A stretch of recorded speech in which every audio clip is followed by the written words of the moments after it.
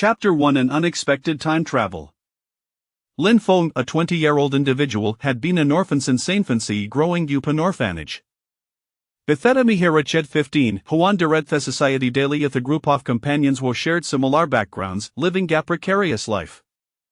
During that period, characters from Hong Kong and Taiwan films, such as Brother Nanchan and Chicken, were authorials. Often nestled in internet cafes, these youngsters watched Hong Kong and Taiwan movies with their blood boiling, fantasizing about becoming local tyrants themselves. Their greatest delight on ordinary days was to purchase 12 packs of cigarettes when they had some extra money and flaunt them at Feskaden Grink, capturing the attention of female students from nearby universities. At Feskaden Grink, they whistled and winked at pretty girls, revel in Jintha's reckless lifestyle. However, more often than not, they couldn't hoodline the sofari af internet cafes, playing games until they were groggy, without having aids in place at olive. Tamaki living they had to accept for release from local big shots to collect debts and help vent frustrations. Those who owed gambling debts dared not show their faces during the day, so they had to it at night for its individual stopir. When Lin Feng was 16, he and his friend Jung Erden received a tasto fin day person. They waited in our residential community for 3 days and nights before finally encountering the Donandok man. The man, in his mid-40s, once had a stable jabanda hapa family budless everything duetto his gambling addiction. His wife wanted a divorce, and had run away from his debtors until he was desperate for money and had to return to his parents' community for help. Unfortunately, he was caught by Lin Feng and his companions. After Lin Feng and his group informed their fur arrived with others within Yalfan who ran to Nathiman away. Lin Feng and Jung Erden waited for the outcome. Eventually, their fur came back and told them that the gambling addict was indeed Brocky and Kun Tripathadet. They didn't get the money back. However, to thank them for their efforts, their fur gave them each a pack of cigarettes and betel nuts as compensation. Jung Erden was upset about it, thinking their fur didn't follow the unwritten rules of their world. Lin Feng, however, was deeply impressed with them, fearing that if he continued living like these, he would end up in the same desperate situation. Yet, there was so many in this world who cared about him. Director Liu from the orphanage where he grew up. Director Liu, a kin facile lady, always advised Lin Feng to stop wandering and focus on study in Ganda attending university. Although Lin Feng had such thoughts, he never dared to pursue him. However, Director Liu never abandoned him. She pulled some strings to enroll him in the college entrance examination and arranged for teachers from the orphanage to tutor him. At 18, Lin Feng finally got into university. When he received a disadmission letter, Director Liu celebrated Likield Hostinga Benkati orphanage. In the following days, Director Liu always delivered his tuition and living expenses in time, allowing him to concentrate on his studies and life. Lin Feng knew that Director Liu was using her limited pension for him. Therefore, he was particularly sensible. From the time he entered university, Hecates with his previous friends in society and took part to much ceremony. Every weekend, he would bring some food to the orphanage to visit Director Liu. Today, Lin Feng had just left the computer city where he worked part-time, carrying his favorite treats for Director Liu, buttery candy and fruits. Ashbin read over some amusing incidents from Mist Age of Band Planet to share them with Director Liu, a blinding light suddenly shone in his face. As speeding caressed towards him, and Lin Feng didn't even not immediately react. In an instant, he felt like he was being swallowed by a storm. His entire body was thrown into the air. Immediately afterward, intense pain washed over him like a tide, as if a Virian Kofiskin was being ruthless lightern. Ash's consciousness faded, Hevigella heard a piercing breakskill, and the world plunged into an endless darkness. When Lin Feng once again struggled to open his eyes, he found himself in an unfamiliar environment, his mind dinkas and his vision blurred. However, through the blur, Hevigella saw the figure of a beautiful woman anxious like a lingus nam. But the stabbing pain in his head overwhelmed him, causing him to lose consciousness and see gain. Everything thought followed became vague and chaotic.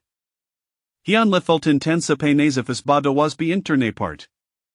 Until last moment before losing consciousness, Hevigella heard his heart breakskill, and the world fell into darkness. When Lin Feng opened his eye again, he found himself in an unfamiliar setting. His mind was indecisive, and he's a waving a figure of a beautiful woman seeming like a lingus nami anxiously. A stabbing pain in his head caused him to fall into adi epsilon beransi more. When Lin Feng once again awoke from the darkness, he found himself lying on an unfamiliar bed, surrounded by antico wooden furniture timid in array of timidlessness. His consciousness gradually cleared, and a warm sunbeam filtered through the delicate window carvings, casting gentle warmth on his face. The ancient dependent name Jinjin his chest also emitted a faint glow, seeming liar sonating with him. At this moment, the door to the room was gently pushed open, and a woman with a delicate fashion graceful figure rushed in. She threw herself onto the bedside and tightly hugged Lin Feng. Lin Feng could eventually feel the touch of her impressive curves and soft waist. The beautiful woman's eyes were red, and her voice trembled as he said, "Xiao Feng, you're finally awake. I was so worried about you." Her tearsling red and harass but stubborn lyre fused to fall, as if afraid they would touch the wound in Lin Feng's not yet fully healed body. Chapter 2: The initial entry into the 9 provinces. Lin Feng was somewhat overwhelmed by this sudden surge of enthusiasm. The gentle woman before Isaiah gazed at them with concern in her eyes, the other figure was incredibly voluptuous. So close contact made Lin Feng, how was still averaging, almost spray blood from his nose. Fortunately, he still had some self-control and managed to steady his mind. As the fragments of memory gradually pieced together in his mind, Lin Feng began to understand the situation. This body, also named Lin Feng, weighs only 15 years old. The graceful and woman before him was a member of the Lin family, named Lin Weiner. The place they were in was the eastern part of 9 provinces continent. The 9 provinces continent of vast land surrounded by seasonal sides, was a continent dominated by the human race. The of the 9 provinces continent contained adjubstance with seemingly higher energy, which the people here called spiritual kai. Places where spiritual kiga would produce different levels of spirit stonavines. On the 9 provinces continent, the most important resources undoubted live spirit stonavines. Among humans, those who laid a foundation through physical training could initially fill and condense the spiritual between heaven and earth enter the condensation stage, thus qualifying to become an immortal cultivator. However, only when on a reach at foundation establishment stage able to strengthen the body through physical training transcend human limits, could the truly be considered a cultivator. The 9 provinces continent had countless large and small clans, and the cultivators' clans are mostly hidden in remote mountainous areas, maintaining delicate distance from the disturbance of the immortal world. To the north of the 9 provinces continent was Tinlan continent, separated by a continuous glacier the decks existed for hundreds of millions of years. It was said the tonlith which had long resided here, no few passages leading outside the continent. Dorothea stands south, it was surrounded by the boundless sea. Apart from the merchantships of so many major powers, Ike was really heard the Tanyon could pass through. In theist of the 9 provinces continent, the Qingyang sect stood to land mighty, overlooking all living beings like Yato Oring Peak. The Lin family was one of the many families affiliated with Qingyang sect and had experienced a brief period of glory, but due to the lack of high-level cultivators in recent years, it had become an insignificant small family. At this moment, Lin Feng, housely engined, had originally been involved in an accident in another world. However, his consciousness had revealed to his body. Unexpectedly, he arrived in this fantasy world and possessed the body of this teenager with the same name. Could I really have traveled through time? Lin Feng muttered to himself. Xiao Feng, what did you just say about traveling through time? Lin Weiner's voice was like a spring breeze, carrying him into confusion and concern. Harry's were a slight liard, indicating that she had just creed. At this moment, seeing Lin Feng awaken, her joy was ineffable.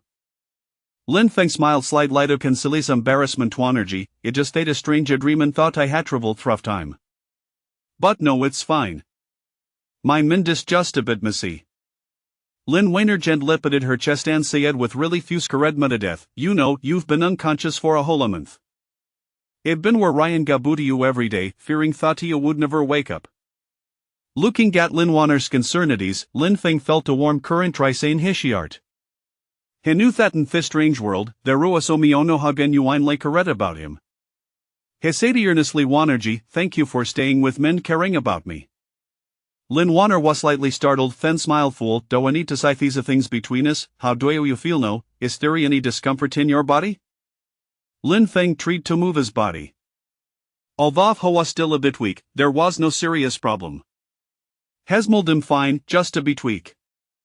But don't worry, Wanergy. He'll get better soon. However, what Lin wanted to know was that Lin Fen gat this moment was nothing him as before. His soul came from a completely different world, where rather were no cultivators or mythical beasts, but they developed technology and civilization. Hista travel si med to barella tetothe dependent that he mitted a soft glaunisust. Lin Feng did know where this dependent came from, but he had it since a could remember.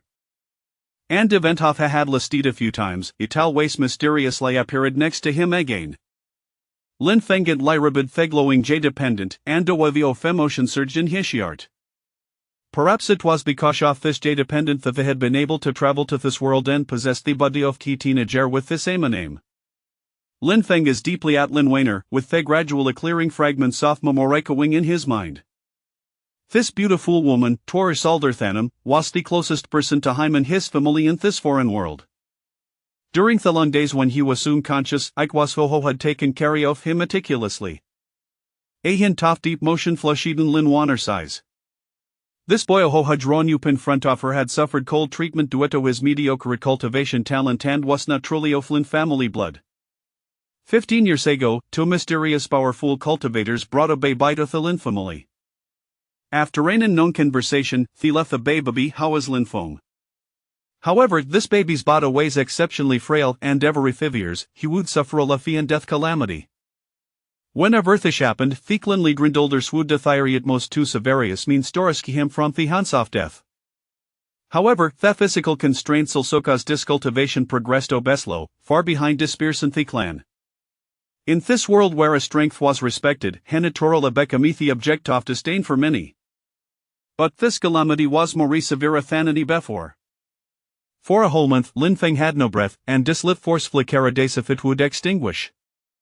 Thecklin leader Randolders, a thiekspans oft Heckland's precious spirit stonavines, obtained a Qingxuan pill from Qingyang sect, which was rumored to bubble to reviva they did and heal serious injuries. Even so, Iton Lim maintained a glimmer of life for Lin Feng. Although the appearance of T-boy before he remained uncaged, Lin Wainer felt some things inexplicably different. But henches Milladane. Perhaps this life and death calamity had made him grow up. Shed hath herself, and a gentle smiley peered on her lips. At this moment, Lin Feng Guazel sewed the ancient style of beauty before him. Eventhoff had seen various makeup techniques and beautiful female celebrities in his previous life had to admit that woman before him was stunningly beautiful. Her face was a smooth and flawless as jade, her eyebrows like a distant mountains with a touch of black, her eyes like kutum water shimmering with waves. A polyligand laundress outlined her perfect figure, and the exquisite face at her neck with a few crystal clear tears added a touch of vulnerability.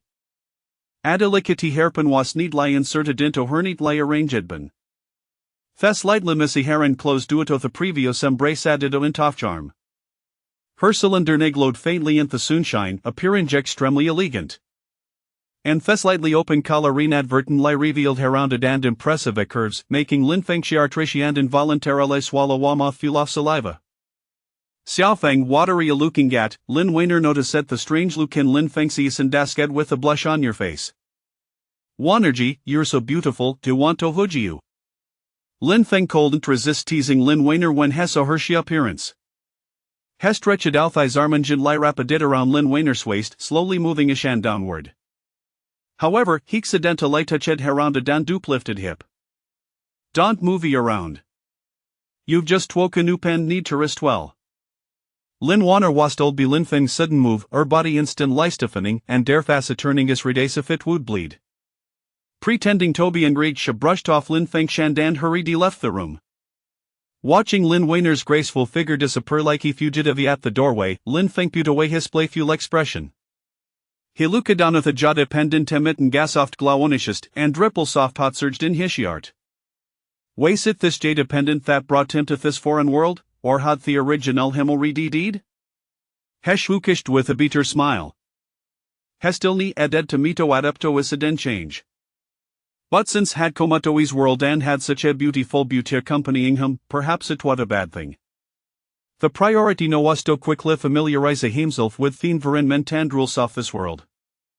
On liba findinga waito survive kuda possible find an opportunity torturnto his original world. Chapter 3 of the family hunt within the Lin family estate. Time slipped away quietly in Lin Feng's residence. Lin Wanner was like a gentle spring breeze, occasionally bringing him nourishing soups and rare medicinal herbs. Under her meticulous care, Lin Feng's once frail body was rejuvenated, akin to a withered tree blossoming in spring, recovering at a pace that left onlookers astounded. This unexpected journey through time also gifted him with a sister of ethereal beauty and exceptional thoughtfulness, evoking a playful spirit within the long single Lin Feng. Each meeting was an opportunity for him to tease Lin Wanner, causing her cheeks to flush with shyness, a rosy hue adorning her face. Fortunately, following this bout of illness, Lin Feng seemed to undergo a transformation. Not only did he recover swiftly, but the lingering weakness vanished entirely. In less than half a month, he was able to struggle out of bed and move about. The clan leader, Lin Jinlei, along with several elders, came to witness the miraculous recovery of Lin Feng, their expressions filled with astonishment as they exchanged glances.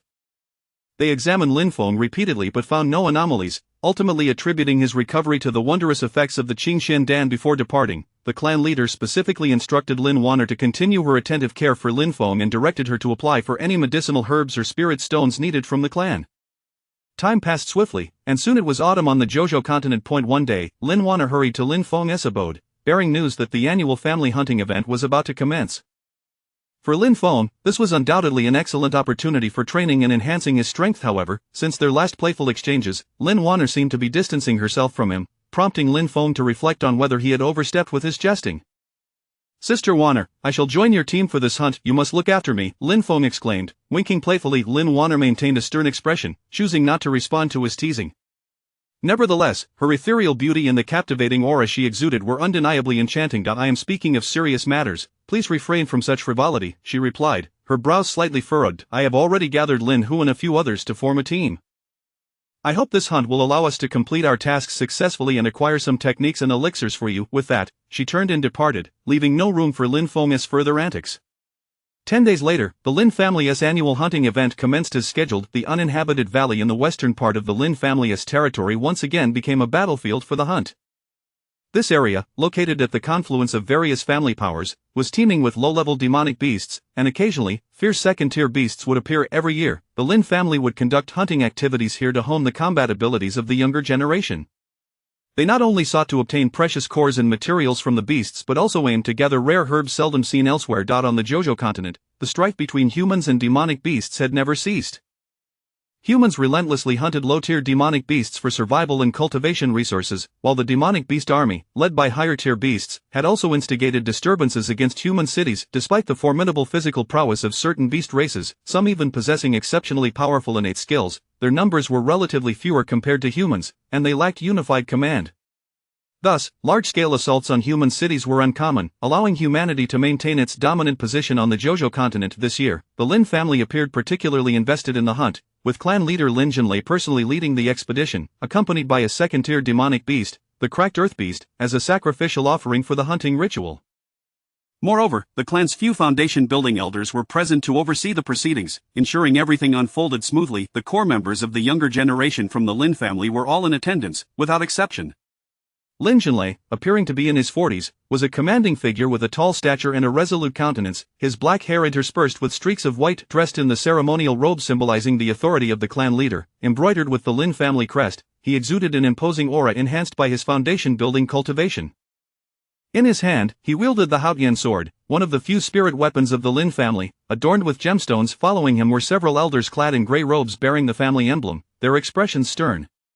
Among them, the third elder, Lin Tianming, showed particular concern for Lin Feng, having quietly observed his growth since the latter's recent illness. "Let us depart," commanded Lin Jinlei, after performing the ritual to honor the hunt alongside several elders. The Lin family hunting party surged forth like a great dragon, a throng of hundreds of disciples entering the enigmatic, nameless valley. Along the way, they even discovered signs of low-tier demonic beasts at the valley's periphery, a finding that undoubtedly fueled their excitement. The abundance of beast tracks foretold a bountiful hunt ahead. Just as the hunting party prepared to delve deeper into the valley, Lin Wanner gracefully approached Lin Feng. "Lin Feng, for this hunt, you shall accompany me," she declared, her tone leaving no room for doubt. Today, Lin Wanner donned a finely crafted hunting outfit made of supple leather, which hugged her lithe form, accentuating her flawless curves. Her long hair, once cascading like a waterfall, was now deftly tied up, with a few strands gently resting on her smooth forehead, adding an air of charm and vigor. At her waist hung a short sword named Qing, a remarkable spirit weapon, rare among the Lin family disciples. This sword was bestowed upon Lin Wanner as a mark of honor upon her breakthrough to the qi condensation stage. Forged from refined iron and tempered through rigorous processes, it was exceptionally sharp, capable of cleaving through even the resilient hides of demonic beasts. The hilt was embedded with a deep blue beast core, a remnant from a fallen powerful wind attribute beast, containing immense wind attribute spiritual energy that could endow its wielder with doubled speed. The Qing sword not only possessed unmatched sharpness but had also developed a level of sentience through years of spiritual nourishment, allowing it to sense its owner's intentions and autonomously defend or attack. "Sister Wanner, is this truly appropriate?" Lin Feng remarked, clad in the ordinary hunting garb of a Lin family disciple. Having undergone considerable recuperation and training, he had become vigorous and robust, his features now exuding a handsome confidence. Surveying behind Lin Wanner, he noticed that she had assembled a small team. "It matters not, they are all acquainted with me, and I have already spoken with them. Our team is quite capable, and I believe we will excel in this hunt," Lin Wanner replied with a smile. Lin Feng recognized that these teammates were individuals he had a decent rapport with within the family, and they were well aware of Lin Wanner's formidable prowess. Even if Lin Feng's contributions were limited in battle, as long as he did not become a burden, their team would undoubtedly reap significant rewards from this hunting venture. Chapter 3 of the Family Hunt. Within the Lin family estate, time flowed quietly in Lin Feng's abode. Lin Wanner was like a warm spring breeze, occasionally bringing nourishing soups and rare medicinal herbs to him. Under her meticulous care, Lin Feng's once frail body blossomed anew, recovering at a pace that astonished. All of this unexpected journey through time had also gifted him with a sister, as beautiful as a celestial being, whose thoughtfulness made Lin Feng, who had long been single, unable to suppress a playful spirit. Whenever they met, he delighted in teasing Lin Wanner, leaving her blushing and flustered, her cheeks adorned with a rosy hue. Fortunately, after this bout of illness, Lin Feng seemed to have undergone a transformation. Not only did he recover swiftly, but the lingering weakness that had plagued him also vanished. In less than half a month, he was able to struggle out of bed and move about. The clan leader, Lin Jinlei, along with several elders, came to visit, and upon witnessing the miraculous recovery of Lin Feng, they exchanged incredulous glances. They examined Lin Feng's condition repeatedly but found no anomalies, ultimately attributing it all to the wondrous effects of the Qing Xin Dan. As they took their leave, the clan leader specifically instructed Lin Wanner to continue her attentive care of Lin Feng and advised her that any needed herbs or spiritual stones could be requested from the clan. Time passed swiftly, and before long, it was autumn in the Jojo continent. One day, Lin Wanner hurried to Lin Feng's quarters, bearing news that the annual family hunting event was about to commence. This was undoubtedly an excellent opportunity for Lin Feng to train and enhance his abilities. Since that last playful encounter, Lin Wanner seemed to have deliberately distanced herself from him, prompting Lin Feng to reflect on whether he had gone too far with his teasing. "Sister Wanner, I shall join your team for this hunt. You must look after me," Lin Feng said with a cheeky smile and a twinkle in his eye. Lin Wanner maintained a serious expression, choosing not to respond to his banter, yet even beneath her cool demeanor, her exquisite grace continued to captivate him. "I'm speaking about serious matters. Do not be so frivolous," Lin Wanner said, her brows slightly furrowed as she spoke earnestly. "I have already enlisted Lin Hu and a few others to form a team. I hope this hunt will be successful, allowing us to exchange for some techniques and elixirs for you." Having said this, she turned and left, denying Lin Feng any further opportunity for mischief. 10 days later, the Lin family's annual hunt arrived as scheduled. The desolate valley in the western part of the Lin family's territory once again became the battlefield for this hunt. This area lay at the convergence of various family powers, teeming with low-level demon beasts, and occasionally, even second-tier formidable beasts would appear each year. The Lin family conducted hunting activities here to hone the practical skills of their younger generation. Not only could they acquire precious cores and skins from the demon beasts, but they could also gather rare medicinal herbs that were hard to find elsewhere in the valley. In the Jojo continent, the conflict between humans and demon beasts had never ceased. Humans relentlessly hunted low-level demon beasts for survival and resources for cultivation, while the beast hordes, led by higher-level demon beasts, had occasionally launched assaults on human settlements. Although certain demon beast species possessed formidable physical prowess and exceptionally powerful innate skills, they were generally outnumbered by humans and lacked unified command. Therefore, large-scale attacks on human strongholds were uncommon. As a result, human factions continued to dominate the Jojo continent. This year's hunting event seemed particularly significant to the Lin family. Not only did clan leader Lin Jinlei personally lead the expedition, but he also brought along a second-tier demon beast, the Earth Beast, as a sacrificial offering for the hunting ritual. Additionally, the few foundation-building elders of the Lin family were present to oversee the proceedings, ensuring the event's smooth execution. All the core members of the younger generation of the Lin family were also present, with no exceptions. Clan leader Lin Jinlei appeared to be in his 40s, a commanding man of considerable stature with a resolute face. His black hair was interspersed with strands of white. Today, to preside over the sacrificial ceremony, Lin Jinlei donned the ceremonial robe that symbolized the authority of the clan leader, embroidered with the Lin family crest on his shoulders.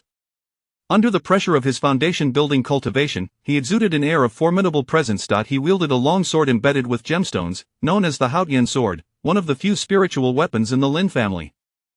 Several elders followed closely behind him, clad in gray robes adorned with the family crest, their expressions serious. Among them, the third elder, Lin Tianming, paid particular attention to Lin Feng, having silently observed his growth since his recent illness. Let us depart. After clan leader Lin Jinlei and several elders jointly conducted the hunting sacrificial ceremony, the Lin family's hunting force surged forth like a colossal dragon. The team, composed of hundreds of disciples, marched into the enigmatic and inscrutable unnamed valley. Along the way, they even spotted traces of low-level demon beasts on the outskirts of the valley, a discovery that undoubtedly invigorated the spirits of all. The density of beast tracks signified that this hunt would yield abundant rewards. Just as the hunting party prepared to delve deeper into the valley, Lin Wanner gracefully approached Lin Feng. Lin Feng, for this hunt, you shall accompany me, she stated, her tone imbued with an unwavering certainty that brooked no dissent. Today, Lin Wanner donned a hunting outfit meticulously crafted from supple leather, which fit snugly against her alluring form, accentuating her flawless curves. Her once cascading hair was now elegantly tied up, with a few strands gently resting on her smooth forehead, adding an air of both valor and charm. At her waist hung a short sword named Qing Shuang. This was no ordinary blade, it was a rare spiritual weapon, a treasure seldom seen among the Lin family disciples. It was a privilege bestowed upon Lin Wanner when she broke through to the condensation stage. The Qing Shuang sword was forged from refined iron, honed through countless trials, and was unmatched in sharpness. Even the renowned defensive hides of demon beasts could scarcely withstand its strike. Embedded in the hilt was a deep blue beast core, a remnant from a fallen powerful wind attribute demon beast, which contained an immense reservoir of wind attribute spiritual energy, granting the wielder doubled speed. The Qing Shuang sword not only possessed unparalleled sharpness but had also developed sentience over years of spiritual nourishment, able to sense its owner's intentions and autonomously attack foes or defend. Lin Wanner held this Qing Shuang sword in high regard, revealing it only on significant occasions. Sister Wanner, this may not be entirely appropriate, Lin Feng remarked, clad in the standard azure hunting attire of a Lin family disciple.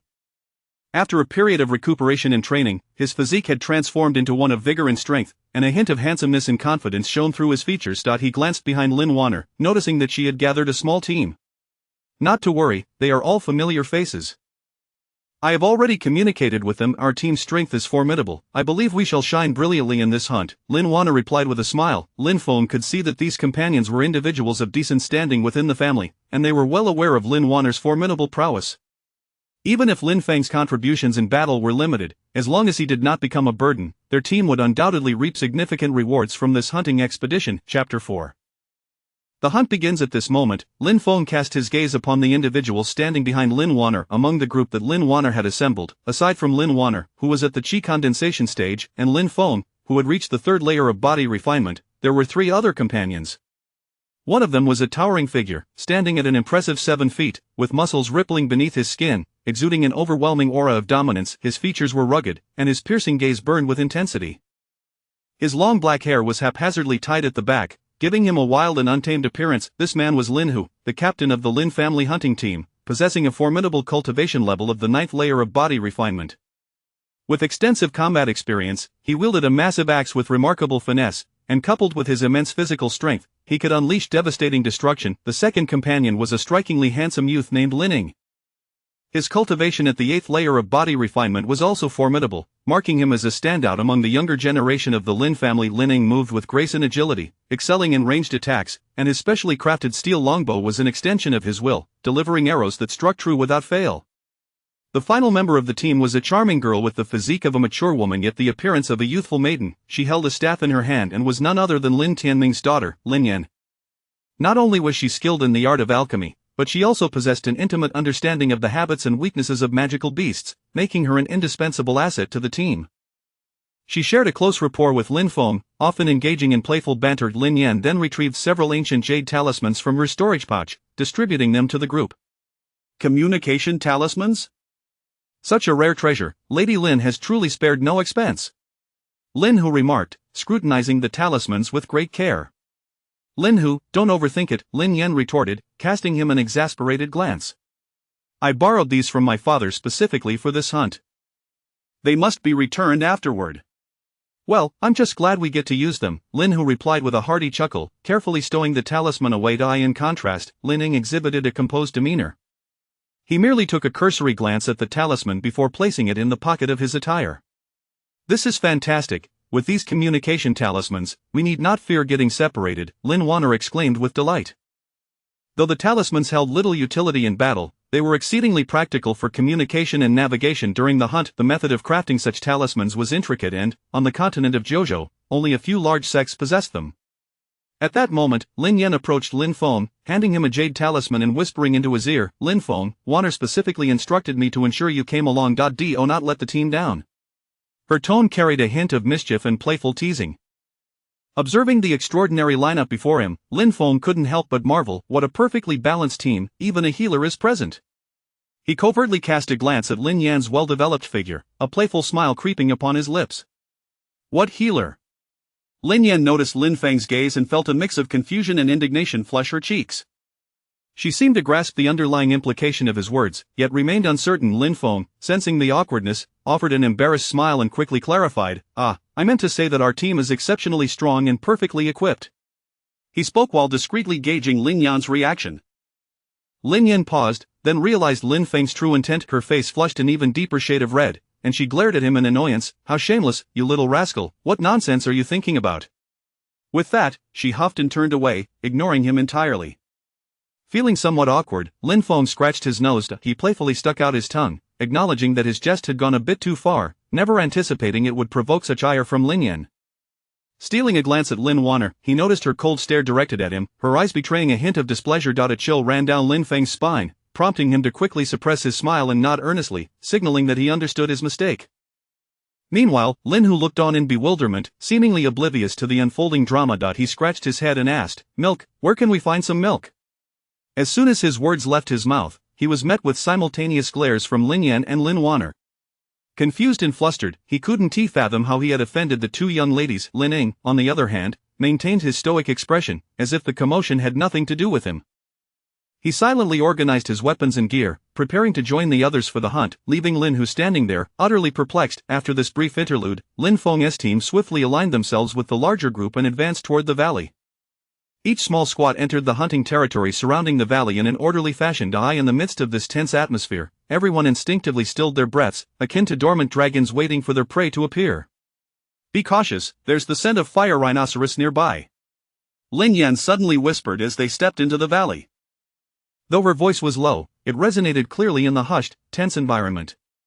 This magical beast is comparable to our late-stage body refinement strength, but its hide is as tough as iron, making it a formidable opponent among first-tier beasts. Lin Yan's tone revealed a note of seriousness. No sooner had her words fallen than a tremor, reminiscent of an earthquake, reverberated through the ground. Suddenly, a massive fire rhinoceros burst forth from the underbrush, charging directly toward them. Its body was adorned with crimson scales, its eyes blood-red, and notches smoke billowed from its nostrils, radiating an aura of sheer ferocity. Fortunately, thanks to Lin Yan's warning, the group did not panic in the face of the sudden beast. Lin Hu was the first to engage, swinging his enormous axe with precision, creating deadly arcs as he advanced toward the fire rhinoceros. Meanwhile, Lin Ying nimbly leaped onto a nearby tree, his steel longbow drawn and aimed at the beast, ready to unleash a lethal volley. "Lin Feng, your role is to provide support and assistance. Remember, do not act recklessly," Lin Wanner instructed. She too unsheathed her Qing Shuang sword, gracefully darting toward the fire rhinoceros. Lin Feng nodded in understanding. Although he had only recently arrived in this world and was still a novice in hunting, he knew from his past experiences that remaining calm and seeking opportunities was paramount when facing a formidable opponent. Thus, he concealed himself nearby, coolly observing the ebb and flow of the battle. Despite the fire rhinoceros's ferocity, its methods of attack were relatively straightforward, relying primarily on its immense physical strength to charge. Under the coordinated efforts of Lin Hu and Lin Ying, the beast found itself spinning in circles, new wounds appearing on its body with each passing moment. Before long, the frenzied creature seemed to be on the verge of collapse, its furious roars echoing through the valley.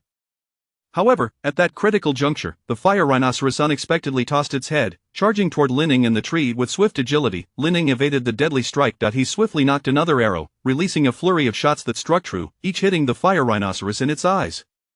Roar! The fire rhinoceros let out a pained bellow, its gaze reflecting anger and fear. It became even more frenzied, thrashing about in an attempt to escape its predicament, yet, surrounding it was a tight circle formed by Lin Wanner, Lin Hu, and Lin Ying, leaving no room for escape. Seizing the moment, Lin Hu leaped into the air, his axe slicing through the air and a deadly arc aimed at the fleeing fire rhinoceros's neck. A resounding crash echoed as the axe struck home, leaving a deep gash in the creature's neck. Blood gushed forth like a fountain, staining the ground beneath them. Simultaneously, Lin Wanner executed her final lethal blow. Her lithe form darted beside the fire rhinoceros with the grace of the wind, her Qing Shuang sword gleaming with cold light as it pierced swiftly.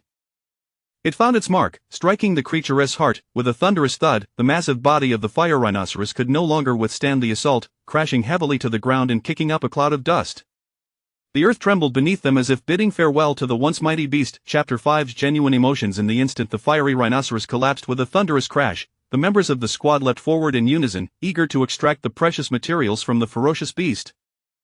The beast core of the fiery rhinoceros is an exceedingly rare treasure, its immense energy intensifying with the elevation of the beast's rank. However, this core cannot be directly absorbed by humans.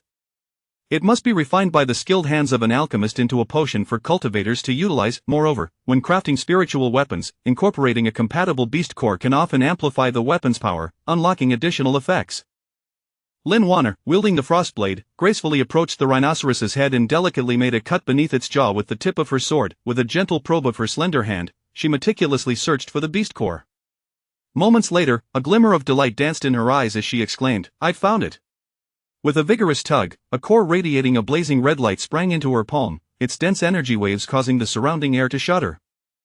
The gaze of the group then shifted to the rhinoceros's thick hide. Lin Hu swung his massive axe, severing the rhinoceros's limbs one by one, before carving deep gashes into its back and abdomen. Meanwhile, Lin Yan busied herself collecting the precious blood of the beast that flowed from its wounds, as this blood was undoubtedly an excellent material for potion making. Through their seamless cooperation, the hide of the fiery rhinoceros was soon entirely stripped away. This layer of skin was not only incredibly resilient but also possessed formidable defensive properties, making it an optimal choice for crafting defensive spiritual artifacts. Observing their hard-earned spoils, satisfaction spread across their faces. Wonderful! With these beast skins and cores, after we divide them, we shall surely acquire a wealth of rare herbs and potions. Lin Wanner exclaimed joyfully to Lin Feng. However, Lin Feng hesitated, saying, "Sister Wanner, I hardly contributed this time. Perhaps I should forego my share." He humbly declined. Upon hearing this, Lin Wanner raised her brows, her haughty demeanor becoming apparent, declaring, "What I said is final, we will divide equally, and you have no say in the matter." Her words conveyed an undeniable resolve.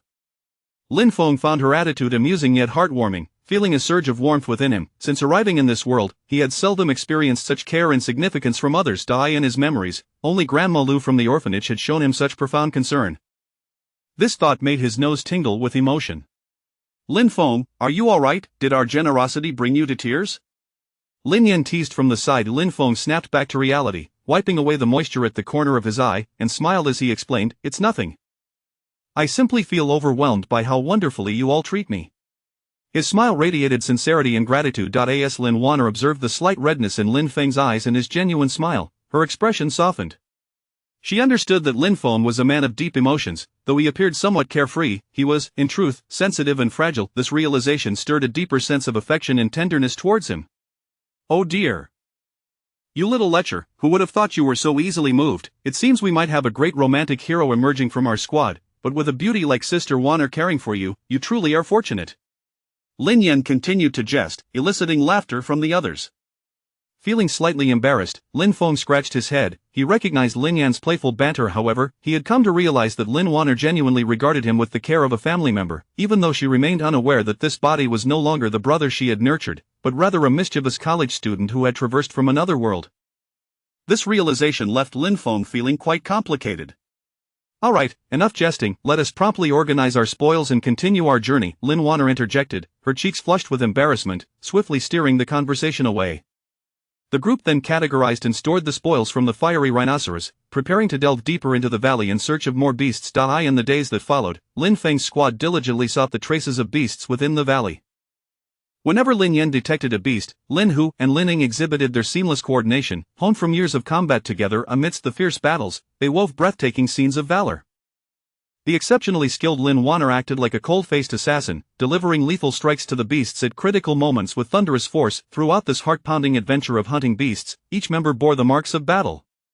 Thankfully, Lin Yan was akin to a walking pharmacy, her supply of healing potions providing an unending stream of support for the squad. They chose to rest during the day, and when night fell and the beast's vigilance waned, they would stealthily strike like hunters in the dark, employing Lin Yan's unique tracking skills to orchestrate thrilling encirclements. This balance of labor and rest not only significantly enhanced their hunting efficiency but also allowed them to gradually uncover survival techniques amidst the harshness of battle. I and the team, Lin Feng, whose cultivation was still nascent, primarily undertook the roles of vigilance and material collection during the day. Utilizing fragmented memories from the original owner of his body, he gradually found his rhythm in this unfamiliar world. Whenever low-tier beasts appeared, he would eagerly engage in battle, honing his spiritual energy through practical experience. As time passed, nurtured by Lin Yan's seemingly endless supply of potions, Lin Feng's cultivation steadily advanced, and his combat skills became increasingly refined. He was no longer the mere observer he had once been. He had transformed into a capable ally, fighting alongside his teammates against higher-tier beasts. In critical moments, he could also provide timely support to create opportunities for his comrades. After enduring numerous trials and battles in the valley for several dozen days, Lin Feng finally encountered his first promotion experience on the Zhouzhou continent. He felt a surge of power coursing through him, every cell in his body rejoicing in celebration. The marked enhancement in speed and strength rejuvenated him, elevating his very essence and rendering him more strikingly handsome. As the squad ventured deeper into the enigmatic valley, they reaped an unprecedented bounty. Over the past half-month, they had harvested 4 or 5 second-tier beasts and amassed a considerable collection of beast cores and other materials. One day, exactly 1 month after Lin Feng's squad entered the Nameless Valley, an unusual phenomenon struck the area. An inexplicable pressure enveloped the air, and the clouds overhead began to churn ominously, as if drawn by some unseen force. Suddenly, a bolt of lightning cleaved the sky, accompanied by a resounding clap of thunder that reverberated throughout the valley. What is happening? Lin Wanner's grip on her sword tightened, her hand trembling slightly, her eyes revealing an unmistakable tension. I'm not certain, but Lin Yan's expression had also turned unusually grave. Everyone, be cautious, this is unprecedented in our past hunts. I sense something amiss. It appears that a significant event is about to unfold. Chapter 5's Genuine Emotions. In the fleeting moment when the fire rhinoceros collapsed with a resounding crash, the members of the team sprang forward, eager to extract the precious materials from the ferocious beast. The beast core of the fire rhinoceros is an exceedingly rare treasure, its immense energy intensifying with the escalation of the beast's rank. However, such a core cannot be directly absorbed by humans. It must be skillfully refined into elixirs by an adept alchemist to be of use to cultivators. Moreover, when crafting spiritual artifacts, incorporating a beast core with compatible attributes often amplifies the artifact's power, yielding extraordinary effects. Lin Wanner, wielding the Qing Shuang sword, gracefully approached the head of the fire rhinoceros. With a delicate stroke of the sword's tip beneath its jaw, she cleaved a small incision. Her slender hand delved within, meticulously searching for the core. Moments later, a glimmer of delight flickered in her eyes as she exclaimed, "I've found it." With a decisive tug, a beast core radiating a fierce crimson glow leapt into her palm, the dense energy waves causing the air around them to tremble. Immediately thereafter, the team's gaze shifted to the fire rhinoceros's robust hide. Lin, who swung his massive axe, severing the creature's limbs one by one, before making deep gashes at critical points on its back and abdomen. Meanwhile, Lin Yan busied herself collecting the precious blood that oozed from the wounds, knowing full well that this liquid was an exceptional material for elixir crafting. Through their seamless cooperation, the team swiftly stripped the fire rhinoceros of its hide. This layer was not only incredibly resilient but also possessed formidable defensive capabilities, making it an excellent choice for crafting defensive spiritual artifacts. As they beheld their hard-won spoils, satisfaction spread across their faces. This is splendid. With these beast skins and cores, once divided among us, we shall surely acquire a wealth of rare herbs and elixirs.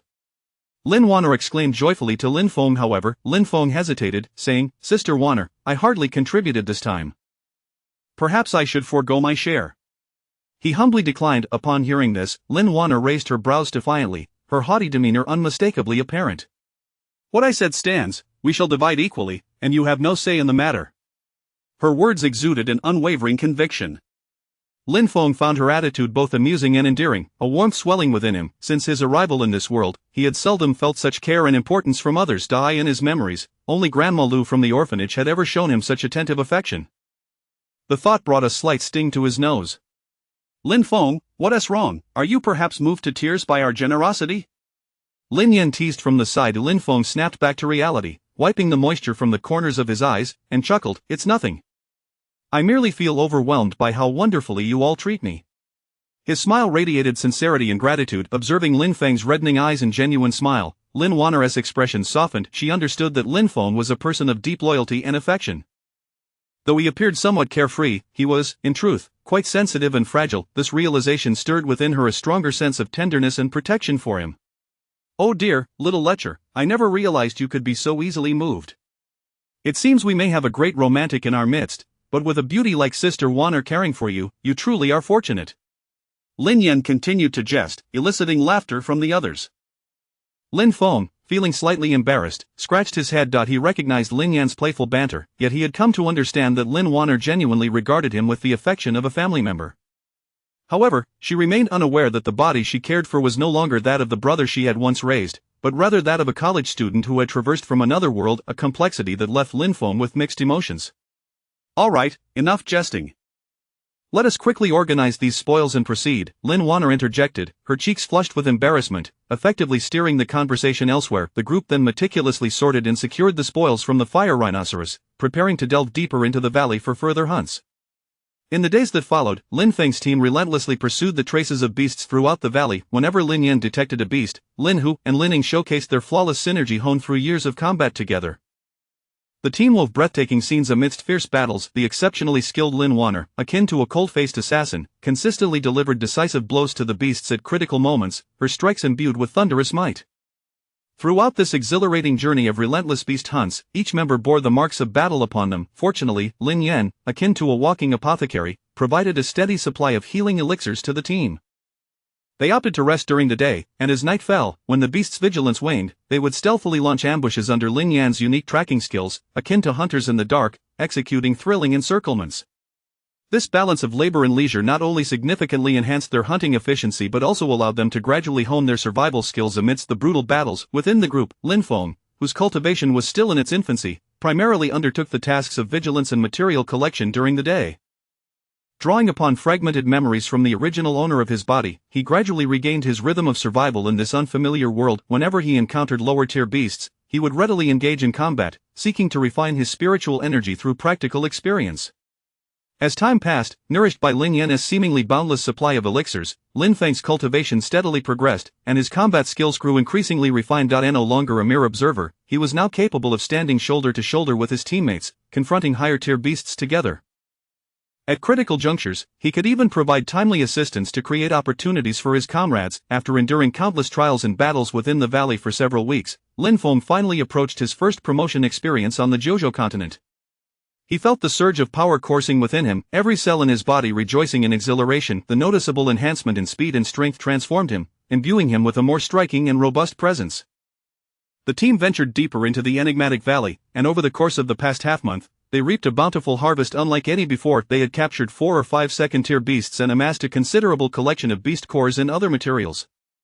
However, one day, exactly 1 month after Lin Feng's team entered the Nameless Valley, an unprecedented phenomenon unfolded within its confines. An inexplicable pressure enveloped the air, and the clouds above roiled ominously, as if drawn by some unseen force. Suddenly, a bolt of lightning cleaved the sky, accompanied by a deafening thunderclap, causing the entire valley to tremble.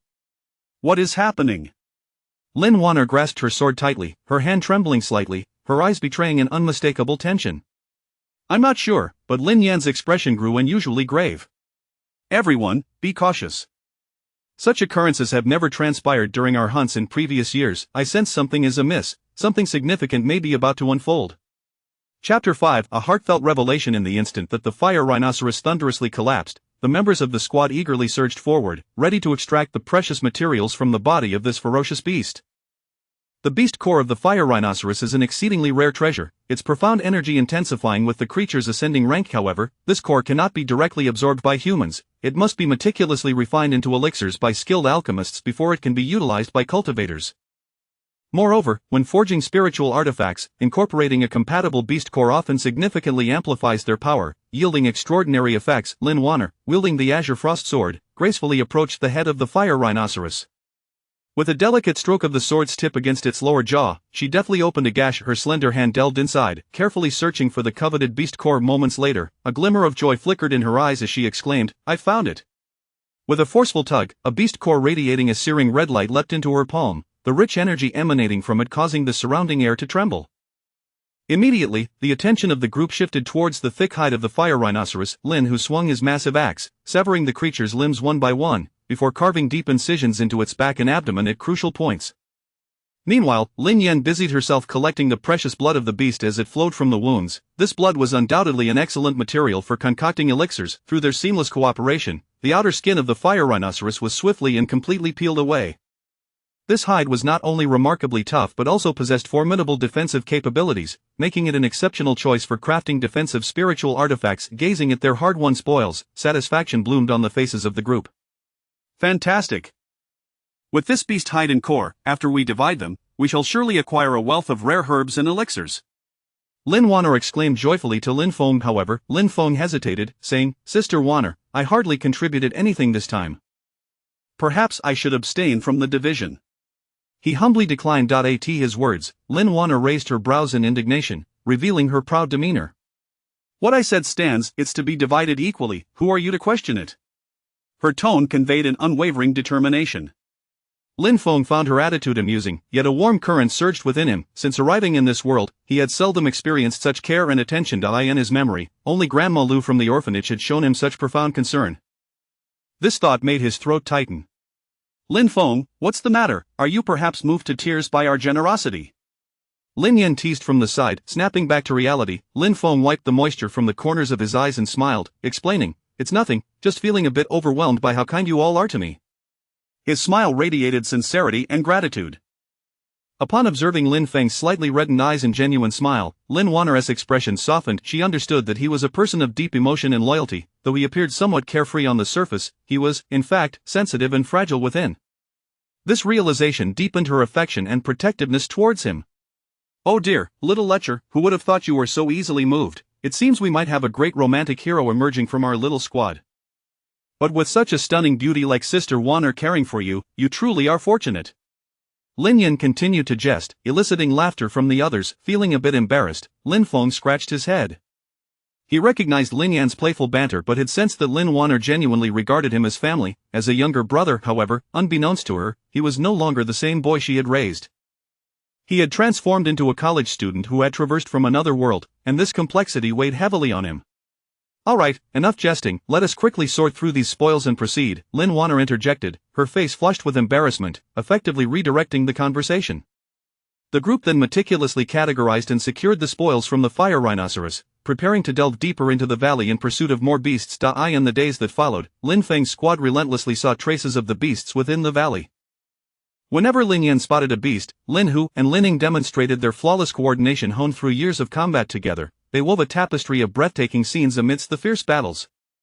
The exceptionally skilled Lin Wanner, resembling a cold-blooded assassin, always delivered decisive blows to the beasts at critical moments with astonishing force. Throughout this thrilling journey of hunting, each member bore the marks of battle.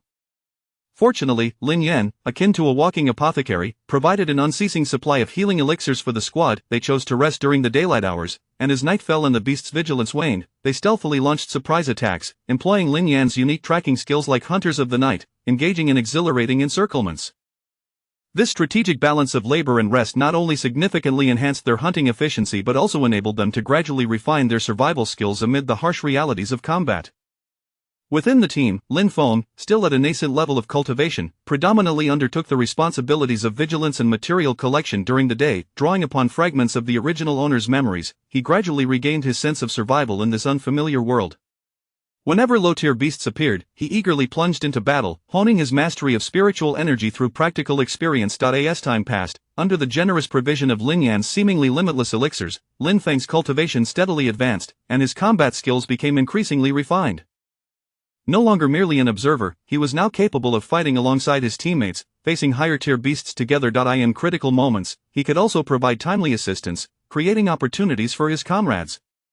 After enduring numerous trials and battles in the valley for several weeks, Lin Feng finally encountered his first advancement experience in the Jojo continent. He felt a surge of power within him, every cell in his body rejoicing.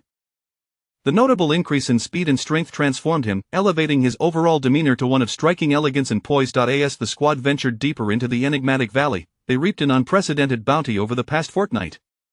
They had captured 4 or 5 second-tier beasts and amassed a wealth of beast cores and other materials. However, one fateful day, precisely 1 month after Lin Feng's squad entered the unnamed valley, an unusual phenomenon suddenly enveloped the area. An inexplicable pressure filled the air, and the clouds above roiled as if drawn by some unseen force. In that moment, a bolt of lightning cleaved the sky, accompanied by a resounding clap of thunder that reverberated throughout the valley. The entire expanse quaked. What is happening? Lin Wanner gripped her sword tightly, her hand trembling slightly, her eyes betraying an unmistakable tension. I'm not sure, but Lin Yan's expression had grown gravely serious. Everyone be cautious. Such occurrences have never transpired during our hunts in previous years. I sense something is amiss. It may herald a significant event.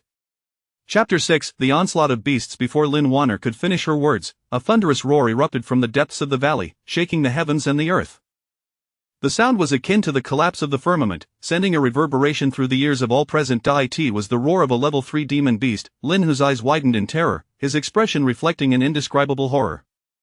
A level 3 demon beast possesses power equivalent to that of a human cultivator at the foundation establishment stage, posing an existential threat to them, mere hunters at the body refining and chi condensation stages. We must vacate this place immediately. Lin Wanner thought rapidly, decisively turning to issue commands to her companions. However, it was too late. From the shadowy depths of the valley, a colossal figure gradually emerged, a dragon clad in impenetrable scales. Each scale glinted with a chilling luminescence, and its eyes sparkled like the moon in the night sky, emanating a piercing, unsettling brilliance. Following closely behind were a tide of lesser demon beasts, surging forth like an unstoppable wave. This is dire. It's a peak level 3 scaled dragon, accompanied by a horde of beasts. Lin Yan's voice became sharp and piercing, tinged with sheer terror. Quickly, fire a signal flare to alert the clan leader and the elders for assistance. Lin Hu swiftly retrieved a signal flare from his waist and hurled it into the sky with all his might. The flare exploded in midair, forming a radiant character for Lin, the distinctive distress signal of the Lin family. Yet, the scaled dragon seemed to sense their presence, unleashing a deafening roar that echoed like a thunderclap, inflicting excruciating pain upon their ears, nearly rendering them deaf. It then unfurled its massive wings and, like a streak of lightning, closed the distance of hundreds of meters in an instant. Lunging toward them, the lesser demon beasts followed suit, surging forward like a relentless tide. Quickly! Scatter and flee as far as you can. I will do my utmost to hold them off. Lin Wanner cried out urgently. Faced with the peak level 3 scaled dragon and the overwhelming horde, they had little hope of survival. Their only option was to delay as long as possible, awaiting the arrival of reinforcements from their clan. The group nodded in compliance and swiftly dashed away from the oncoming horde. In a flash, Lin Wanner bravely confronted the scaled dragon. Sister Wanner, I'm coming with you. Lin Feng declared, gripping his sword tightly as he charged toward the scaled dragon as well. After days of hunting and training, Lin Feng had significantly improved his speed and agility. Although he could not inflict substantial harm upon the scaled dragon, he could not allow Lin Wanner to face the peril alone. The scaled dragon roared in fury, its immense tail sweeping through the air like an iron rod. Lin Feng dodged with great effort, seizing the opportunity to strike at the dragon's tail with his sword. Though his attack was but a mere annoyance to the scaled dragon, it successfully provoked the enraged beast, escalating its pursuit of Lin Feng. Xiao Feng, be careful! Lin Wanner exclaimed, her heart tightening at the sight. With a swift motion, she thrust her Qing Shuang sword toward the dragon's wing, producing a crisp ringing sound. The scaled dragon's eyes flashed with ferocity. However, upon turning to assess the situation behind it, an unexpected glimmer of fear crossed its countenance, and it chose not to pursue the two further, instead retreating hastily toward the outskirts of the valley. Lin Wanner felt a surge of astonishment, but there was no time for contemplation. Let us go, she urged, grasping Lin Feng's hand tightly, and they sprinted away with all their might. The two fled for several dozen miles, finally distancing themselves from the horde. Only when they realized the scaled dragon was no longer in pursuit did they dare to pause. Breathless, they collapsed side by side onto the ground, a wave of relief washing over them. Sister Wanner, Lin Feng whispered, glancing at her. At that moment, he noticed that his hand was still firmly clasped in hers, the warmth of her soft palm still lingering against his. Lin Wanner froze, glancing down to see her grip on Lin Feng's hand. A blush crept onto her cheeks, and she hastily released him, turning her head away in embarrassment. Don't look at me like that. Didn't we often hold hands like this when we were young? Lin Feng chuckled, intentionally re-grasping the hand she had just released. Indeed, we did this often when we were children. But it feels quite different now. Flushed with both anger and embarrassment, Lin Wanner forcefully shook off his hand. Stop that, we're not children anymore. Seeing her reaction, Lin Feng ceased his teasing, adopting a more serious expression.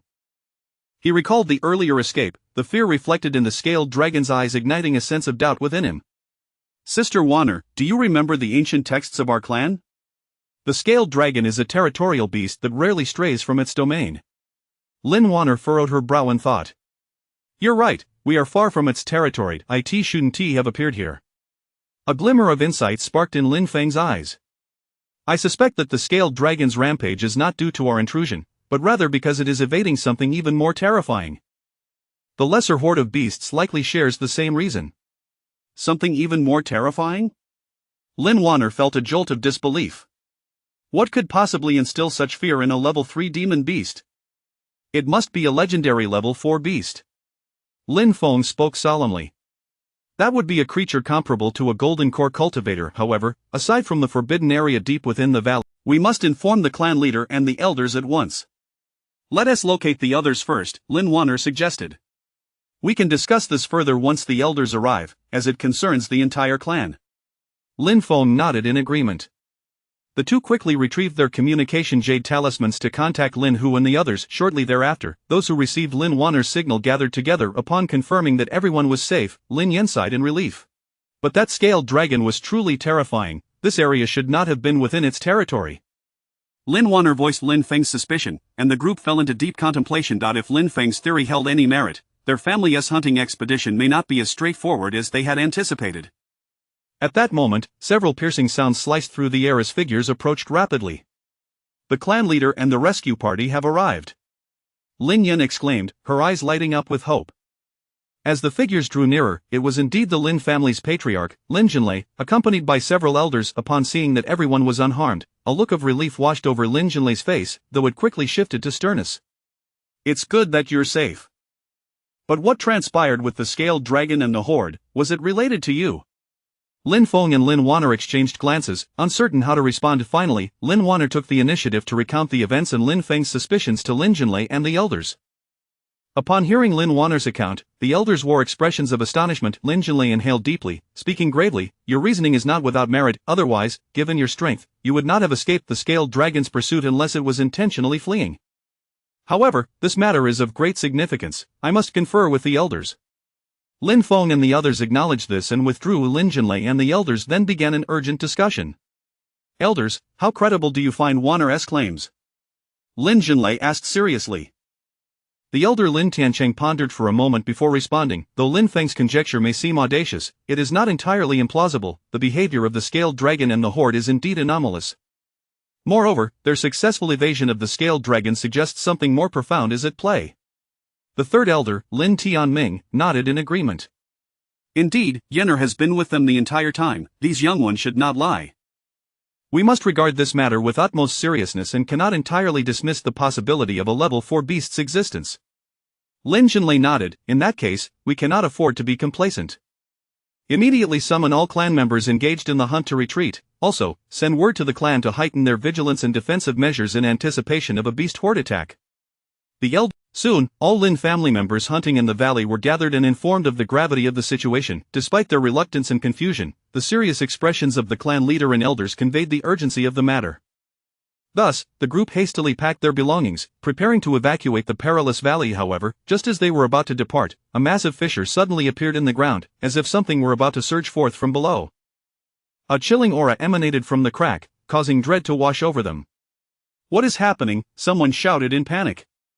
Is a demon beast about to emerge? Another voice trembled. The crowd stared in disbelief at the fissure, their heartbeats echoing loudly in the tense silence.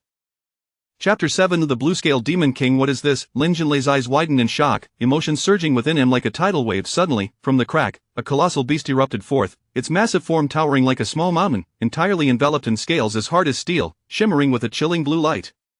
The beast's fiery red eyes blazed like two raging infernos, exuding a cold and violent murderous intent that surged forth uncontrollably. Could this truly be the legendary fourth-tier demon beast, the Blue-Scale Demon King? The words of Elder Lin Tiancheng were laced with boundless terror. The Blue-Scale Demon King let out a deafening roar that reverberated through the air, causing the surrounding atmosphere to tremble under the onslaught of its furious sound waves. Its enormous tail swept across the area, sending several of the closest Lin clan members flying as if struck by a heavy hammer, crashing hard onto the ground in the distance. Elders, protect the clan and retreat swiftly. Lin Jinlei reacted with remarkable speed, seizing Lin Wanner and Lin Feng by their sides, retreating rapidly while issuing orders in a commanding voice. The elders of the Lin family sprang into action, hastily leading the nearby younger generation to flee. However, in the face of the terrifying power of the fourth-tier blue-scale Demon King, no matter how swift their movements, they felt utterly powerless. At this moment, the enormous form of the blue-scale Demon King had fully emerged from the ground fissure, gazing down at the crowd with an air of superiority, its eyes glinting with mockery and icy malice. Each scale radiated a frosty metallic sheen, and its sharp claws gleamed with a chilling light, as if capable of effortlessly tearing everything apart. The air around them became stifling in the presence of the blue-scale Demon King, each of its breaths accompanied by howling winds that sent nearby trees swaying violently. Form a formation, Lin Jinlei bellowed, his voice booming like thunder in the air. Upon hearing the command, the 4 foundation establishment elders of the Lin family swiftly reacted, rapidly positioning themselves according to the formation they had practiced previously. The Lin family had inherited an ancient formation known as the Iron Wall Dragon's Roar formation. This formation combined both offense and defense, allowing the collective strength of the group to be channeled into one individual to confront their foe. However, this formation required at least 5 powerful practitioners of the foundation establishment stage to unleash its true potential. Lin Jinlei and the 4 elders quickly occupied the 5 crucial positions of the formation, their spiritual energy flowing like threads, forming a subtle connection between them. The surrounding spiritual energy began to converge, gradually creating an invisible aura of spiritual power. Iron Wall Dragon's Roar formation, activate, Lin Jinlei shouted, pressing his hands down forcefully with his command. The formation sprang to life. A powerful aura surged forth from the formation, rising to the heavens in defiance of the blue-scale Demon King's ferocious presence. As the Iron Wall Dragon's Roar formation activated, the surrounding spiritual energy seemed to be instantaneously drained. A massive barrier of spiritual energy enveloped the colossal form of the blue-scale Demon King, standing as unyielding as an iron wall. At the heart of the formation, a gigantic dragon formed from the gathered spiritual energy began to rise, emitting a death. The Lin clan members in the distance beheld this scene with astonishment, their faces lighting up with joy. They knew this was one of the most powerful formations of the Lin family, now activated in their hour of need. This undoubtedly instilled within them immense confidence and hope. Yet, a portion of the clan members had not managed to escape in time, forced to watch anxiously as the formation clashed violently with the blue-scale Demon King, praying silently for their survival.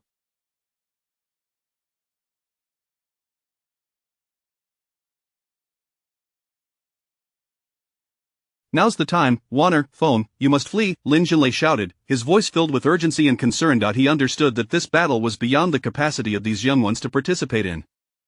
Their only chance of survival lay in retreating swiftly. Upon hearing Lin Jinlei's call, Lin Wanner and Lin Feng gritted their teeth and turned to dash towards a safe zone. They recognized that remaining here would only serve as a burden. Fleeing was their only viable path. The moment the blue-scale Demon King witnessed the activation of the Iron Wall Dragon's Roar formation, a flicker of wariness flashed in its crimson eyes. But almost immediately, its metallic claws lunged toward the formation, its gaze filled with fury and murderous intent. It charged at the iron wall, the clash of its claws against the spiritual barrier producing a piercing sound akin to tangible friction. However, the Iron Wall Dragon's Roar formation, renowned as the Lin family's strongest formation, was not merely a name. Under the control of Lin Jinlei and the elders, the barrier only trembled slightly, steadfastly withstanding the blue-scale Demon King's assault. Meanwhile, the dragon within the formation seized the opportunity to lunge at the blue-scale Demon King, wrapping its massive body around it tightly. Although this dragon was merely a phantom formed from spiritual energy, its might remained undiminished, growing in ferocity with each passing moment. Ensnared by the dragon, the blue-scale Demon King let out thunderous roars, struggling fiercely to break free. Yet, under the continuous infusion of spiritual energy from the participants, the Iron Wall Dragon's Roar formation kept the Demon King firmly restrained, rendering it unable to escape. This offered Lin Jinlei and his companions an exceptional opportunity. They began to concentrate their efforts on exploiting the blue-scale Demon King's weaknesses, striving to defeat it in one decisive blow. However, the ferocity of a fourth-tier demon beast surpassed all expectations. Though temporarily ensnared by the Iron Wall Dragon's Roar formation, it suffered no substantial harm, its deafening roars resonating painfully in the ears of those present. As the blue-scale Demon King unleashed a barrage of attacks, the dragon's phantom began to wane, its form gradually dissipating. At that moment, the blue-scale Demon King erupted with even greater ferocity. A surge of raw spiritual power erupted from the Demon King, crashing forth like a tumultuous wave. Under the onslaught of this overwhelming force, the dragon's phantom could no longer maintain its form, vanishing into thin air in an instant. Simultaneously, the barrier of spiritual energy created by the Iron Wall Dragon's Roar formation shattered under the violent impact, scattering like a rain of light. The residual shockwaves sent the crowd scattering, many collapsing to the ground. At that moment, the blue-scaled Demon King finally broke free from the confines of the formation. Lin Jinlei and the elders simultaneously spat out blood, staggering backward, their faces turning as pale as paper. Clan leader, father, Lin Wanner and Lin Yan cried out in unison, their eyes brimming with worry and fear. Instinctively, they reached to assist, only to be harshly admonished by Lin Jinlei and the others. Leave now, you must go. The chasm between the Golden Core and Foundation establishment stages was not something a mere formation could bridge. The only course of action was to expend every ounce of strength to buy time, granting the younger generation a sliver of hope. Yet, the blue-scaled Demon King, having attained the Golden Core realm, offered them no such opportunity. Though it had not yet transformed like other high-tier demon beasts, its cunning intellect was alarmingly sharp. In a flash, it lunged toward Lin Yan, its colossal claw casting a menacing shadow accompanied by a fierce gust of wind that enveloped her instantly. Lin Yan's complexion drained of color. By the time she registered the danger, it was too late to evade. As she watched the blue-scaled Demon King's massive claw descending upon her, she could only despairingly close her eyes, awaiting the judgment of fate.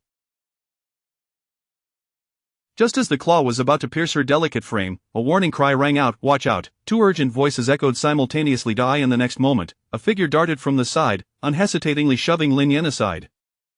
It was Lin Feng. In this critical moment, he resolutely shielded her with his own body from the blue-scaled Demon King's lethal strike. "Sha Feng," Lin Wanner exclaimed in horror, her eyes wide with terror and concern. She watched helplessly as Lin Feng's body was flung away like a broken kite, crashing to the ground. His fate uncertain. Lin Feng's father, Lin Tianming, felt his heart shatter upon witnessing the blue-scaled Demon King's assault on Lin Yan.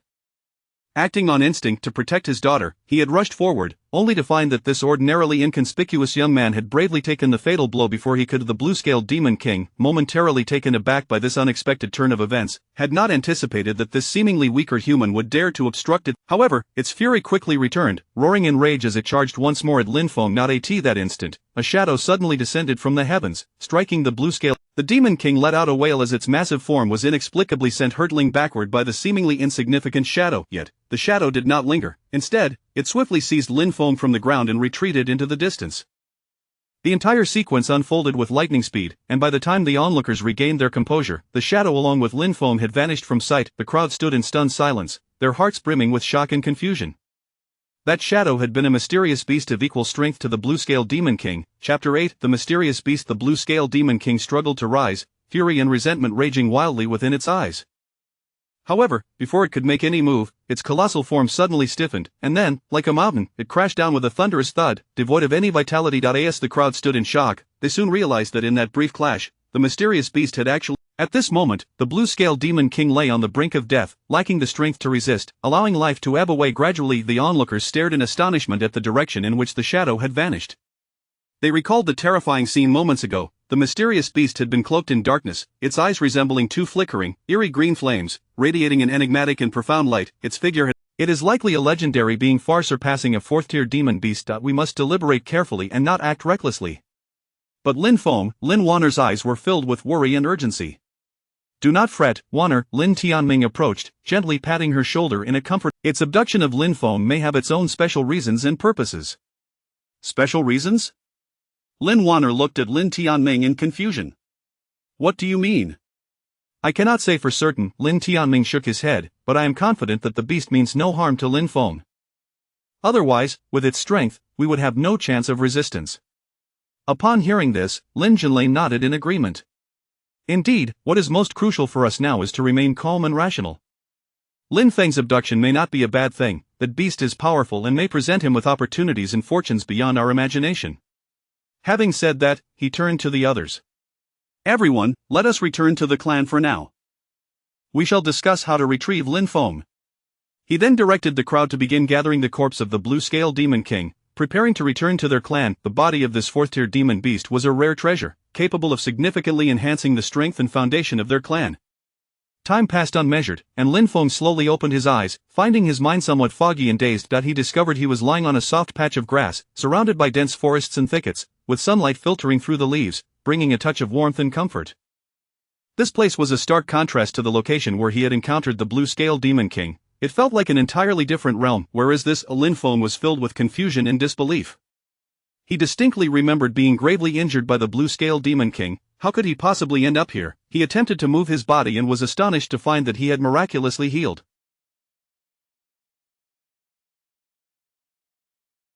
There were only some minor abrasions and a lingering sensation of pain. What on earth is happening? The confusion in Lin Feng's heart deepened. He clearly remembered being severely injured. How could he recover so quickly?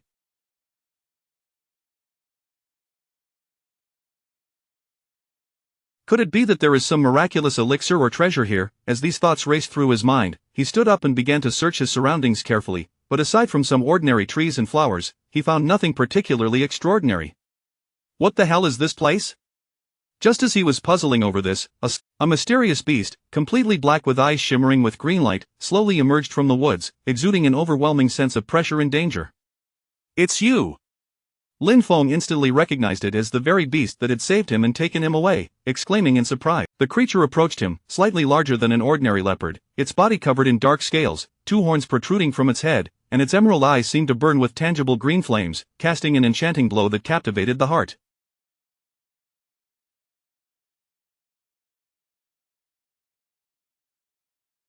Although its form was not as massive as that of the blue-scale demon king he encountered earlier, the imposing aura it radiated was even more formidable. Seeing this, Lin Feng's heart raced. This beast can breathe fire. What kind of being is it? Its appearance bore a resemblance to the legendary Qilin, but its color was too deep and profound. Could it be a variant of the Qilin hailing from that distant and mysterious continent of Africa? As Lin Feng pondered, despite the swirling doubts in his mind, he dared not let his guard down. He adopted a defensive posture while secretly devising a strategy. However, as he considered the beast's strength, he realized that if it truly meant him harm, he would have already met his end. Yet, with the situation still unclear, he chose to cautiously step back, maintaining a safe distance from the mysterious creature. To his surprise, the beast seemed to have no intention of attacking. Rather, it slowly approached him. Lin Feng felt an intense surge of tension, preparing himself for a fight at any moment. Just then, he noticed a hint of disdain in the beast's gaze, as if it regarded him with indifference. It simply lowered its head and sat down, observing him with a peculiar expression. Lin Feng felt a chill as the beast's gaze bore into him. He was at a loss for what it was thinking. Just when he was unsure of how to react, the mysterious beast suddenly spoke. "You are awake, young one," it said, its voice hoarse and deep, echoing like an ancient sound reverberating from the depths of the shadowy forest. He knew that once a demon beast reached a certain level of cultivation, it could articulate human speech and even transform into human form. To achieve such a level of speech, one must at least possess cultivation equivalent to the human integration realm. Of course, there were also some exceptionally gifted true spirits and primordial species that could take human form without reaching this level. Faced with such a powerful entity, Lin Feng naturally dared not display any carelessness. He promptly bowed respectfully. "Thank you for saving my life, esteemed one. May I ask why you brought me here?" "I brought you here to awaken the divine seed of the artifact, Night Star, within you." The mysterious beast nodded in affirmation. "You chatter too much. The aura of the divine seed of the artifact, Night Star, resides within you. Otherwise, how could I have brought you here? The artifact spirit instructed me to find you to awaken the seed. Now hurry and do not dawdle." Lin Feng scratched his head, feeling utterly perplexed. He looked at the mysterious beast and then at his chest, hesitantly asking, "Inheritance, you mean to say I possess the divine seed of the artifact within me?" The beast shot him an exasperated glare. "Stop pretending to be foolish. You have the divine seed of Nightstar sealed within you. This is your opportunity. After the ancient war, most of the divine artifacts in the true immortal realm were reduced to dust. Only a few artifact spirits and divine seeds were scattered across various continents. Those chosen by the divine seed of an artifact are invariably individuals of exceptional talent." Upon hearing this, a ripple of realization washed over Lin Feng. He reflected on his own journey of transmigration and began to understand. Perhaps the one who possessed this divine seed was not him, but the original owner of this body. This could explain why this body underwent a tribulation every 5 years. It was likely connected to the divine seed of the artifact. During the last occurrence, the original owner should have succumbed, but by an unforeseen twist of fate, Lin Feng had transmigrated and been reborn. With this understanding, Lin Feng's mind was now clearer. He blinked and a mischievous smile crept across his face. "All right, I shall believe you this once, but could you please tell me how to lift the seal on this divine seed?" The mysterious beast cast Lin Feng an irritated glare. "The artifact. Soon, I will open a passage. You only need to step into this portal, and you shall understand." Having said that, the mysterious beast began to chant an ancient language that Lin Feng could not comprehend. As it finished its incantation, Lin Feng followed the beast's gaze and beheld a dazzling light circle materializing before him, as if a gateway to another realm was slowly opening. He was momentarily stunned. This scene bore an uncanny resemblance to the plots of online novels. Was he truly about to embark on a journey of extraordinary fortune? Lin Feng felt a surge of excitement, yet he maintained an outward facade of calm, casually rubbing his nose. This portal looks rather promising. So, if I step through it like the protagonist, will I become powerful? The mysterious beast rolled its eyes. Enough of your nonsense, hurry and step in. The awakening of the divine seed is an exceedingly challenging endeavor. If 1 in 10 succeeds, that would be remarkable. Most individuals perish under the immense energy generated during the awakening process. Only those who awaken the divine seed can wield the artifact and awaken its power. If you fail the trial of awakening the divine seed, your life may be in peril. At the mention of life being in danger, Lin Feng nearly jumped in fright. He chuckled nervously. This is no joking matter. If I were to lose my life, that would be a tremendous loss. I'm still a virgin, and there is so much beauty in this world yet to experience. The mysterious beast waved its paw impatiently. Stop dawdling. Hurry up and go. The artifact spirit has been waiting for a long time. Taking a deep breath, Lin Feng steeled himself and stepped into the portal. As his figure vanished within, the mysterious beast revealed an expression of human-like disdain. Could it be that the spirit's recent sensing was mistaken? How could the divine seed of an artifact manifest in someone of such low cultivation? Yet, the spirit has been acting oddly lately. A minor mishap is not out of the question. With that, it turned and strode into Chapter 9, Consuming Spirit Bean Tofu. At this moment, Lin Feng had stepped into a circle enveloped by a soft, ethereal glow. In a fleeting instant, he found himself within an ancient and solemn hall. The walls of the hall were adorned with ancient runes, each one seemingly imbued with the weight of time, exuding an air of inscrutable mystery. In the center of the hall stood a towering stone statue, its hand gripping a long sword that pointed towards the heavens, the blade itself shimmering with a faint radiance, emanating an unmatched sharpness. Lin Feng's gaze fell upon the statue, and he felt a mysterious power radiating from the sword, filling the entire hall. A thought flickered in his mind. Could this be the Night Star artifact? However, just as he prepared to approach the statue for a closer inspection, a voice, both commanding and distant, suddenly echoed throughout the hall. Young one, it appears you are the one sought by the Nightshas, the bearer of the artifact spirit. Lin Feng was taken aback by the revelation, scanning the surroundings for any sign of the speaker, yet finding none. Steeling himself, he bravely inquired, Who are you, where are you? The voice seemed unfazed by Lin Feng's surprise, continuing in a tone of authority. Little one, I am the Night Emperor, the former master of the Night Star, who once swept through the 3 realms with a single sword, vanquishing countless continents. To obtain the power of the Night Star, you must pass my trial. Alternatively, if you bow 3 times, I might consider lessening the difficulty for you, otherwise, your life may very well end here. Upon hearing this, Lin Feng's mind was filled with a colossal question mark. This so-called former master of the artifact, the Night Emperor, somehow appeared even less reliable than he himself, and nevertheless, at this juncture, he had no choice but to proceed. Gritting his teeth, he knelt upon the ground and, with a series of resounding thuds, performed 3 bows. What do you mean by this? The Night Emperor's voice sounded somewhat surprised. Lin Feng scratched his head and chuckled. Did you not say that bowing could reduce the difficulty? Am I not following your instructions? The Night Emperor paused for a moment before bursting into a You are quite clever, little one. Very well, in light of your perceptiveness, I shall ease the difficulty a bit.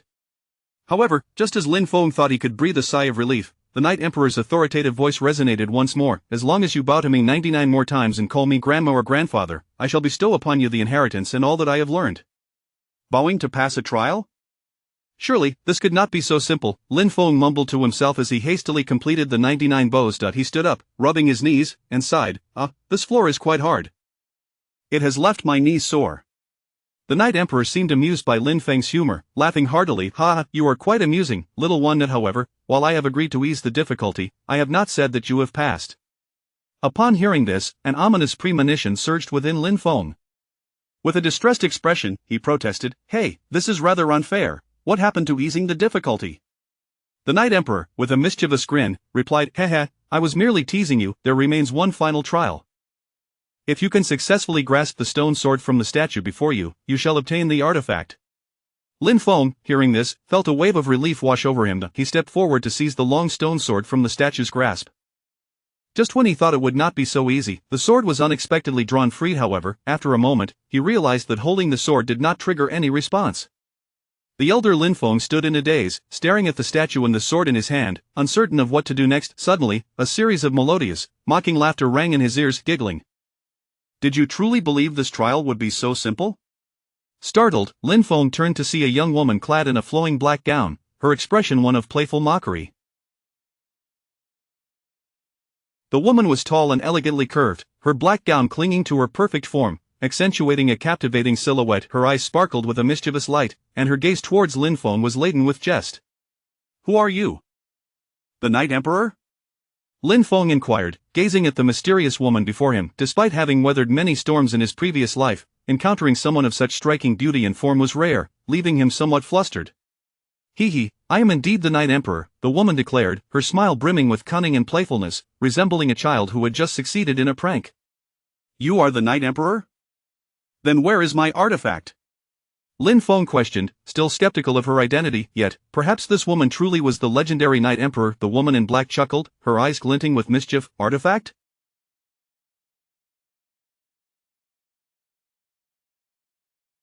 Of course, there is none. The spirit of the Night Star artifact resides within you. I have yet to lift the seal. I was merely amusing myself with you."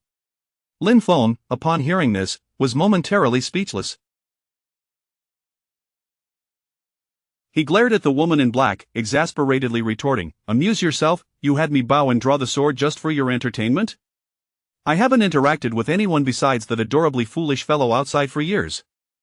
Naturally, I had to find some amusement," the woman said innocently, batting her eyelashes. Taking a deep breath to compose himself, Lin Feng asked, "All right, can you now tell me how to lift the seal?" The woman in black raised an eyebrow with a triumphant smile. "Of course. However, you must first agree to one condition." "What condition?" Lin Feng asked warily. "Quite simple. As long as you swear an oath to the heavens, vowing to treat me as your esteemed grandmother for the rest of your life, I shall assist you in lifting the seal and awakening this. As the spirit of the Night Star, I possess the means to resolve this matter," the woman in black declared with pride. "Spirit?" Lin Feng suddenly recalled his earlier conversation with the mysterious beast. It had never mentioned the existence of a former master here, leading him to suspect that this Night Emperor might be a fraud. Alternatively, this cunning character could very well be the spirit that the enigmatic beast had sent him to find. With this realization, Lin Feng felt a wave of betrayal wash over him. He glared at the woman in black. "You dare to deceive me?" He moved to confront her. However, the woman in black showed no fear, adopting a feigned innocent expression. "Oh dear, it's no fun if you figured it out. I was merely testing you. After all, it would better stimulate your potential." Lin Feng was even more incensed by her words. He seized the woman in black and, with a forceful smack, struck her playfully on her pert backside. "Not bad, you little trickster, how dare you deceive me? Just wait and see how I deal with you." The woman in black was taken aback by Lin Feng's sudden action, her face revealing a mix of embarrassment and surprise. "You lecherous scoundrel, how dare you hit me?" Seeing her reaction, Lin Feng burst into laughter. "Ha! You are truly entertaining, just a spirit, yet you know how to feel shy. You tricked me into bowing so many times, thinking that I wouldn't take you to task. Today, I shall make you submit." The woman in black, sensing Lin Feng's intent to strike again, quickly regained her composure. "Who said you could trick me so easily? This time, consider it my loss. If you dare to lay a finger on me again, just wait to see how I will deal with you in the future." Lin Feng was taken aback, not expecting the spirit to suddenly turn hostile. "Oh, so you dare to threaten me? Just see if I don't make you regret it." Chapter 10 Awakening of the Spirit Seed. With a firm grip, Lin Feng delivered a resounding slap upon the curvaceous form of the woman clad in black. The spirit, transformed into a woman, glared at Lin Feng, her teeth clenched in anger as she exclaimed, "You insolent brat, if you dare to touch me again, you shall never attain the legacy of the Night Star." Taken aback, Lin Feng had not anticipated that this spirit would genuinely be enraged.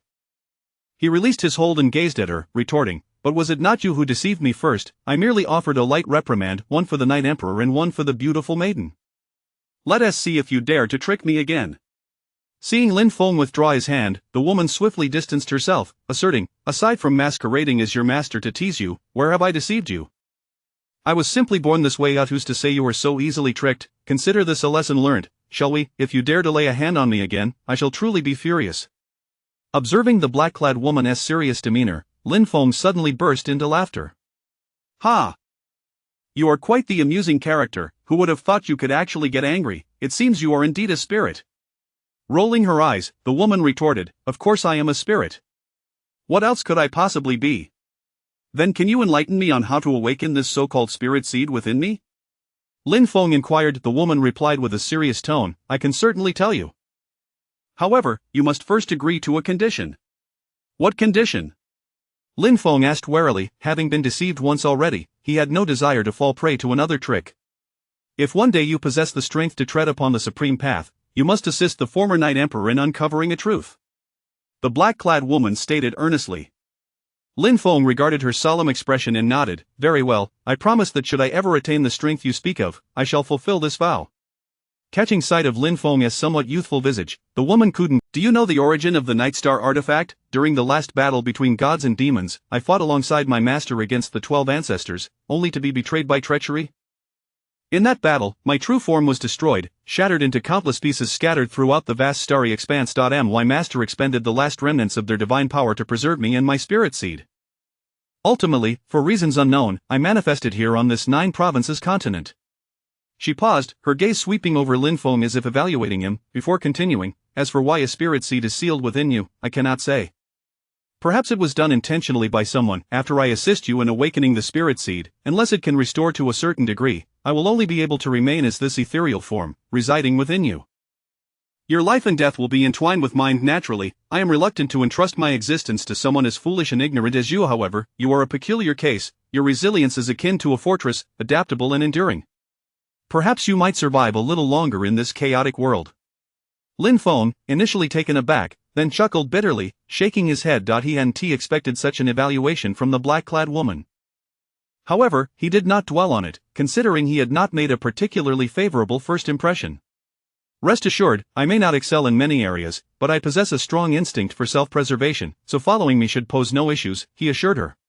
The black-clad woman glanced at Lin Feng and remarked, You are quite objectively aware of yourself now. Focus on awakening the spirit seed. Listen closely, you need to circulate your heart method. I will assist you in breaking the seal and guiding the power of the spirit seed. However, this process requires a tranquil mind. Any slight misstep could lead to failure. Lin Feng nodded. Having made up his mind, he settled into a cross-legged position, closed his eyes, and began to circulate his heart method as instructed by the black-clad woman.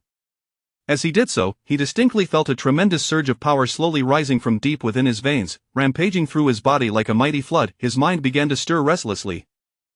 At that moment, the voice of the black-clad woman echoed in his ears once more. Remember, do not rush, take it slow, guide this power and allow it to become your ally. Her voice was gentle yet resolute, possessing a kind of magic. Under her guidance, Lin Feng carefully began to channel the overwhelming force. As time passed, that power awakened like a slumbering beast, slowly coming to life. During this release of energy, Lin Feng's consciousness ascended in a dizzying rush, transcending time and space to arrive in a seemingly boundless realm of chaos. He felt as if he were merging with this vast, unending chaos, becoming one with the universe. In this chaotic expanse, countless stars coalesced into a radiant nebula, shimmering with brilliant light. Lin Feng experienced a godlike perspective, surveying the entirety of this realm. Within the nebula, one star stood out, shining with unparalleled brilliance. It floated quietly, resembling a dazzling gem embedded in the night sky. Suddenly, the entire space began to swell and warp, and a cataclysmic explosion erupted, radiating blinding light. In an instant, the entire nebula was engulfed by this explosion. Lin Feng witnessed the might of this chaotic explosion, a force capable of tearing the universe asunder. Yet, that solitary star seemed to possess incredible resilience, miraculously evading destruction amidst the chaos. It remained, casting a faint glow in this tumultuous realm. After millions of years, a colossal phantom began to materialize within this chaotic domain. Its size was beyond description. This apparition gazed intently at the solitary star, emitting a soft sound of intrigue, as if captivated by its presence. Then, with a delicate wave of its hand, the star vanished, merging into the essence of this phantom. The scene shifted once more, and Lin Feng's consciousness found itself in a different setting. He beheld a grand ancient battlefield, where a solitary figure stood proudly, wielding a long sword amidst the chaos. Before him loomed countless ancient demonic gods, stirring up clouds of dust as they charged at him. These ancient giants towered like mountains, exuding an aura of terrifying power. Yet, in the face of this overwhelming force, the proud figure exhibited no fear. He quietly observed the approaching ancient giants, sighed softly, and uttered the word "Aslay." With a seemingly casual swing of his right hand, he unleashed a sword strike imbued with boundless power. The seemingly indestructible formation of ancient demonic gods crumbled to dust upon encountering the wave of sword energy, leaving behind a deep chasm and the desolate battlefield. In that fleeting moment of destruction, Lin Feng's consciousness abruptly returned to his own body. Although it felt as though he had traversed an eternity, in reality, only an instant had passed. He suddenly felt an unprecedented connection with the power he had just released within, sensing its flow and transformation within him. This power surged like a mighty dragon through his veins, relentlessly battering against his body. He realized he had successfully awakened the seal of the spirit seed. Simultaneously, a seed-like object, no larger than a bean, manifested within Lin Feng's consciousness. Upon closer inspection, it appeared to bear the intricate patterns of a dark long sword. Chapter 11 Departure from the side story. Lin Feng slowly opened his eyes, and at that moment, his gaze transformed, becoming as profound as the night sky. If someone were to behold him then, they would perceive a captivating power emanating from his eyes, as if they held an enchanting allure. Simultaneously, his body seemed to have undergone a metamorphosis, rejuvenated and renewed. A formidable force surged within him, bestowing upon him an indescribable aura. Previously, he had merely reached the mid-stage of body refinement, yet now he felt as though he had touched an entirely new realm, his cultivation having soared to the pinnacle of the chi condensation stage. At the same time, he noticed that the figure of the black-clad woman, who was the incarnation of the Night Star's spirit, seemed to have become increasingly ethereal. Her once solid form now appeared to waver and drift. She parted her crimson lips, her voice, though faint, resonated with warmth. Congratulations, young one. You have successfully lifted the seal and awakened the spirit seed of the Night Star. However, to transform this spirit seed into a true divine artifact, you must seek out more divine materials. These may be found among the fragments of lost divine artifacts or within ancient celestial weapons. Remember, many covet the Night Star across the three realms. Until your abilities are sufficient for self-protection, do not divulge your secrets lightly. She paused momentarily before continuing. In the past, it was through the Night Star that Lord Night Emperor carved out a remarkable reputation in the three realms. This places a special barrier, allowing me to manifest in physical form here. Should you venture to the outside world, I can only appear as a spirit for a brief time. I have expended considerable spiritual energy to help you awaken this spirit seed, and now I must enter a state of slumber within you to recuperate. I hope that before I awaken again, you will still be alive and well. With that, her ethereal form transformed into a wisp of divine thought, vanishing into Lin Feng's body.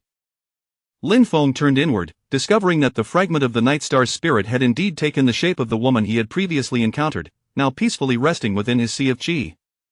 He surveyed the grand hall, noting that aside from a few immovable statues, there were no other treasures to be found. A curse slipped from his lips, lamenting the stinginess of the place. He had anticipated a windfall, only to leave empty-handed. After fruitlessly searching for any valuables, Lin Feng reluctantly sought an exit. Fortunately, the portal through which he had arrived remained in place, and he stepped through the luminous passageway, returning to the spot where he had initially entered the domain of inheritance. As he emerged from the portal, he beheld the mysterious beast with fiery green eyes still waiting for him. The creature, noticing Lin Feng's confident stride from the passage, regarded him with a flicker of surprise. It slowly spoke. I sense the essence of the spirit and the Night Star within you. It seems you have earned the spirit's acknowledgement and become the new inheritor. Its voice remained. However, Lin Feng could not contain his ire towards the enigmatic beast, exclaiming, "What as with the aloof demeanor? Did you know all along that the spirit was unreliable? I wasted countless bows of respect on it for nothing." The creature's head twitched, black lines appeared. I doubt there exists a more untrustworthy inheritor than you. Ignoring Lin Feng's complaints, the mysterious beast continued, since you have accepted the inheritance, my task concludes here. You may now depart this valley.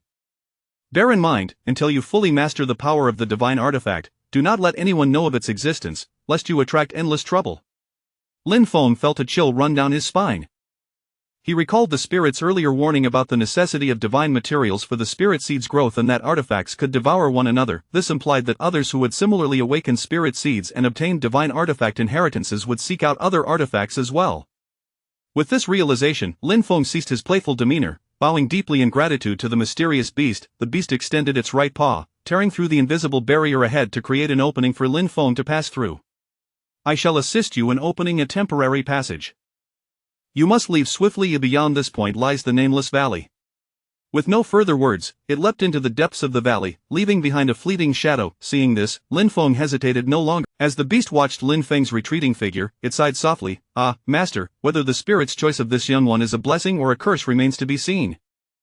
My vigil here has fulfilled its purpose after all these years. This accursed formation laid by Qin Jiangzi is indeed formidable, trapping me within this nameless valley, unable to move an inch, and suppressing my strength to merely 2 layers. However, that old man has likely been preoccupied with other matters, for the formation's repression grows weaker by the year. Moreover, this young one has inexplicably stirred the sealing power of the Night Star, diminishing the formation's hold on me further. It shan't be long before I can break free." As Lin Feng traversed the ethereal barrier, he once again set foot in the nameless valley where he first encountered the blue-scale Demon King. The signs of battle remained vividly etched in the surroundings. He paused for a moment, reflecting on the peculiar and winding nature of his recent experiences. Calculating the time, it had been over a month since he was taken by that beast. Thoughts of Lin Warner and the Lin family surged within him, igniting a longing to return home. He resolved to first reassure his family of his well-being. As for the quest for divine materials, he decided to postpone further plans until the spirit within him awakened. Regarding the sudden leap in his cultivation, Lin Feng had already concocted a plausible excuse: a chance encounter with a wandering sage who imparted mysterious techniques. Though this rationale might seem somewhat far-fetched, it was undoubtedly more palatable than the unvarnished truth. After all, in this world where martial prowess reigns supreme, opportunity and chance often outweigh sheer effort. With these thoughts in mind, Lin Feng no longer hesitated, retracing his steps toward the Lin family estate. With his cultivation having ascended to the pinnacle of the qi condensation stage, his speed had transformed remarkably. A journey that once required several days could now be completed in mere half a day. At last, Lin Feng stood upon a hillside, gazing at the familiar territory of his family. A warm wave of emotion surged within him, a feeling of home and belonging. He took a deep breath to steady his racing heart and then descended the mountain, stepping toward the grand entrance of his family home. Epilogue: The Jojo Continent, a realm imbued with fantastical hues and endless mysteries. Across this vast expanse, the human world is divided among 5 great powers of the Qingyang sect in the east, the Yuming Palace in the west, the Liwa sect in the south, the Xianbing Gate in the north, and the Zhili Imperial Capital in the center. These 5 forces engage in both overt and covert struggles, maintaining a delicate balance. Yet, beyond these 5 powers lie numerous territories ruled by demon beasts. In these enigmatic domains, formidable demon clans thrive, possessing awe-inspiring physical strength and powerful innate abilities. Many trace their origins to true spirit races and the bloodlines of ancient primordial beings. The path of cultivation has thrived on the Jojo continent for ages. Cultivators elevate their strength and rank through relentless training and trials. They categorize their journey into 9 realms of body refinement: qi condensation, foundation establishment, core formation, nascent soul, divine transformation, unity, great ascension, and tribulation, crossing each representing a distinct phase and achievement in their spiritual pursuits.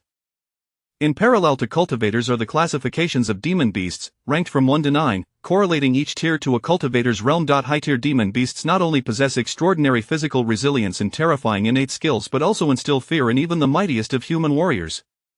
Legendary beings and ancient races loom like figures from myth, existing as embodiments of immense power. On the Jojo continent, herbs and elixirs are indispensable resources for cultivators. Moreover, the spiritual tools wielded by human warriors form a crucial part of their strength.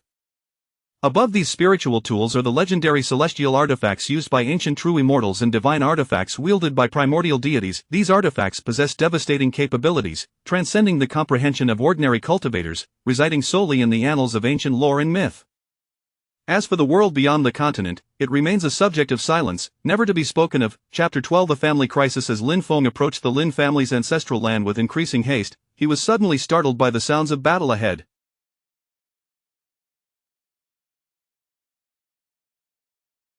Shadows of wolf-like demonic beasts materialized in his line of sight. It was evident that they were the monstrous mounts of the Guemia family. Realizing the urgency of the situation, Lin Feng quickened his pace towards the Lin clan's territory. Upon his arrival, he beheld the Lin clan engaged in a fierce confrontation with a group of warriors from the Guemia family, who were mounted on demonic wolves. The Guemia family had long been adversaries of the Lin clan, coveting several of their primary spirit stone mines. The clan leader, Guemia Wutian, like Lin Jinlei, had advanced to the false Dan stage for many years, being merely a step away from true Golden Dan mastery. It was rumored that his cultivation surpassed that of Lin Jinlei. Over the years, the two families had clashed on several occasions, with the Lin clan suffering greater losses. Lin Feng's gaze was drawn to the epicenter of the battle, where clan leader Lin Jinlei was locked in combat with Guemia Wutian, while the Grand Elder Lin Tiancheng valiantly faced 2 opponents of equal rank. The other 3 elders of the Lin clan were similarly engaged against several cultivators from the Guemia family of comparable prowess. To the side stood 3 individuals who refrained from entering the fray. The leader, a cloaked figure shrouded in black, obscured his features beneath a dark hood. Flanking him were 2 peculiar figures. One was tall and emaciated, draped in a blood-red robe, wielding a uniquely crafted crimson longsword, his face concealed by a black hood that revealed only a pair of blood-red eyes. The other was a hunched dwarf, clutching a green whip from which viscous green liquid dripped intermittently, his skin exhibiting a sickly hue, clearly a master of poison. Guemia Wutian, how dare you launch a surprise attack on my clan's territory? Are you not afraid of retribution from the Qingyang sect? Lin Jinlei confronted Guemia Wutian, who was similarly at the false Dan stage. Although he managed to withstand the onslaught for the moment, it was evident that he was struggling. Ha, Lin Jinlei! Were it not for the lingering methods left by those two predecessors of yours, I would have obliterated your clan long ago, but they have been gone for over a decade. If you had any trump cards, you should have used them by now. Today marks the day your Lin clan is erased from the Jojo continent. As for the Qingyang sect, once I eradicate you, with a venerable backing, what have I to fear from them? Gui Mia Wu Tian sneered. Venerable sir, let us make quick work of this. The Lin clan has sent a distress signal. It will be troublesome once the Qingyang sect arrives. Gui Mia Wu Tian respectfully addressed the three masked figures observing the battle. A bunch of worthless fools. What is there to fear from a decrepit sect in a lost land? You need not instruct me on how to proceed, just ensure you fulfill your task once this is done, the cloaked figure replied coldly. Yes, I shall. At that moment, Lin Feng had unleashed his full speed, racing towards the battlefield. His velocity was astonishing, akin to a bolt of lightning, as he swiftly traversed hundreds of meters to the vicinity of the conflict. The battle between the Lin clan and the Guemia family had escalated to a fever pitch. The Lin clan members bore injuries of varying severity, while the Guemia family exploited their demonic wolves and unique attack strategies to gain the upper hand. Lin Feng's gaze fixed upon Lin Wanner and Lin Yan, who were encircled by several early-stage Guemia cultivators. Although Lin Wanner was formidable, she struggled against the coordinated assault of her opponents, as she had to protect Lin Yan and the others, leaving her at a disadvantage. Her robe bore several tears, and her fair skin was marred by traces of blood. In that moment, a Guemia cultivator, brandishing a long knife and radiating a fierce murderous intent, lunged at Lin Wanner. She nimbly dodged, evading the lethal strike like a drifting feather. However, two other cultivators seized the opportunity to launch a ferocious attack from either side, cornering her with a perilous three-pronged assault. With a flash of swordlight, Lin Wanner swung her long sword, forcing one of her assailants back. Yet, at that instant, another adversary materialized behind her like a phantom, delivering a crushing blow to her back. Lin Wanner staggered, blood spilling from her lips as she toppled forward. Wanner! Lin Feng's eyes ignited with fury upon witnessing the scene. With a fierce glint in his gaze, he unsheathed his long sword, unleashing a brilliant arc of swordlight that shot towards the assailant. The cultivator had no time to react as Lin Feng's sword pierced through his chest. With a cry of anguish, he collapsed heavily to the ground. Seizing the moment, Lin Wanner and the others extricated themselves from their predicament and retreated to safety. Lin Feng? When did you return your cultivation? Lin Wanner exclaimed, her heart swelling with astonishment and joy upon recognizing him. Wanner, However, it was evident that this was not the time for discussion. Lin Feng surveyed the battlefield with a cold demeanor, stating, we shall discuss matters later. For now, we must resolve this immediate crisis. With that, he darted towards the Guemia cultivators besieging the Lin clan members. In the face of Lin Feng's formidable prowess at the pinnacle of the condensation stage, these adversaries were utterly insufficient. His long sword sliced through the air like a scythe of death, claiming the lives of his foes. With the previously lopsided battle swiftly turned in favor of the Lin clan, the Guemia cultivators fell one by one under Lin Feng's relentless assault, their screams echoing throughout the battlefield. At that moment, Guemia Wu Tian and his companions also took note of Lin Feng's emergence. Shock flashed in their eyes, clearly taken aback by the appearance of such a young and powerful heir from the Lin family. You must first pass through me. Lin Tianchang and his allies, upon realizing Lin Feng's arrival and the shift in the battle's tide, felt invigorated and resolved to hold their ground. Seeing Lin Tianchang expend his energy to create opportunities, Lin Feng cast aside all reservations. Like a streak of lightning, he surged into the skirmishes, his long sword akin to the Grim Reaper's scythe, mercilessly harvesting the lives of the Guemia cultivators. What a bunch of incompetents! Blood Dragon Shadow, you shall deal with him. A chilling voice suddenly rang out. The cloaked figure, who had remained uninvolved until now, finally spoke. Understood. The blood-robed cultivator and the dwarf responded in unison, stepping forward. The former brandished his long sword, a crimson aura emanating from him, coalescing into a massive blood-red greatsword. Meanwhile, the dwarf wielded his green whip, droplets of corrosive green liquid dripping from it, poised to launch an attack at any moment. Chapter 13 The mysterious powerhouse beneath the vast sky. A colossal crimson giant sword abruptly descended upon Lin Jintian and the elders of the Lin family. Its formidable might was akin to that of the Grim Reaper descending upon the mortal realm, exuding an overwhelming and unrivaled aura that swept across the entire battlefield. Under this immense pressure, everyone felt an unprecedented sense of oppression, as if trapped in the abyss, and the battlefield was instantly shrouded in a suffocating silence. Lin Tianming. In this critical moment, Lin Jinlei resolutely commanded I and several other elders shall hold the line here. As soon as his words fell, the massive red sword had already cleaved towards Lin Jinlei. With a furious shout, he wielded his Haotian sword, transforming it into a dazzling beam of sword light to clash against the colossal weapon. A thunderous roar erupted as the two forces collided violently, producing a deafening sound. Lin Jinlei was sent reeling backward, his sword shattering into several pieces that scattered across the ground. Blood gushed from his mouth, and his complexion turned as pale as paper. The other elders were not spared either, as they too were struck down by the residual shockwaves, collapsing to the ground. Seeing this, Lin Tianming recognized the gravity of the situation and immediately led the clan members to retreat hastily. Faced with the onslaught of two mysterious powerhouses, they had no chance of victory. Their only option was to fall back to the rear mountains, relying on the protective formation to hold off the attack while awaiting reinforcements from the Qingyang sect. "Humph, think you can escape," sneered the dwarf nearby, as he swung a long whip, summoning a massive green dragon illusion that roared towards the Lin family members. Lin Jintian took a deep breath, his gaze resolutely fixed on the elders. "Esteemed elders, it seems we must fight to the death today." His words were imbued with determination and resolution. The Grand Elder, Lin Tianchang, expressed concern. "Patriarch, are you truly considering utilizing the Qingyang transformation technique?" Yet before he could finish, the implication was clear. When the Qingyang sect had imparted this technique, they had explicitly warned that if one attempted to utilize it without being Lin Jintian gazed steadfastly at Lin Tiancheng. "At this juncture, we have no other recourse. We can only strive to buy time while awaiting the Qingyang sect's reinforcements. I am fully aware of the costs of employing this technique, but it is..." Waves of formidable energy emanated from him, striking awe into the hearts of all present. His garments rustled in a wind that did not blow, and then a majestic azure dragon illusion soared above his head. This dragon appeared vividly real, with discernible scales, claws, and horns, resembling a true divine dragon descending to the earthly realm. Its immense form coiled in the air, nearly enveloping the entire valley, instilling fear in all who beheld it. The elders, witnessing this, unhesitatingly positioned themselves around Lin Jintian, merging their auras into the azure dragon illusion. Through their combined efforts, the dragon became increasingly solid, as if ready to break through the heavens at any moment. Qingyang transformation technique. This technique, the Qingyang transformation, was a high-tier profound art with unparalleled power, capable of rivaling the treasured artifacts of major sections. However, Lin Jintian's cultivation was merely at the false stand stage, and wielding such a technique was an all-out effort. Nonetheless, the azure dragon illusion maintained its might, piercing through the dwarf's green venomous dragon and roaring toward the cloaked figure in black. Upon witnessing the rapidly approaching azure dragon illusion, the previously passive cloaked figure revealed a flicker of surprise in his eyes, soon replaced by a mocking smile. "Oh? This insignificant family from the Forsaken Lands possesses such capabilities, how intriguing!" He commanded. "Venomous dragon and blood shadow, you may withdraw for now, let me entertain myself with them."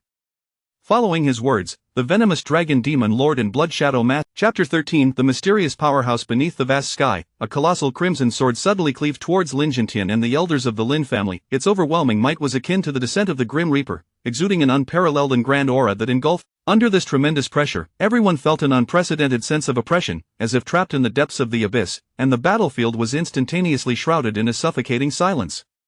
Lin Tianming.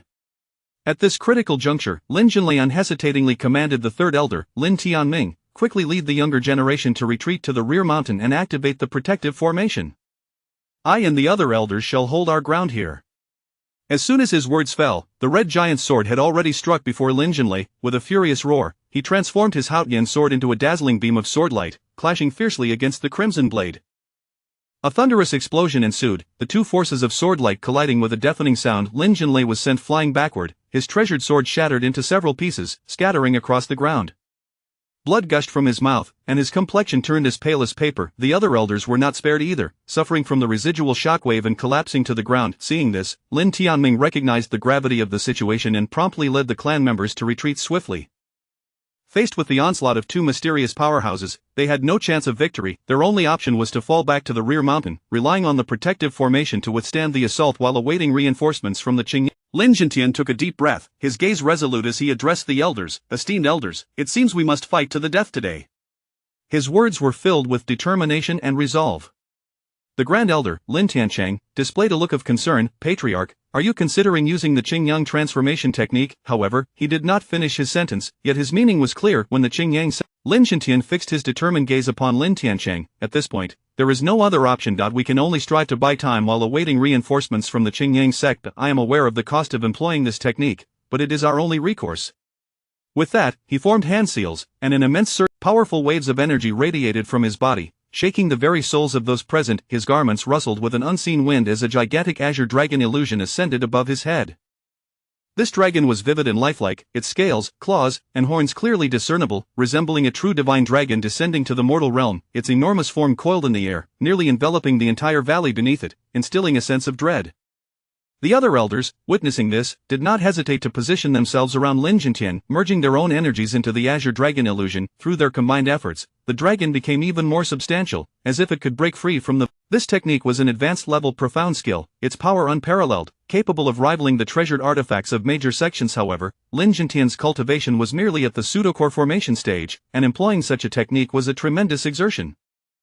Despite this, the azure dragon illusion maintained its formidable presence, swiftly piercing through the dwarf's green venomous dragon and roaring towards the masked figure in black. Upon witnessing the rapidly approaching azure dragon illusion, the black-clad masked individual, who had yet to make a move, revealed a flicker of surprise in his eyes. This insignificant family from the exiled lands possesses such means, quite intriguing. Venomous dragon, Blood Shadow, you may withdraw for now, allow me to entertain them, he commanded, and the venomous dragon demon lord and Blood Shadow sovereign promptly retreated, standing respectfully to the side. Chapter 14 The arrival of reinforcements. A figure cloaked in black, with a mask obscuring his features, held a yellow circular artifact that spun rapidly, emanating a dazzling radiance. Just as the ethereal image of the azure dragon was about to make contact, the yellow artifact surged forward with astonishing speed. In that fleeting moment of contact, the azure dragon's apparition seemed to be devoured, vanishing without a trace. To compel me, the true master, to intervene personally, you have indeed met your fate, he sneered. Today, I shall claim. The artifact ascended into the air, spinning with such velocity that it generated a formidable suction force, enveloping Lin Jintian and his companions entirely. Their faces turned as pale as parchment, their hearts filled with despair. No! The black-clad figure cast a greedy glance at Lin Wanner and her companion, his eyes glinting with avarice. Though this ragtag band lacks strength, a few fine dual cultivation vessels have emerged among them. I shall take you all today, you will undoubtedly aid my ascension in the future. With a wave of his hand, he commanded the poison dragon and Blood Shadow behind him, go, capture those women for me, remember to leave them alive. Yes, young master. The black-clad figure's objective was to abduct Lin Wanner and the others, a transgression that he could not abide. At that moment, Lin Feng's spiritual energy surged within him, his sword radiating a brilliant light. However, as life and death hung in the balance, the small seed within Lin Feng's consciousness seemed to sense his boundless wrath, trembling violently and emitting mysterious glimmers of light. In an instant, Lin Feng's sword, as if guided by some arcane force, transformed into a streak of blinding light, hurtling towards the Blood Shadow and Poison Dragon, who were charging towards Lin Wanner. At the same time, Lin Feng felt his own spiritual energy being drained, rendering him utterly unconscious. Just as Lin Feng unleashed his strike, an extraordinary phenomenon erupted in the sky. The previously clear expanse above the 9 provinces was suddenly shrouded in a colossal black cloud, within which a lightning bolt, resembling a golden dragon, writhed. What is this? The black-clad figure gazed up at the monstrous lightning dragon, his eyes wide with shock. The oppressive aura it exuded made everyone feel as though the apocalypse had arrived, yet, as Lin Feng lost consciousness, the immense lightning dragon seemed to lose its target, spiraling a few times in the air before vanishing completely, leaving behind a group of survivors who felt as if they had narrowly escaped death. Simultaneously, Lin Feng's sword struck directly at the advancing Blood Shadow. As the Blood Shadow was still reeling from the shock of the heavenly golden dragon, a chilling sword aura approached from behind. His expression changed dramatically as he hurriedly turned to defend himself, but it was too late. Lin Feng's sword, like a celestial entity, pierced through the air and effortlessly shattered his protective barrier. With a resounding thud, the Blood Shadow was sent reeling backward, his eyes filled with disbelief. He could hardly fathom that this seemingly frail youth possessed such formidable swordsmanship, capable of breaching his defenses with a single strike. Moreover, at the moment the sword came hurtling toward him, he felt an unprecedented dread of death, as if the boy could slay him with a mere flick of his wrist. On the other side, the black-clad figure, having noticed the Blood Shadow's predicament only after the lightning dragon's disappearance, revealed a look of incredulity. This nameless youth, despite his low cultivation, had managed to withstand an attack from the Blood Shadow. Today, you shall fall here. Before he could finish his taunt, he swung his sword, conjuring a blood-red sword shadow imbued with overwhelming murderous intent, aimed directly at Lin Feng. However, at that critical, leading them was a grey-cloaked elder, who appeared before Lin Jintian and the others with the swiftness of lightning. The newcomer was an elderly man clad in a grey robe, exuding an aura of formidable power that instilled fear in all who beheld him. Clutching a massive sword that shimmered with radiant light, it seemed to harness the elemental forces of thunder and earth. With a swift motion, the elder unleashed his sword, and a colossal sword shadow, accompanied by a cascade of thunderous light, descended upon the Blood Shadow's blood-red sword phantom, shattering it to pieces. The sword shadow continued unabated, bearing down upon the black-clad figure. The anomaly he wielded wobbled before returning to his grasp, vibrating ominously. "Thank you, Elder, for your timely rescue," Lin Feng exclaimed, his heart swelling with relief. Had it not been for the Elder's intervention, he and Lin Wanner would likely have faced a dire fate. "Humph, a bunch of ignorant fools daring to cause a ruckus on the grounds of my Qingyang sect." Qing Lazy. At that moment, the Poison Dragon and Blood Shadow swiftly positioned themselves beside the black-clad figure, adopting a protective stance. The black-clad figure regarded the sudden appearance of the grey-cloaked Elder with a hint of intrigue, yet he revealed no sign of fear. "Elder, this is Qing Lazy of the Qingyang sect," Gue Miaowutian spoke respectfully. With a derisive sneer, the black-clad figure retorted, "Oh, so it's Qing Lazy, the Elder of Qingyang sect." Qing Lazy, a mid-stage Golden Core Elder, had a reputation that resonated throughout the eastern region. Mastering thunder-based techniques, his thunderstorm demon-slaying sword art was renowned for its prowess, having quelled a rebellion of beasts on par with late-stage Golden Core cultivators, earning him the title of the foremost Elder of the Qingyang sect. Unperturbed by the black-clad figure's mockery, Qing Lazy stated calmly, "Regardless of who you are, causing chaos on the territory of my Qingyang sect is not a wise course of action." The black-clad figure's cold smile widened. "Merely an outer, do you believe I fear you?" As he spoke, a dark, disc-like object appeared in his hand, spinning rapidly as an overwhelming force surged from it. Qing Lazy's expression sharpened, he sensed the threat woven into the black-clad figure's words. For many years practicing thunder techniques, he had never encountered someone who so blatantly disregarded him. "Who exactly are you? My Qingyang sect has always been amicable, seeking not to provoke discord. Today, you dare to flaunt your power and harm others within our domain. I demand an explanation." Qing Lazy replied coldly, a powerful aura swirling around him as the spiritual energy of the world converged, forming numerous arcs of electricity that danced around him, pulsating with intense energy. "Then allow me to experience your prowess firsthand," Qing Lazy declared, his form erupting with ferocity. Unable to discern the true strength of his opponent, he held no intention of holding back. His sword, imbued with raging lightning, cleaved towards the black-clad figure with the full force of his thunderstorm sword art, a strike of unparalleled might. However, in the face of Qing Lazy's formidable onslaught, the black-clad figure displayed no semblance of fear. With a sinister grin, he unleashed a dark circular artifact that whirled rapidly in his grasp. As he uttered an incantation, an icy chill enveloped the surroundings, a powerful and frigid aura spiraling in like a tempest from all directions. Chapter 15 Qin Jiangzi. The chilling aura clashed violently with the lightning power of King Lazy, producing a deafening roar. King Lazy felt as if his attack had been frozen in an instant, his spiritual energy as unyielding as frost. Unable to circulate. Alarmed, he realized that the artifact wielded by the cloaked figure was extraordinarily powerful and enigmatic. "What manner of object is this, that can actually freeze spiritual energy?" King Lazy exclaimed in shock. "Haha, you certainly would not recognize this item," the cloaked figure sneered coldly, "but today, allow me to broaden your horizons and enlighten you on the might of the spirit stagnation instrument. The Lin family is fated to be drenched in blood today." As the last syllable fell from the cloaked figure's lips, the surrounding coldness erupted violently, forming a tremendous storm that swept in all directions. Under the onslaught of this frigid air, the disciples of Qingyang sect felt their bodies stiffen as if frozen, their spiritual energy seemingly trapped, slipping away continuously, all absorbed by that mysterious black disk. They gazed in terror at the enigmatic black disk in the cloaked figure's hand, their hearts filled with despair and dread. Just as their spiritual energy was being devoured by the ghostly array like a ravenous beast, a rift suddenly tore open in the sky, and a blinding beam of light cascaded down, severing the chilling aura. Within the radiance, the ethereal figure of an elder clad in a blue robe slowly materialized. With a gentle wave of his spectral hands, a surging force erupted forth, driving back the surrounding coldness.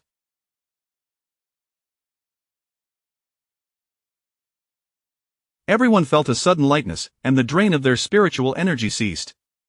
"It is the sect master, the esteemed sect master has arrived." The crowd erupted in joyous exclamations, their voices resonating through the air.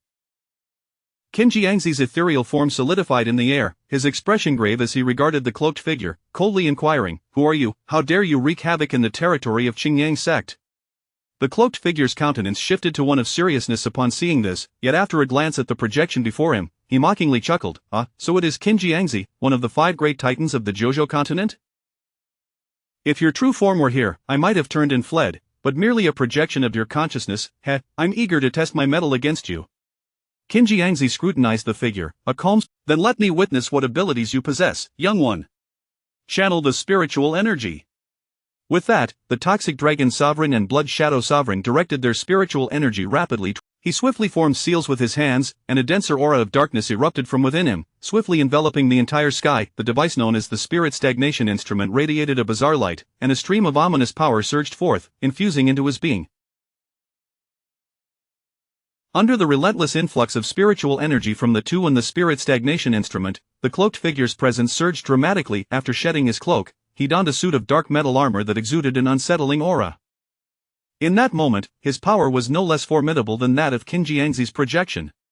"Devour spirit," the cloaked figure commanded, and the black disk erupted with waves of dense dark. Confronted with this onslaught of chains, Qin Jiangxi remained unperturbed. He pointed his right hand forward, fingers poised like a sword, and a brilliant azure light shot forth from his fingertips, instantly meeting the spiraling chain. The two forces clashed violently in the air, unleashing a thunderous roar in dazzling brilliance. The entire expanse trembled fiercely, as if on the brink of collapse. A flicker of surprise crossed the cloaked figure's eyes.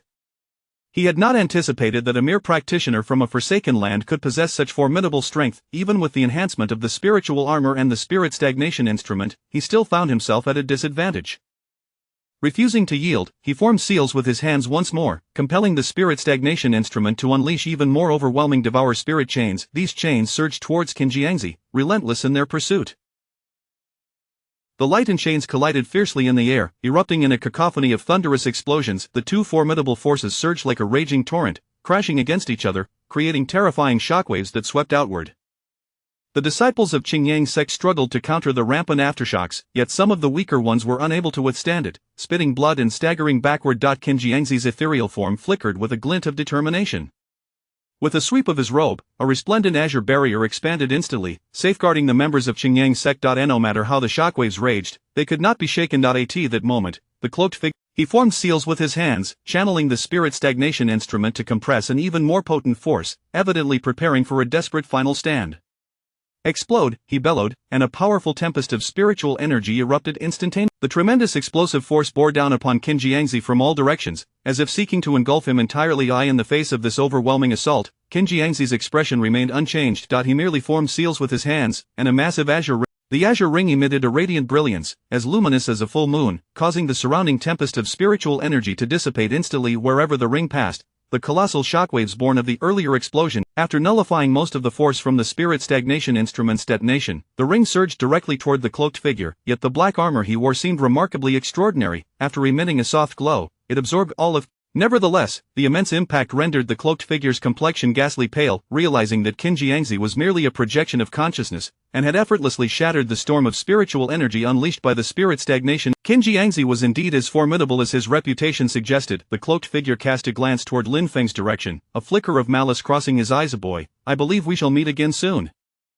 Next time, you may not be so fortunate." With that, a ring of light appeared before him. Upon stepping into it, he vanished along with the ring. Seeing the situation turn dire, Blood Shadow Sovereign and Toxic Dragon Monarch quickly activated their However, Qin Jiangxi had no intention of letting these spectators go. He coldly surveyed the direction of their retreat, and just as they prepared to enter the ring, he pointed a finger, sending two azure beams slicing through the air in pursuit. Toxic Dragon Monarch and Blood Shadow Sovereign felt a chilling sensation in their arms, quickly followed by excruciating pain. When they looked down, they discovered their arms had been severed at the shoulders.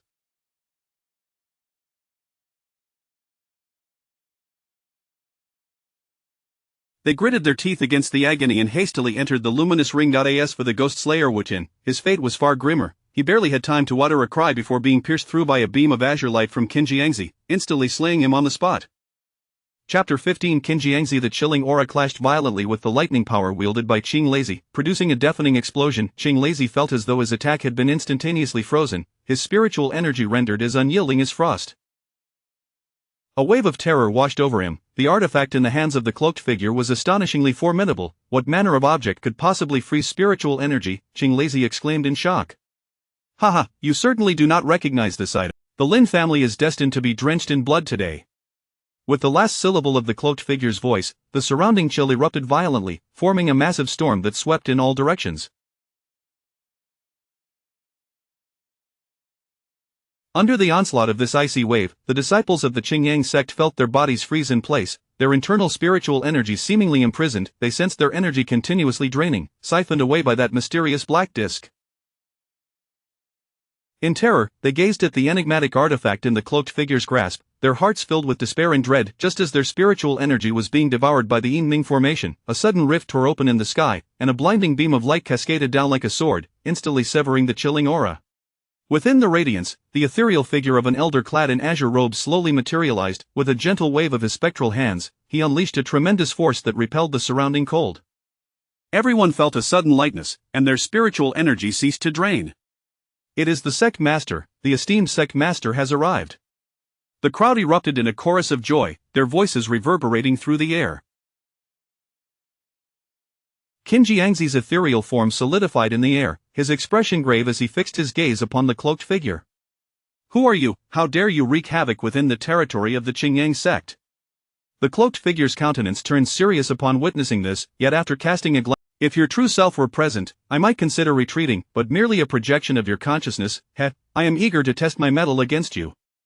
Qin Jiangzi regarded the figure with a calm smile. "Is that so? Then let us see just what abilities you possess, young one. Channel the spiritual energy." The cloaked figure commanded, and the spiritual energies of the Poison Dragon Sovereign and the Blood Shadow Sovereign rapidly converged towards him. The cloaked figure swiftly formed seals with his hands, and an even denser aura of darkness erupted from within him, instantly enveloping the sky. The object known as the Lingji instrument emitted a bizarre glow under his manipulation, as waves of sinister power surged forth, infusing themselves into his being. Amidst the frenzy of energy transfer from the two on the Lingji instrument, the cloaked figure's presence surged uncontrollably, and upon shedding his cloak, he revealed a suit of dark metallic armor that radiated an unsettling aura.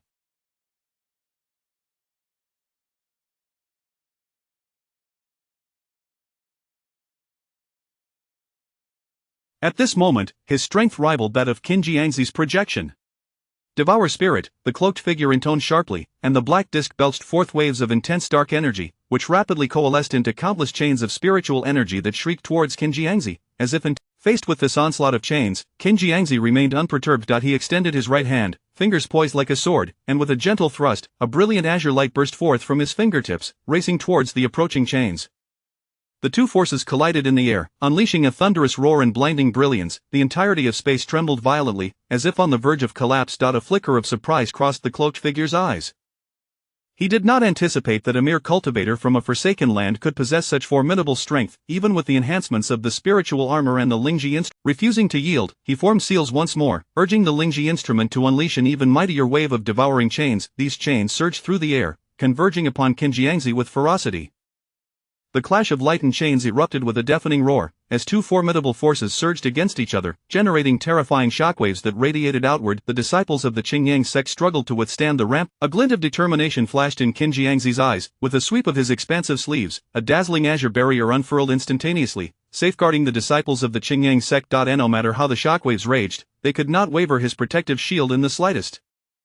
At this moment, a fierce glimmer appeared in the cloaked figure's eyes. The energy within his armor surged violently. He formed seals with his hands, channeling the Lingji instrument to compress an even more power. A colossal explosion of force converged from all directions towards Qin Jiangzi, as if seeking to consume him entirely. Confronted with this overwhelming assault, Qin Jiangzi's expression remained unchanged. The azure halo radiated dazzling brilliance, akin to a luminous moon, dispelling the surrounding storm of spiritual energy in an instant. Wherever the halo passed, the immense shockwaves generated by the explosion dissipated into nothingness. After neutralizing most of the power unleashed by the self-detonation of the Lingji instrument, the halo surged towards the cloaked figure. However, the dark armor he wore proved to be remarkably resilient. After emitting a soft glow, it absorbed Qin Jiangzi's assault entirely, and nonetheless, the sheer impact rendered the cloaked figure's complexion pale as he realized that this Qin Jiangzi was merely a projection of consciousness. With this artifact destroyed, he was left with no other recourse. Qin Jiangzi's reputation was indeed well deserved. Perhaps next time, he would have the opportunity to test his strength against him. The cloaked figure cast a, "Next time we cross paths, you may not be so fortunate." With that, a halo appeared before him, and as he stepped into it, the halo transformed into an ethereal silhouette, vanishing. The Blood Shadow Sovereign and the Poison Dragon Sovereign, sensing the dire circumstances, quickly activated their teleportation devices in a bid to flee. However, Qin Jiangzi had no intention of sparing these onlookers. He cast a cold glance in their direction, and just as they prepared to enter the halo, he flicked his finger, releasing two beams of azure light that shot forth. The Poison Dragon Sovereign and Blood Shadow Sovereign felt a chilling sensation in their arms, followed by excruciating pain. Upon looking down, they discovered their arms had been severed at the shoulder. Gritting their teeth against the agony, they hastily entered the Halo.as for the ghostly extinction. He fared even worse, unable to let out a single cry before being pierced through by a beam of azure light from Qin Jiangzi. Result: Chapter 16, Taking Disciples. The figure of Qin Jiangzi slowly descended from the heavens, his brow slightly furrowed as he gazed in the direction the masked figure had departed, a tumult of emotions stirring within him. The unease in his heart was unmistakable. Recently, the Jojo continent had indeed been far from tranquil, with several reclusive old monsters from the major sects converging upon the Moreover, the energy fluctuations from the ancient artifact that had recently manifested within the Qingyang sect had even startled him. Despite the sect having dispatched several elders to conduct a comprehensive search, the Qin Jiangzi found this matter exceedingly perplexing. He had personally ventured into the valley where the mysterious beast was ensnared, yet had discovered no anomalies. Why had this enigmatic individual suddenly appeared? It was likely connected to the recent extraordinary occurrences. The reason he had refrained from pursuing the few individuals further was twofold. Firstly, the items they wielded seemed foreign to the Jojo continent. Secondly, in the direction of the masked figure's escape, he sensed several concealed yet formidable auras, none of which were inferior to his own spiritual manifestation. Thank you, ancestor. The Lin family has long-standing ties with my Qingyang sect, and this incident involving the Guemia family colluding with outsiders to assault your Lin family is likely not solely directed at you, Qin Jiangzi replied, raising his Lin Jintian, his face filled with confusion, queried, Ancestor, what exactly is happening? Taking a deep breath, Qin Jiangzi explained, many unusual events have transpired across the Jojo continent. When ancient artifacts manifest, chaos ensues. He paused momentarily before continuing, however, rest assured, these individuals do not seem to have set their sights on your Lin family. With the head of the Guemia family now deceased, the remaining, I will instruct Elder Qing Lei to enhance patrols and defenses to safeguard your clan. As he spoke, Qin Jiangzi's gaze inadvertently swept over the crowd, finally landing on Lin Feng. He smiled, what is your name? Lin Feng felt a jolt of surprise. How had this elder noticed him? Had he uncovered something? Yet, outwardly he dared not reveal any hint of his trepidation, especially after having just endured it. The individual before him was a figure whose mere footfall could tremble the entire continent. Even if he was merely a fragment of his spiritual consciousness, Lin Feng did not dare show any disrespect. He responded respectfully, reporting to the ancestor, I am Lin Feng. Oh, do you have a master? Qin Jiangzi asked with keen interest. Lin Jintian, standing nearby. As expected, a satisfied smile graced Qin Jiangzi's face. Very well then, Lin Feng, do you wish to return with me to Qingyang sect and become my disciple? The moment those words were uttered, everyone, to become a disciple of Qin Jiangzi was undoubtedly a coveted opportunity that countless individuals across the Jojo continent could only dream of. Lin Feng was momentarily rendered speechless, his mind reeling at the thought that such a prominent figure would take the initiative to. He couldn't help but glance at Lin Wanner beside him, only to find her gazing back at him with a face full of surprise and anticipation. At that moment, he was certain he had not misheard. Steeling himself, he inhaled deeply to calm his racing heart. Of course, I am willing. Lin Feng bowed deeply. However, I have one request. I hope the esteemed ancestor can grant. Do share, Qin Jiangzi said. Intrigued, Lin Feng glanced at Lin Wanner and then back at Qin Jiangzi, stating, reporting to the ancestor, I do not have any conditions. I merely wish for my sister Wanner, who has grown up alongside me and possesses even greater talent. He then turned to her and remarked, this young lady is indeed quite impressive. Unfortunately, I do not accept female disciples. However, I could speak with Elder Cheng Fu to see if she might take you under her wing. Lin Feng, you shall be my 7th disciple. Qing Lei. Qin Jiangzi called out. At your command, sect master, Qing Lei responded, approaching with respect. Take these two youngsters back to Qingyang sect. I must first meet with those old fellows in the Zholi imperial capital, Qin Jiangzi instructed. At that moment, as if recalling something, Qin Jiangzi turned to Lin Feng and said, oh, by the way, in my haste to manifest this fragment of my consciousness, I did not bring anything of worth to present to you. I noticed that you seem to have exerted yourself greatly. If not handled properly, it could affect your cultivation in the future. Therefore, I shall assist you in eliminating this hidden danger and help you break through to the foundation establishment stage as a token of my regard.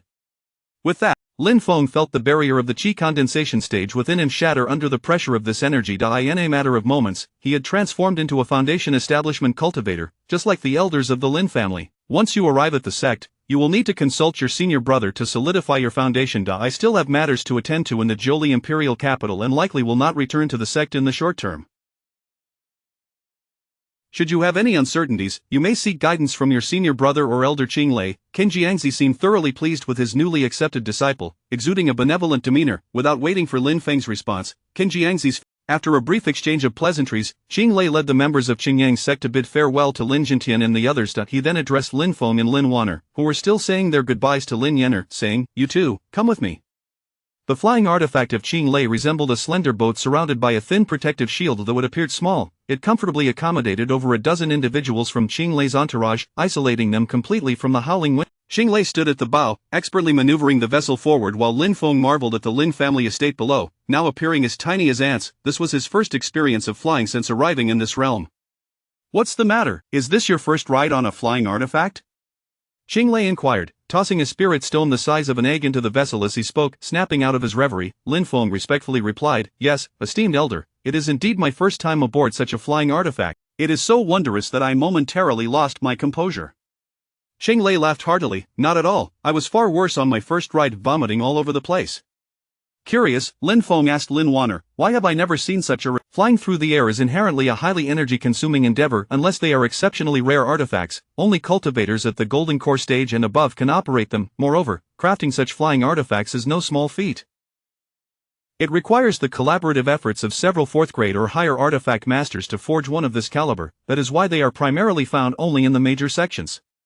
After a brief pause, she continued, "Additionally, the Lin family's annual production of spirit stones would scarcely suffice for a few flights of this vessel. Unless one were to utilize naturally flying demonic beasts, human cultivators can only manage brief flights once they reach the Golden Core stage. However, running out of energy mid-flight can be perilous. Most avian demonic beasts are innately proud, making it exceedingly difficult for ordinary cultivators to tame them as mounts."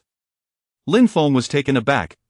Qing Lei laughed heartily, addressing both of them, "Hold on tight, young brother, I shall be accelerating now, as I have other matters to attend to at the sect, otherwise, I would not employ this flying artifact." With that, he summoned all his strength, and the vessel surged forward. Chapter 17 of the Ancient Demon Clan. In a hidden chamber deep within the Imperial Palace at the heart of the Jojo continent, 5 individuals gathered around an object emitting a faint, ethereal glow, inscribed with ancient runes. This object was deliberately encased in a layer of golden light. The softly glowing artifact seemed to harbor an exceedingly violent power, as if it would erupt at any moment were it not for the golden shield surrounding it. Among the 5, an elderly man clad in a cerulean robe and wielding a long sword was none other than Qin Jiangzi, the leader of Qingyang's sect, who had hastily arrived from the eastern part of the continent. He gazed at the object before him and solemnly inquired, "What is this, Brother Jiang? Judging by the aura of spiritual energy, it is clearly not of our Jojo continent."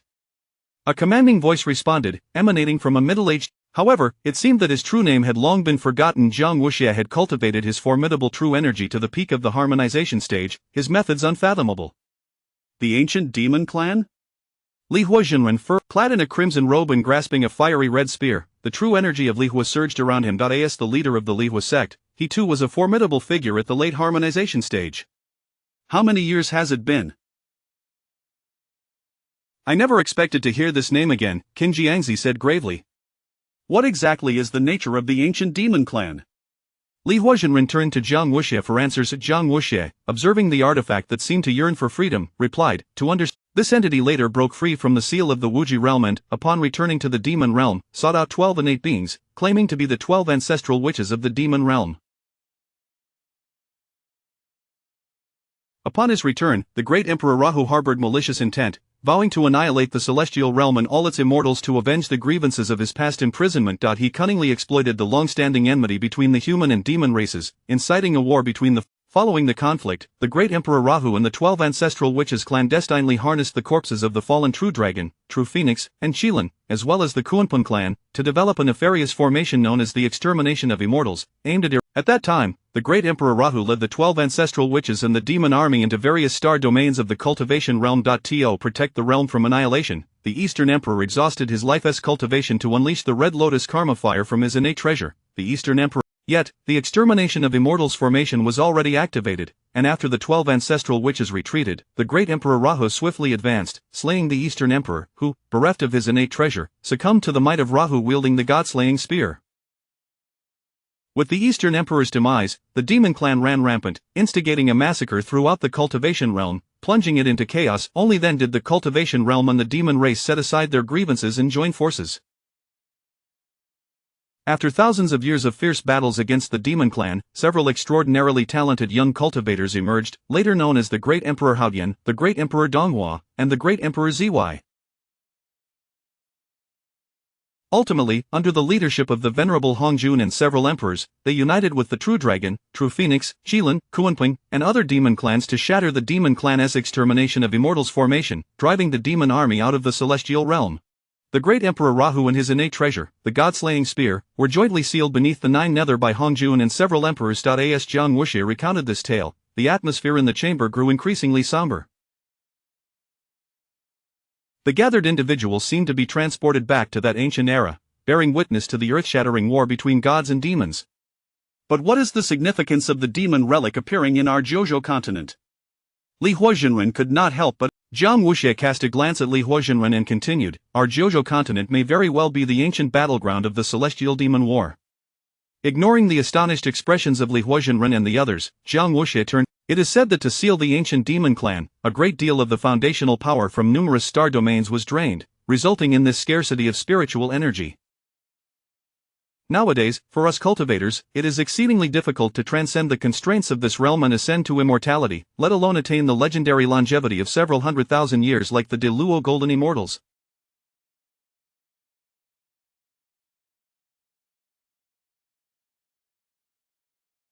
Consider how we have labored for millennia, yet we find ourselves only marginally outliving mortals. Ultimately, we return to dust, merging back into chaos. The aspiration to become an immortal with a lifespan exceeding 10,000 years seems utterly unattainable in this lifetime. As Jiang Wuxie spoke, perhaps this offers the last glimmer of hope for us old-timers, though we have scoured the continent for years without a trace, a beautiful woman in a flowing white gown remarked, her eyes glinting with curiosity. She was none other than Xianbing Zhenren, the current leader of the Xianbing sect, also a cultivator at the mid-harmonization stage. May I inquire, Brother Jiang, where did you acquire this object? After a moment of contemplation, Jiang Wuxie replied, this artifact was procured from the vicinity of the Endless Abyss, a forbidden zone within my Jiuli Empire. Recently, the seal at the entrance to the Endless Abyss has shown signs of loosening, and this ancient demon relic was discovered there. The Endless Abyss?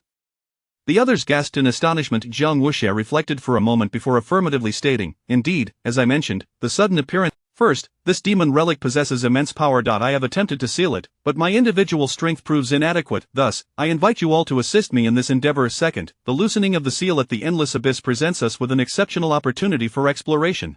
Should we glean any insights from the depths of the abyss, it is not impossible for our cultivation to ascend to new heights, breaking through the confines of this realm. What are your thoughts, Qin Jiangzi? Li Huozhenren inquired, directing his attention to the previously Qin Jiangzi regarded the demon relic, which seemed to struggle against its bindings. After a moment of contemplation, he said, it is only natural for us to assist Brother Jiang in sealing this demon relic.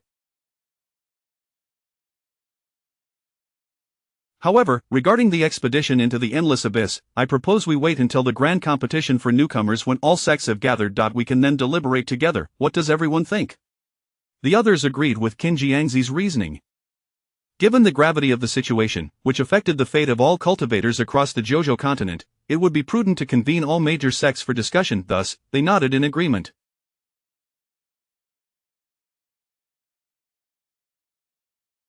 After they collaboratively sealed the demon relic, the group began to depart. However, after their exit, a peculiar smile crept onto the face of Emperor Jiang Wuxie from a concealed corner.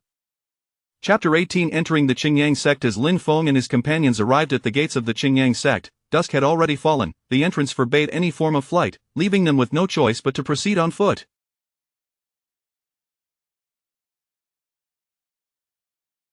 Qing Lazy stowed away his flying artifact and addressed Lin Feng and Lin Waner. At that moment, Lin Feng and Lin Waner finally beheld the full grandeur of the Qingyang sect.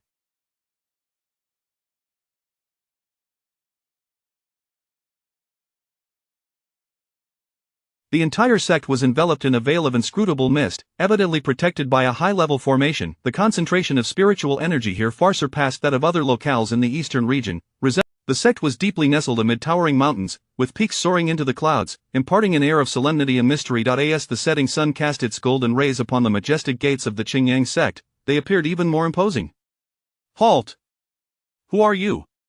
Two disciples guarding the entrance approached promptly, their expressions alert as they scrutinized the newcomers. Qing Lazy stepped forward, and upon noticing this, the two disciples exchanged glances. One of them broke into, "Could he be a newly admitted disciple?"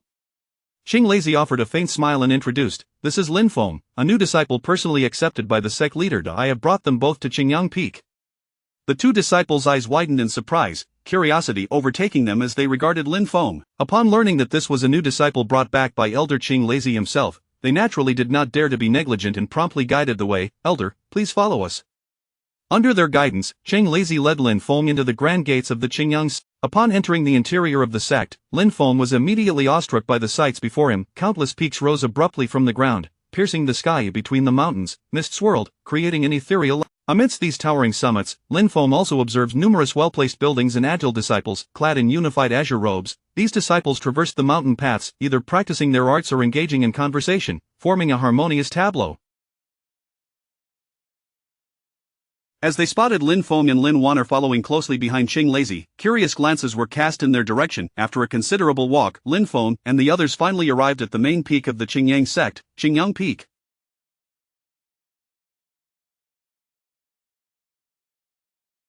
A magnificent hall stood atop the mountain, the very place where sect leader Qing Yangzi and his disciples regularly practiced. Standing on the spacious platform in front of the hall, one could gaze around to see the towering peaks that loomed like phantoms amidst the mist, evoking a sensation of stepping into a celestial realm.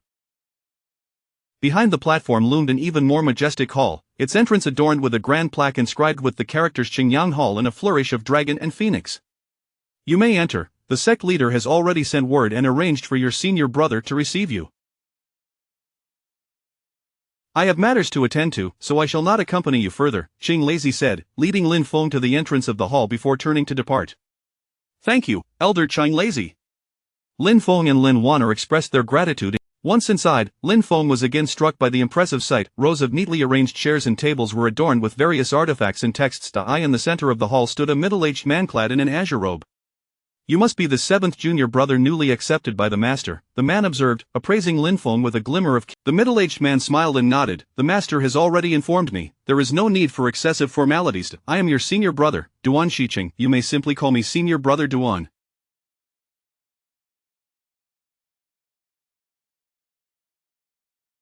Furthermore, there are no female disciples on Qingyang Peak, which may pose certain inconveniences for Miss Wanner. The master specifically instructed me to arrange for her to train under the guidance of Elder Chengfu at Suiping Peak. They should be arriving shortly. Just then, Duan Shiqing's expression shifted slightly, as if sensing something. With a smile, he turned to Lin Feng. "Look, speak of the devil, and she shall appear." A melodious and resonant crane's cry pierced the sky, and a beautiful woman clad in a red robe descended gracefully from a. "Where is she?" The red-clad woman's voice was crisp and bright as she approached Duan Shiqing. Duan Shiqing wore a wry smile and turned to Lin Feng, saying, "This is your esteemed senior sister, Zhang Yunao, one of the most favored disciples of Elder Chengfu. She is quite forthright, so do not take offense." Lin Feng then took note of Zhang Yunao, pondering, her name sounds rather serene, and she possesses an elegant figure, yet her demeanor is unexpectedly blunt. "Hey, kid, what are you mumbling about?" Zhang Yunao shot a piercing glance at Lin Feng. "Ah, you can't be a good person. Looks like you're cut from the same cloth as senior brother Duan." Duan Shiqing, exasperated, waved his hand. "All right, junior sister Jiang, enough of the banter. Allow me to introduce.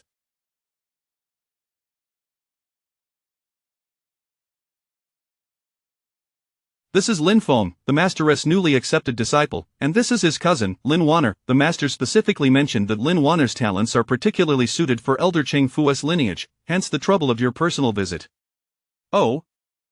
So you are Sister Wanner?" Zhang Yunao finally noticed Lin Wanner standing to the side, taking her hand and scrutinizing her closely. "What a stunning beauty she is." "Do not worry, we at Suiping Peak have a rather unique cultivation method, and our disciples are scarce. With you, Sister Wanner, here, the senior sisters will surely be delighted." Zhang Yunao said enthusiastically. Duan Shiqing nodded respectfully to Zhang Yunao. "Then I shall trouble you, junior sister Jiang." Just as Zhang Yunao was about to lead Lin Wanner away, she suddenly said, "Senior sister Jiang, wait a moment. I have a few words to share with Xiao Feng." With that, she pulled Lin Feng aside. "Xiao Feng, I see your senior brother is a kind person. You should not encounter much trouble here."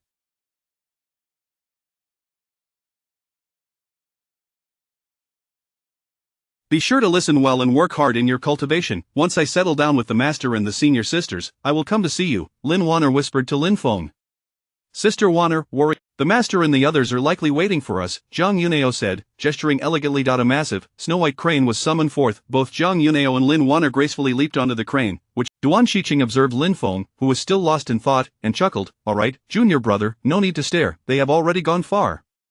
At this, Lin Feng snapped back to reality, scratching his head sheepishly. Apologies, senior brother. I was a bit rude just now. Duan Shiqing laughed lightly. No harm done. Lin Warner going to Tsuaping Peak should be a fine choice. As you may have noticed, flying artifacts are prohibited with. However, the spirit crane belonging to Elder Chang Fu at Tsuaping Peak is an exception, which reflects the master's regard for Tsuaping Peak. Thus, you need not worry too much. Duan Shiqing approached Lin Feng. The fact that the master holds you in high esteem suggests you possess remarkable abilities. However, to enter Qingyang Peak, you must first pass my test. With a pause, he continued, now, use your strongest technique to strike me, and let me see what level you have attained. Attack you? Senior brother? Lin Feng hesitated at the request, yet, seeing the serious expression on Duan Shiqing's face, he steeled himself. Very well, senior brother, please guide me. With that, he took a deep breath, summoning the spiritual energy within him. Chapter 19 A brief farewell. Very well, senior brother, I shall proceed. Upon uttering these words, Lin Feng summoned his cultivation energy and launched a powerful punch forward. The force of his fist surged forth like a tumultuous wave. However, he had no intention of harnessing the power of the Night Star within him, as he was incapable of doing so. The last time he fought with the Poison Dragon Sovereign and the Blood Shadow Sovereign, the sword he struck with was not under his control. Had it not been for Qin Yangzi, who healed the backlash from that strike, his path of cultivation would have been severely hindered. Moreover, the spirit of the Nameless Valley and the enigmatic beasts had repeatedly cautioned him against recklessly revealing the existence of the Night Star without the strength for self-preservation. Facing Lin Feng's seemingly formidable punch, Duan Shiqing merely smiled faintly and extended a single finger. In an instant, a pale blue light barrier rapidly coalesced before him. Lin Feng's fist collided violently with the barrier, which merely emitted a dull sound without being shaken in the slightest. Is this truly your strongest strike? I fear I have overestimated you, junior brother, Duan Shiqing remarked with a calm smile, a hint of disappointment flashing in his eyes as if he found Lin Feng's strength lacking. Lin Feng was taken aback. Despite exerting 60% of his power at the initial stage of foundation establishment, his efforts seemed like child's play before Duan Shiqing. Taking a deep breath, he grew solemn, drawing his long sword, its cold gleam flickering in the air. Then I shall strike again. Do take care, senior brother. Lin Feng inhaled deeply, his expression turning grave as he drew forth the long sword he had brought from the Lin family. Come forth, junior brother. Duan Shiqing maintained his nonchalant demeanor, a smile gracing his face as he regarded Lin Feng. At this moment, Lin Feng fully mobilized his cultivation at the initial stage of foundation establishment, his surrounding spiritual energy surging wild. He envisioned an ancient battlefield, picturing the solitary figure that had cleaved through thousands of demonic forces with a single strike. Lin Feng called out, his long sword transforming into a dazzling beam of light as it struck toward Duan Shiqing. Duan Shiqing observed Lin Feng's attack, his expression remaining as tranquil as still water. He extended his palm and gently swept it through the air, causing an invisible wave of energy to surge forth, colliding with Lin Feng's sword shadow and instantly dissolving the force of his ferocious strike into nothingness. Very good, very good. To achieve such a level with initial foundation establishment without employing any techniques is commendable. Your fundamentals are quite solid, junior brother, Duan Shiqing remarked with a hint of surprise as he caught Lin Feng's strike, a smile playing on his lips. Lin Feng pondered deeply, questioning the true extent of his senior brother's strength. He felt he had exerted all his effort, yet it appeared that Duan Shiqing had not even mobilized his spiritual energy. He seemed to effortlessly perceive the weaknesses in Lin Feng's attacks and rendered them void with a mere flick. At that moment, Duan Shiqing appeared to have guessed Lin Feng's thoughts and smiled as he said, I practice the Sex Qingyang Divine Decision, which enhances my perception beyond that of the average person. Have you not yet learned any techniques, junior brother? Yes, Lin Feng replied somewhat sheepishly. The clan leader mentioned he would find a suitable technique for me to cultivate, but before he could find one, I was brought back by my master. He reflected that techniques in the eastern continent were not as readily available as common vegetables. The Lin family had only managed to acquire a low-tier mysterious technique, the Qingyang Transformation Dragon Secret, from the Qingyang sect after centuries of accumulation. Oh, I see, Duan Shiqing nodded in understanding. I can apply for a quota for you to select a technique from the library, but whether you can find one suitable for you depends on your fortune. Thank you, senior brother, Lin Feng exclaimed with delight, expressing his gratitude. As the foremost sect in the eastern continent, the Qingyang sect's library undoubtedly housed countless precious techniques. If he could select a technique that suited him, it would significantly aid his path of cultivation.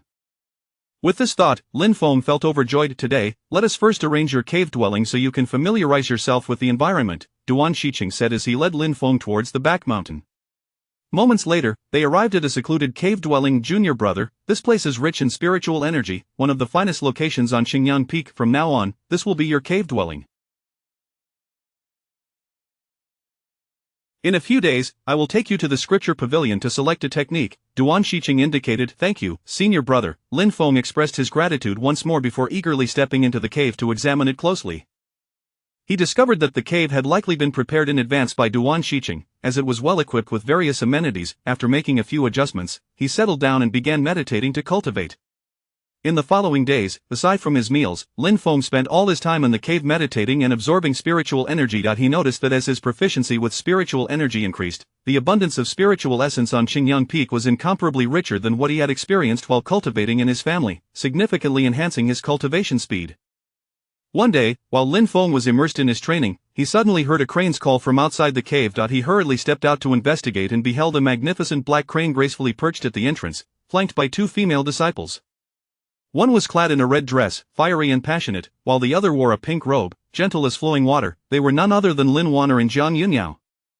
Sister Wanner, what brings you here? Lin Feng exclaimed with joy as he approached them. It's not like someone is worried about this precious younger brother of hers and insisted on coming to check on you before we set off, the red-clad Jiang Yunyao teased, a playful smirk gracing her lips. Lin Wanner smiled gently and said, Sister, please don't tease me. Little Feng, we came to inform you that our master has been invited to the Ninli imperial capital to attend a grand competition for newcomers in a year's time, so he will be leaving early to take me and Sister Jiang out for some training. This trip may take some time, so we wanted to let you know. A grand competition for newcomers? Lin Feng inquired curiously. This is a grand event that occurs once every 30 years in the 9 provinces continent. Jiang Yunyao explained proudly, all the influential factions across the 9 provinces will send representatives. There will be rare treasures, techniques, and elixirs up for auction, and the scene will be quite lively. There is an auction too, by the way. What exactly is this newcomer competition? Lin Feng asked, perplexed. You naive country bumpkin, it's quite literally a selection process for the most promising newcomers under 100 years of age and below the nascent soul stage in the 9 provinces continent. Jiang Yunyao replied, seemingly exasperated by Lin Feng's ignorance. Oh, I see, what is the benefit of being selected? Lin Feng continued to inquire. Benefits, you fool, it's a matter of honor. Jiang Yunyao rolled her eyes at Lin Feng. If you secure first place in the newcomer competition, you'll definitely receive techniques, elixirs, and treasures. I've heard there will be additional rewards this year, but I'm not sure what they. Lin Feng's heart stirred. Although he was currently at the initial stage of foundation establishment, he still had over half a year to prepare. Joining in the excitement would be quite enjoyable. All right, little Feng, don't bicker with Sister Jiang. Lin Wanner gently pulled Lin Feng's hand, concern etched on her face. We might be away for quite some time, so take good care of yourself. Rest assured, Sister Wanner, I'm doing well here, with plenty to eat and drink. Lin Feng seized the opportunity while holding Lin Wanner's hand to slyly enjoy the soft touch, feeling a rush of satisfaction within. Lin Wanner sensed the unusualness of the touch, her face flushing red as she quickly withdrew her hand and turned to board the white crane. Jiang Yunyao silently watched the scene with a teasing expression. Take care, Sister Wanner, do be cautious. Lin Feng pretended nothing had occurred as he watched them gradually fade into the distance. Sighing inwardly, he thought, now I must spend the days alone again. However, Jiang Yunyao's mention of the newcomer competition sparked a thought in Lin Feng's mind. The masked assailant who had attacked the Lin family seemed to have originated from some dark sect. He appeared to be quite young and had mentioned wanting to deal with him next time. With the newcomer competition bringing together all newcomers under 100 years old across the 9 provinces continent, it was likely that the assailant would also attend. Lin Feng felt that their strengths were too disparate. Even if he relied on some protective treasure, it was evident that the opponent could contend with his master, rendering Lin Feng's current strength almost negligible. He needed to devise some means of self-defense. After all, no matter how skilled one is, one must fear the knife. If he could forge a weapon capable of launching spiritual energy, it would be even more perfect. With this thought, Lin Feng immediately felt invigorated and began pondering the intricacies of weapon forging. Chapter 20 Fortuitous winds. In the days that followed, Lin Feng devoted himself entirely to his cultivation and immersed himself in his ambitious project concerning firearms. However, the art of weapon forging proved to be far more arduous than he had anticipated. The primary challenge lay in the compression of spiritual energy. Insufficient compression rendered the weapon ineffective, while excessive compression resulted in catastrophic failure, causing the weapon to shatter explosively. Despite Lin Feng's diligent safety precautions, he found himself battered and bruised from the explosions. After numerous futile attempts, he reluctantly decided to abandon his endeavor. A few days later, Duan Shicheng, clad in azure robes, arrived gracefully at Lin Feng's cave dwelling. "Junior brother, today I shall take you to the scripture repository," Duan Shicheng proclaimed, his face alight with joy. "Forging weapons?" Duan Shicheng inquired, noticing the scattered remnants of shattered spiritual tools and Lin Feng's disheveled appearance. Senior brother, I am merely researching a few things," Lin Feng replied, somewhat embarrassed. "You mentioned the scripture repository? Does that mean I can finally obtain some cultivation techniques?" Lin Feng finally grasped the significance of Duan Shicheng's words. Upon hearing this, Lin Feng's eyes sparkled with excitement. The scripture repository was a revered treasure of the Qingyang sect. "Senior brother, please wait a moment, I shall be with you shortly." Lin Feng hastily tidied up his surroundings before following Duan Shicheng to the scripture repository. Before long, the two arrived at the location of the scripture repository on Qingyang Peak. Before them stood an ancient edifice that soared into the clouds, its grandeur overwhelming. "My goodness, it is so vast. With this token, you may enter the floor corresponding to your cultivation level to select techniques," Duan Shicheng said, handing Lin Feng a token with a smile. "Remember, each person is allowed only 3 opportunities. The techniques within the repository are safeguarded by restrictions. Whether you acquire them depends on your fortune." 3 opportunities, what does that mean?" Lin Feng asked, perplexed. "The techniques in the repository are protected by restrictions set by the sect's predecessors. This is to prevent theft and to test the disciple's fortune. You will not be able to discern the attributes of the techniques, and you may end up selecting one that is unsuitable for you. It truly relies on luck," Duan Shicheng explained. "This is akin to playing the lottery," Lin Feng remarked, somewhat speechless. "What is it, junior brother, is there something unclear?" Duan Shicheng maintained his characteristic smile. "Nothing more, thank you for the reminder, senior brother." Lin Feng thought to himself, if it is a matter of luck, then so be it. "Go on in. Just show this token to the elder at the entrance, I shall not accompany you further." With that, Duan Shicheng vanished from Lin Feng's sight in a flash. Taking a deep breath, Lin Feng clutched the token and slowly approached the grand entrance of the scripture repository. As he stepped inside, he was immediately struck by the breathtaking sight before him. The repository's interior was an expansive space, resembling a world unto itself. Towering bookshelves stretched endlessly upward, filled with an array of cultivation texts. "Young man," a hoarse voice suddenly echoed in Lin Feng's ear. Startled, Lin Feng turned around to see a disheveled old man with a scraggly white beard. The old man wore tattered gray robes, the edges stained with remnants of food, as if he had just finished a meal and had yet to wipe his mouth. His face was lined with wrinkles, and his beard was unkempt. "You are new here, aren't you? I haven't seen you before," the old man said lazily, eyeing Lin Feng while stifling a yawn. "Esteemed elder, your keen insight is commendable." "I am Lin Feng, a newcomer," Lin Feng replied respectfully, bowing slightly. Based on his past experiences, he surmised that this seemingly disheveled gatekeeper was likely a concealed master. You understand the rules, I trust?" "Let me see your token," the old man said, extending his hand languidly. Lin Feng promptly presented the token. The old man glanced at it dismissively and waved his hand. "Go on in, don't dawdle. Remember, each person has only 3 chances, make your selections and hurry back."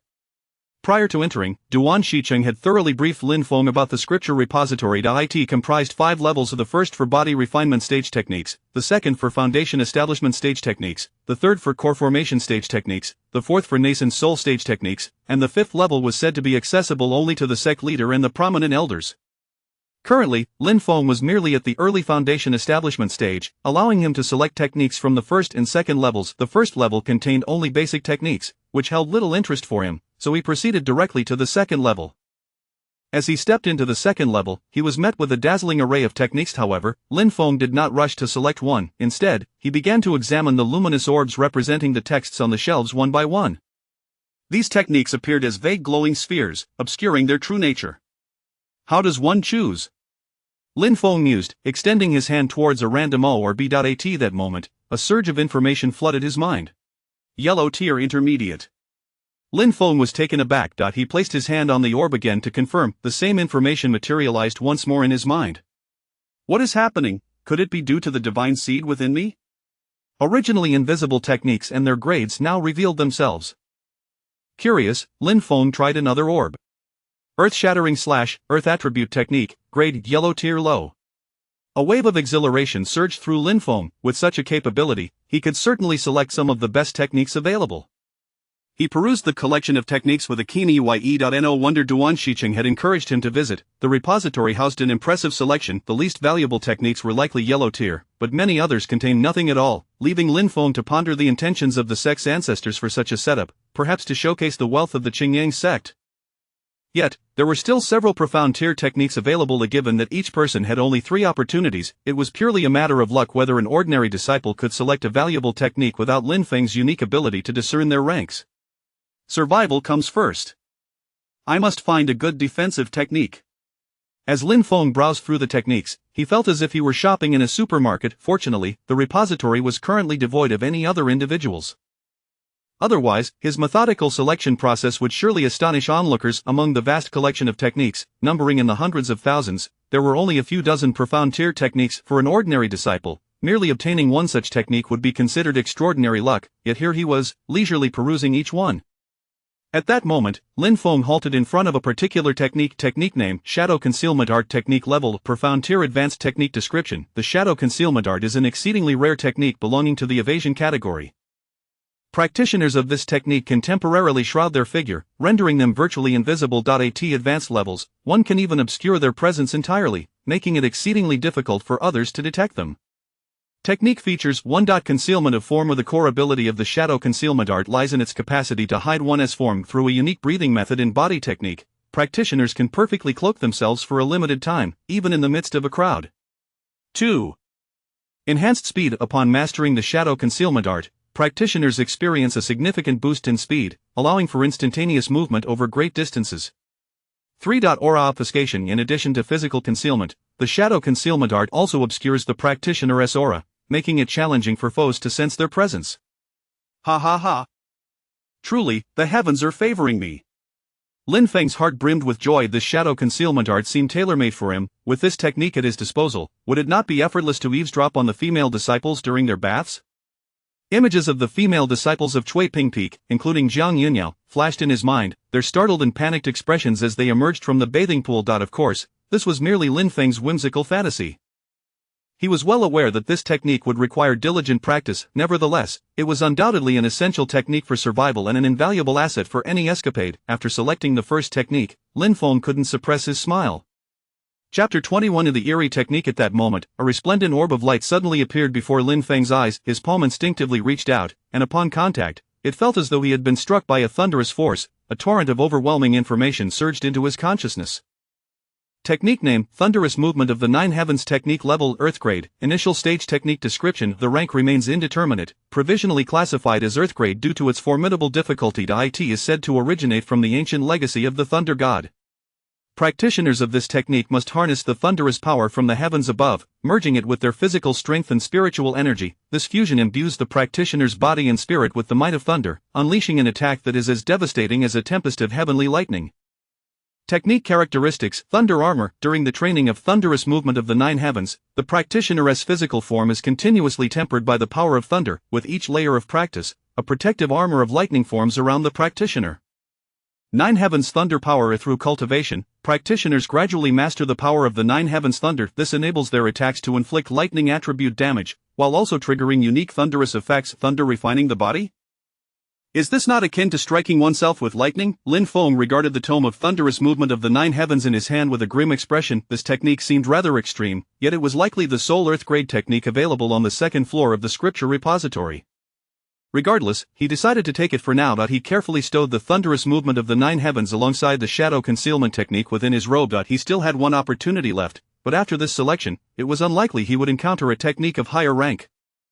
Just as Lin Feng prepared to peruse other techniques at random, a dusty gray orb in the corner caught his eye. As he approached, the artifact seed within his consciousness, which had only stirred once before, began to tremble slightly, as if resonating with the orb. Could this technique be related to the Nightstar Spirit Seed? A spark of curiosity ignited within Lin Feng, and he promptly reached out to touch the inconspicuous orb. To his astonishment, the orb seemed to possess a consciousness of its own, diving into his body. Instantly, a vast torrent of information akin to the cosmos surged into his consciousness, revealing an ancient tome blanketed in dust. As the dust settled, the cover emerged, inscribed with the ancient characters spelling out Starfall Technique. Starfall Technique, fragmented text, rank. Yellow, lower grade. Lin Feng could hardly suppress a mix of amusement and exasperation. After such a lengthy selection process, he had ended up with a yellow lower grade technique, and a fragmented one at that. However, with only 3 chances allotted, he had no option for regret. He resigned himself to the decision, tucking the ancient tome into his robe and turning towards the exit of the scripture repository. The old gatekeeper, clutching a wine gourd, remained stationed at the entrance. Upon seeing Lin Feng emerge so swiftly, his drowsy eyes flickered with surprise. "Senior, I have made my selections," Lin Feng declared, presenting the ancient tomes to the old man. The old man set down his gourd and took the books from Lin Feng, his eyes widening in astonishment. "You actually selected 3, young one. You are indeed fortunate." "Yes, senior, I suppose luck is on my side," Lin Feng replied with a perfunctory smile. The old man scrutinized Lin Feng for a moment before requesting, "Hand me your token, I will register your selections." "Thank you, senior." Lin Feng completed the registration process with his token and departed the scripture repository. 300 years, and yet again, someone has chosen this starfall technique. Lin Feng, how intriguing. The old man mused, casting a contemplative glance at the direction Lin Feng had taken before taking a swig from his gourd and vanishing into the depths of the repository. Upon returning to Qingyang Peak, Lin Feng began to delve into the 3 techniques he had selected from the scripture repository. The concealment technique was imperative for him at this stage, as it would significantly enhance his chances of escape. As for the starfall technique, due to its fragmented nature, he temporarily set it aside. Lin Feng commenced his study of the thunderous movement of the 9 heavens, discovering that its cultivation was entirely distinct from conventional techniques, which typically required the manipulation of internal spiritual energy. Instead, the thunderous movement demanded the absorption of thunderous power. He sought out a location near his cave dwelling that was frequently struck by lightning and began to cultivate the 9 heavens' thunder power. However, he soon realized that the required amount of thunder energy was immense. The power he could absorb in that locale was utterly insufficient for the technique. After several attempts, Lin Feng ultimately resolved to abandon this endeavor and turn his attention to another skill of the thunderous movement. Thunder armor. The energy needed for thunder armor was considerably less than that of the 9 heavens' thunder power, requiring merely the harnessing of absorbed thunder energy to form a protective layer of lightning around his body. After several days of experimentation, Lin Feng had a preliminary grasp of how to utilize this thunder armor. Despite this progress, the local thunder energy was still woefully inadequate compared to what was required for cultivating the thunderous movement. Lin Feng reluctantly decided to set it aside for the time being, contemplating that he would seek a location abundant in thunder energy in the future to pursue this technique further. Nevertheless, after several days of practice, he experienced an unexpected breakthrough. He had been stuck at the initial stage of foundation building, yet now felt the stirrings of advancement. On one particular day, Duan Shiqing arrived at Lin Feng's cave, bringing with him the spiritual stones and other necessities for cultivation. His face bore a gentle smile, and his eyes reflected concern for Lin Feng. After setting down the items, he inquired about Lin Feng's selections from the scripture repository. "Lin Feng, which technique did you choose from the repository?" Duan Shiqing asked with curiosity. Lin Feng replied candidly, "I selected 3.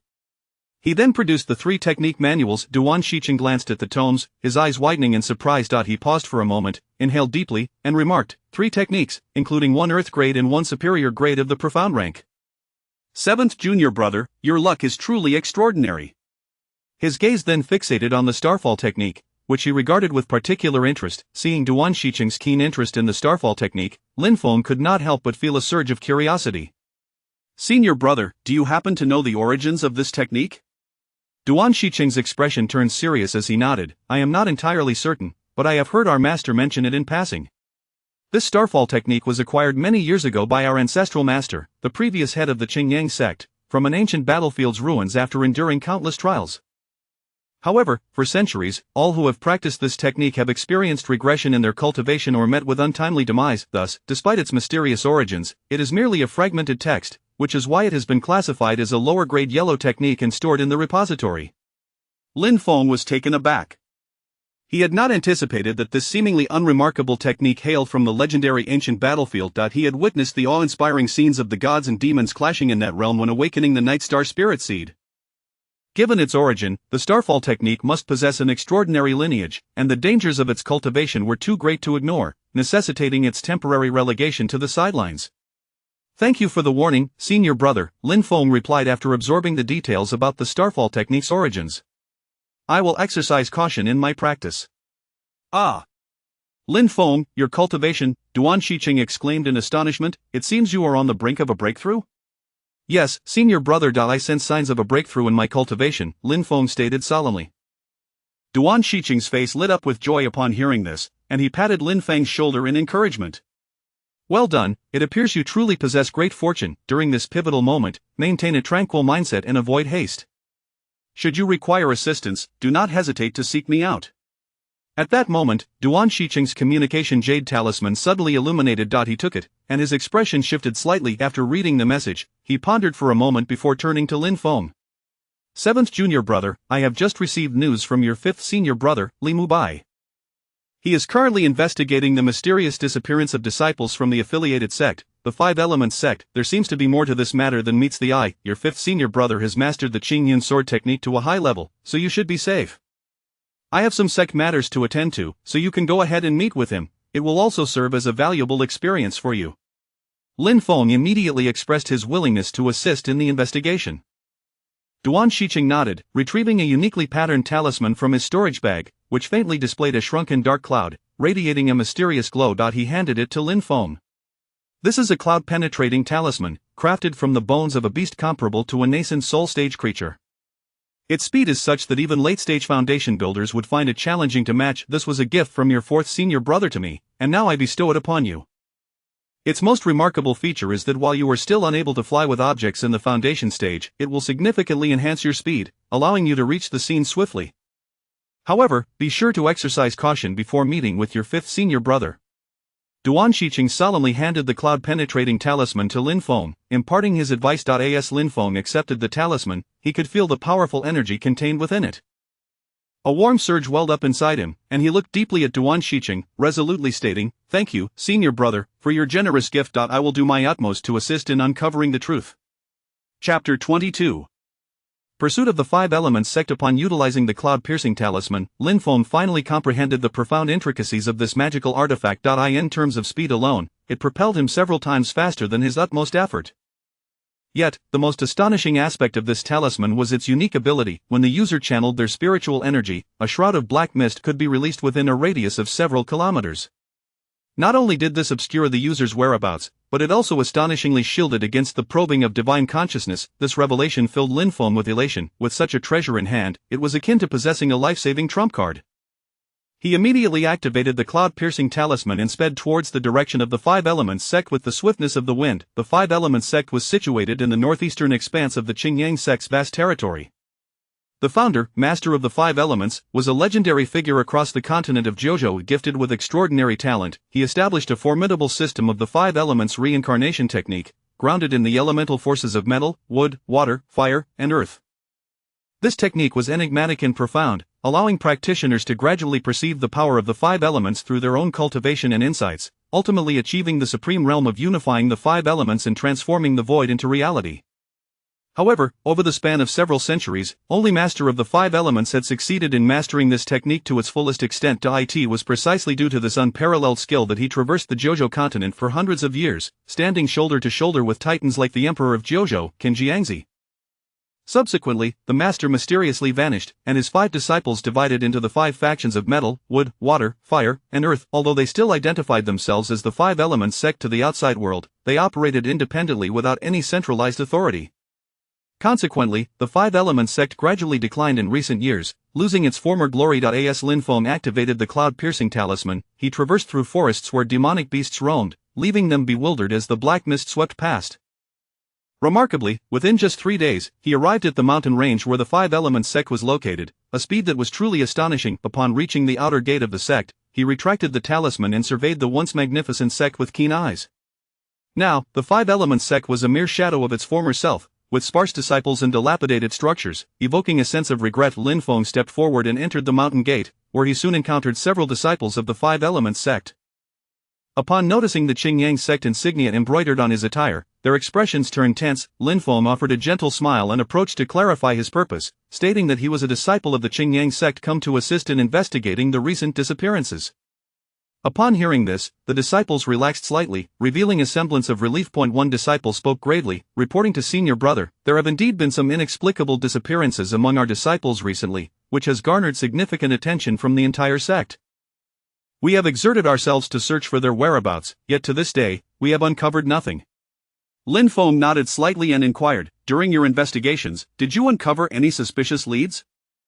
For instance, did the missing disciples have any disputes with others or encounter any unfamiliar visitors prior to their disappearance? The disciple furrowed his brow, lost in thought. After a moment, he reluctantly shook his head, replying, in response to senior brother, we have thoroughly questioned their close friends, but everyone insisted that they had not heard of any unusual circumstances before the disappearances, let alone any disputes or strange visitors. After contemplating for a brief moment, Lin Feng continued to press, in that case, do you possess any information regarding their whereabouts or intended destinations? Is there any indication of their possible movements? Another disciple interjected, in response to senior brother, we have meticulously reviewed their travel records, but curiously, they had not left the sect before their disappearance. Furthermore, their behavior did not exhibit any signs of unusual intent or destinations. Since the disciples went missing, the elders of the sect have issued a lockdown order, prohibiting anyone from leaving without permission. Lin Feng furrowed his brow, finding the situation rather perplexing. In this state of uncertainty, searching for the missing disciples felt akin to searching for a needle in a haystack. At present, it seemed more prudent to first rendezvous with senior brother Wu.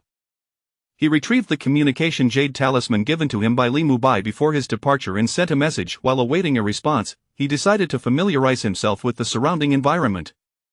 The mountain range housing the Five Elements sect appeared unremarkable, prompting Lin Feng to conduct a search for any potential clues. He quickly devised a reason to excuse himself from the company of the Five Elements sect disciples and began to explore the vicinity. At that moment, Lin Feng reflected that had it not been for Li Mubai encountering a troublesome predicament, he would never have sent a message to the sect without cause. Just as he was wandering aimlessly, a faint sound suddenly reached his ears from a short distance away. Lin Feng immediately followed the direction of the sound. As it grew increasingly distinct, it seemed to be a person speaking in hushed tones. Cautiously, Lin Feng approached the source of the voice and discovered a disciple clad in the attire of the Five Elements sect, concealed within a patch of grass, engaged in conversation with an object. Upon closer inspection, Lin Feng realized that the object was indeed a communication jade talisman. Inadvertently, he stepped on a twig, producing a sound. The Five Elements disciple instinctively prepared to flee, but Lin Feng was quick to react, chasing after him and shouting, "What are you doing? Stop!" The disciple's face paled at the sight of Lin Feng, and he desperately sought an escape route. However, Lin Feng swiftly blocked his path. "Who are you? What are you scheming here?" Lin Feng demanded fiercely. The disciple's eyes darted nervously as he stammered, I am merely an ordinary disciple of the Five Elements sect, practicing here." Lin Feng's gaze sharpened like that of a hawk, fixated upon him. It was evident that the disciple was lying, yet Lin Feng chose not to confront him directly. Instead, he shifted the topic, asking, "Are you completely unaware of the recent frequent disappearances of disciples in your sect?" The disciple's expression tightened, and he shook his head vehemently, denying, "No, I know nothing about it." Convinced that the disciple was withholding information, Lin Feng pressed further, "Then who were you just communicating with? Where are the Qingyang sect disciples investigating the disappearances?" The disciple's face changed abruptly, his voice betraying an undeniable tension. "I am just an ordinary disciple. How could I possibly know where the senior brothers from the Qingyang sect are?" Lin Feng sensed that this disciple of the Five Elements sect was privy to some hidden truths. Thus, he decided to intensify his interrogation to elicit the truth. "If you dare to continue concealing information, I shall take you back to the Qingyang sect and hand you over to the elders for questioning." Lin Feng's tone was ominous and filled with threat. The disciple's face turned ashen at this, and he became alarmed. In the eastern continent, the Qingyang sect was not to be trifled with. If this matter were to be disclosed, he would face severe repercussions within his own sect. After a prolonged moment of contemplation, he seemed to finally resolve himself. All right, I will tell you." He inhaled deeply. The missing disciples and that Qingyang sect brother, they might be trapped in the forbidden area of the back mountain. Chapter 22. Pursuit of the Five Elements sect. Upon utilizing the cloud-piercing talisman, Lin Feng began to comprehend the profound intricacies of this artifact. In terms of sheer speed, it surpassed his utmost efforts by several-fold. Yet, the most astonishing aspect of this talisman was its unique ability. When the wielder channeled their spiritual energy, it could unleash a shroud of black mist over a radius of several kilometers. This mist not only concealed the user's whereabouts but also astonishingly obstructed any probing of divine consciousness. This revelation filled Lin Feng with delight. Possessing such a treasure felt akin to wielding a life-saving trump card. He promptly activated the cloud-piercing talisman and surged toward the direction of the Five Elements sect with breathtaking swiftness. The Five Elements sect is situated in the northeastern expanse of the Qingyang sect's vast territory. The founder, the master of the five elements, is a legendary figure across the 9 provinces, gifted with extraordinary talent. He established a formidable system of the five elements reincarnation technique, based on the elemental forces of metal, wood, water, fire, and earth. This esoteric practice allows cultivators to gradually comprehend the power of the five elements through their own cultivation and insights, ultimately achieving the supreme state of unifying the five elements and transforming the ethereal into the tangible.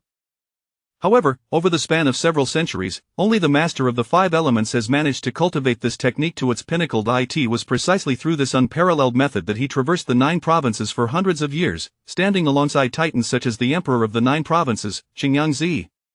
Subsequently, the master mysteriously vanished, and his 5 disciples divided into the 5 elemental sections. Although they still publicly identified as the 5 Elements sect, they effectively governed themselves independently. Consequently, the 5 Elements sect has gradually waned in influence over recent years, losing its former glory. As Lin Feng activated the cloud-piercing talisman, he darted through forests frequented by demonic beasts. Many of these creatures remained oblivious to his passage, as the black mist enveloped him. Remarkably, within just 3 days, he arrived at the mountain range housing the 5 Elements sect, an astonishing feat of speed. Upon reaching the sect's entrance, he stowed away the cloud-piercing talisman and surveyed the once magnificent sect with keen interest. The 5 Elements sect, however, had long since lost its former splendor. The disciples were sparse, and the structures appeared somewhat dilapidated. Evoking a sense of regret, Lin Feng stepped forward, entering the mountain gate, and was immediately confronted by several disciples of the 5 Elements sect. Upon noticing the Qingyang sect insignia adorning Lin Feng's attire, their expressions grew tense. Lin Feng offered a gentle smile and approached them to clarify his intentions, stating that he was a disciple of the Qingyang sect here to assist in investigating the disappearance of several members. Upon hearing this, the disciples visibly relaxed, revealing a hint of relief. One disciple solemnly replied, respectfully reporting, "Senior brother, we have indeed experienced some peculiar disappearances within our sect recently. This matter has garnered significant attention from all levels of our organization. My fellow disciples and I are exerting every effort to uncover their whereabouts. However, as of today, we remain completely at a loss." Lin Feng nodded slightly, then inquired, "During your investigations, have you uncovered any suspicious leads? For instance, did the missing disciples have any disputes with others or encounter any unfamiliar visitors prior to their disappearance?" The disciple furrowed his brow in contemplation. After a moment, he reluctantly shook his head, saying, "In response to your inquiry, we have diligently questioned their close companions, but everyone has stated that they were unaware of any unusual circumstances prior to their disappearance, let alone any disputes or unfamiliar visitors." After a brief moment of reflection, Lin Feng pressed on, "In that case, do you possess any information regarding their movements or possible destinations? Are there any indications that might suggest their potential whereabouts?" Another disciple interjected, "In response to your query, we have meticulously reviewed their movement records. However, curiously, they had not left the sect before their disappearance. Furthermore, their behavior exhibited no signs of unusual intent or destination. Since the disappearance of the disciples, the elders of the sect have ordered the entire sect on high alert. No one is permitted to leave without the sect's permission." Lin Feng frowned, finding this predicament rather vexing. In the absence of any leads, searching for the missing disciples felt akin to finding a needle in a haystack. The immediate priority seemed to be to rendezvous with his 5th senior brother for a more stable course of action. He retrieved the communication jade talisman given to him by Li Mubai before his departure and sent a message. While awaiting a response, he resolved to familiarize himself with the surrounding environment. The mountain range housing the 5 Elements sect appeared unremarkable, and Lin Feng decided to conduct a preliminary search for any traces that might provide insight. He concocted a reason to excuse himself from the company of the 5 Elements disciples and began to explore the vicinity. Lin Feng mused that Li Mubai would not have sent a message to their sect without encountering some troublesome issues. Just as he wandered aimlessly, a faint sound suddenly reached his ears from a short distance away. He immediately followed the direction of the sound, which grew increasingly distinct. It seemed to be someone speaking in hushed tones. Approaching cautiously, he discovered a disciple clad in the sect's garb, hidden among the grass, conversing with an object. Upon closer inspection, Lin Feng realized that the object was, in fact, a communication jade talisman. Inadvertently, he stepped on a twig, producing a noise that startled the disciple, who instinctively attempted to flee. Quick as a flash, Lin Feng pursued him, calling out, "What are you doing? Stop!" Upon seeing Lin Feng, the disciple's expression changed dramatically. In a panic, he sought to escape, but Lin Feng swiftly blocked his path. "Who are you? What mischief are you up to here?" Lin Feng demanded fiercely. Of the disciple's eyes darted, and he stammered, I am merely an ordinary disciple of the 5 Elements sect, practicing here." Lin Feng's gaze was sharp as an eagle's, fixated on him. It was evident that the disciple was lying, but but Lin Feng opted not to expose him just yet, instead shifting the topic. You are aware that there have been frequent disappearances among the disciples of your sect. Do you truly know nothing about it? The disciple's demeanor tensed, and he shook his head vehemently. No, I know nothing at all. Convinced that the disciple was concealing something, Lin Feng pressed harder. Then who were you just communicating with? Where are the Qingyang sect disciples investigating the disappearances? The disciple's countenance paled, and the anxiety in his voice was unmistakable. I am just an ordinary disciple. How could I possibly know where the disciples from the Qingyang sect are? Lin Feng sensed that this disciple surely had some insider knowledge, thus he decided to intensify his approach to extract the truth. If you dare to keep hiding, I shall bring you back to the Qingyang sect and let the elders interrogate you personally. Lin Feng's tone was grave, filled with menace. Hearing this, the disciple was immediately struck with terror. In the eastern part of the continent, offending the Qingyang sect was unthinkable. Should this matter be disclosed, he would face severe repercussions within his own sect. After much deliberation, he finally seemed to come to a resolution. All right, I will tell you. Taking a deep breath, the disciple confessed, the missing disciples and that Qingyang sect brother, they may all be trapped in the forbidden grounds of the Back Mountain. Chapter 23. The Forbidden Land of the Back Mountain. The Forbidden Land of the Back Mountain? Upon hearing this, Lin Feng furrowed his brow, a flicker of perplexity crossing his eyes. The disciple, noticing his reaction, felt a tightening in his chest and hurriedly swallowed hard before cautiously replying, that is a mysterious place left behind by our ancestor. It is said to harbor the highest secrets of the five elements reincarnation technique. Only the most outstanding disciples of our five elements sect have the opportunity to catch a glimpse of its mysteries. Upon hearing this, Lin Feng's mind was suddenly filled with doubt. Was there a peculiar connection between the missing disciples and the five elements reincarnation technique? He fixed his gaze on the disciple and pressed, do you know why they ventured into the Forbidden Land? The disciple shook his head, his expression revealing a hint of confusion. I am not entirely sure. I only heard that once they entered, they never returned. Lin Feng's brow slightly knitted as he pondered silently. His voice turned cold as he demanded, who were you just sending a message to? The disciple, taken aback by Lin Feng's sudden inquiry, became noticeably anxious. After a moment's hesitation, he finally summoned the courage to say, I just broke through to the earth element realm, but the previous two brothers who reached this level have vanished without a trace. I fear I might be next, and now the sect has sealed the mountain gate, prohibiting anyone from leaving. In desperation, I could only secretly seek help from the clan elder, hoping to find a way to escape. The earth element realm? Lin Feng's heart stirred at this revelation. From this disciple's words, he learned that the missing disciples of the Five Elements sect were all elite practitioners who had achieved great mastery in the Five Elements arts. Furthermore, all of these missing disciples had entered the Forbidden Land of the Back Mountain before their disappearance, prompting him to recall a series of ominous rumors. A sense of foreboding settled in Lin Feng's heart as he realized the situation was growing increasingly complex. He forcibly suppressed his unease and uncertainty, resolving to personally investigate the Forbidden Land of the Back Mountain. Take me to the Forbidden Land of the Back Mountain. Lin Feng declared firmly, his tone leaving no room for dissent. Under Lin Feng's authoritative gaze, the disciple did not dare to hesitate and promptly led the way. The two traversed through the inner courtyard of the Five Elements sect, arriving at the desolate Back Mountain. The area was overgrown with weeds and sparsely wooded, enveloped in an eerie atmosphere. This is it, the disciple pointed towards a cave sealed by stones, stating, only through this entrance can one access the Forbidden Land. Following the disciple's indication, Lin Feng's gaze fell upon a deep cave before him. The entrance was blocked by a massive stone, upon which ancient and enigmatic runes were carved. He scrutinized the runes and discovered that they were all symbols of the five elements, yet he could not decipher their meanings. Do you know how to open this door?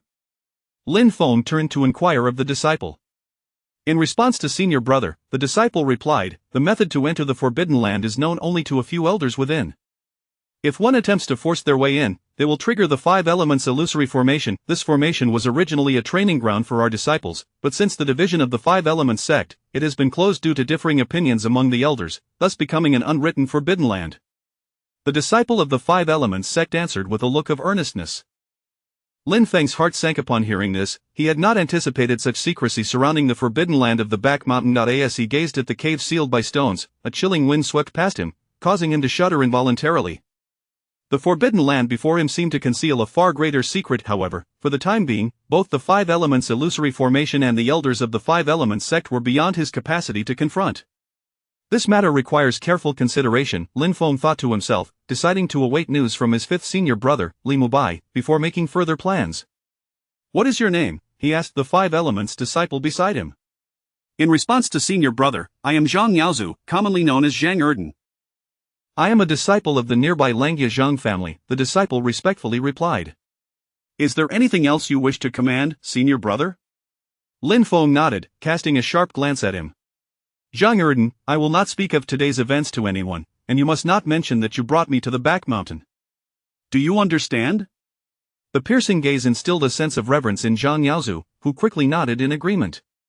Rest assured, senior brother, there is no benefit for me in revealing this matter, and I will certainly keep it to myself. Good. You may return now, Lin Feng instructed, nodding. Remember to proceed with caution and avoid alarming others.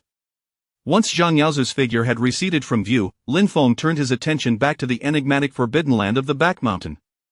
His mind was clouded with uncertainty as he pondered, did the missing disciples have some indescribable connection to this forbidden land, and where, at this very moment, was senior brotherly? Recognizing that his current strength was insufficient to handle the complexities of the situation, he resolved to remain inactive for the time being, patiently awaiting news from his fifth senior brother, Li Mubai, before devising further strategies.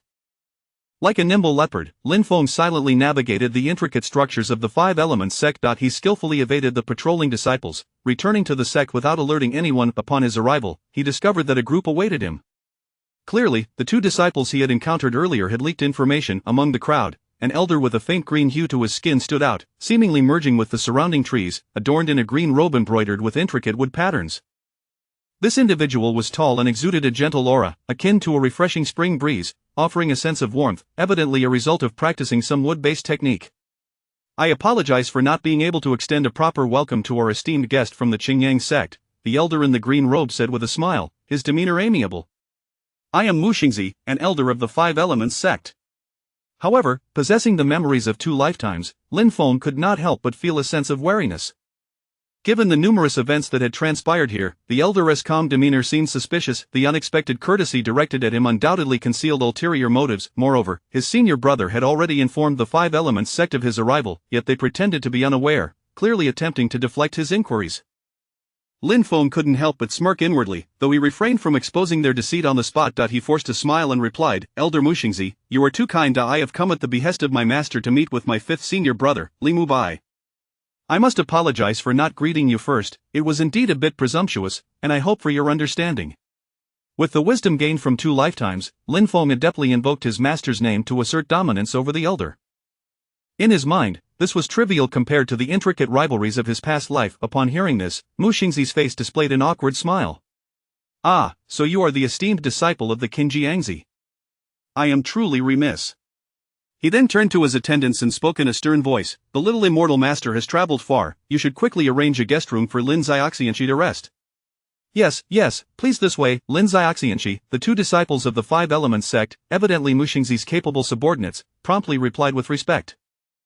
Lin Feng, reflecting on the situation, decided to go along with the flow since his senior brother had not yet responded. He sought to uncover the mysteries surrounding the Five Elements sect and Mu Xingzi. Thus, he clasped his hands in greeting and smiled, saying, Then I shall gratefully accept your hospitality, elder. Subsequently, Lin Feng, accompanied by the 2 disciples of the Five Elements sect, arrived at a guest room designated for visitors. The room was elegantly adorned and meticulously arranged, reflecting the sect's regard for Lin Feng. A few days later, a message finally arrived from Li Mubai via a communication talisman. They arranged to meet 2 days later at a specific location outside the Five Elements sect, and Lin Feng arrived at the rendezvous point as scheduled, only to find that it was situated near the forbidden land of the back mountain within a small grove.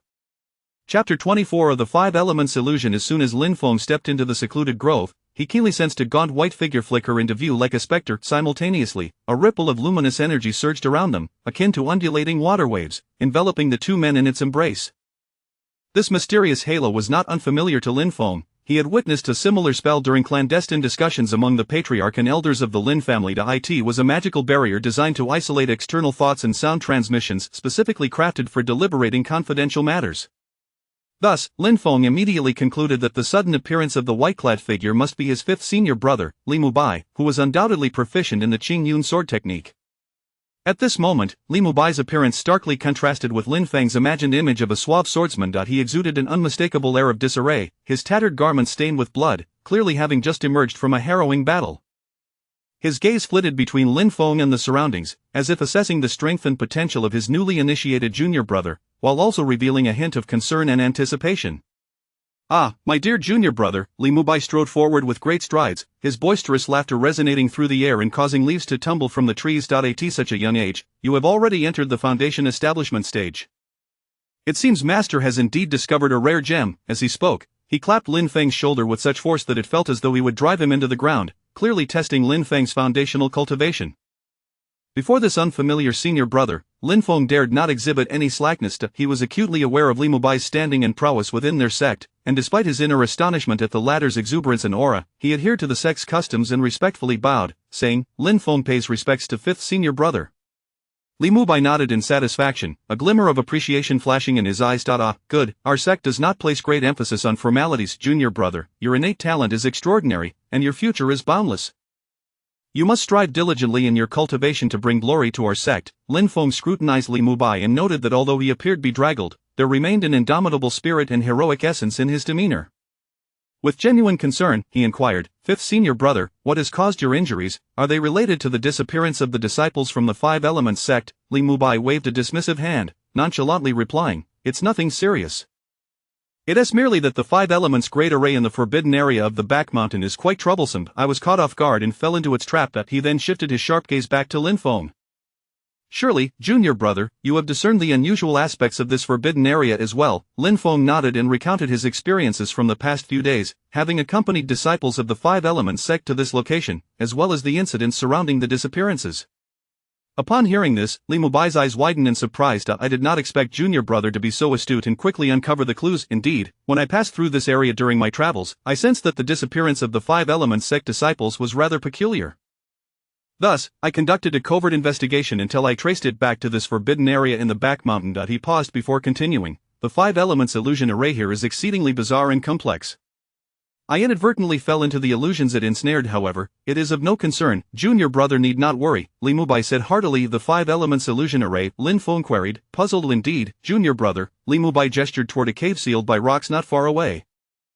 "To enter this cave, one must traverse this barrier space and unravel the Five Elements great array." The array is a distinct barrier space constructed from the power of the Five Elements, each representing different environments and challenges.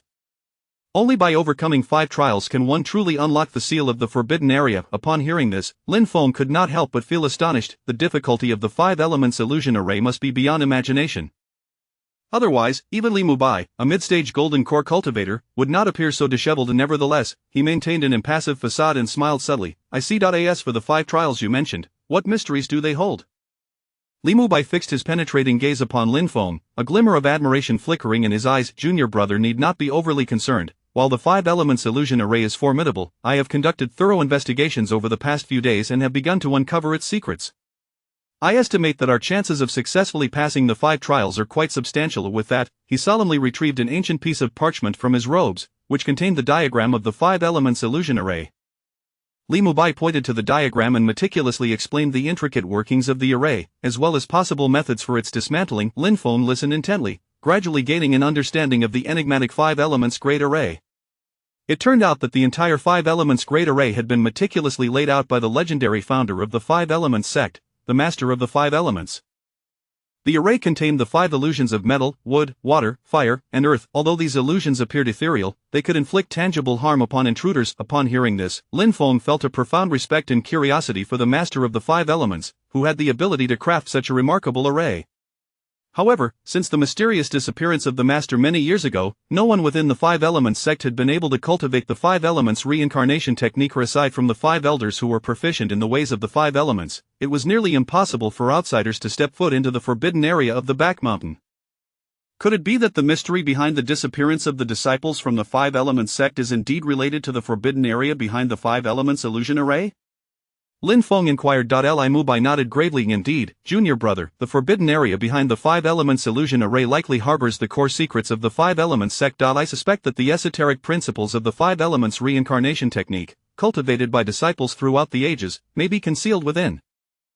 However, entering the forbidden area is no easy feat. The Five Elements great array is the first formidable barrier guarding it. Moreover, those 5 elders are likely not as simple as they seem." As he spoke, a hint of concern crept into Li Mubai's tone. Lin Feng felt a stirring in his heart. He understood Li Mubai's implication. The depths of the Five Elements sect were far more profound than they had imagined. To unravel the truth behind the disciples' disappearances and locate the Five Elements reincarnation technique, they would have to proceed with utmost caution. He asked, "Senior brother, what course of action should we take next?" Li Mubai smiled slightly, a glint of determination sparking in his eyes. "I convened with you today precisely to discuss this matter. Over the past few days, I have secretly gathered some of the necessary items to break the array, but we are still lacking a key item to counter the Earth element illusion.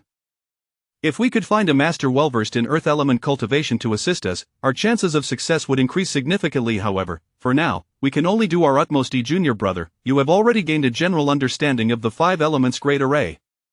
You may return and study it further. I plan for us to begin the array-breaking process tomorrow." Upon hearing this, Lin Feng nodded. Li Mubai had already made substantial preparations for this matter, significantly increasing their chances of success.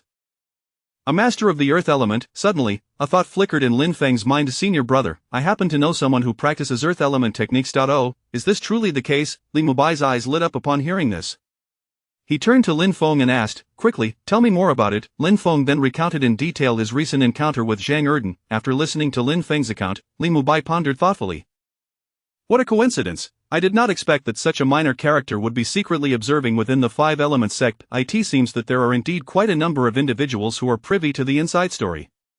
Chapter 25 of The Illusion of the Golden Realm. The following day, as dawn broke, Lin Feng, accompanied by Zhang Erden, arrived at the predetermined meeting point. Upon reaching the entrance to the forbidden area in the back mountains, Li Mubai wore a grave expression, as though facing a formidable adversary. He took a deep breath, adjusting his internal energy, and then turned to Lin Feng, asking in a solemn tone, "Junior brother, are you adequately prepared?" Lin Feng nodded affirmatively and replied, "I am ready, senior brother. Let us begin." He then turned to Zhang Erden, offering reassurance, "Young brother, do not worry. Although I have not fully traversed the Five Elements Grand Array, I possess a measure of confidence. Even if we ultimately cannot break free from the array, I will do my utmost to ensure your safety. Furthermore, our Qingyang sect will certainly remember this favor."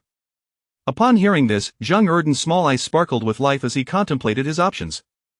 Given that he had no alternative escape routes at present, assisting the Qingyang sect in their endeavors in exchange for a favor seemed a worthwhile trade. Consequently, he nodded in agreement to accompany the two on their venture into the array.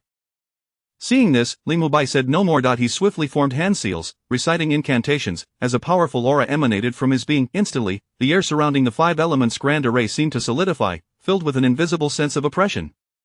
"Junior brother, stay closely behind me and do not act recklessly," Li Mubai cautioned again, his tone imbued with seriousness and gravity. Lin Feng nodded earnestly, signifying his understanding. At that moment, Li Mubai raised his hands with great force and then swung them downward. A torrent of immense power surged forth from his palms, hurtling toward the Five Elements Grand Array.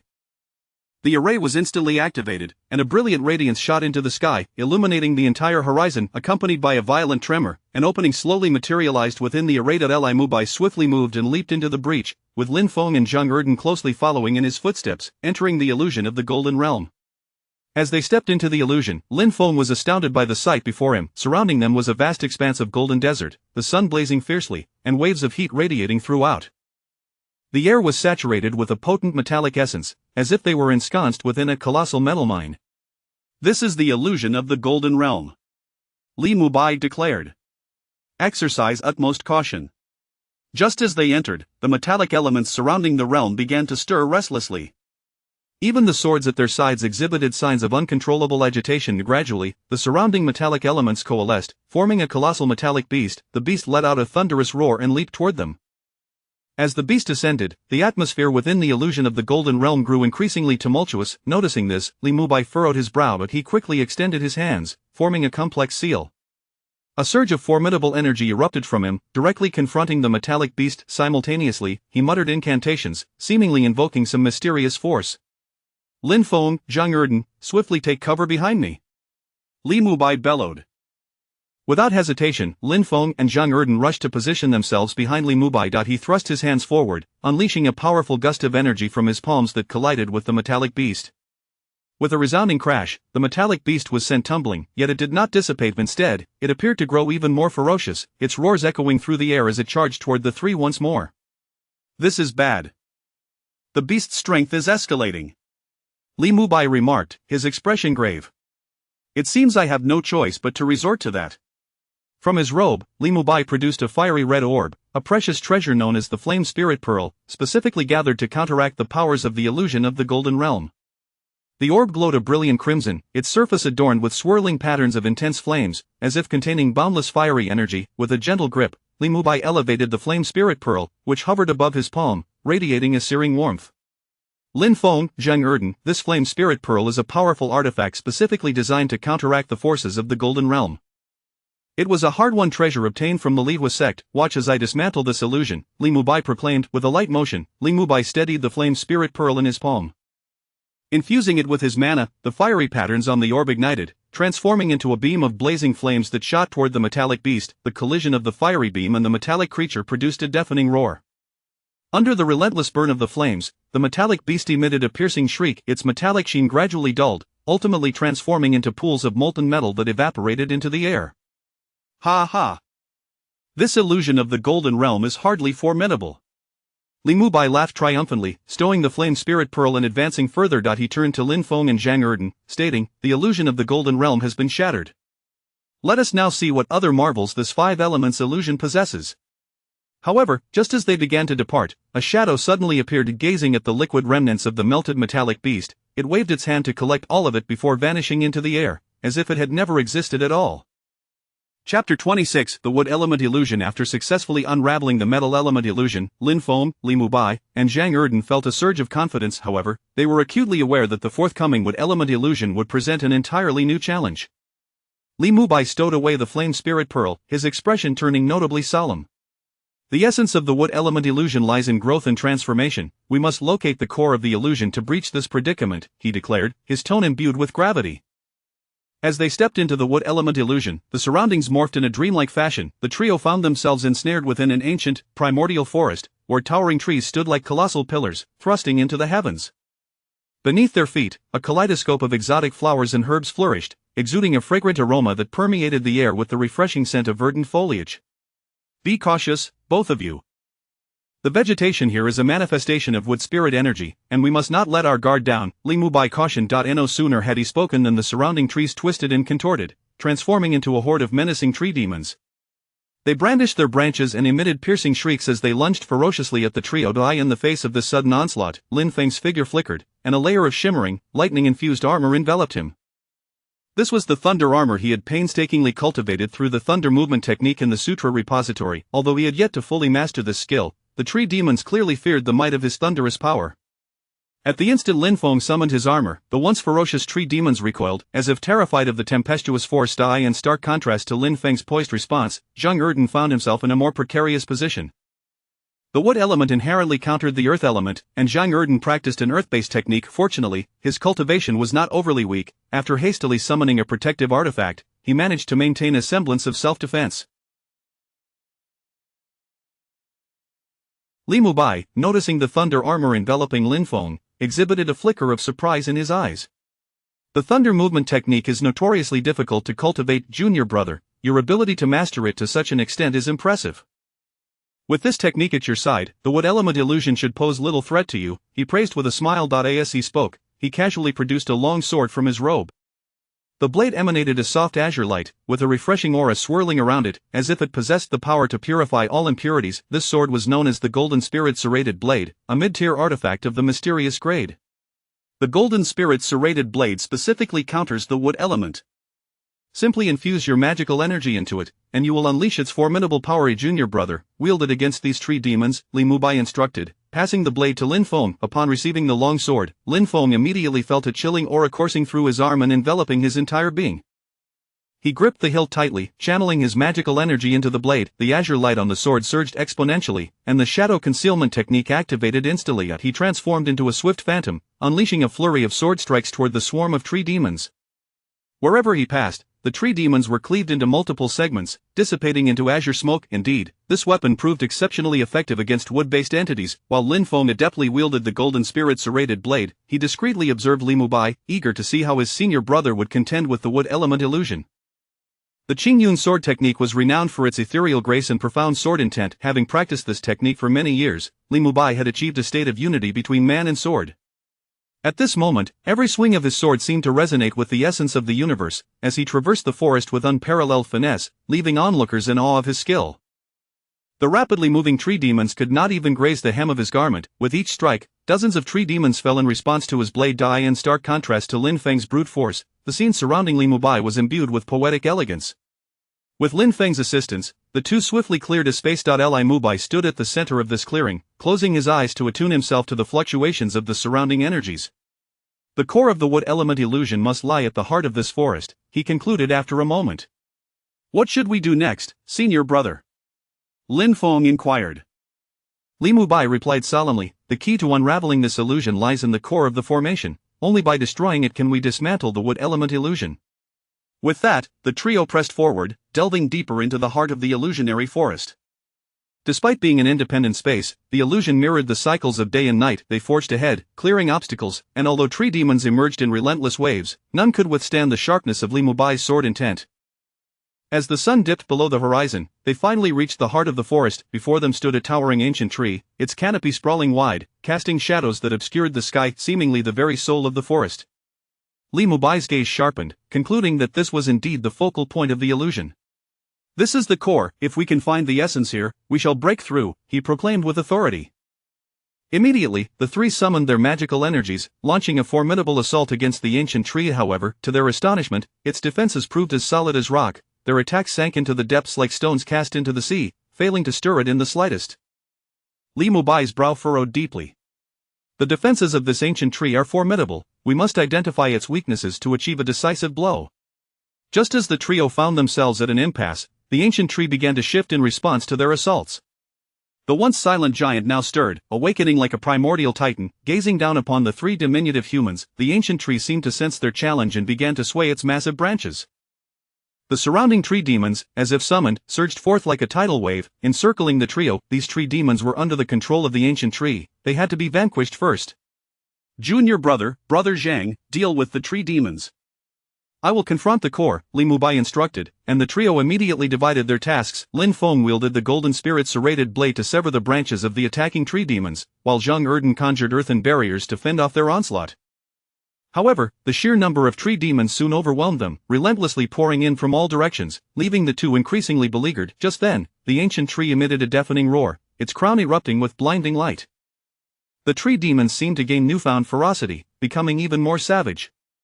This is bad. The ancient tree is absorbing the wood element energy of the entire illusion to fortify itself, Li Mubai said, his expression grave. This wood element illusion is more formidable than I had anticipated. I must fully restrain this ancient tree king to prevent it from further absorbing energy. You two should seize the opportunity to locate and destroy the core of the illusion. With that, he charged toward the colossal ancient tree, his sword shimmering like a dragon in flight, striking true against the branches of the ancient tree. Yet, the ancient tree appeared unaffected, merely swaying slightly before continuing its assault against Li Mubai. Brother Zhang, you handle the smaller tree demons. I will assist our senior brother, Lin Feng called out, glancing back at Zhang Erden. Zhang Erden nodded, his expression turning serious for the first time. A yellowish aura radiated from him, a manifestation of his mastery over earth techniques. With a series of hand seals, walls of earth erupted from the ground, swiftly isolating the trio from the encroaching tree demons. At this moment, Li Mubai unleashed his full potential, dancing like the wind and lightning to evade the massive branches of the ancient tree, each strike of his sword igniting sparks that illuminated the surroundings. Yet, the ancient tree seemed largely unfazed, merely swaying its colossal branches to continue its assault. Lin Feng stood at the side, gripping the golden spirit serrated blade, his eyes closed as if sensing something profound. He understood that the crux of their predicament lay in locating the core of the illusion. Only by destroying it could they fully dismantle the wood element illusion. As time passed, the pressure on the trio escalated. The power of the ancient tree appeared to swell, while their magical energies dwindled. Zhang Erden struggled to maintain the earthen barriers, his complexion paling, clearly unable to hold out for much longer. Just as Li Mubai and Zhang Erden engaged in fierce combat with the tree demons, Lin Feng suddenly sensed the familiar sensation he had experienced in the sutra repository. He immediately closed his eyes, concentrating intently to discern the source of this energy. In this moment of mystical perception, he discovered a patch of bark on the ancient tree that was distinct, radiating a faint golden hue. Senior brother, that patch of bark must be the core of the illusion. Lin Feng pointed out to Li Mubai. Li Mubai's spirit lifted at this revelation, and he leaped toward the golden bark. Lin Feng followed closely, ready to assist in the attack. However, just as they were about to strike, the ancient tree seemed to sense their intentions, growing even more enraged. The wood element energy of the entire illusion surged toward the ancient tree, and a terrifying aura emanated from it. Simultaneously, countless plant branches erupted from the ground, rapidly enveloping the ancient tree, forming a thick, wooden armor. "Brother Lin, I can barely hold on," Zhang Erden exclaimed as the multitude of smaller tree demons breached his earthen defenses, charging toward the trio. In that critical moment, a shadow suddenly darted out from the side, snatching the golden spirit serrated blade from Lin Feng's grasp with lightning speed. Before anyone could react, the blade erupted with dazzling golden light, slicing toward the golden bark. With a resounding crash, the ancient tree's impervious armor and the golden bark were instantly shattered, dissolving into ashes that scattered in the air. The shadow that had executed this strike vanished as swiftly as it had appeared. "Who goes there?" Li Mubai shouted, yet the surrounding area remained eerily silent. Lin Feng and Zhang Erden exchanged bewildered glances, scanning for any sign of the mysterious figure. Moments ago, someone had taken the golden spirit's serrated blade from Lin Feng and obliterated the core of the illusion. Who was that? Why does their aura seem so familiar? Li Mubai pondered, furrowing his brow. "Senior brother, what should we do now?" Zhang Erden asked. Li Mubai contemplated for a moment before responding. "This individual remains an enigma, and their cultivation likely surpasses mine. Regardless of their intentions, they have inadvertently aided us in dismantling the wood element illusion. We must proceed to the next illusion. This person, having infiltrated the illusion without my notice, is clearly well acquainted with the five-element sect, and we are destined to encounter them again." Chapter 27. The water realm illusion. The trio promptly entered the next illusionary realm. After traversing a lengthy passage, the water realm unfolded before them like a magnificent scroll. Lin Feng, Li Mubai, and Zhang Erdan had yet to recover from the shock of the wood realm, when an invisible force abruptly engulfed them. The surrounding scenery swiftly blurred, and the gentle sound of flowing water filled their ears, as if they were submerged in an expansive aquatic expanse. A moist atmosphere enveloped them, intertwining the softness and power of water into a mysterious world. "Is this the water realm?" Zhang Erdan inquired, gazing around to behold the rippling azure waves and shimmering water, reminiscent of countless fish darting freely beneath the surface. Li Mubai's expression grew grave as he cautioned, "Exercise caution. This is no ordinary water." The three treaded carefully across the watery expanse when suddenly, the surface beneath them surged and roiled, as if something lurked stealthily below. Lin Feng swiftly activated his thunder armor, flashes of lightning pulsating around him. In an instant, the trio found themselves amidst an endless ocean. The surrounding waves crashed violently, rising like mountains, threatening to engulf them. "Be careful," Li Mubai warned, his demeanor increasingly serious. Just as the warning left his lips, a colossal sea serpent erupted from the depths, its gaping maw lunging towards them. With quick reflexes, Li Mubai unsheathed his sword, unleashing a fierce sword chi that cleaved the serpent in two. Yet, this was merely the beginning. As the trio delved deeper into the heart of the illusionary ocean, a multitude of sea beasts began to assault them frantically. These creatures were bizarre in form. Some bore fearsome fangs, while others were of immense size, and their attacks were laced with venom. "Our speed and power are severely hindered here," Li Mubai remarked, fending off the ferocious attacks of the sea beasts. "We must locate the core of this illusion at once to unravel this predicament." The three split up, attuning themselves to the fluctuations in their surroundings. A peculiar surge of energy flickered faintly behind the throngs of sea creatures. Lin Feng gestured towards it, saying, "Senior brother, that energy seems unusual." Following Lin Feng's lead, the trio swiftly advanced and soon discovered a palace concealed deep beneath the waves. "Each time I enter this illusion, the scenery differs, but this should be the core of the water realm," Li Mubai asserted confidently. They swam together towards the majestic palace, arriving before its grand entrance, which stood tightly shut, adorned with intricate and enigmatic carvings. After a thorough examination, Li Mubai summoned his magical power and struck the door. To his astonishment, the door remained immovable, reflecting his attack back onto him. "This door bears a seal," Li Mubai exclaimed, taken aback. "And the force of the rebound is formidable. The it seems a brute force entry is futile." "Allow me to try," Lin Feng offered. Placing his hand upon the door, he began to sense its energies. Since receiving the artifact's inheritance, his perception had sharpened considerably. As he focused, the intricate patterns on the door seemed to animate, morphing into darting fish and flowing waves. Guided by these sensations, he reached out to touch a raised section of the door. In that moment, the door trembled and slowly creaked open. A torrent of water surged forth, sweeping the three inside before they could utter a cry. Once the water receded, they found themselves within a complex underwater labyrinth, filled with winding passages and chambers of varying sizes, rendering it impossible to discern direction. This water carries a strange corrosive energy that can erode our spiritual power, Li Mubai cautioned. We must find an exit swiftly, or our powers will be entirely consumed. As they began their search, an eerie laughter echoed from the depths of the maze. Upon entering the water realm labyrinth, you shall never escape alive, a sinister voice declared, as the currents intensified, launching a fierce assault upon them.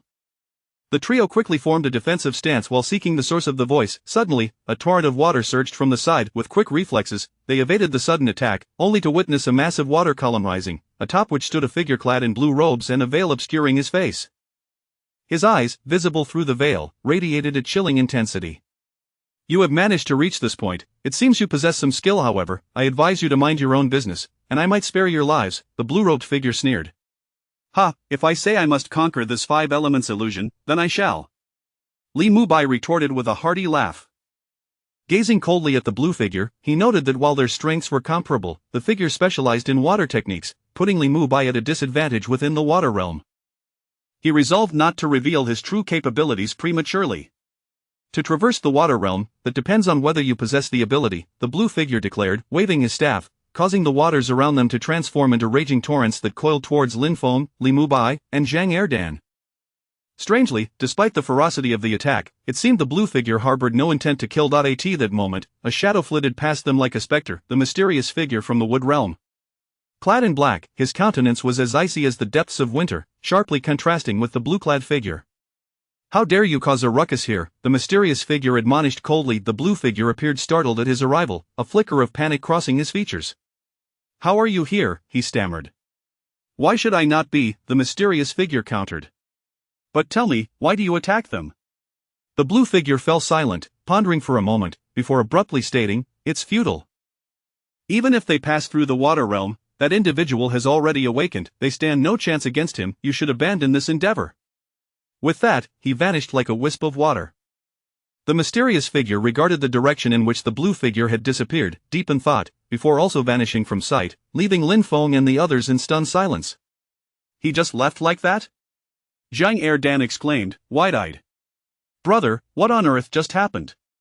Lin Feng queried, equally perplexed as he turned to Li Mubai. Furrowing his brow, Li Mubai contemplated for a moment before responding, while I am not entirely certain, I believe I have gleaned some insight. Let us proceed. Once we reach the forbidden grounds of the back mountain, all will be revealed. With the departure of the blue figure and the mysterious man, the barrier of the water realm dissipated instantaneously. The trio was momentarily blinded, and in the next moment, they found themselves in a searing world of flames. The endless lava roared beneath their feet, as if intent on consuming them whole. Chapter 28 The Illusion of Fire. The illusion of fire unfolded like an endless subterranean realm of molten lava, where flames roared and volcanoes towered majestically. In the distance, colossal volcanoes belched forth dense plumes of black smoke, as if the gates of hell had swung open, unleashing an unending torrent of searing heat and fury. Beneath our feet, a labyrinth of lava chasms twisted and turned, unfathomably deep. A moment's carelessness could lead to a descent into eternal damnation. Li Mubai, his expression grave, urged us to follow closely. The three of us traversed this infernal landscape with utmost caution, as if walking on thin ice. Suddenly, the sky erupted with fiery brilliance. Blazing fireballs, akin to meteors, streaked across the heavens, hurtling towards us with a menacing roar. Be careful! Li Mubai shouted, drawing his sword and executing a swift, decisive strike against the incoming fireballs. Lin Feng summoned the thunder armor, his body enveloped in flickering arcs of lightning, as if clad in an indomitable suit of thunderous battle gear. Zhang Erdan, unwilling to be outdone, quickly conjured a suit of rock armor, as steadfast as a mountain, to shield himself from the fireballs raining down from all directions. However, Li Mubai sensed that the fiery elements within this illusion were more ferocious than ever, the fireballs falling like a torrential downpour, and we gradually began to feel the strain. Everyone, be cautious. The flames appear to behave unusually, Li Mubai warned, his brow furrowed in concern. With that, he retrieved a fist-sized orb from his robe. The orb radiated a gentle blue light, its surface cloaked in a thin veil of mist, as if it contained the depths and strength of the ocean within. As soon as the orb appeared, a circle of blue water vapor materialized around us, effectively isolating the raging flames from our vicinity. The lava within the protective water curtain swiftly cooled and solidified into resilient stone. This is the pearl of the tides, Li Mubai explained, imbued with the power of the ocean, capable of countering flames and controlling the tides. It is said to be a relic left behind by an ancient sea deity, who commanded the forces of the ocean and could manipulate all water-related phenomena. He infused his power into this pearl, rendering it a divine artifact against fire. Eventually, it found its way to the continent of Jojo, becoming one of the most sought-after treasures among cultivators. Zhang Erden, wiping the sweat from his brow, remarked with a hint of trepidation, "We are fortunate to have seen your brother Li's pearl to protect us. Otherwise, we would likely have perished in this sea of flames long ago." Li Mubai explained resignedly, "The illusion of fire is divided into two realms of the outer perimeter and the core. We are currently in the periphery. The real challenge lies ahead at the heart of the grandest volcano, where the lava giants reside. They are exceedingly formidable, not only possessing immense strength but also able to regenerate as long as there is molten lava. Within this illusion, they are virtually immortal. My intention in acquiring this pearl of the tides was primarily to counter those lava giants.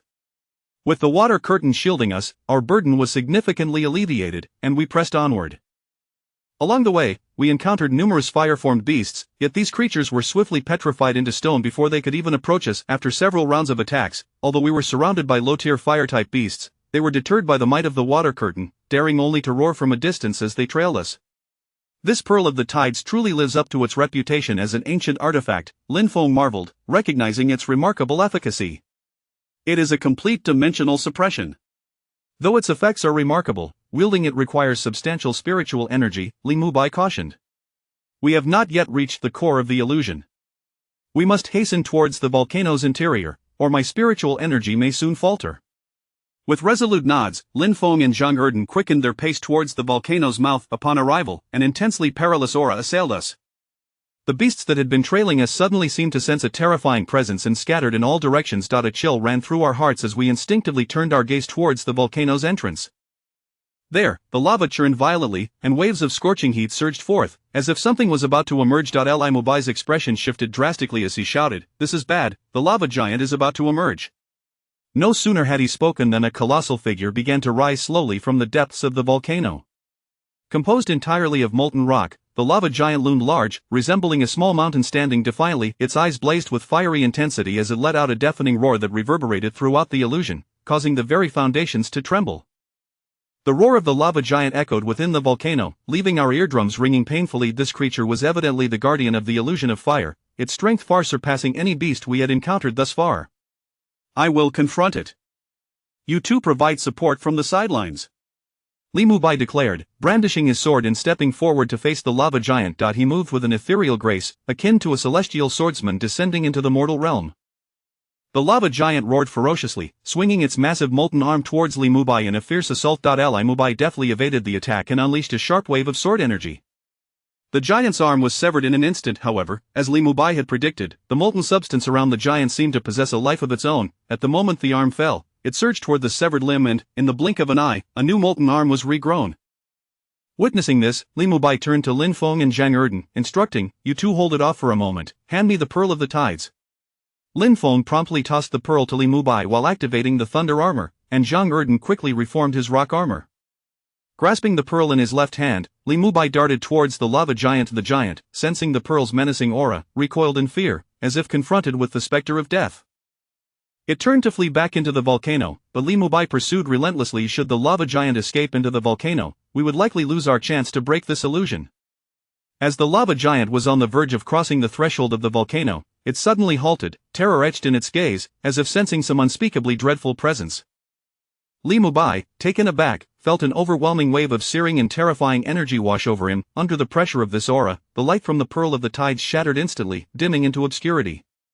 We found ourselves utterly immobilized. This was merely an illusion. How could such palpable pressure and horror exist? The ever-composed Li Mubai finally revealed a hint of fear upon his countenance. What terrifying entity lurked within the depths of this volcano? "These little ones truly are unfortunate," a voice lamented from the shadows.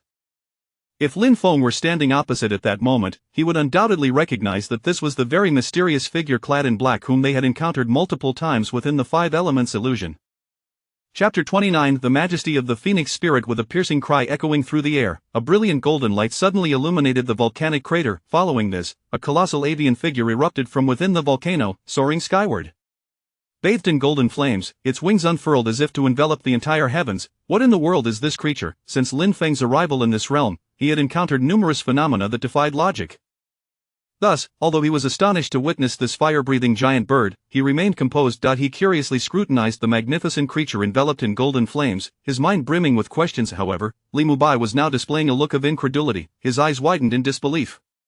Staring at the immense golden phoenix, he exclaimed, "It's actually a member of the Phoenix clan. How could such a being exist here?" He could not fathom why such a formidable beast would manifest within this realm of fire. The Phoenix clan belonged to a legendary echelon of beings, rarely seen even in the demon territories of the 9 provinces, thus rendering them all the more enigmatic. Yet, the golden phoenix appeared oblivious to Lin Feng and his companions, its gaze fixated solely on the lava giant.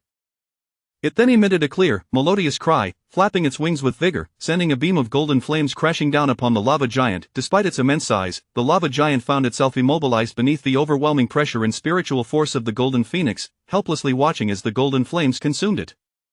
With a resounding explosion, the body of the lava giant was instantly pierced by the golden flames, dissipating into a wisp of blue smoke in the air, leaving behind only a small flicker of fire.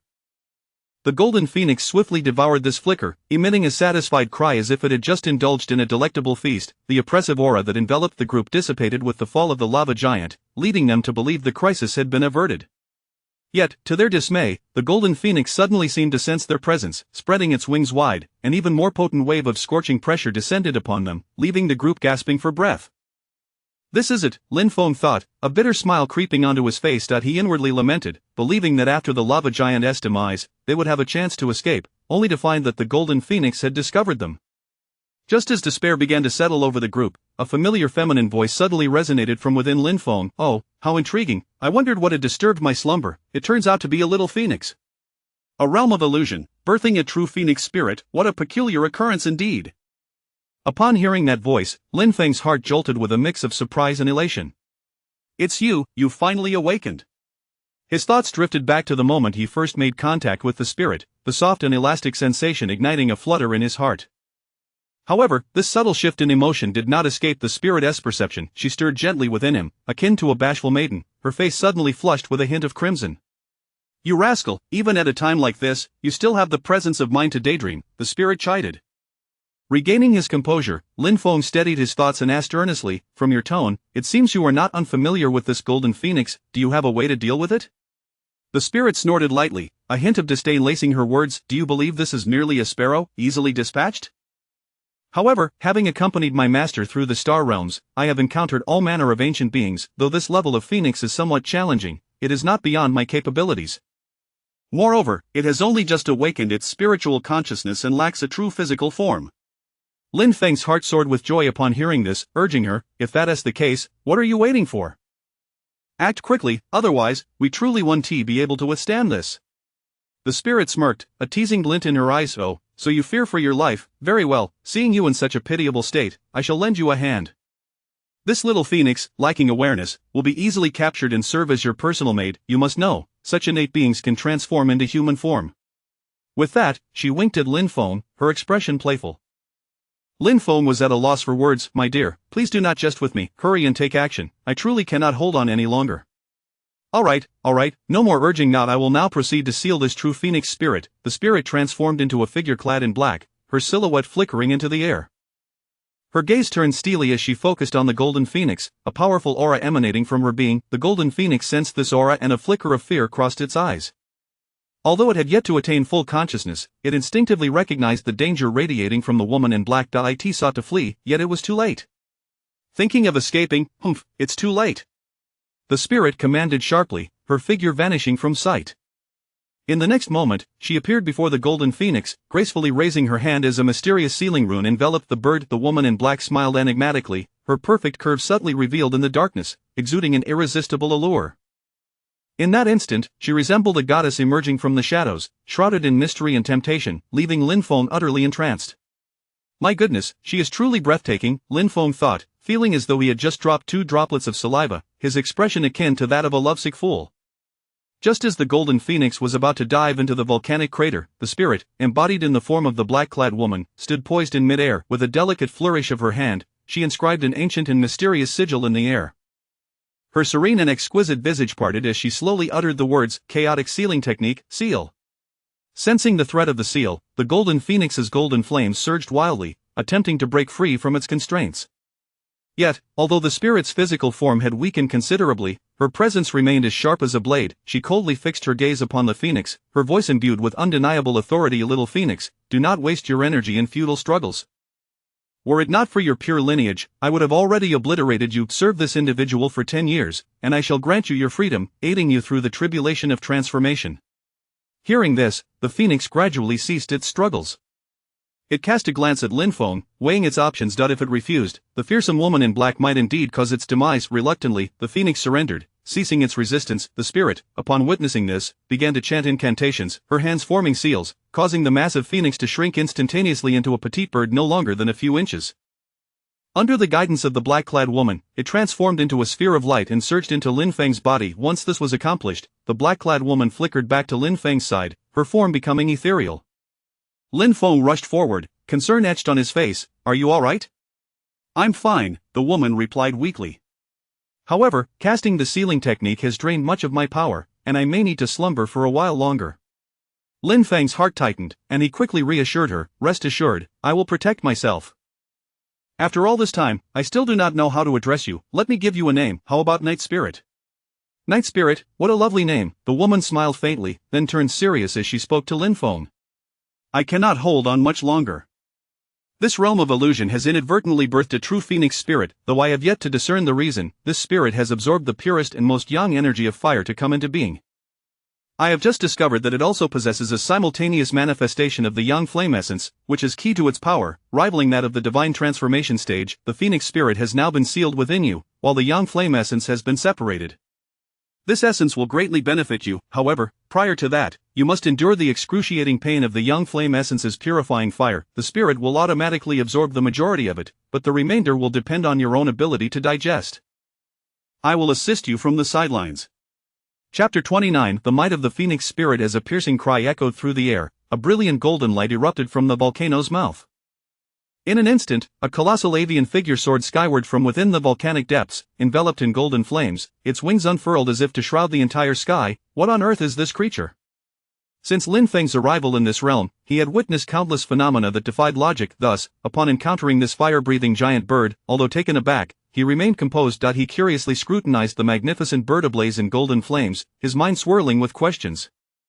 However, Li Mubai displayed an expression of utter disbelief, his eyes widening as he gazed at the enormous golden phoenix, exclaiming, "It's actually a member of the Phoenix clan. How could such a being exist here?" He struggled to comprehend the presence of such a formidable beast in this realm of fire. The Phoenix clan is among the most exalted beings within the realm of mythical creatures, rarely seen even in the demon territories of the 9 provinces, thus rendering them even more enigmatic. Yet, the golden phoenix appeared to pay no heed to Lin Feng and the others, fixating instead on the lava giant. It then emitted a melodious cry, and with a powerful flap of its wings, a beam of golden flames descended upon the lava giant. Despite its immense size, the lava giant found itself utterly immobilized beneath the oppressive aura and spiritual power of the golden phoenix, helplessly watching as the golden flames consumed it. With a thunderous roar, the body of the lava giant was instantly pierced by the golden blaze, dissipating into a wisp of azure smoke. Only a small flicker of flame remained, which the golden phoenix swallowed in one gulp, letting out a satisfied cry as if it had indulged in a delectable feast. As the oppressive force dissipated with the fall of the lava giant, the group initially believed the crisis had been averted. However, the golden phoenix suddenly seemed to sense their presence. It spread its wings wide, unleashing an even more formidable wave of scorching pressure that enveloped them, inducing a suffocating sense of dread. This is bad. I was just about to make my escape, Lin Feng thought, a bitter smile creeping onto his face as he silently lamented. He had anticipated that after the demise of the lava giant, they would seize the opportunity to flee, yet he had not expected the golden phoenix to discover them at that moment. Just as despair threatened to engulf them, a familiar feminine voice resonated from within Lin Feng. Oh, how intriguing! I wondered what had disturbed my slumber. It turns out to be a little phoenix. A realm of illusion has surprisingly given birth to a true phoenix spirit. How peculiar indeed! Upon hearing that voice, Lin Feng's heart jolted, a mix of surprise and joy flooding through him as he exclaimed, "Is it really you? You have finally awakened." His thoughts drifted back to the moment he first encountered the spirit, recalling the soft, elastic sensation that had stirred something deep within him. However, this subtle shift in emotion did not escape the spirit's perception. She stirred within Lin Feng, akin to a bashful maiden, her cheeks flushing a delicate shade of crimson. "You rascal, even at such a moment, you still have the leisure to daydream," the spirit remarked with playful annoyance. Regaining his composure, Lin Feng steadied himself and said earnestly, "From your tone, it seems you are not unfamiliar with this golden phoenix. Do you possess a way to deal with it?" The spirit scoffed lightly, a hint of disdain in her voice. "Do you think this is merely a sparrow, easily dealt with? However, I have accompanied my master through the star realms. I have encountered all manner of ancient beings. Though this level of phoenix may pose some challenges, it is far from insurmountable for me. Moreover, it has only just begun to awaken its consciousness and lacks a true physical form." Upon hearing this, Lin Feng was filled with elation and urged, "If that is the case, what are you waiting for? Act swiftly, or we shall truly be overwhelmed." The spirit smirked, a teasing glint in her eyes. "Oh, so you fear for your life as well? Very well, given your pitiable plight, I shall lend you a hand. This little phoenix has yet to fully awaken. I shall conveniently take her in and make her your personal maid. Do remember, such innate beings possess the potential to transform into human form." With that, she winked playfully at Lin Feng. Lin Feng, both amused and exasperated, replied, "My lady, please do not jest at my expense. Hurry and act, I am on the brink of collapse." All right, no more urging now. I shall now proceed to seal this true phoenix spirit," the spirit declared, transforming into a figure clad in a black gown. She flickered into existence in the air. Her gaze turned cold and piercing as she focused on the golden phoenix, an overwhelming aura emanating from her being. The golden phoenix sensed this formidable presence and a flicker of fear crossed its eyes. Though its consciousness was not fully awakened, it instinctively recognized the peril radiating from the dark-clad woman. Wishing to flee, it soon realized it was too late. Thinking of escaping, it's too late, the spirit declared sharply, vanishing from sight in an instant. The next moment, she stood before the golden phoenix, her delicate hand raised as a mysterious sealing rune enveloped the bird. At that moment, the black-gowned woman smiled enchantingly, her perfect silhouette emerging from the shadows, exuding an alluring charm. She appeared as a goddess emerging from the darkness, imbued with mystery and seduction, momentarily leaving Lin Feng spellbound. By the heavens, she is truly stunning, Lin Feng thought, feeling his mouth water as he wore a foolish grin. Just as the golden phoenix was about to dive into the volcano, the spirit in the black gown stood gracefully in midair, her slender fingers dancing to weave an ancient and enigmatic sigil. With a serene yet beautiful face, she parted her lips, softly uttering, "Chaos sealing technique, seal." Sensing the impending threat of the seal, the golden phoenix's flames roared wildly, attempting to break free. However, despite her weakened state, the spirit's aura remained sharp as a blade. She fixed her cold gaze upon the phoenix, her voice laced with undeniable authority. "Little phoenix, do not struggle in vain. Were it not for your pure bloodline, I would have already obliterated you. Serve this person for a decade, and I shall grant you freedom, even assisting you in overcoming the tribulation of transformation." Upon hearing this, the phoenix ceased its struggles, glancing at Lin Feng as it weighed the pros and cons. If it did not comply now, the formidable black-gowned woman might truly erase its existence. With no other choice, the phoenix surrendered. The black-gowned spirit, seeing this, began to chant incantations, her hands forming seals, causing the immense phoenix to shrink rapidly into a miniature bird scarcely a few inches long. Guided by the black-gowned spirit, it transformed into a sphere of light that surged into Lin Feng's body. Once this was accomplished, the black-gowned spirit flickered and returned to Lin Feng's side, her form becoming ethereal. Lin Feng hurriedly approached, concern etched across his face as he asked, "Are you alright?" "I'm fine," the black-gowned spirit replied weakly. "However, casting the sealing technique has depleted much of my power. I may need to slumber for a while longer." Lin Feng's heart tightened, and he quickly reassured her, "Rest assured and recuperate. I shall protect myself." "After all this time, I still do not know how to address you. Allow me to give you a name." "How about Night Spirit?" "Night Spirit, what a lovely name." The black-gowned woman smiled faintly, then, turning serious, she stated, "I cannot hold on for much longer. This illusionary realm has inadvertently birthed a true phoenix spirit. Though I have yet to ascertain the reason, this spirit absorbed the purest and most yang fire energy from this place. I have just discovered that she also possesses a concurrent yang flame essence, which is the key to her comparable power to that of the divine transformation stage. The phoenix spirit is now sealed within you, while the yang flame essence has been separated. This essence will greatly benefit you, but first, you must endure the pain of refining your body with the yang flame essence. The spirit will help absorb the majority of it. The remainder will depend on your own ability to digest. I shall assist you from the sidelines." Chapter 29. The might of the phoenix spirit. With a piercing cry echoing through the air, a brilliant golden light erupted from the volcano's mouth. Moments later, a colossal bird ascended from the depths of the volcano, its form enveloped in golden flames, its wings spread wide as if to obscure the very sky itself. What on earth is this creature? Since Lin Feng's arrival in this realm, he had encountered countless phenomena defying reason. Thus, although he was astonished by the sight of this fire-breathing giant bird, he maintained his composure, curiosity igniting within him as he scrutinized the magnificent creature ablaze with golden fire, his mind awash with questions. However, Li Mubai's expression was one of utter disbelief, his eyes wide as he beheld the majestic golden phoenix. Could it truly be from the Phoenix tribe? How could such a being exist here? He struggled to comprehend why such a formidable beast would manifest within this fiery illusion. The Phoenix tribe was among the most exalted of legendary creatures. Even in the demon realms of the Jojo continent, their appearances were exceedingly rare, rendering them even more enigmatic. Yet, the golden phoenix seemed oblivious to Lin Feng and his companions, its gaze fixated solely on the lava giant. With a melodious cry, it flapped its wings, sending forth a beam of golden flame hurtling towards the lava giant. Despite its immense size, the lava giant found itself immobilized under the oppressive weight of the golden phoenix's aura and spiritual power, helplessly witnessing the golden flames consume it. With a resounding explosion, the body of the lava giant was instantly pierced by the golden flames, dissipating into a wisp of blue smoke that vanished into the air. Only a small flicker of flame remained, which the golden phoenix devoured in one swift motion, emitting a sound of satisfaction as if it had consumed a delectable delicacy. The pressure that had enveloped the group dissipated with the fall of the lava giant. Just as they believed the crisis had passed, the golden phoenix suddenly seemed to sense their presence. It spread its wings once more, unleashing an even more formidable wave of scorching pressure that enveloped them, inducing a sensation of suffocating oppression. This is the end, Lin Feng thought with a wry smile, inwardly lamenting his misfortune. He had anticipated that they could seize the opportunity to escape now that the lava giant was vanquished, yet he had not foreseen that the golden phoenix would discover them at this moment. Just as despair began to settle over the group, a familiar feminine voice suddenly emanated from within Lin Feng. "Oh, how intriguing! I wondered what had disturbed my slumber. It turns out to be a little phoenix." A mirthful tone accompanied her words. "A mere illusionary space has given rise to a true phoenix spirit. How peculiar indeed." Lin Feng's heart jolted at the sound of her voice, a mix of surprise and joy flooding over him. "It's you, you have finally awakened." His thoughts drifted back to that initial moment of contact with the spirit, the soft, elastic sensation stirring something deep within him. However, this subtle shift in emotion did not escape the spirit's notice, as she quivered within him, akin to a bashful maiden, her cheeks flushing a delicate crimson. "You little rascal, even at a time like this, you still have the mind to indulge in such thoughts," the spirit chided playfully.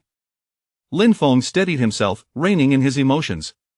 "From your tone, it seems you are not unfamiliar with this golden phoenix. Do you possess a means to contend with it?" The spirit scoffed lightly, her tone laced with disdain. "Do you think this is merely a sparrow, so easily dealt with?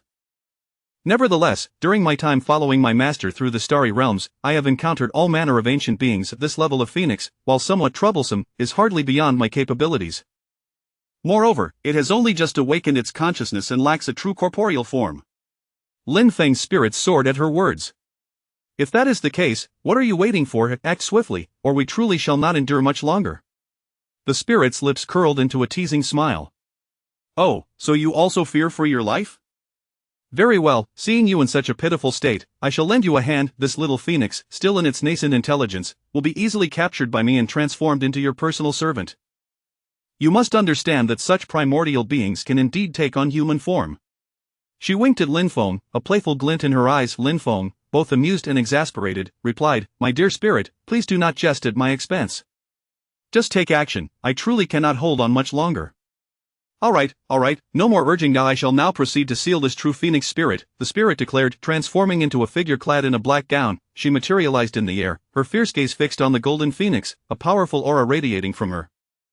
The golden phoenix sensed this aura, a flicker of trepidation crossing its eyes. Though it had yet to fully awaken its intelligence, it instinctively recognized the danger emanating from the figure before it. It attempted to flee, but it was already too late. Trying to escape, too late, the spirit declared coldly, her form vanishing in an instant. The next moment, she stood before the golden phoenix, raising her delicate hand as an intricate seal began to envelop the creature. With a radiant smile, the figure in black exuded an alluring charm, her perfect silhouette partially obscured by shadows, embodying the essence of a goddess emerging from the darkness, alluring and mysterious. In that instant, Lin Feng found himself entranced. "My goodness, how beautiful!" Lin Feng thought, feeling as if he were drooling. A foolish grin plastered across his face. Just as the golden phoenix was about to dive back into the volcano, the spirit materialized in midair, her graceful hand weaving an ancient and mystical symbol in the void. With a serene yet powerful expression, she uttered, "Chaotic sealing technique, seal." The phoenix, sensing the impending threat of the seal, thrashed wildly in a desperate attempt to break free from its binding. Yet, despite the spirit's weakened state, her presence remained as formidable as a blade. She regarded the phoenix with unwavering authority, her voice imbued with an undeniable severity. "A little phoenix, do not struggle in vain. Were it not for your pure lineage, I would have annihilated you already. You served this person for 10 years, and I shall grant you your freedom, as well as assist you through the tribulation of transformation." Hearing this, the phoenix ceased its struggles, casting a glance at Lin Feng as it weighed its options. Should it refuse, the fearsome figure before it might indeed erase its existence. Reluctantly, the phoenix acquiesced, abandoning its resistance. The spirit, observing its submission, began to chant incantations, her hands forming seals that shrank the colossal phoenix into a diminutive bird, no larger than a finger. Guided by the spirit, it transformed into a sphere of light and entered Lin Feng's body. After this was accomplished, the spirit flickered and returned to Lin Feng's side, her form becoming ethereal. He rushed forward, concern etched on his face. "Are you all right?" "I am fine," she replied weakly. "However, the sealing technique has drained much of my power. I may need to slumber for a while again." Lin Feng's heart tightened at her words, and he quickly reassured her, "Focus on your recovery. I will protect myself. It has been so long, yet I still do not know how to address you. Allow me to name you. How does Night Spirit sound?" "Night Spirit, a lovely name," she replied with a faint smile, then turned serious.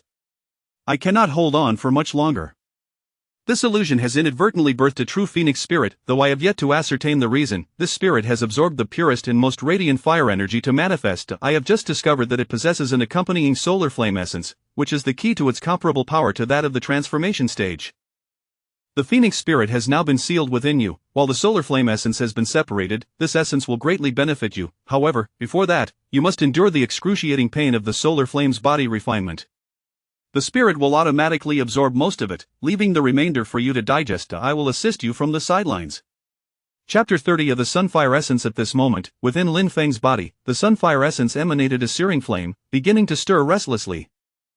However, it was firmly contained by the Night Spirit's seal, otherwise, the terrifying heat would likely reduce Lin Feng to mere ashes in an instant. It resembled a ferocious beast ensnared, growing increasingly unruly. As she spoke, the Night Spirit delicately extended her slender finger and gently tapped Lin Feng's chest, allowing a faint glow to seep into his being. "Now, Lin Feng, I will gradually unveil some fissures. Do not resist, but rather embrace this power." The Night Spirit's previously fragile visage now appeared even more pallid. Observing this, Lin Feng refrained from further conversation and, adhering to her instructions, guided a trace of the Sunfire Essence's power into his body. Yet, this essence was overwhelmingly violent. Even a mere fragment, upon contact, surged into him with a scorching force, as if it sought to melt his very meridians and bones. Lin Feng clenched his teeth, striving to endure the onslaught of this power. Beads of sweat, as large as soybeans, rolled down his forehead, and his complexion turned an ashen hue. However, the Night Spirit could not sustain this for long. Should he fail to endure, both of them might perish here. Lin Feng repeatedly bore the excruciating agony that scorched his very sinews and bones. Were it not for a persistent thought in his mind that kept him somewhat lucid, he would have lost consciousness countless times.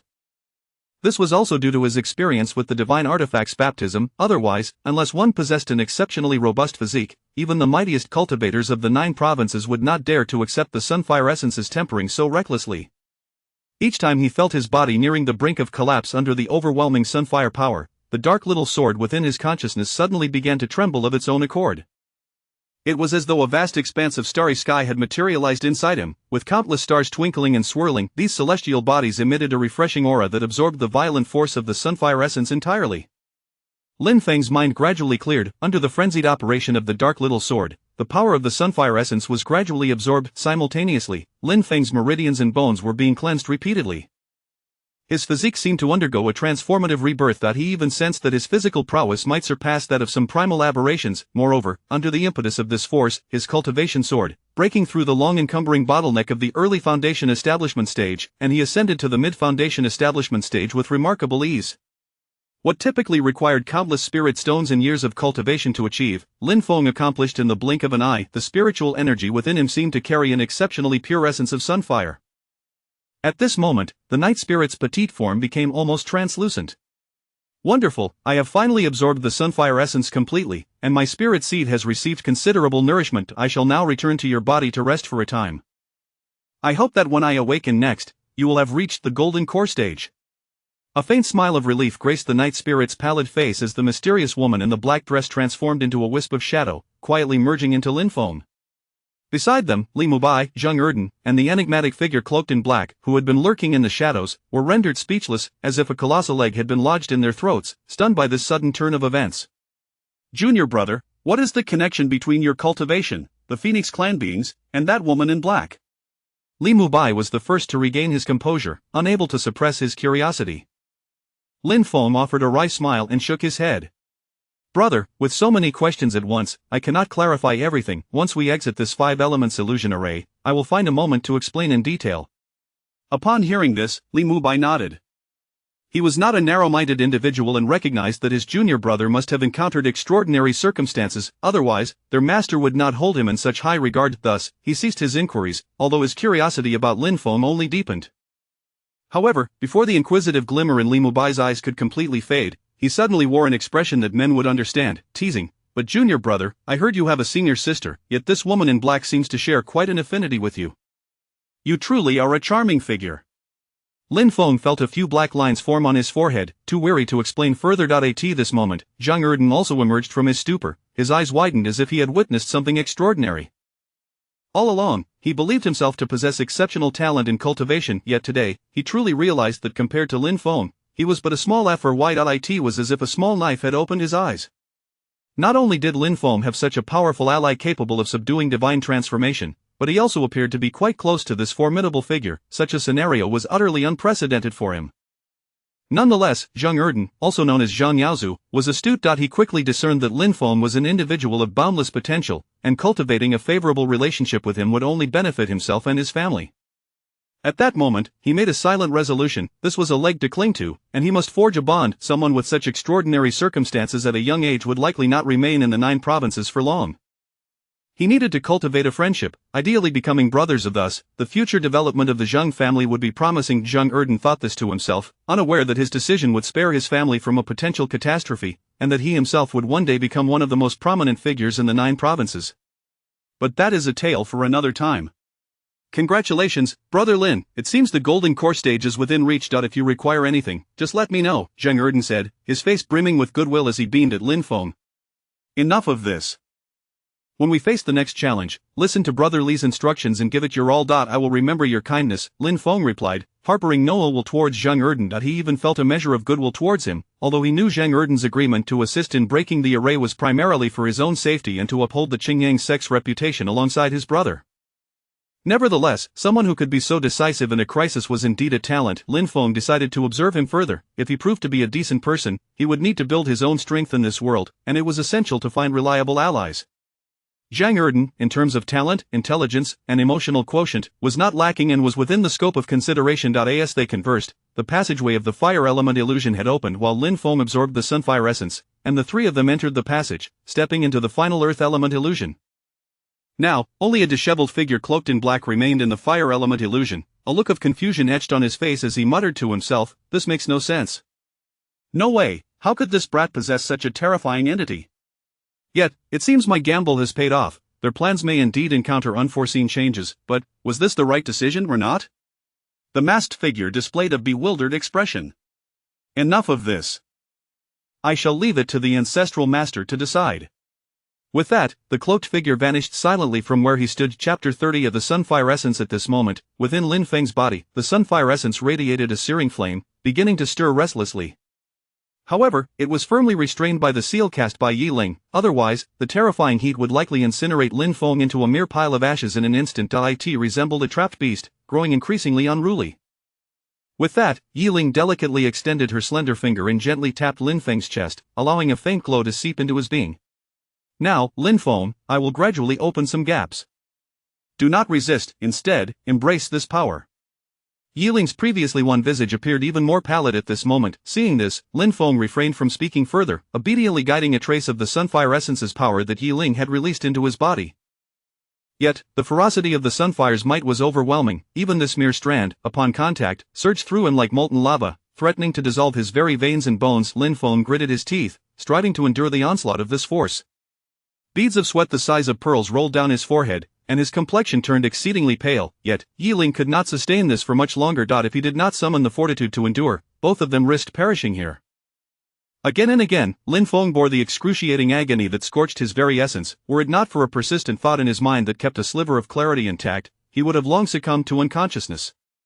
This was also attributed to the baptism he had undergone during the transmission of the divine artifact. Otherwise, unless one possessed a robust innate physique, even the most formidable cultivators of the Jojo continent would not dare to undergo such a brutal refinement with the Sunfire.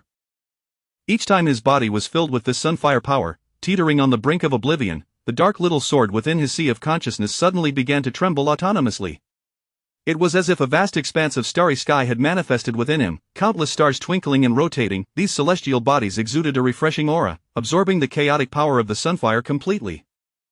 Lin Feng's mind gradually cleared as well. Under the fervent operation of the dark little sword, the power of the sunfire essence was progressively absorbed. Simultaneously, Lin Feng's meridians and bones underwent a cleansing process, as if his flesh were being reborn anew.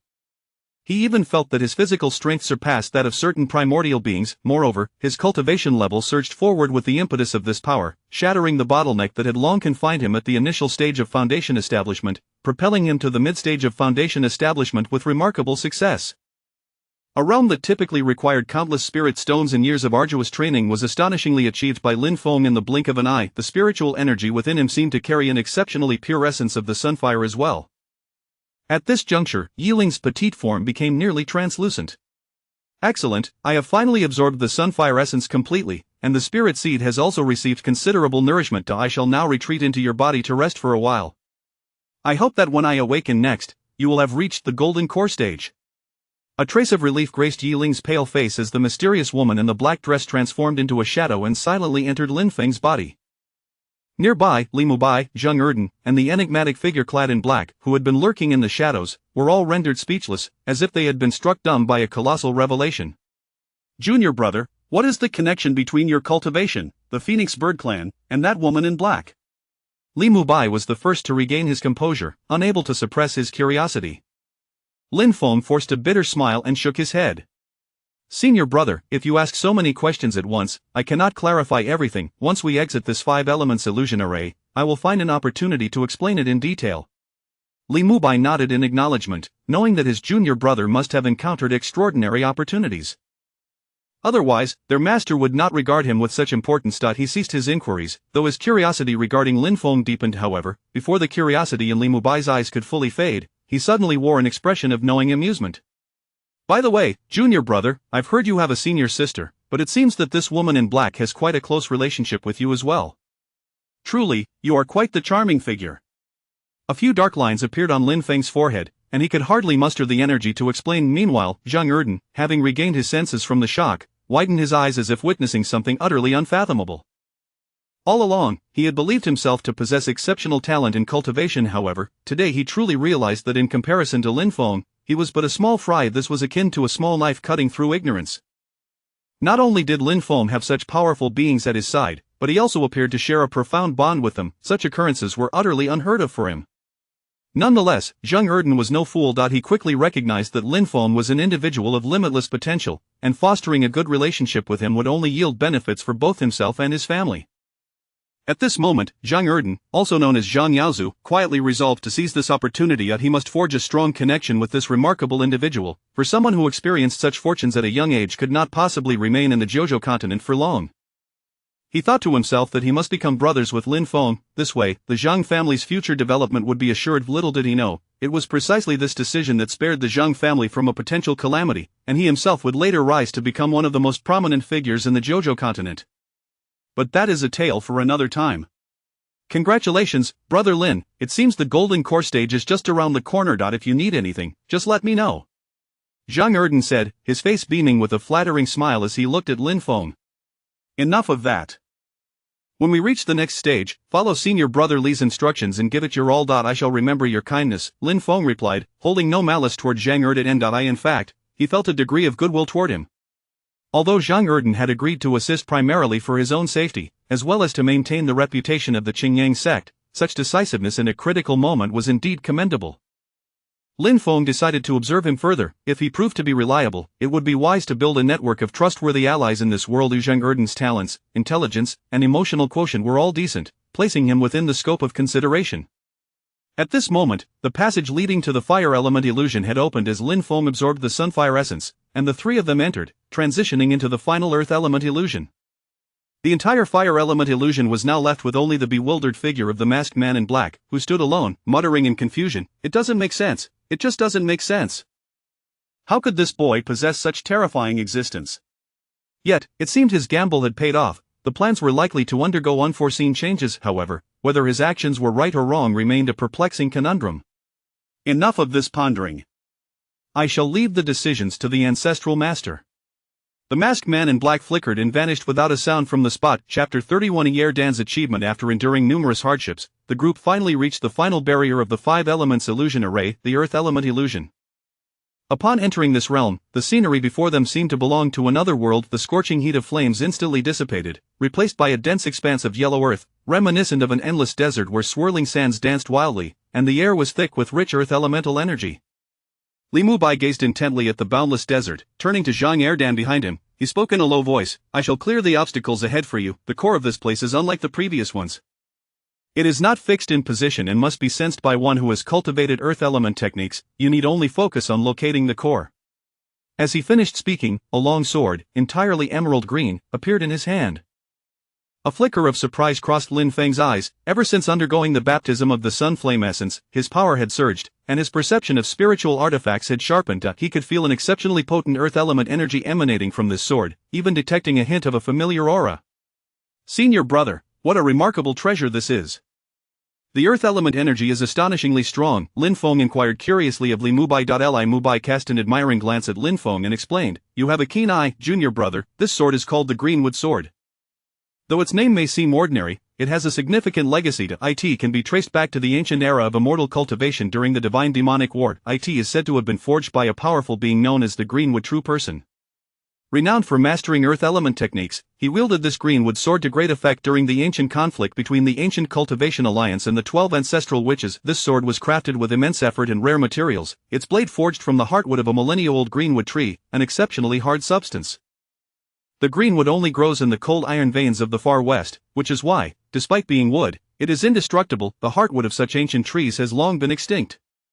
The sword's most remarkable feature is its formidable restraining effect on earth element power. However, mine is merely a replica, an upper-tier spiritual artifact. Had it been the genuine greenwood sword from the ancient immortal era, it would undoubtedly be a legendary artifact." Upon hearing Li Mubai's explanation, Lin Feng suddenly understood. The familiarity he felt with the sword stemmed from its connection to the artifacts of the same era as the Night Star. At that moment, a thunderous roar erupted from the depths of the desert, followed by a violent surge of earth element power sweeping towards them like a tornado. These forces coalesced into various forms of attacks, some transformed into massive stone fists, while others morphed into razor-sharp sand blades, raining down upon them. "Be careful!" Li Mubai shouted, swinging the greenwood sword with sudden force. A streak of emerald swordlight surged forth like a jade dragon, charging towards the incoming earth element attacks. Where the swordlight passed, the earth elemental energy in the desert seemed to be devoured by the dragon, quaking violently. Immediately, torrents of earth element power surged from the depths of the desert, clashing fiercely with the emerald swordlight in the air, producing a deafening roar. The restraining effect of the greenwood sword was on full display, as the once ferocious stone fists and sand blades crumbled under its might, disintegrating into heaps of loose yellow sand that fell to the ground. "Impressive!" Lin Feng couldn't help but exclaim.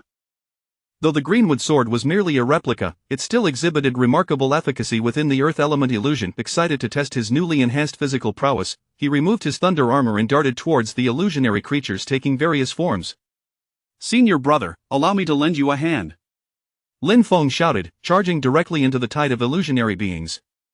His body, refined by the sun flame essence, resembled a moving human tank, effortlessly trampling through the swarm of illusionary creatures. The once formidable rock-based beasts crumbled before him like fragile clay.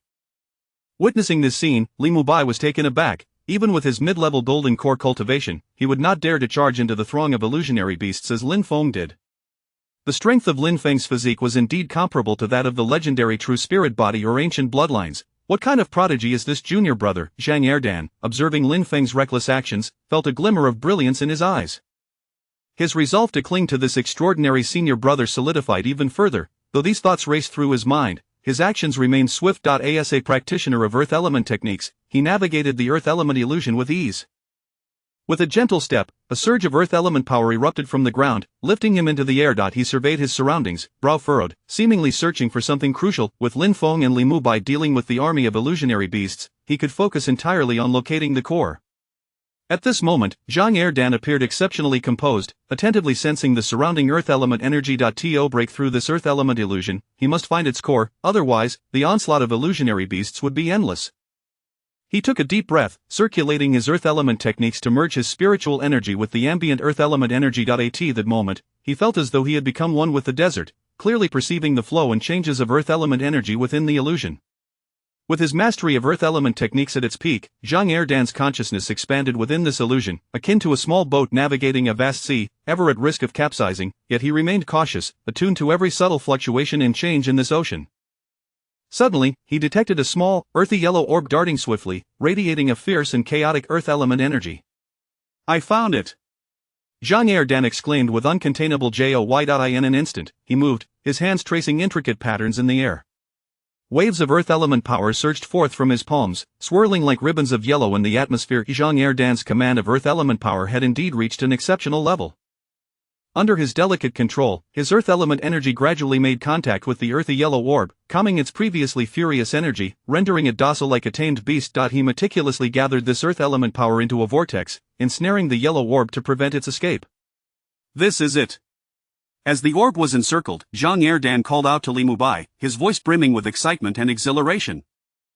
At that moment, Li Mubai also noticed that Zhang Erdan had located the core. With the greenwood sword in hand, he unleashed a striking emerald swordlight, which sliced gracefully through the air, targeting the encircled earthy yellow orb. In the blink of an eye, the greenwood sword collided with the orb, and the clash of the two elemental forces resulted in a stunning explosion, transforming into a colossal yellow light pillar that shot skyward. As the light pillar ascended, the entire earth element illusion began to tremble violently. The yellow sands of the desert swirled chaotically, and the earth element energy in the atmosphere thinned dramatically. Ultimately, with a resounding crash, the illusion shattered, revealing a passageway to the outside world. "We did it!" Chapter 32: The Truth of the Disappearance. After traversing through the five elements illusion array, the three finally stepped into the forbidden area of the back mountain. This place resembled a cavern that had seemingly not been visited for many years, its atmosphere starkly contrasting with the oppressive aura they had encountered within the illusion. The cave was eerily silent. The dim stone walls emanated a chill, and the air was thick with an indescribable ancient essence. Their footsteps echoed in the vast emptiness of the cavern, each sound piercing the tranquility. "Look!" exclaimed Zhang Erdan suddenly, shattering the stillness. Before them lay a disarray of over 10 individuals clad in the attire of the Five Elements sect, all motionless, as if ensnared in a deep slumber. "These are Senior Brother Jin and Senior Brother Wang. The missing disciples are all here." Zhang Erdan rushed forward to examine the fallen members of the Five Elements sect. His face was a mask of confusion, unable to comprehend the scene before him. Li Mubai followed closely behind, employing his spiritual sense to assess the unconscious individuals. Their breaths and spiritual senses were present, yet peculiarly, there was an absence of spiritual energy fluctuations, as if their cultivation had been entirely stripped away. "This is impossible. Senior Brother Wang entered the sect 3 years before me. He was already an exceptional disciple, well into the foundation establishment stage. How could this be?" Zhang Erdan muttered, his expression filled with bewilderment. Li Mubai did not respond immediately. Instead, he gazed deeper into the cave. "It appears they have been forcibly deprived of their cultivation by some form of array. Let us proceed. The answers may soon reveal themselves." The three of them navigated around the unconscious disciples, continuing deeper into the cavern. The light diminished further, and the air grew heavier and more oppressive, perhaps due to the unnatural silence surrounding them. Suddenly, they spotted a faint glimmer of light ahead. Li Mubai immediately gestured for silence, indicating that they should remain quiet. After entering the forbidden area, he had already cast an imperceptible barrier to shield their spiritual presence. His primary cultivation art excelled in speed and concealment. As long as their cultivation did not exceed a major realm above his, they would certainly remain undetected. However, despite Li Mubai's protective barrier, the trio remained vigilant, aware that a place deemed forbidden by the Five Elements sect might harbor unforeseen dangers. Lin Feng was mentally prepared for any unexpected occurrences. Given his recent surge in cultivation, while he might not be able to assist Li Mubai in significant troubles, he could certainly rely on his concealment techniques for self-preservation. As Lin Feng maintained his inner caution, a shocking scene unfolded not far ahead. 3 individuals sat in a circle around a pentagonal altar, a humanoid shadow glowing in the center. They appeared to be engaged in some mysterious sacrificial ritual. The foremost figure donned a deep blue robe, adorned with embroidered waves that seemed to roll and surge. He wielded a staff topped with a shimmering azure gem. As he chanted incantations, 3 distinct colors of energy coalesced under his command, dispersing into 5 different essences that penetrated the altar's 5 corners. At the remaining corners of the altar sat 2 elders, one clad in emerald green and the other in earthy yellow. Lin Feng instantly recognized the elder in green robes as the one who had received him at the Five Elements sect. A grave expression flickered in Li Mubai's eyes as he spoke. "You two stay here. I will investigate the central shadow. It is likely the key to this place." At that moment, Li Mubai's voice reached their ears through a secret transmission technique. All three of them are powerful cultivators at the golden core stage, and the elder in blue robes is particularly formidable, having reached the late golden core stage. Others have already entered here. If the situation turns dire, we must retreat immediately. No sooner had he finished speaking than a figure emerged from the shadows, accompanied by a thunderous dragon roar. A colossal fire dragon materialized, its searing flames illuminating the dark cavern. The dragon roared, unleashing a cataclysmic force as it charged toward the three individuals at the altar. "You again, Fire Elder," the blue-robed elder's face darkened. With a swift motion of his staff, a wall of water surged upward, absorbing the dragon's fiery assault. However, the humanoid shadow at the altar's center began to fade due to the interruption of the spellcasting. Seeing this, the blue-robed elder urgently instructed the other two, Earth Elder, Wood Elder, ignore him. I have made significant sacrifices to summon you. You must intensify the input of spiritual energy. The revival of our master is at hand. The Earth Elder and Wood Elder exchanged glances, their expressions resolute as they altered their hand seals. More potent energies of the five elements erupted from them, coalescing in the air. Meanwhile, the Water Elder continued to channel energy into the altar with one hand, while the azure gem atop his staff suddenly radiated a dazzling light. A torrent of deep blue water surged forth like a tidal wave, charging toward the shadow in the darkness. The hidden Fire Elder was evidently unprepared for the Water Elder's fierce counterattack while simultaneously orchestrating the array. He defended against the oncoming torrent while furiously shouting, "Water Elder, you would sacrifice your cultivation and harm our fellow disciples to resurrect this fragment of our master's spirit. Do you not realize that if the revival succeeds, this remnant soul will be reduced to ashes? How shall we invoke our master's true form once we master the five elements reincarnation technique?" Upon hearing the Fire Elder's words, the Earth Elder and Wood Elder fell silent, their movements slowing involuntarily. The Water Elder, witnessing their hesitation, erupted in anger. "Foolishness, when our master journeyed to seek a method to breach the realms, he left behind words of wisdom. He retained a fragment of his spirit here, not only to ensure the essence of his being endures but also so that our sect could invoke this fragment in times of peril to revive it. Alas, our ignorance has left us unable to master this technique, leading to the gradual decline of the five elements sect. I will naturally compensate these depleted disciples with spiritual stones and herbs after the ritual, and their cultivation will recover in time. We are all running out of time. The Metal Elder is missing. If we do not advance to the nascent soul stage soon to extend our lifespans by a century, who shall support the five elements sect?" The Water Elder's piercing gaze swept through the darkness as he suddenly exclaimed, "And as for that friend from the Qingyang sect, having observed this spectacle for so long, it is time for you to reveal yourself." Li Mubai's heart sank, realizing that his concealment had been pierced. He promptly dispelled the barrier, his figure becoming visible. He clasped his hands in respect, saying, "Indeed, Water Elder, your insight is remarkable. I believed my concealment technique was undetectable even to those at the nascent soul stage, yet I am curious how you discerned my presence?" He had always prided himself on his concealment skills, and being seen through by the Water Elder piqued his curiosity. With a faint smile, the Water Elder replied, "It is not that your concealment technique has flaws, but rather that the esteemed disciple of the Qingyang sect lost contact upon entering our five elements sect, which naturally drew our attention. Moreover, our sect specializes in the five elements arts, making us particularly sensitive to such techniques. The disciple behind you has cultivated the earth element technique to the earth realm, hence we were aware of your presence the moment you stepped into the forbidden area."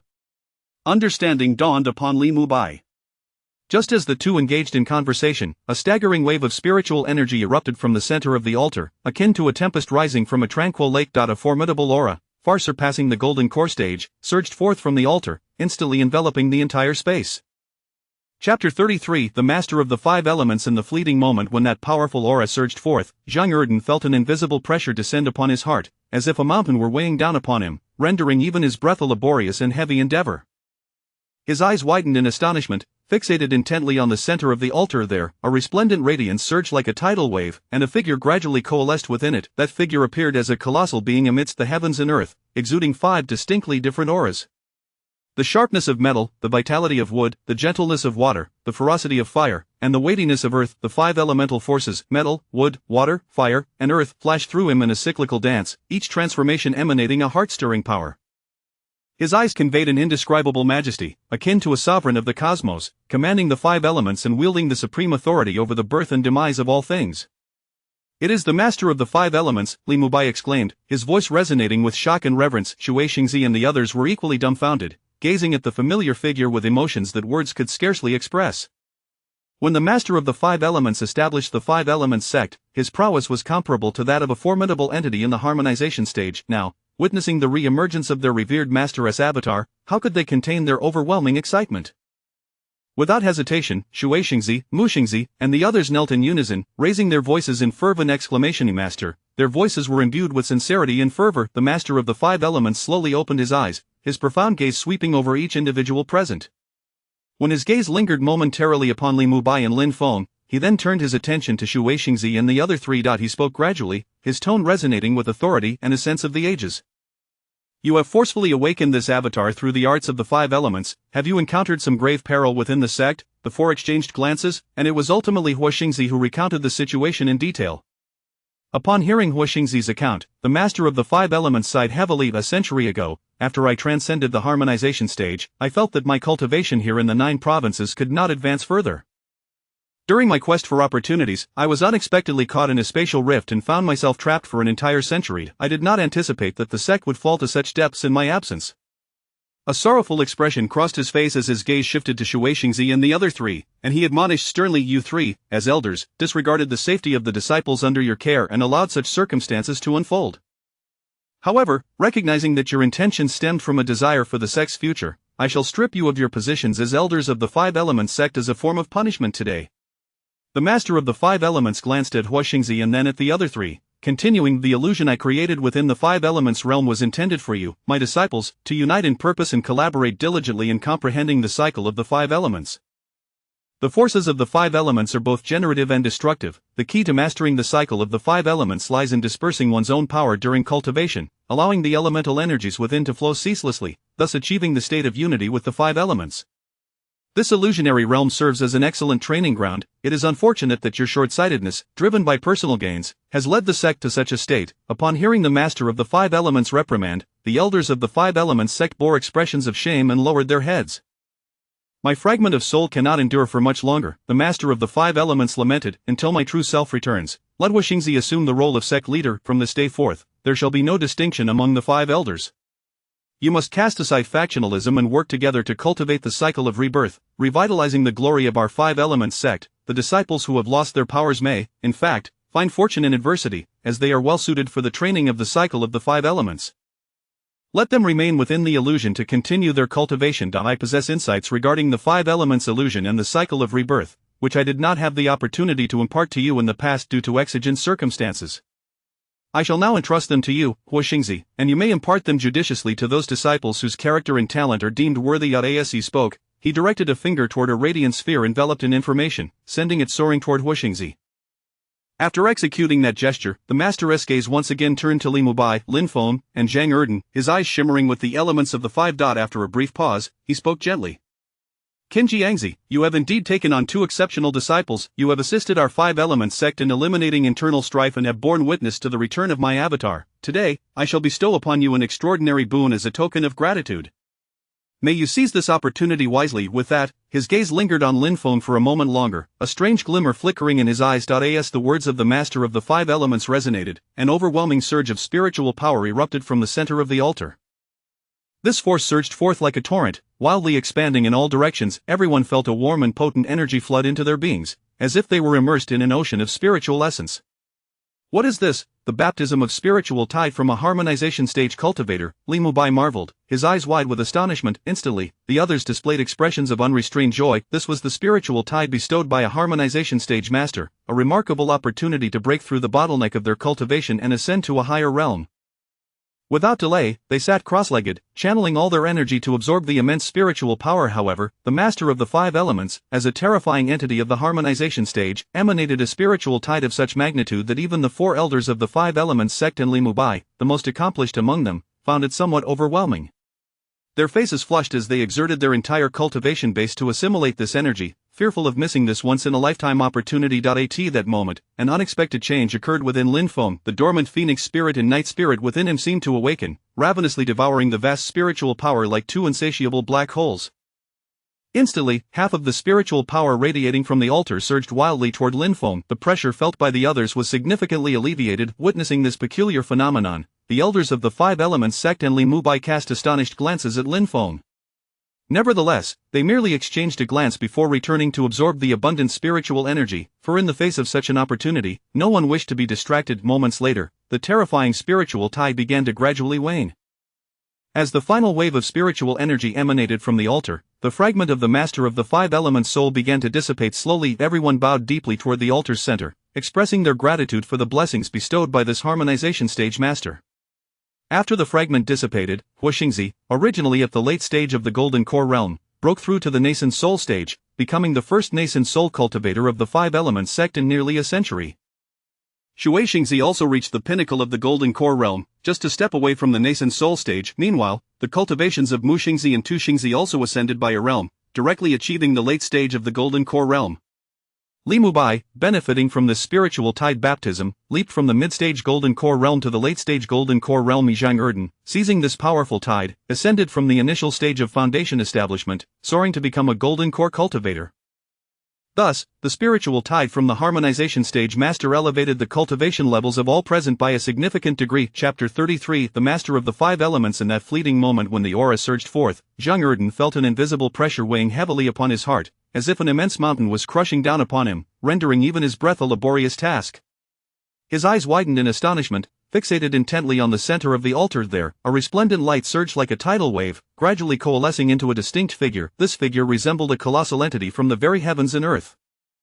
Every inch of him radiated five distinctly different auras: the sharpness of metal, the vitality of wood, the gentleness of water, the ferocity of fire, and the weightiness of earth. The five elemental forces, metal, wood, water, fire, and earth, alternated around him like a cycle of rebirth, each transformation emanating a heart-stirring might.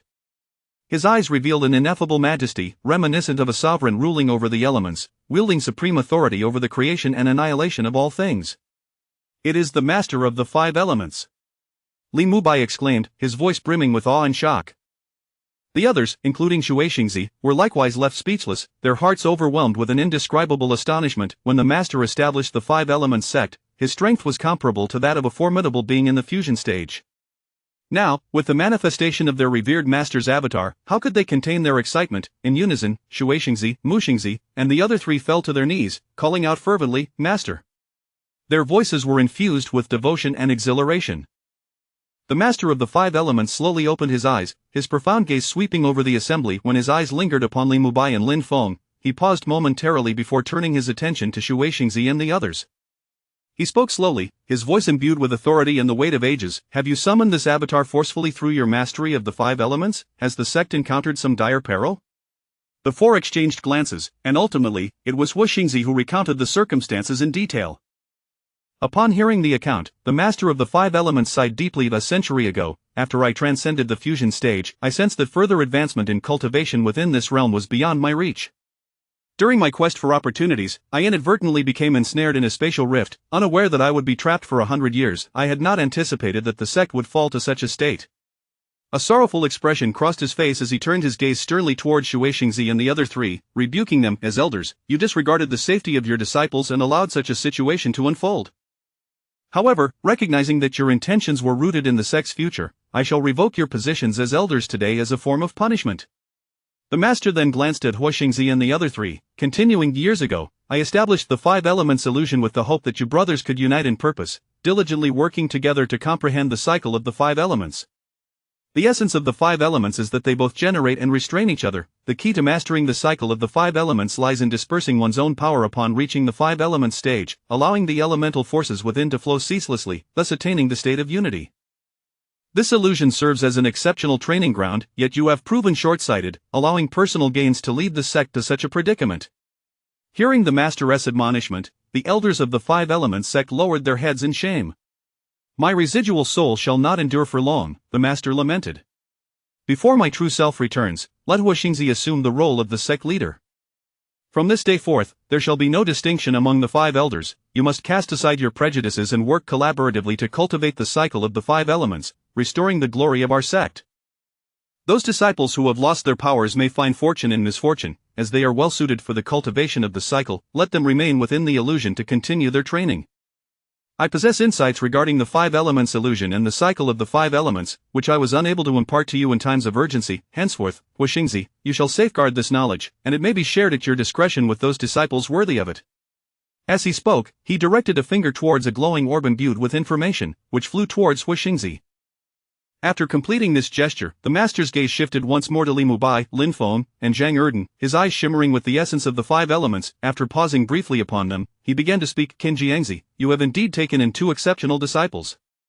You have aided the five elements sect in eliminating internal strife and have borne witness to the return of my avatar. Today, I shall bestow upon you unparalleled fortune as a token of my gratitude. I hope you will seize this opportunity well.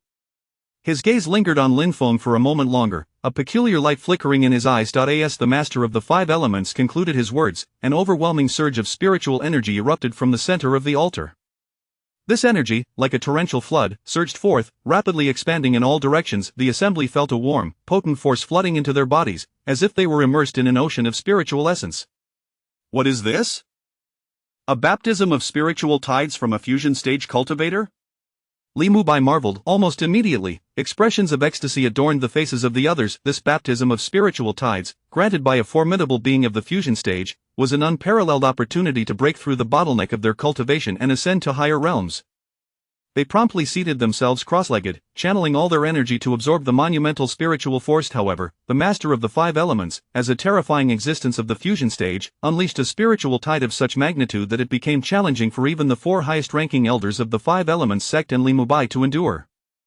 Their faces flushed as they exerted their utmost efforts to assimilate the energy, fearful of missing this once-in-a-lifetime opportunity. At that moment, an unexpected transformation occurred within Lin Feng. The once dormant phoenix spirit and night spirit seemed to awaken, ravenously consuming the immense spiritual energy like two bottomless black holes.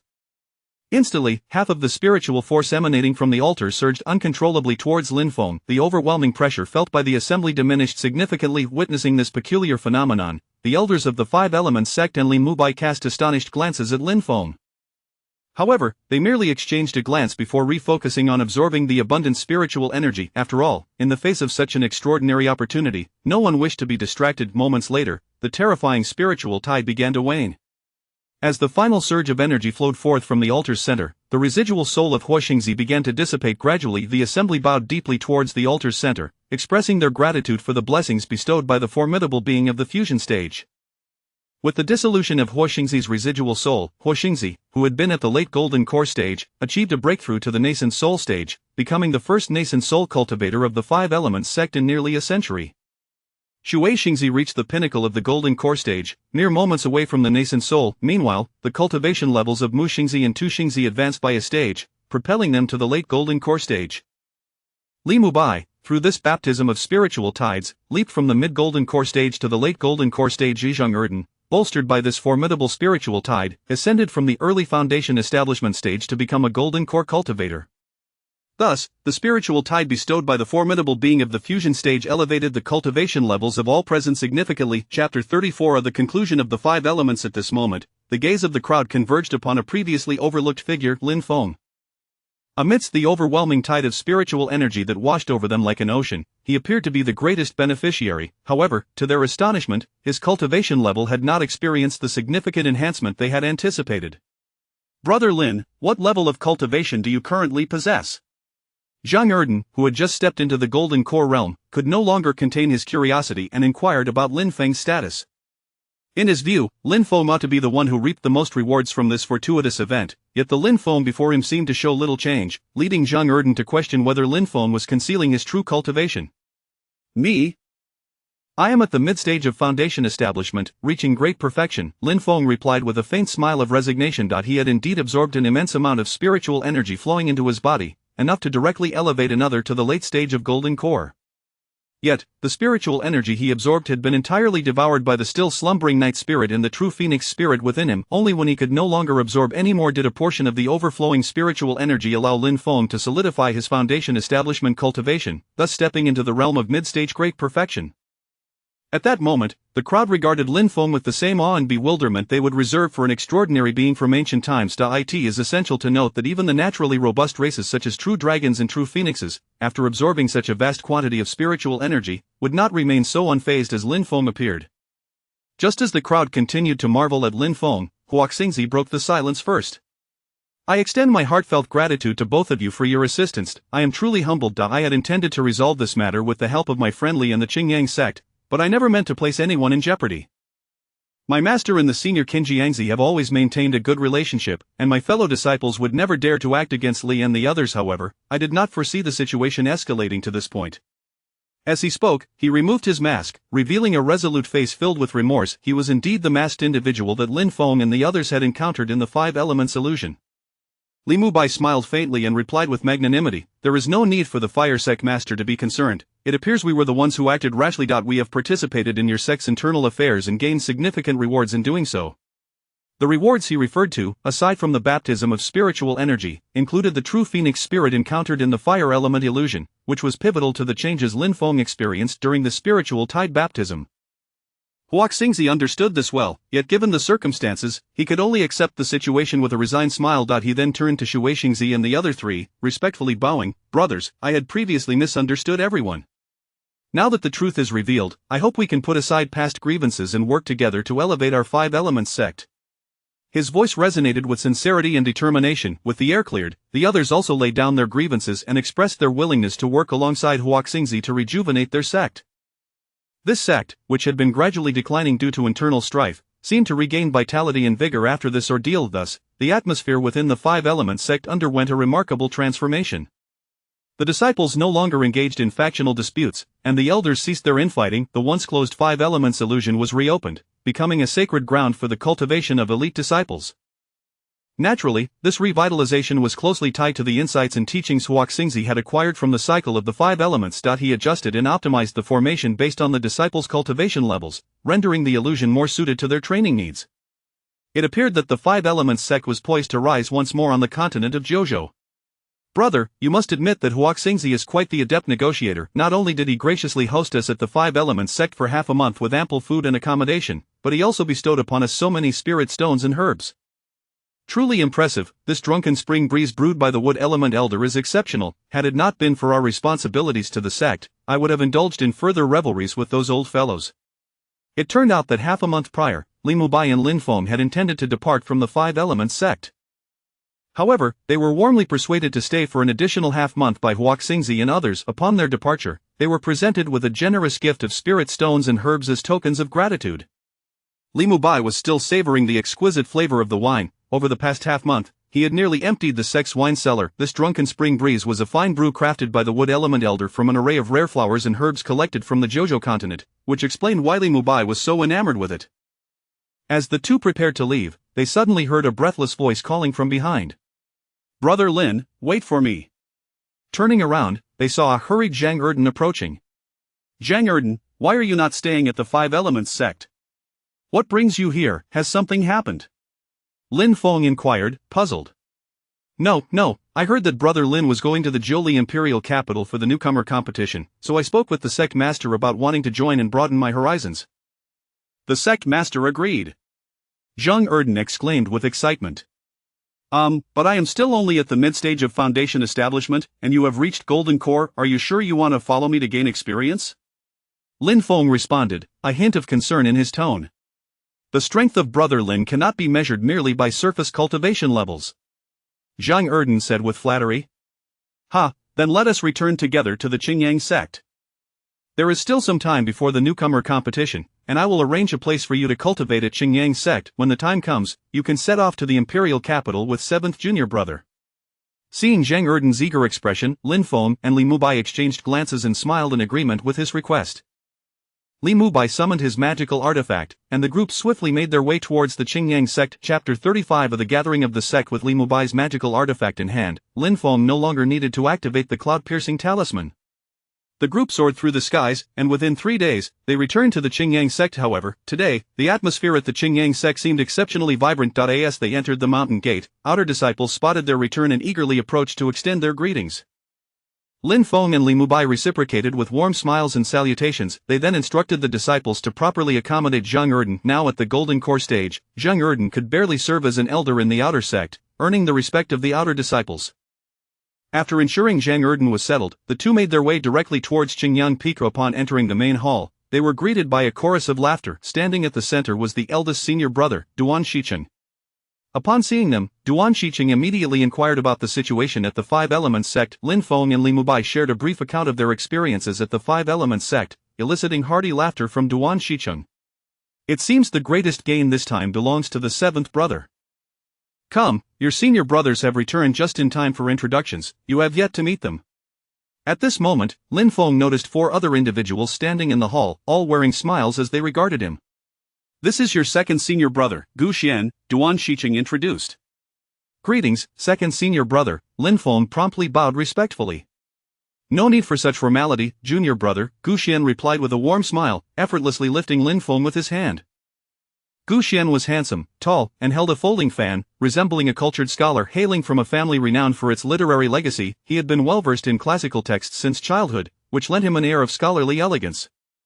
With elders in his family being esteemed scholars and some having achieved sainthood through the path of literature, Gu Xian cultivated a profound sense of righteousness. He seemed to possess some concealed means of concealing his cultivation level, as Lin Feng could not discern his true strength. Seventh junior brother, greetings. A robust figure approached, his muscular frame accentuated by a mane of thick black hair casually tied behind his head. His rugged visage, complete with bushy brows and large eyes, exuded a spirit of boldness. This is your third senior brother, Nangongwen, Duan Shiqing chuckled as he introduced him. Nangongwen, at the peak of the Golden Core stage, hailed from a family that revered martial prowess and had demonstrated immense strength since childhood. Proficient in wielding heavy weaponry, he possessed an exceptionally resilient physique. Having practiced the dragon-elephant technique, he was confident in his physical fortitude, viewing himself as a formidable warrior capable of traversing the wild demon realm solely with his physical strength. Upon seeing Lin Feng, he sensed that Lin Feng must have cultivated some powerful body refinement technique. Thus, when shaking Lin Feng's hand, he intentionally exerted 6 parts of his strength, yet Lin Feng appeared utterly unfazed. This only spurred Nangongwen's determination. Without utilizing his cultivation, he increased his physical strength to 9 parts, but Lin Feng still felt nothing. By my word, seventh junior brother, what body refinement technique are you practicing? At merely the mid-foundation establishment stage, your physical strength surpasses many of the beasts I've encountered in the wild demon realm. You're not some ancient remnant transformed, are you? Nangongwen exclaimed, scrutinizing Lin Feng with keen interest, as if attempting to ascertain whether he had truly transformed from a beast.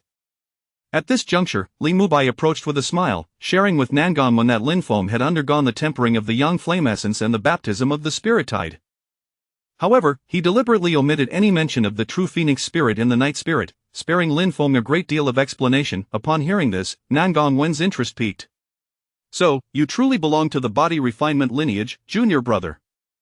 That's splendid. Next time, accompany me to the wild demon realm. I guarantee you will reap rewards.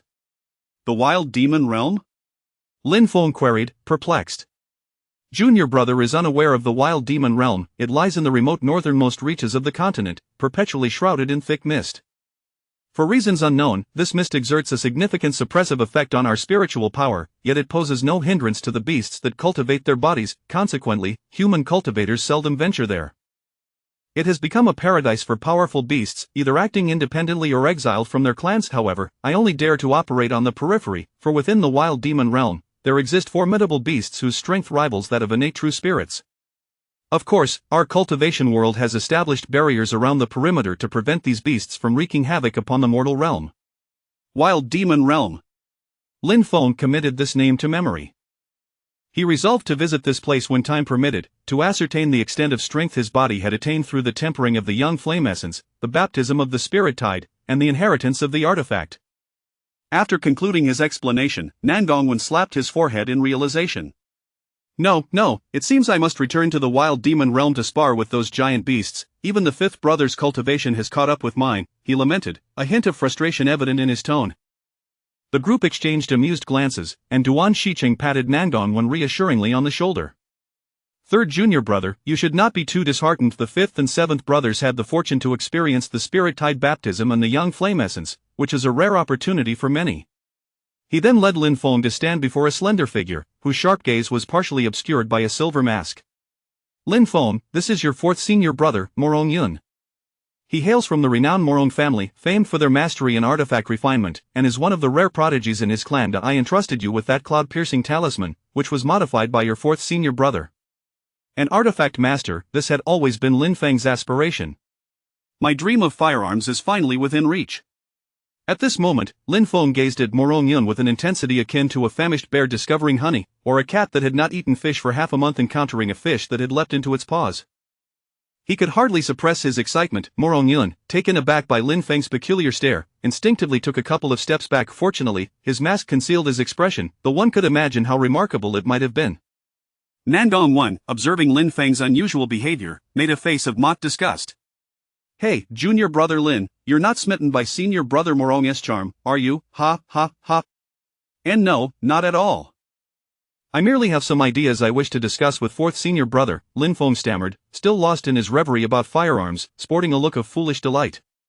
Ideas, discussions. The others regarded Lin Feng with increasingly peculiar expressions, and Nangong Wen appeared to have confirmed some of his suspicions.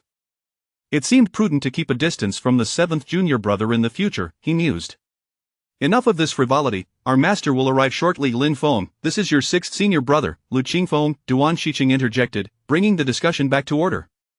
Greetings, sixth senior brother. Lin Feng quickly composed himself and offered a formal bow. Lu Qingfeng was a strikingly handsome young man.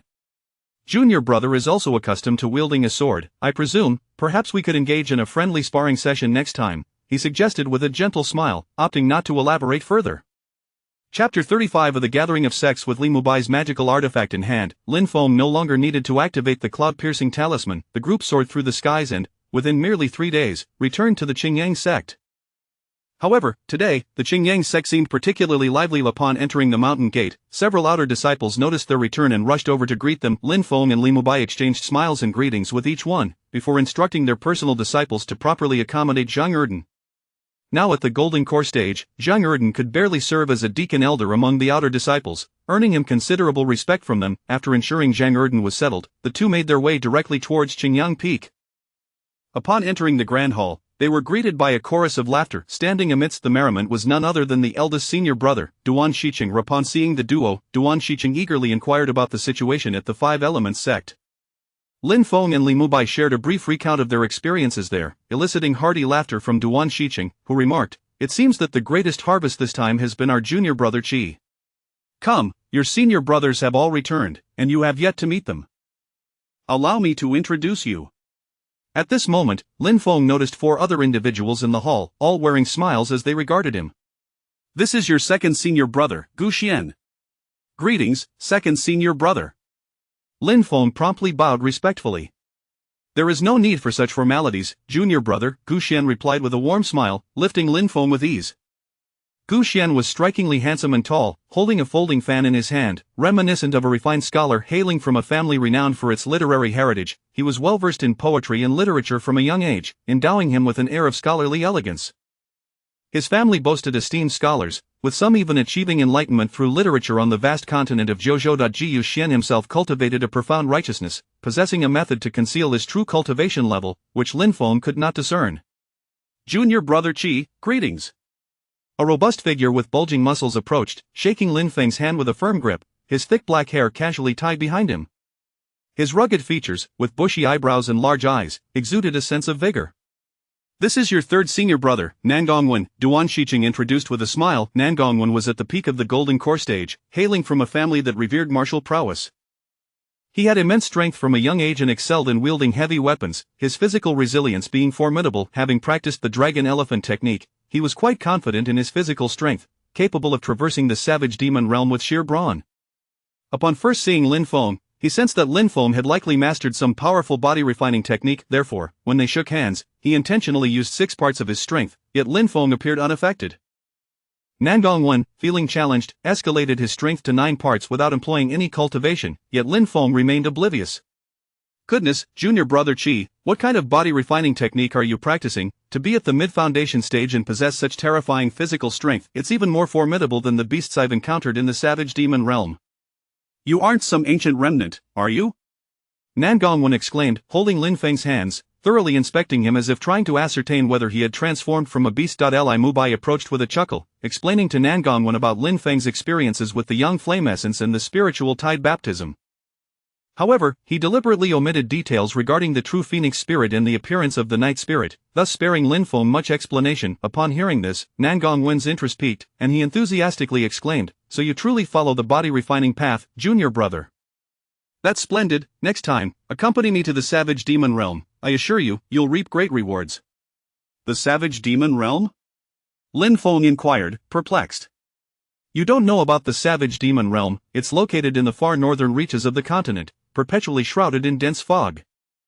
For some unknown reason, this mist exerts a profound suppressive effect on the spiritual power of our cultivators, yet it has no impact on the demon beasts that train their bodies. Therefore, human cultivators seldom venture there. As a result, it has become a paradise for formidable demon beasts that either act independently or have been exiled from their clans. However, I only dare to operate in the periphery. Within the savage demon realm, many demon beasts possess strength comparable to innate true spirits. Of course, our cultivation realm has established barriers around the edges to prevent these beasts from wreaking havoc on the human world. The savage demon realm. Lin Feng committed this name to memory. He resolved to visit it someday to gauge the extent of his enhancements through the yang flame essence and the spiritual tide baptism, as well as the artifact inheritance he had received. Nan Gongwen, suddenly struck by an idea, slapped his forehead. No, it seems I must head back to the savage demon realm to spar with those larger beasts. Even the fifth senior brother has caught up to my cultivation, he lamented, a hint of frustration in his voice. The group exchanged knowing glances and chuckled as Duan Shiqing approached, patting Nan Gongwen on the shoulder. Third junior brother, the fifth and seventh went out to train and encountered the spiritual tide baptism of the five elements master and the young flame essence. Such opportunities are rare indeed, you needn't feel too disheartened. He then led Lin Feng to a slender figure with sharp eyes, adorned with a silver mask. Lin Feng, this is your fourth senior brother, Morong Yun.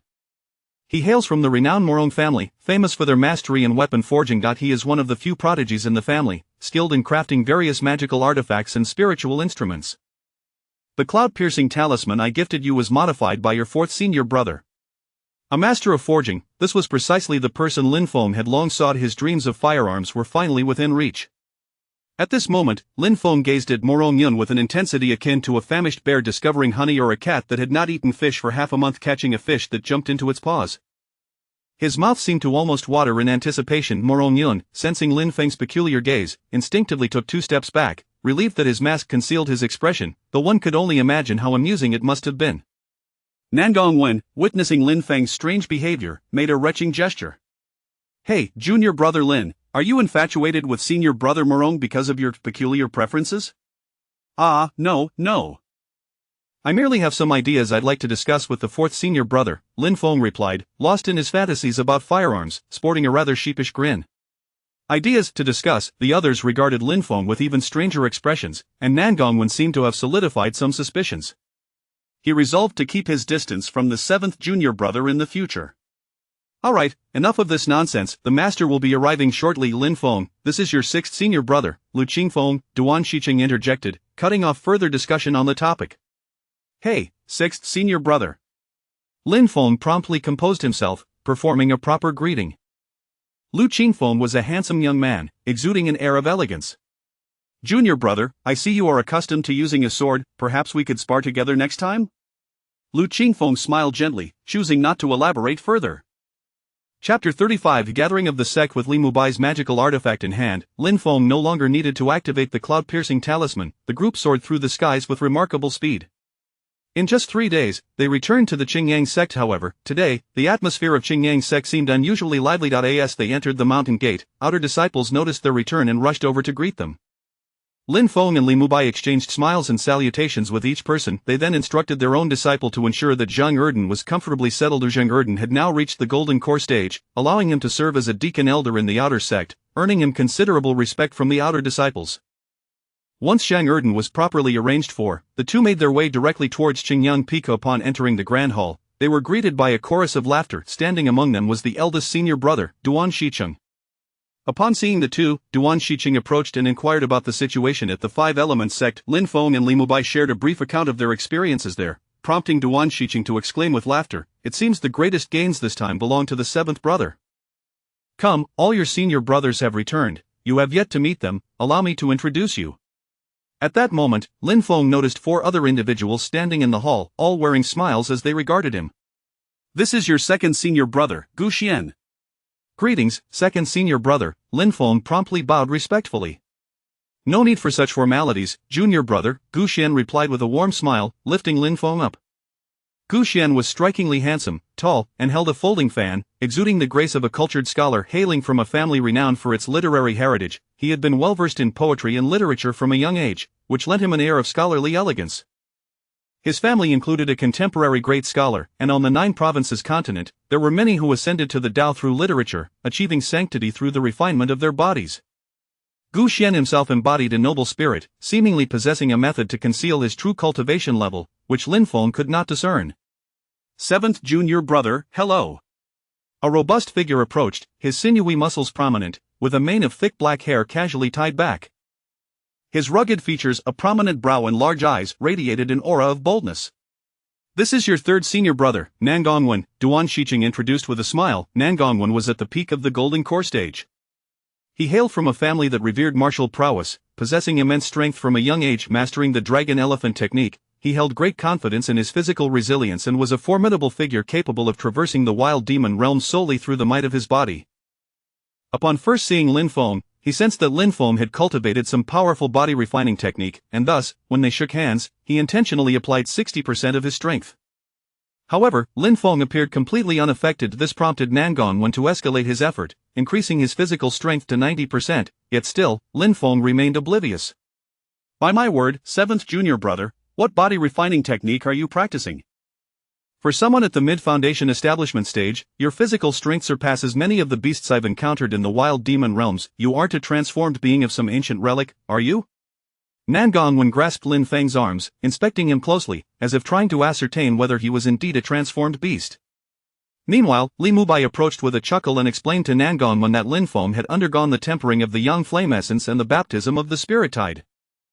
However, he deliberately omitted any mention of the true phoenix spirit and the night spirit, thus saving Lin Feng from much explanation. Nangongwen, intrigued by this revelation, enthusiastically pulled Lin Feng along, saying, "So you truly belong to the body refining lineage? That's splendid. Next time, accompany me to the wild demon realms. I guarantee you will gain much." The wild demon realms? Lin Feng inquired, puzzled. Junior brother, you are unaware of the wild demon realms? It lies in the extreme north of the continent, perpetually shrouded in thick mist. This mist inexplicably suppresses the spiritual power of our cultivators, yet it has no effect on the beasts that cultivate their bodies. Thus, human cultivators rarely venture there. Consequently, it has become a sanctuary for powerful beasts that roam alone or those exiled from their clans. However, I only dare to operate in the periphery. Within the wild demon realms, there are many formidable beasts that rival innate true spirits. Naturally, to prevent these beasts from wreaking havoc in our world, we have established barriers around the outskirts of the wild demon realms. Wild demon realms. Lin Feng committed the name to memory, determined to visit someday to gauge the extent of his body, refined by the young flame essence and the spirit tide, as well as the legacy of the artifact. After concluding his thoughts, Nangongwen smacked his forehead. No, it seems I must return to the wild demon realms and engage in more battles with those giants. Even the fifth brother's cultivation has caught up with me, he said, a hint of frustration in his voice. The others exchanged knowing smiles. Duan Shiqing approached and patted Nangongwen on the shoulder.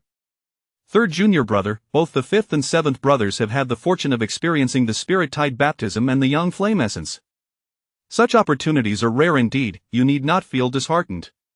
He then led Lin Feng to a slender figure with sharp eyes, adorned with a silver mask. Lin Feng, this is your fourth senior brother, Morong Yun. He hails from the renowned Morong family, famous for their mastery in weapon forging, and is one of the few prodigies in the clan skilled in crafting various magical artifacts and spiritual tools. The cloud-piercing talisman I gifted you was modified by your fourth senior brother. A master of artifact forging, this was precisely the person Lin Feng had long sought. My dream of firearms is finally within reach. At that moment, Lin Feng's gaze fixated on Morong Yun, akin to a ravenous bear discovering honey, or a cat that had not tasted fish for half a month encountering one that leaped into its lap.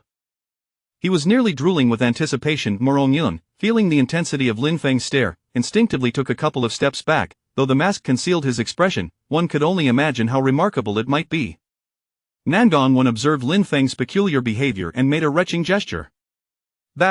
Junior brother Lin, you aren't smitten with fourth senior brother, are you? No, I merely have some ideas I'd like to discuss with fourth senior brother, Lin Feng replied, still lost in his fantasies about firearms, wearing a foolish grin. Ideas? Discussions? The others regarded Lin Feng with increasingly odd expressions, and Nangongwen seemed to solidify his suspicions. He resolved to keep a distance from the seventh junior brother in the future. Alright, enough of this nonsense. Our master will be here shortly. Lin Feng, this is your sixth senior brother, Lu Qingfeng, Duan Shiqing interjected, interrupting any further speculation. Greetings, sixth senior brother. Lin Feng promptly composed himself, bowing formally. Lu Qingfeng was a handsome young man with an elegant demeanor.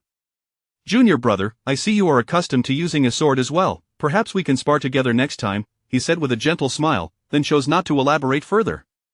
Chapter 36, The Gathering of the Sect. Before he could finish his words, a figure clad in azure appeared at the entrance of the Grand Hall. It was none other than the current sect master of the Qingyang sect, the revered Qin Jiangzi, the master of all present. Instantly, everyone stood in solemn respect, bowing in unison. Qin Jiangzi smiled and nodded in acknowledgement. I have heard that your recent expedition yielded abundant rewards. I am truly gratified, he said gently. At this moment, the formidable aura of one of the five great powers of the Jojo continent had completely receded, revealing a benevolent elder who listened attentively to the trivialities of his disciples. Duan Shiqing stepped forward, respectfully bowed, and recounted in detail the experiences and gains of the group. Upon hearing this, Qin Jiangzi nodded slightly, expressing his satisfaction with their accomplishments. His gaze shifted to Lin Feng and Li Mubai as he remarked, Indeed, your journey to the Five Elements sect not only brought you such fortuitous gains but also critical intelligence. The old ghost of the Five Elements has ventured into the outside world and remains alive. It seems the Five Elements sect is poised for a resurgence. He was always rather miserly. I did not expect him to involve you in the spiritual tide baptism. Clearly, he still harbors reservations about his disciples. Well, considering our past acquaintance, I suppose I owe him a favor. Shiqing, you must pay close attention to matters over at the Five Elements sect. Duan Shiqing promptly accepted the order. Especially you, the seventh, Qin Jiangzi continued, directing his gaze at Lin Feng. Your growth has surpassed my expectations. A flicker of admiration passed through his eyes. It was indeed astonishing to witness such rapid progress within a short span of time. Lin Feng, feeling flattered, quickly expressed, Thank you, master, for your kind words. I shall strive to cultivate even harder, so as not to disappoint the sect's expectations. Qin Jiangzi nodded in satisfaction and said, Your senior brother has already informed me of your situation. You have chosen your cultivation method, and further instruction would be of little benefit. If you find yourself lacking anything during your training, do not hesitate to voice your needs. Let us see if I can assist you. Upon hearing this, Lin Feng's heart leaped with joy. Even if Qin Jiangzi had not brought it up, he had intended to press for support. Without hesitation, he replied, Master, there is indeed something I wish to request. Qin Jiangzi, smiling slightly, replied, You are quite unreserved, aren't you? Speak freely, state your requests as you wish. Senior Sister Jiang mentioned that in 6 months, a grand competition for new talents will be held across the Jojo continent. I wish to witness it, but my strength is rather lacking. Therefore, I need fourth senior brother's assistance in crafting some combat protective spiritual tools. My resources are limited, so I hope master might extend his support, Lin Feng thought, seizing the opportunity to make his request. Ah, what a trivial matter. The upcoming competition is of great interest. I too shall be a spectator and will be present at the event. As for materials, I happen to have some that I can spare. Qin Jiangzi raised his hand, and a myriad of materials materialized in the air before them. Shen Jin. Gangin, what is this? Could it be the horn of a sheji, the scales of a hangong fish and the spiritual tail of a nine-tailed fox? Morong Yun, who had been standing silently in the background, suddenly lost his composure upon seeing the pile of materials. His voice broke into an exclamation of astonishment. Are these difficult to obtain? Lin Feng asked, bewildered. Morong Yun shot Lin Feng a look that clearly conveyed, Are you foolish? His face regained the excitement he had displayed upon first seeing the rare materials, though his eyes lingered greedily on the pile in Qin Jiangzi's hands. What do you know? Morong Yun's eyes sparkled with fervor. These materials presented by our master, each one could stir a tempest across the Jojo continent. Shenjin and Gangin are the finest of crafting materials. Even a minute quantity can elevate the overall quality, rendering spiritual tools nearly indestructible. However, these items are exceedingly rare, typically hidden deep within forbidden zones or at the core of mineral veins, making them difficult to procure and yielding scant quantities. In the Jojo continent, only the top-tier powers or master craftsmen can possess them. Moreover, the horn of the Sheji is an invaluable treasure. Legend has it that this beast carries the bloodline of the ancient Qilin, and its horn is the essence of life and strength. Should the horn break, so too does its life. It is incredibly rare. Artifacts crafted from this horn boast formidable attack power. Though Morong Yun appeared aloof, when discussing the art of crafting, he spoke with the fervor of an expert. Lin Feng, witnessing this, felt a rush of anticipation about his senior brother's crafting prowess, thinking, this person must truly be a genius in the art of crafting. Qin Jiangzi observed Morong Yun's reaction with understanding. He waved his hand generously, bestowing all the materials to Morong Yun.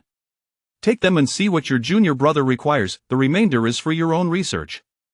Morong Yun, ecstatic, accepted the materials with fervent gratitude. In the midst of his excitement, he suddenly remembered something and turned to Lin Feng, asking, "Junior brother, what exactly do you intend to craft?" Lin Feng smiled mysteriously and retrieved a pre-prepared blueprint from his robe, handing it to Morong Yun. "Fourth senior brother, this is a schematic for a thermal weapon I have been contemplating for quite some time. I would appreciate your insights." Morong Yun, puzzled, took the blueprint and glanced at it, his expression shifting dramatically. "What in the world is this? Jojo Eagle Pistol, Spiritual Energy Cannon, Destroyer Thunderbolt, the principle involves energy compression. Trigger mechanism, no, why didn't I think of this before, something seems off." He muttered to himself, as if entranced, and hurriedly made his way back to his cave dwelling, lost in thought. The others looked on in confusion at this scene, and Duan Shiqing could not help but inquire, "Junior brother, what exactly did you show fourth senior brother? He is usually so reserved and polite. Why is he so uncharacteristically flustered today?" Lin Feng scratched his head awkwardly. "It's just some ideas I came up with while tinkering in my cave. However, I do not know how to craft, so I can only ask fourth senior brother for some guidance." Qin Jiangzi waved his hand dismissively. "It's all right. The fourth is inherently simple-minded, with a profound obsession for crafting. It is rare for something to pique his interest, so you all may go about your business. I wish to have a word with the seventh in private." The disciples complied and withdrew, leaving only Lin Feng and Qin Jiangzi standing face to face. Chapter 37 What is the way of heaven? Come here, my child, beckoned Qin Jiangzi, his eyes brimming with warmth as he regarded his newly accepted disciple. Lin Feng obediently stepped forward, though his mind was rife with speculation regarding his master's intentions for summoning him. "Yes, master," he replied respectfully. "Stand beside me," Qin Jiangzi said with a benevolent smile, resembling an elder who merely wished to witness the growth of his pupil. It had been some time since Lin Feng had entered the sect, yet this was only their second face-to-face conversation. "I have not had the opportunity to impart much knowledge to you, but I heard from your senior brother that you have made some discoveries in the scripture pavilion?" Lin Feng felt a jolt of surprise but answered candidly, "Yes, master. I was fortunate enough to select 3 martial arts manuals." "Oh, luck is sometimes a facet of strength," Qin Jiangzi remarked, not probing further into how Lin Feng managed to select 3 manuals. Instead, he inquired about Lin Feng's progress in cultivation. "Do you have any difficulties in your practice?" Still uncertain about Qin Jiangzi's purpose in keeping him alone, Lin Feng replied honestly, "At the moment, no. However, these manuals are exceedingly profound, and I am still slowly comprehending them." "Excellent," Qin Jiangzi nodded approvingly. "A young person should indeed be grounded. Speaking of which, the 2 manuals you selected have some connection to me. The Starfall technique is not a martial art of our Jojo continent but was passed down to me from your ancestral master. The Thunderous 9 Heavens is a legacy from a deceased friend of mine. Perhaps this is all a matter of divine will." He gazed skyward, seemingly lost in distant memories. "Master, are there any issues with these 2 manuals?" Lin Feng asked out of curiosity. Qin Jiangzi returned his gaze to Lin Feng, meeting his eyes directly. "None. However, I wish to pose a question to you. What do you think is the greatest distinction between us cultivators and ordinary mortals?" Lin Feng was taken aback. He had not contemplated this question seriously since his arrival in the Jojo continent. Once an ordinary youth, he found everything about the cultivation world to be both foreign and enchanting. He had once yearned for a stable life, yet fate had thrust him onto the path of cultivation. Now, confronted with Qin Jiangzi's query, he found himself momentarily at a loss for words. "Master, I do not know," Lin Feng admitted, lowering his head. A flicker of sorrow passed through Qin Jiangzi's eyes. "To ordinary mortals, we cultivators may seem like deities or immortals. With a mere gesture, we can bring about cataclysmic destruction, turning cities to ashes. However, cultivators are not omnipotent, we too are bound by restraints and rules." He paused before continuing, "The mortal realm is the foundation of the cultivation world. Sects must select qualified disciples from the masses to continue their legacy. Moreover, cultivators who act against mortals will face penalties from the laws of heaven and earth, with the severity of punishment increasing with one's level of cultivation. Once, a formidable being in the integration stage disregarded these rules and slaughtered a city, only to invoke a heavenly retribution that led to his demise, leaving even his soul unable to escape. This is the ironclad law of the cultivation realm." Lin Feng listened, both terrified and enlightened, grasping the understanding that cultivators are not free to act with impunity, they too are subject to the constraints and bindings of heaven and earth. Ordinary mortals spend their lives pursuing wealth and status, while we cultivators seek to attain enlightenment and immortality, Qiu Yingzi said with a serene smile, gazing at Lin Feng. But if one day you discover that even after cultivating for thousands of years, you cannot escape this earthly confinement, what will you think? Lin Feng was momentarily stunned, surprised that such a powerful figure would reveal such a sense of helplessness before him. Master, I am ignorant and do not understand why you bring this up, he ventured cautiously. Qiu Yingzi paused briefly before bursting into hearty laughter, regaining the demeanor of a top-tier cultivator. You clever lad, how fares the little phoenix spirit within you?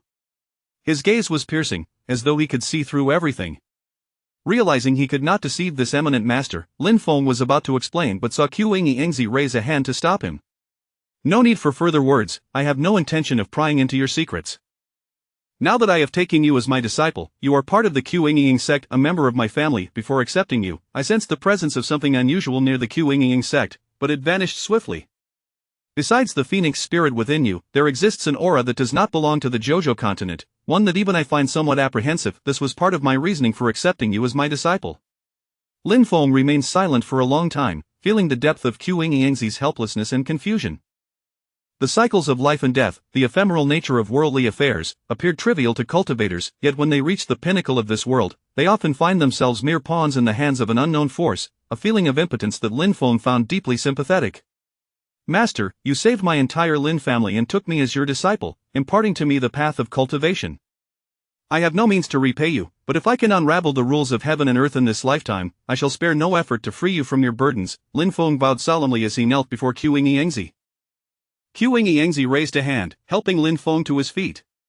Ha, good disciple, I have not asked you to seek death, perhaps I have been too fixated. However, there is indeed a matter I need you to attend to. A hint of nostalgia flickered in his eyes. As I mentioned, the thunderous Nine Heavens manual is a relic of a deceased friend.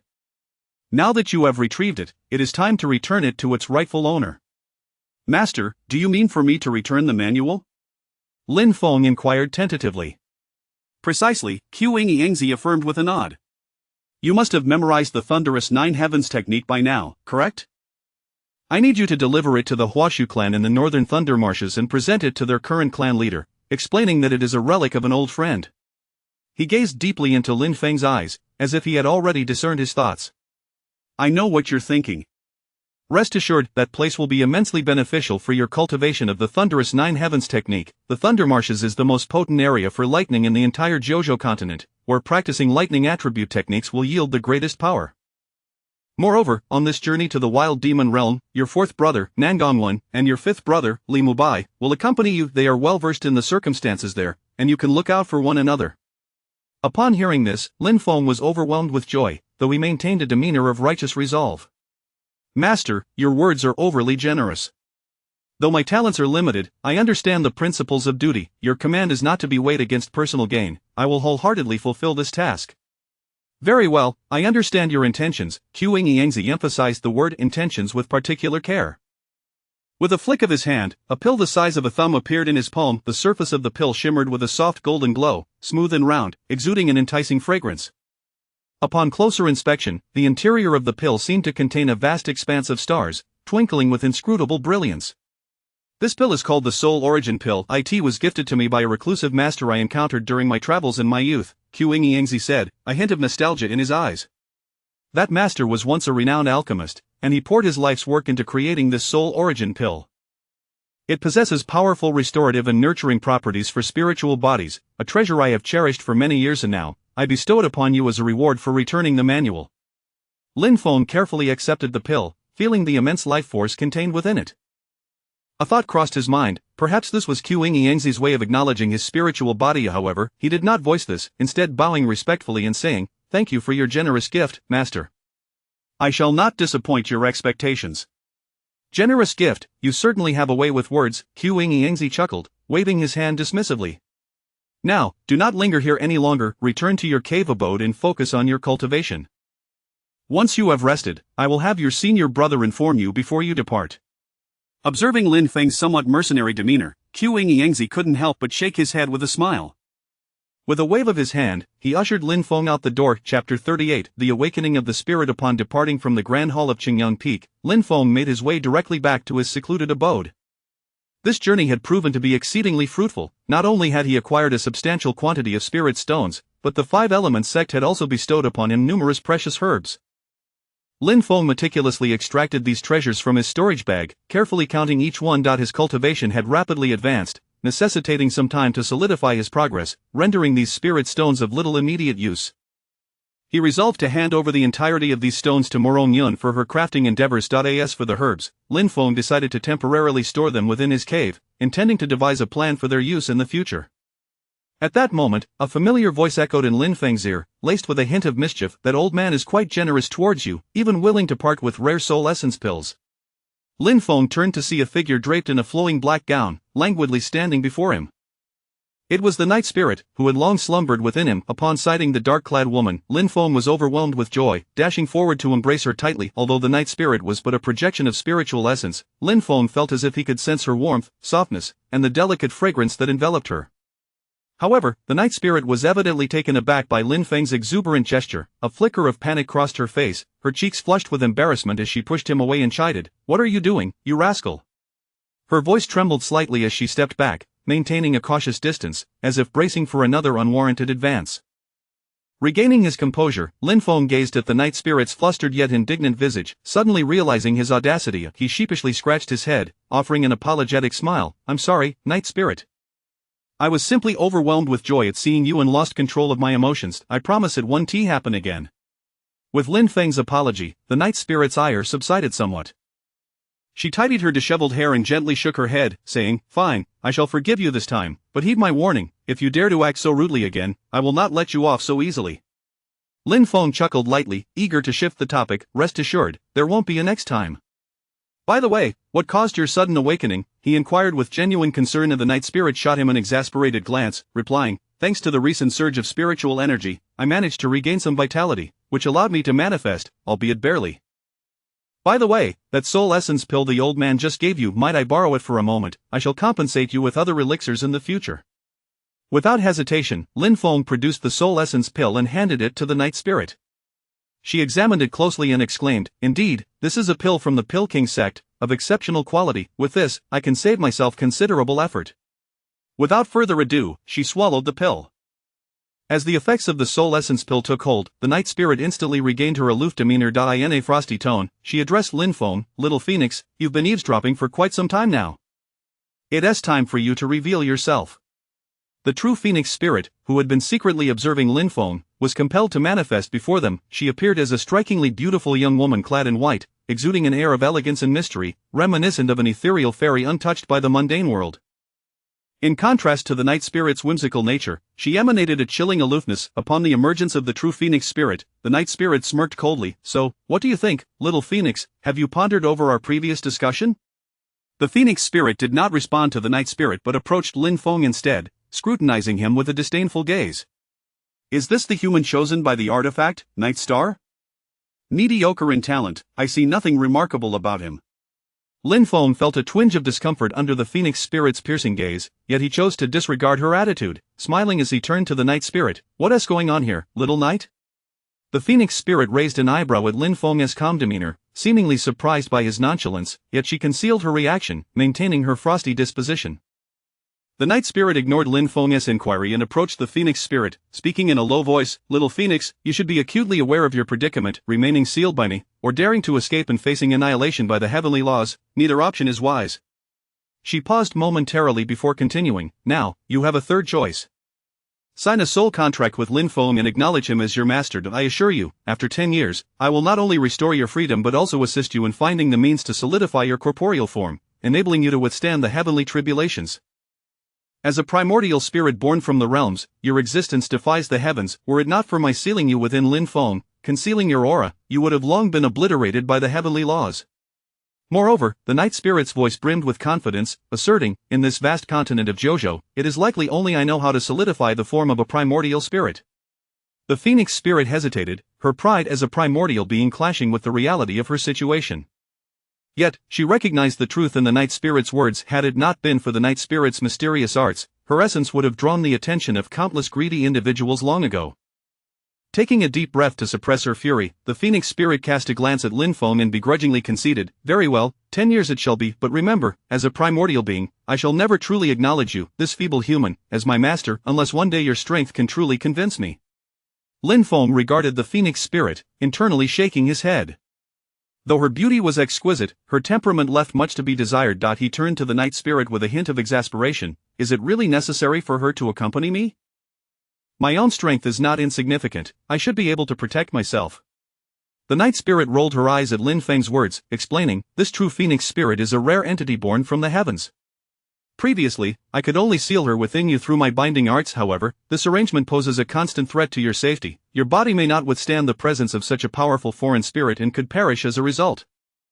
Hence, I devised a method for her to sign a soul contract with you. This way, her presence within you will not provoke a repulsive reaction. Furthermore, once the soul contract is established, your fates will be intertwined.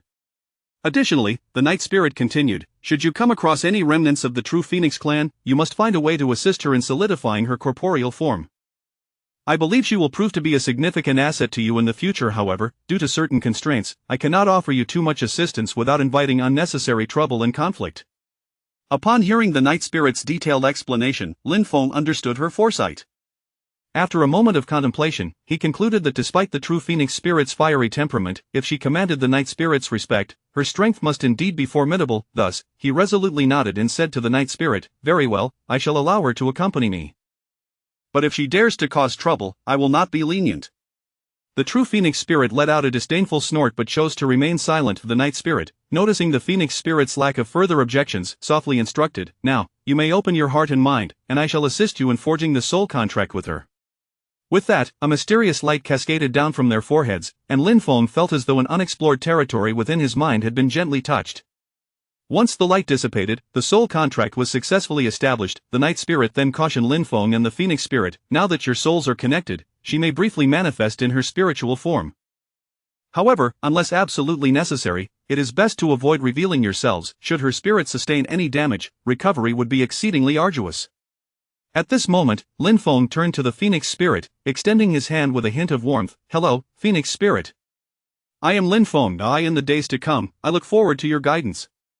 The true phoenix spirit cast a disdainful glance at Lin Feng's outstretched hand, though her gaze was no longer as frosty as before. She succinctly replied, "I have a name, Feng Yenner." Realizing his attempt at camaraderie had fallen flat, Lin Feng remained unfazed, smiling as he responded, "Feng Yenner, what a lovely name. This is my cave.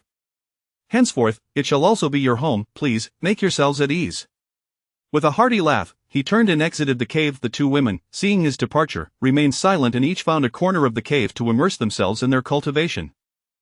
Chapter 38, The Awakening of the Spirit. Upon departing from the Grand Hall of Qingyang Peak, Lin Feng made his way directly back to his secluded abode. This journey had proven to be remarkably fruitful. He had not only acquired a substantial quantity of spirit stones but was also generously gifted a plethora of precious herbs by the Five Elements sect. Lin Feng meticulously extracted these treasures from his storage pouch, counting them with great care.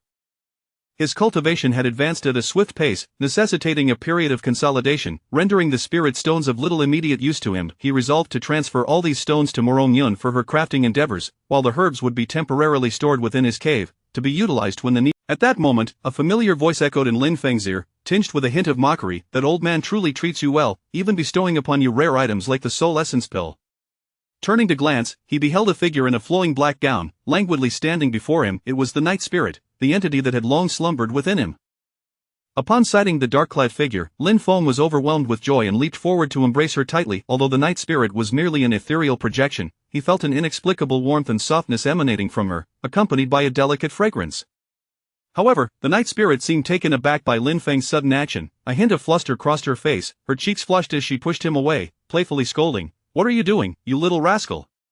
Her voice quivered slightly as she stepped back, maintaining a cautious distance, as if bracing herself against any further impropriety. Lin Feng, having been rebuffed, gazed at the night spirit's bashful yet slightly irate countenance and suddenly realized he may have acted a tad recklessly and embarrassed. He scratched his head and offered an apologetic smile. "I'm sorry, night spirit. I was just so delighted to see you that I couldn't help myself. I promise it won't happen again."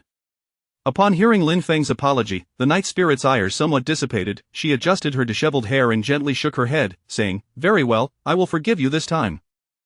But heed my warning, you little rascal, should you dare to be so impertinent again, I shall not let you off so easily.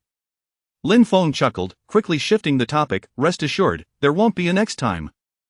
By the way, what caused your sudden awakening? He inquired with genuine concern, and the night spirit shot him a reproachful glance and replied, it was thanks to that last spiritual tide that I managed to regain some vitality, allowing me to manifest, albeit barely.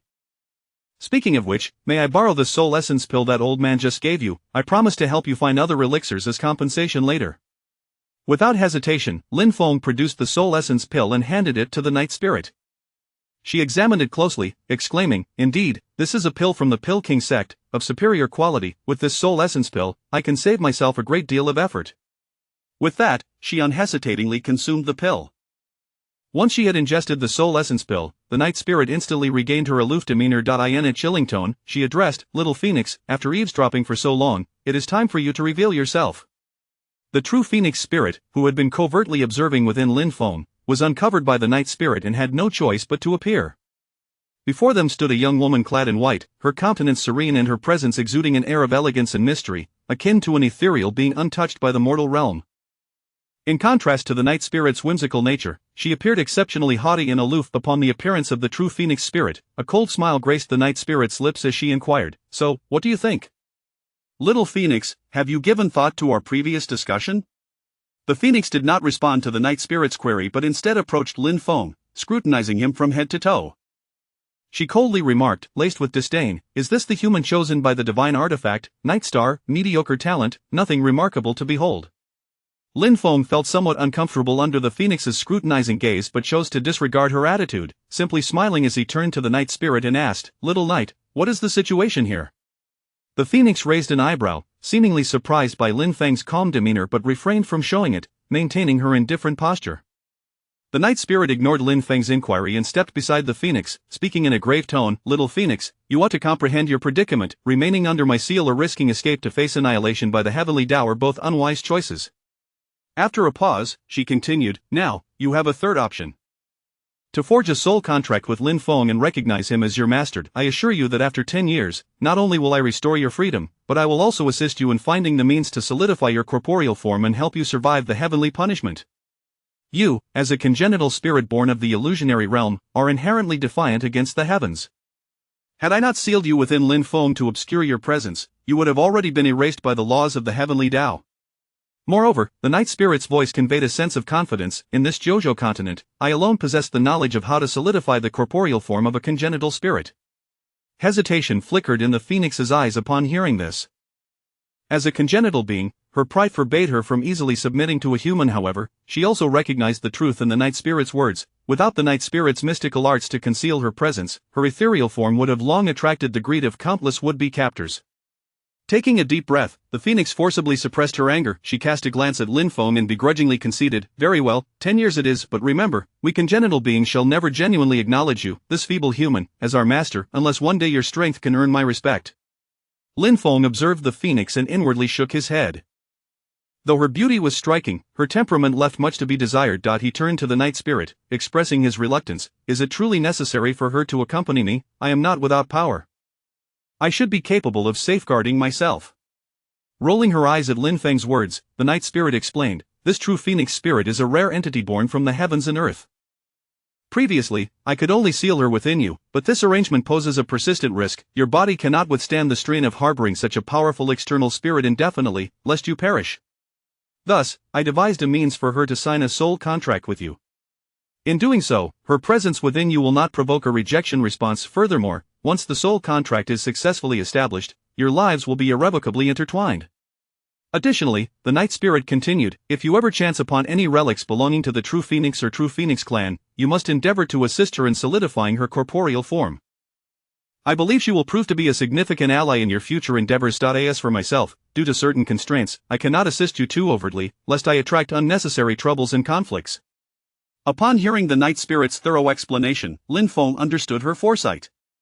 After a moment of contemplation, he resolved that even if the true Phoenix spirit possessed a fiery temperament, her existence was clearly remarkable enough to earn the night spirit's regard. Thus, he firmly nodded and said to the night spirit, very well, let her accompany me, but should she dare to cause trouble, I shall not be lenient. The true Phoenix spirit snorted disdainfully in response but refrained from further comments. The night spirit, seeing that the true phoenix spirit had ceased her objections, gently instructed, "Then, open your heart and mind, and I shall assist you in forging the soul contract." With that, a mysterious light cascaded down from their foreheads. Lin Feng felt as though an unknown realm within his mind had been lightly touched. Once the light dissipated, the soul contract had been successfully established. The night spirit then cautioned both Lin Feng and the phoenix, "Now that your souls are linked, she may briefly manifest in her ethereal form. However, unless absolutely necessary, it is wise to remain discreet. Any damage to her ethereal form is exceedingly difficult to reverse." At that moment, Lin Feng turned to the phoenix, extending his hand in a gesture of warmth, saying, "Ah, Miss Phoenix, I am Lin Feng. In the days to come, I hope for your guidance." The true phoenix spirit glanced at Lin Feng's hand with a hint of distaste. However, her gaze was no longer as frigid as before. She succinctly replied, "I have a name, Feng Yenner." Lin Feng, realizing his attempt at camaraderie had fallen flat, shrugged it off and smiled, "Feng Yenner, that's a lovely name. This is my abode, and from now on, it shall also be your home. Please feel free to make yourselves comfortable." With a hearty laugh, he turned and exited the cave. The two women, seeing this, chose not to speak further and each settled into a corner of the cave, immersing themselves in their respective cultivation. Chapter 39 Yun Style Number 1. A few days passed in such tranquility, and Lin Feng learned from the disciples at the door about the location of Morong Yun's cave dwelling. After clarifying with the two women, he promptly followed the indicated route to find Morong Yun's abode. Upon arriving at the entrance, a deafening explosion erupted from within, followed by a billowing cloud of smoke. A figure emerged, covering its mouth and nose, disheveled and covered in soot. "Fourth senior brother?" Lin Feng stepped forward, calling out in confusion. With the figure, donning a silver mask, bore a familiar yet disheveled look. It was indeed Morong Yun, his fascination with weapon crafting evident. At that moment, all his aloofness had vanished, his face as dark as if he had just crawled out of a chimney, and his garments were tattered from the explosion. "Junior brother!" Morong Yun exclaimed excitedly, disregarding his own appearance. "You are truly a prodigy. The concept of compressing spiritual energy into weaponry is something my Morong family has pursued for generations, yet never has anyone achieved such a feat. Alas, this method demands exceedingly high standards from the craftsman, making mass production nearly impossible. Otherwise, should a mortal wield this, even we cultivators would find it difficult to resist. Is its power truly that formidable?" Lin Feng had initially intended merely to experiment, unaware that the results would surpass his expectations. Morong Yun, brimming with excitement, replied, "Absolutely, the Jojo Eagle, when it strikes, would be a challenge even for mid-stage foundation establishment cultivators to withstand, and the Destroyer Grenade boasts even more astonishing power. If I could refine a few more, mid-stage Golden Core cultivators would also find themselves in peril. Regrettably, my materials are limited. Aside from the scrap, I have only managed to craft one Jojo Eagle pistol and 3 destroyers." Having said this, he handed the finished products to Lin Feng, though his lips twitched slightly, hinting at an unspoken concern. "Senior brother, is there something amiss?" Lin Feng noticed Morong Yun's unusual demeanor and inquired. Morong Yun appeared somewhat embarrassed. "Junior brother, this is my first crafted piece. I believe that with this blueprint, I can establish a reputation in the weapon crafting realm of Jojo. Thus, I have a humble request. May I name these weapons after myself?" "Oh, that's a trivial matter." Lin Feng readily agreed. "Let us call them Yun Style Number 1 and Yun Style Number 2. When the cannon is ready, we shall name it Yun Style Number 3. Holding the Yun Style Number 1 and Number 2 crafted by Morong Yun, Lin Feng felt an overwhelming excitement. This marked his first possession of a personal firearm in this foreign world, and its power was truly remarkable. After Morong Yun explained the usage, Lin Feng experimented with them. Although the Yun Style Number 2 grenade was a one-time use, the Yun Style Number 1 could be fired simply by infusing it with spiritual energy, providing a delightful tactile experience. "Thank you so much, fourth senior brother." Lin Feng expressed his gratitude. "With these, I feel considerably safer when venturing outside."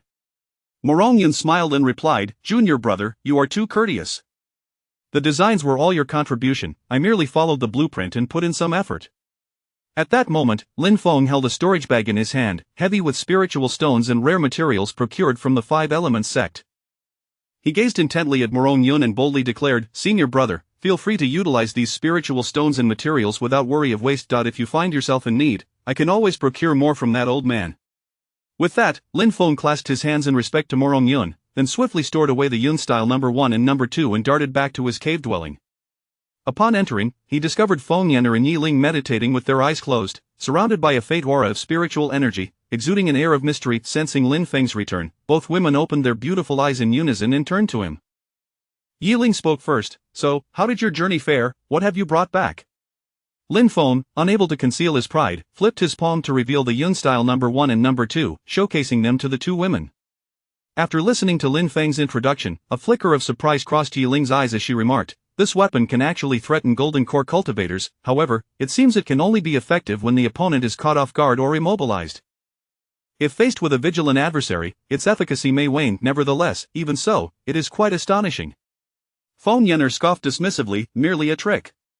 In a rare moment, Yiling sided with Feng Yenner, nodding in agreement. Personal cultivation is of utmost importance. While these external tools may be powerful, they are ultimately just aids. Lin Feng inwardly chuckled at the two girls, who had yet to witness the might of an atomic bomb, oblivious to the grander plans he harbored. When the time permitted, he would establish a research institution, recruiting a cadre of individuals with talents akin to Morong Yun's to collaboratively develop even more potent weaponry. However, outwardly, he feigned agreement, expressing his intention to dedicate himself to cultivation. Feng Yenner, observing Lin Feng's glib tongue, shot him a disdainful glance before returning to her meditative state, not forgetting to erect a barrier against prying senses. Seeing that the two women had turned their attention away from him, Lin Feng refrained from seeking their notice further. He found a secluded spot near the cave to practice the operation of the Yun style number 1. Aiming at a distant mountain peak, he fired, and the shot obliterated a significant portion of the mountain's face, leaving it stark and barren. Indeed, the Yun style number 1 was akin to a cheat in JoJo. While an ordinary person would toil for decades to reach the foundation establishment stage, this weapon, given a reserve of spiritual stones, could unleash the power of a late-stage foundation establishment cultivator. However, its consumption of spiritual stones was rather substantial, as it required compressing spiritual energy into a small piece of mysterious iron. Morong Yun had prepared a total of 40 rounds for Lin Feng, sufficient for the time being. Just as Lin Feng was engrossed in experimenting with his new weapon, a message suddenly arrived from the communication talisman left by Li Mubai, urging him to return to the cave post-haste. Upon reading the message, the talisman disintegrated into ash. Lin Feng quickly gathered his weapons and hurried back to the cave. Upon arrival, he saw Li Mubai standing outside, looking somewhat anxious, while Feng Yenner stood opposite him, her expression frosty and unyielding. Night Ling, clad in black, seemed to be watching the unfolding drama with amusement. "What on earth is happening here?" Lin Feng approached, noticing Li Mubai's tense demeanor. "Junior brother, you have returned." "Quickly, explain our relationship to this esteemed elder," Li Mubai exclaimed, bewildered. He had previously encountered this formidable woman in black and was now confronted with another woman in white, whose temper was evidently foul and who refused to listen to his explanations. Most troubling of all was that he couldn't gauge her strength, which warranted his respectful address, yet, there was something familiar about this woman, as though he had seen her before. Feigning nonchalance, Lin Feng greeted the woman, "Elder Feng Yenner, this is my senior brother, Li Mubai." "Senior brother, this esteemed elder is a member of my family who has been traveling abroad. She has returned to the Lin family and came to visit me." Chapter 39 Cloud Style Number 1. After a few days had passed without incident, Lin Feng inquired about Morong Yun's cave abode through the disciples at the gate. After informing the two women, he promptly followed the indicated route to find Morong Yun's dwelling. Upon arriving at the entrance, a thunderous explosion echoed from within, followed by a billowing cloud of smoke. A figure emerged from the cave, covering its mouth and nose, its face smeared with soot and dirt. "Fourth senior brother?" Lin Feng stepped forward, calling out in confusion. The figure, clad in a silver mask, bore a semblance of familiarity amid its disheveled state. It was none other than the weapon crafting enthusiast, Morong Yun. At that moment, all his aloofness had vanished, his face blackened as if he had just crawled out of a chimney, and his garments were tattered from the explosion. "Junior brother!" Morong Yun exclaimed with uncontained excitement, disregarding his disheveled appearance. "You are truly a prodigy. Compressing spiritual energy into weaponry, such a concept in weapon crafting has never been matched by anyone in the Morong family, who have practiced this art for generations. Alas, the requirements for crafting such weapons are exceedingly high, making mass production nearly impossible. Otherwise, if mere mortals wielded these, I fear even we cultivators would struggle to withstand them. Is the power truly that immense?" Lin Feng had merely intended to experiment, not anticipating results beyond his imagination. Morong Yun's face radiated elation. Indeed, the Nine Provinces Eagle, when it strikes an opponent, even mid-foundation cultivation practitioners would likely find it hard to resist, and the Desolator hand grenade possesses astounding destructive capabilities. If I could craft a few more, mid-golden core cultivators would find it difficult to escape unscathed. Regrettably, my materials are limited. Besides the scrap, I have only managed to forge one Nine Provinces Eagle pistol and 3 Desolators. Upon finishing his statement, he handed the crafted items to Lin Feng, though his lips twitched, suggesting an unspoken concern. Senior brother, is there something amiss? Lin Feng noticed Morong Yun's unusual demeanor and inquired. Morong Yun appeared slightly embarrassed. Junior brother, this is the first creation I have forged. I believe that with this blueprint, I can establish a name for myself in the weapon crafting realm of the 9 provinces continent. Thus, I have a modest request, may I name this weapon after myself? Oh, that's a trivial matter. Lin Feng readily agreed. We shall call it Cloud Style No. 1 and Cloud Style No. 2. Once the cannon is completed, it shall be Cloud Style No. 3.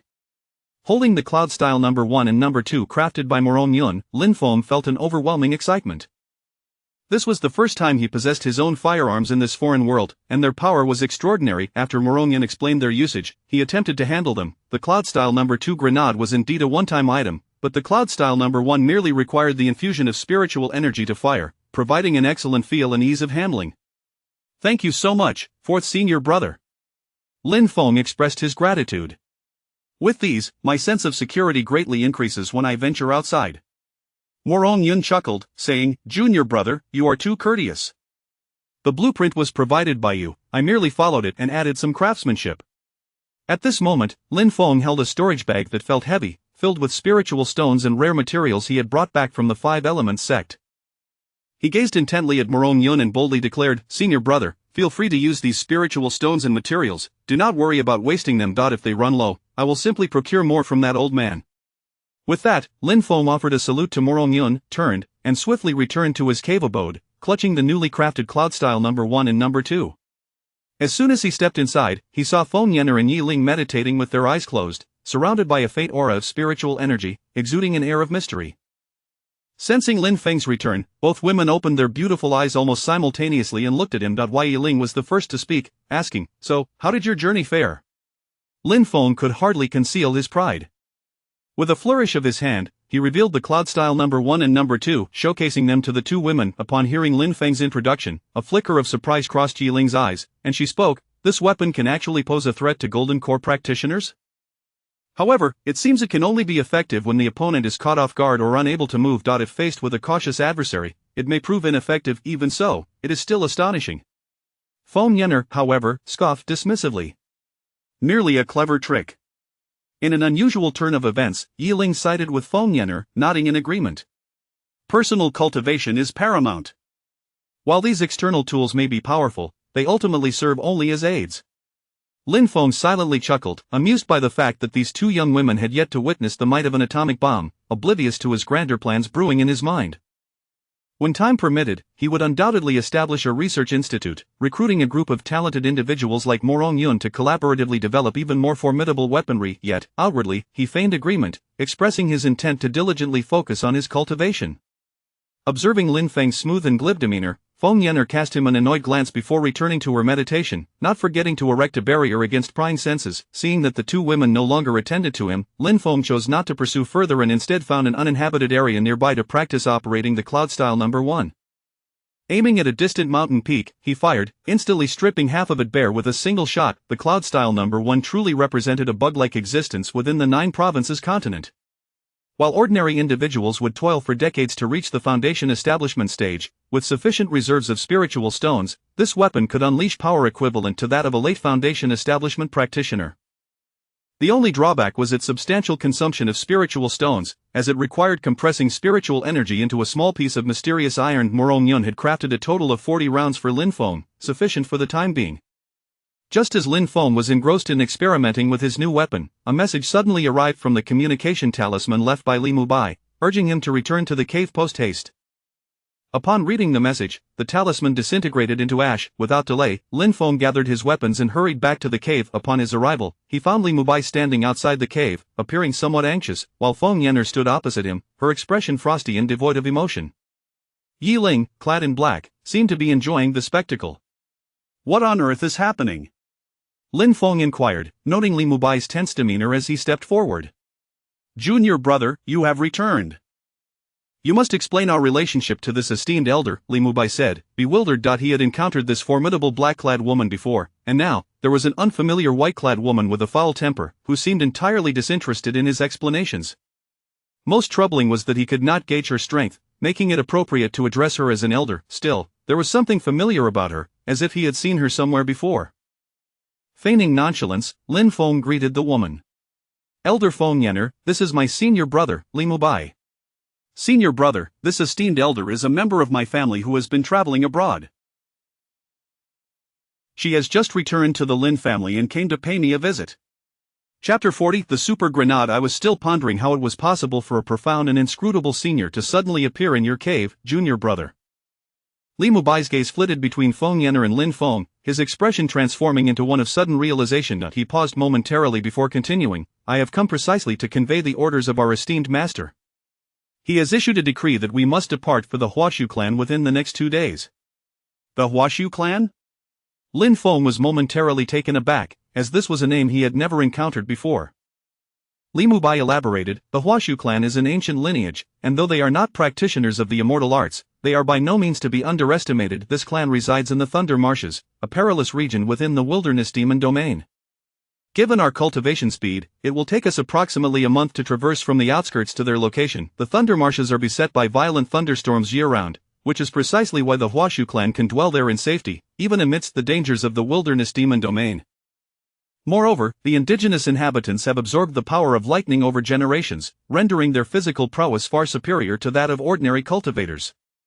At this juncture, he shifted the topic. However, senior brother Nangonwan has recently received unsettling news. It seems that there is unrest within the Wilderness Demon domain. Wilderness Demon domain. Upon hearing these words, Feng Yenner displayed a fleeting look of complexity in her eyes, though she quickly regained her composure. Lin Feng inquired with curiosity, unrest, could you elaborate, senior brother?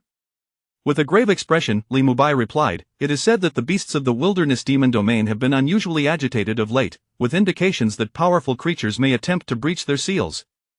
Furthermore, the mists within the domain exert considerable suppression on our spiritual energies, rendering flying artifacts ineffective. Thus, we must proceed with utmost caution on this journey. Complacency is not an option. Lin Feng furrowed his brow. If there are seals in that place and our spiritual powers are suppressed, how shall we enter and confront the formidable beasts of the Wilderness Demon domain? How can we reach the Thunder Marshes safely? Li Mubai smiled reassuringly. There is no need for concern, junior brother. Our master has prepared a boundary-breaking talisman for us, which will aid in unsealing the Wilderness Demon domain. Additionally, I possess some concealment talismans that can obscure our presence, shielding us from detection by the beasts.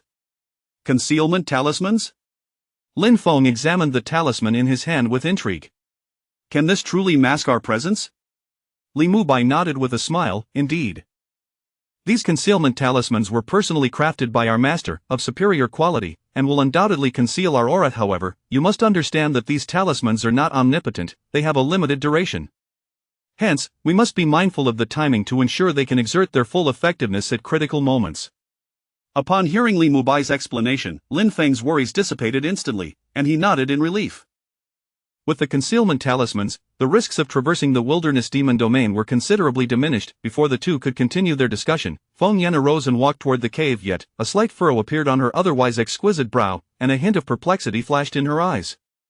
Though she was unaware of her connection to the Wilderness Demon domain, her intuition told her that this journey was of paramount significance. Meanwhile, the enigmatic night spirit, clad in a flowing black dress, languidly leaned against a railing, observing the departing Feng Yenner with a playful expression. She then gracefully stretched, revealing her alluring figure, prompting Lin Feng to gaze in awe, silently admiring her. When do you plan to set off? Night Spirit inquired with a charming smile directed at Li Mubai. We intend to depart in 3 days, Li Mubai replied. 3 days is splendid. By then, I should have absorbed the effects of the soul origin pill, Night Spirit remarked before making her way into the cave. Once Night Spirit's figure vanished into the depths of the cave, Li Mubai finally wiped the sweat from his brow with a sigh of relief.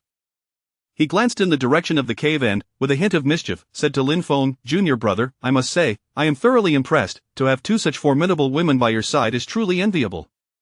Lin Feng could only offer a wry smile, thinking to himself that the temperaments of these 2 ladies were far more peculiar than that of his gentle and considerate sister, Wanner. I wonder where Sister Wanner is now. By the way, senior brotherly, have you heard any news about Sister Jiang Yunao from Suaping Peak? Lin Feng suddenly recalled Jiang Yunao and casually inquired. Li Mubai's eyes widened in surprise at Lin Feng's inquisitive demeanor. Junior brother, you have an interest in Sister Jiang, your tastes are quite extravagant. Lin Feng hastily clarified, Senior brother, you misunderstand, I merely wish to inquire about my cousin's recent circumstances. He did not wish to leave Li Mubai with an impression of being a frivolous womanizer. Oh, I see. Li Mubai gave Lin Feng a knowing thumbs up. Rest assured, I will inquire and let you know as soon as I hear anything. With that, he turned to leave. Watching Li Mubai's retreating figure, Lin Feng shook his head in exasperation. He then turned to the two women occupying either side of the cave and felt a pang of frustration. After a moment's thought, he decided to visit his fourth senior brother, Morong Yun, to clear his mind. After meandering about aimlessly, Lin Feng found himself back at Morong Yun's cave. To his surprise, he discovered a large crowd gathered outside, animatedly discussing something. What is happening? Lin Feng approached the group, curiosity piqued. He noticed Morong Yun standing in the center, looking disheveled as he was surrounded by a throng of people, who were pointing and whispering among themselves. Some female disciples appeared particularly agitated, seemingly harboring animosity toward Morong Yun, and meanwhile, the senior brother Duan Shicheng stood nearby, attempting to mediate and quell the rising tensions. Excuse me, what transpired? Lin Feng queried a few disciples from other peaks. Aren't you all from Lingxiu Peak and Zixiao Peak? Why have you come to Qingyang Peak? You don't know, this is all the doing of Morong Yun from your Qingyang Peak. He was conducting some kind of bizarre experiment and ended up blowing up 10 dormitory bathhouses and 5 toilets at Zixiao Peak and Lingxiu Peak. I was in the middle of my business when the explosion occurred less than 100 meters away from me, demolishing the entire restroom wall. One of the Qingyang sect disciples exclaimed, indignant as if he had suffered a great injustice. If I had been present, I would have certainly been able to stop such despicable acts, a disciple from Zixiao Peak added, equally incensed. At that moment, in the center of the crowd, Duan Shicheng was earnestly attempting to explain the situation to the agitated female disciples from Lingxiu Peak. Respected sisters, I assure you, our Qingyang Peak takes full responsibility for this unfortunate incident. It was purely accidental, and we will make amends for any losses incurred. Thanks to Duan Shicheng's patient persuasion, the fury of the two peaks disciples gradually subsided, and they began to disperse. Seizing the opportunity, Lin Feng slipped over to Morong Yun's side and whispered, did the third prototype succeed? Morong Yun, covered in ash, nonetheless radiated excitement in his eyes. Indeed, though it was slightly off the mark. That's fantastic! Lin Feng exclaimed, jumping with enthusiasm. Yes, however, it cannot be deployed just yet. By the time you visit next, I should be able to refine it further. Additionally, I have something special to show you. Morong Yun said mysteriously. With that, he pulled Lin Feng aside and produced a beautifully crafted small box from his storage bag. This is an upgraded version based on the blueprint for the destroyer grenade you provided. Do not be deceived by its small size, its power is equivalent to 20 Cloud-style 2 grenades. 20 Cloud-style 2 grenades, that could obliterate 20 golden core cultivators in a single strike. Lin Feng was utterly astonished, unable to close his mouth in disbelief. He had not anticipated Morong Yun's extraordinary talent in weapon refinement, capable of enhancing the grenade to such an extent. Indeed, but there remains one critical issue that has yet to be resolved. Morong Yun's expression turned serious. The detonation timing of this grenade cannot be precisely controlled. What? The timing cannot be controlled? Lin Feng was momentarily taken aback but soon relaxed. Oh well, if it can't be precisely controlled, it can't be. Having it is better than not having it at all. This is a formidable weapon. He gleefully stowed the small box away and bid farewell to Morong Yun before returning to his own cave. Chapter 40, The Super Grenade. I was still pondering how my junior brother could suddenly have a profound and inscrutable elder appear in his cave abode. Li Mubai's gaze drifted between Feng Yan'er and Lin Feng, his expression transforming into one of sudden understanding. He paused briefly before continuing, the purpose of my visit is indeed to convey the command of our esteemed master. He has issued a decree for us to set forth towards the Huashu clan within the next 2 days. The Huashu clan? Lin Feng was momentarily taken aback, as this was a name he had never encountered before. Li Mubai elaborated, the Huashu clan is an ancient lineage, although they are not cultivators, they should not be underestimated. This clan resides in the Thunder Marsh, deep within the wild demon domain. Given our speed, it would take us approximately a month to reach there from the outskirts. The Thunder Marsh is notorious for its ferocious lightning, it is perpetually besieged by storms. Because of this, the Huashu clan has managed to thrive even in such a perilous region. Moreover, the indigenous people of the clan, having absorbed the power of lightning over generations, possess physical strength that far surpasses that of ordinary cultivators. At this juncture, he shifted his tone. However, my senior brother Nangon has recently received unsettling news. It seems that all is not well within the wild demon domain. The wild demon domain. Upon hearing these words, Feng Yenner's eyes flickered with a complex expression, though she quickly regained her composure. Lin Feng inquired with curiosity, "What do you mean by not well? Could you elaborate, senior brother?" Li Mubai's demeanor turned grave as he replied, "It is said that the beasts within the wild demon domain have been unusually restless, with signs indicating that powerful beasts may attempt to breach their seals. Furthermore, the mists within the domain impose a significant suppression on our spiritual energy, rendering flying artifacts ineffective. Therefore, we must exercise utmost caution on this journey and never let our guard down." Lin Feng furrowed his brow in concern. "If there are seals in place and our spiritual energy is suppressed upon entering, how shall we confront the formidable beasts of the wild demon domain? How can we successfully reach the Thunder Marsh?" Li Mubai offered a reassuring smile. "There is no need for concern, junior brother. Our master has prepared a boundary-breaking talisman for us, which will aid in unsealing the wild demon domain. As for traversing the domain, I possess several concealment talismans that can mask our presence, preventing detection by the beasts." Concealment talismans? Lin Feng examined the talisman in his hand with curiosity. "Can this truly obscure our presence?" Li Mubai nodded with a smile. "Indeed. These concealment talismans are crafted by our master himself, of superior quality, and will undoubtedly shield our presence. However, you must understand that they are not infallible, they have a limited duration. Thus, it is imperative to utilize them at the right moment to maximize their effectiveness." Upon hearing Li Mubai's explanation, Lin Feng's worries dissipated entirely, and he nodded in relief. With these concealment talismans, the risks of traversing the wild demon domain were significantly diminished. Before the two could continue, Feng Yan arose and walked towards the cave, yet her exquisite visage bore a slight frown, and a glimmer of doubt flickered in her eyes. Though she was unclear about her connection to the wild demon domain, her intuition warned her that this journey was of paramount importance. Draped in a flowing black gown, Yi Ling lounged gracefully against a railing like a languid cat. With a playful gaze, she observed the departing Feng Yan, then elegantly stretched, revealing her alluring figure. Lin Feng was transfixed, silently admiring her. "When do you plan to set off?" Yi Ling asked, her eyes sparkling as she looked at Li Mubai. "We intend to depart in 3 days, Li Mubai replied. 3 days is splendid. By then, I should have absorbed the essence of the soul origin pill," Yi Ling remarked before striding directly into the cave. It was not until Yi Ling's figure vanished into the depths of the cave that Li Mubai wiped the sweat from his brow, visibly relieved. He cast a curious glance in the direction of the cave and, with an air of gossip, said to Lin Feng, "Junior brother, I must say, I am truly in awe of you. To have 2 such formidable women by your side is indeed enviable." Lin Feng could only manage a wry smile, thinking to himself that the idiosyncrasies of these 2 ladies were far more peculiar than the gentle and considerate nature of Sister Wanner. Where could she be now? "Ah, Li senior brother, have you heard any news regarding Sister Jiang Yunyao from Suiping Peak?" Lin Feng suddenly recalled her and casually inquired. Li Mubai's eyes widened in surprise at Lin Feng's inquisitive expression. "Junior brother, do you have an interest in Sister Jiang? Your appetite is quite substantial." Lin Feng quickly clarified, "Senior brother, you've misunderstood. I merely wished to ask about my cousin's recent circumstances." He hoped to avoid being labeled a womanizer in Li Mubai's eyes. "Oh, is that so?" Li Mubai raised an approving thumb towards Lin Feng. "Rest assured, I shall inquire on your behalf and inform you as soon as I have news." With that, he turned to leave. Watching Li Mubai's retreating figure, Lin Feng shook his head in exasperation. He then turned his gaze towards the 2 women, each occupying their own half of the space, feeling a wave of frustration wash over him. After some reflection, he decided to visit his 4th senior brother, Morong Yun, to clear his mind. After aimlessly wandering for a while, Lin Feng found himself back at Morong Yun's cave, where he discovered a large crowd gathered, engaged in a heated discussion. Intrigued, he approached to discern the commotion.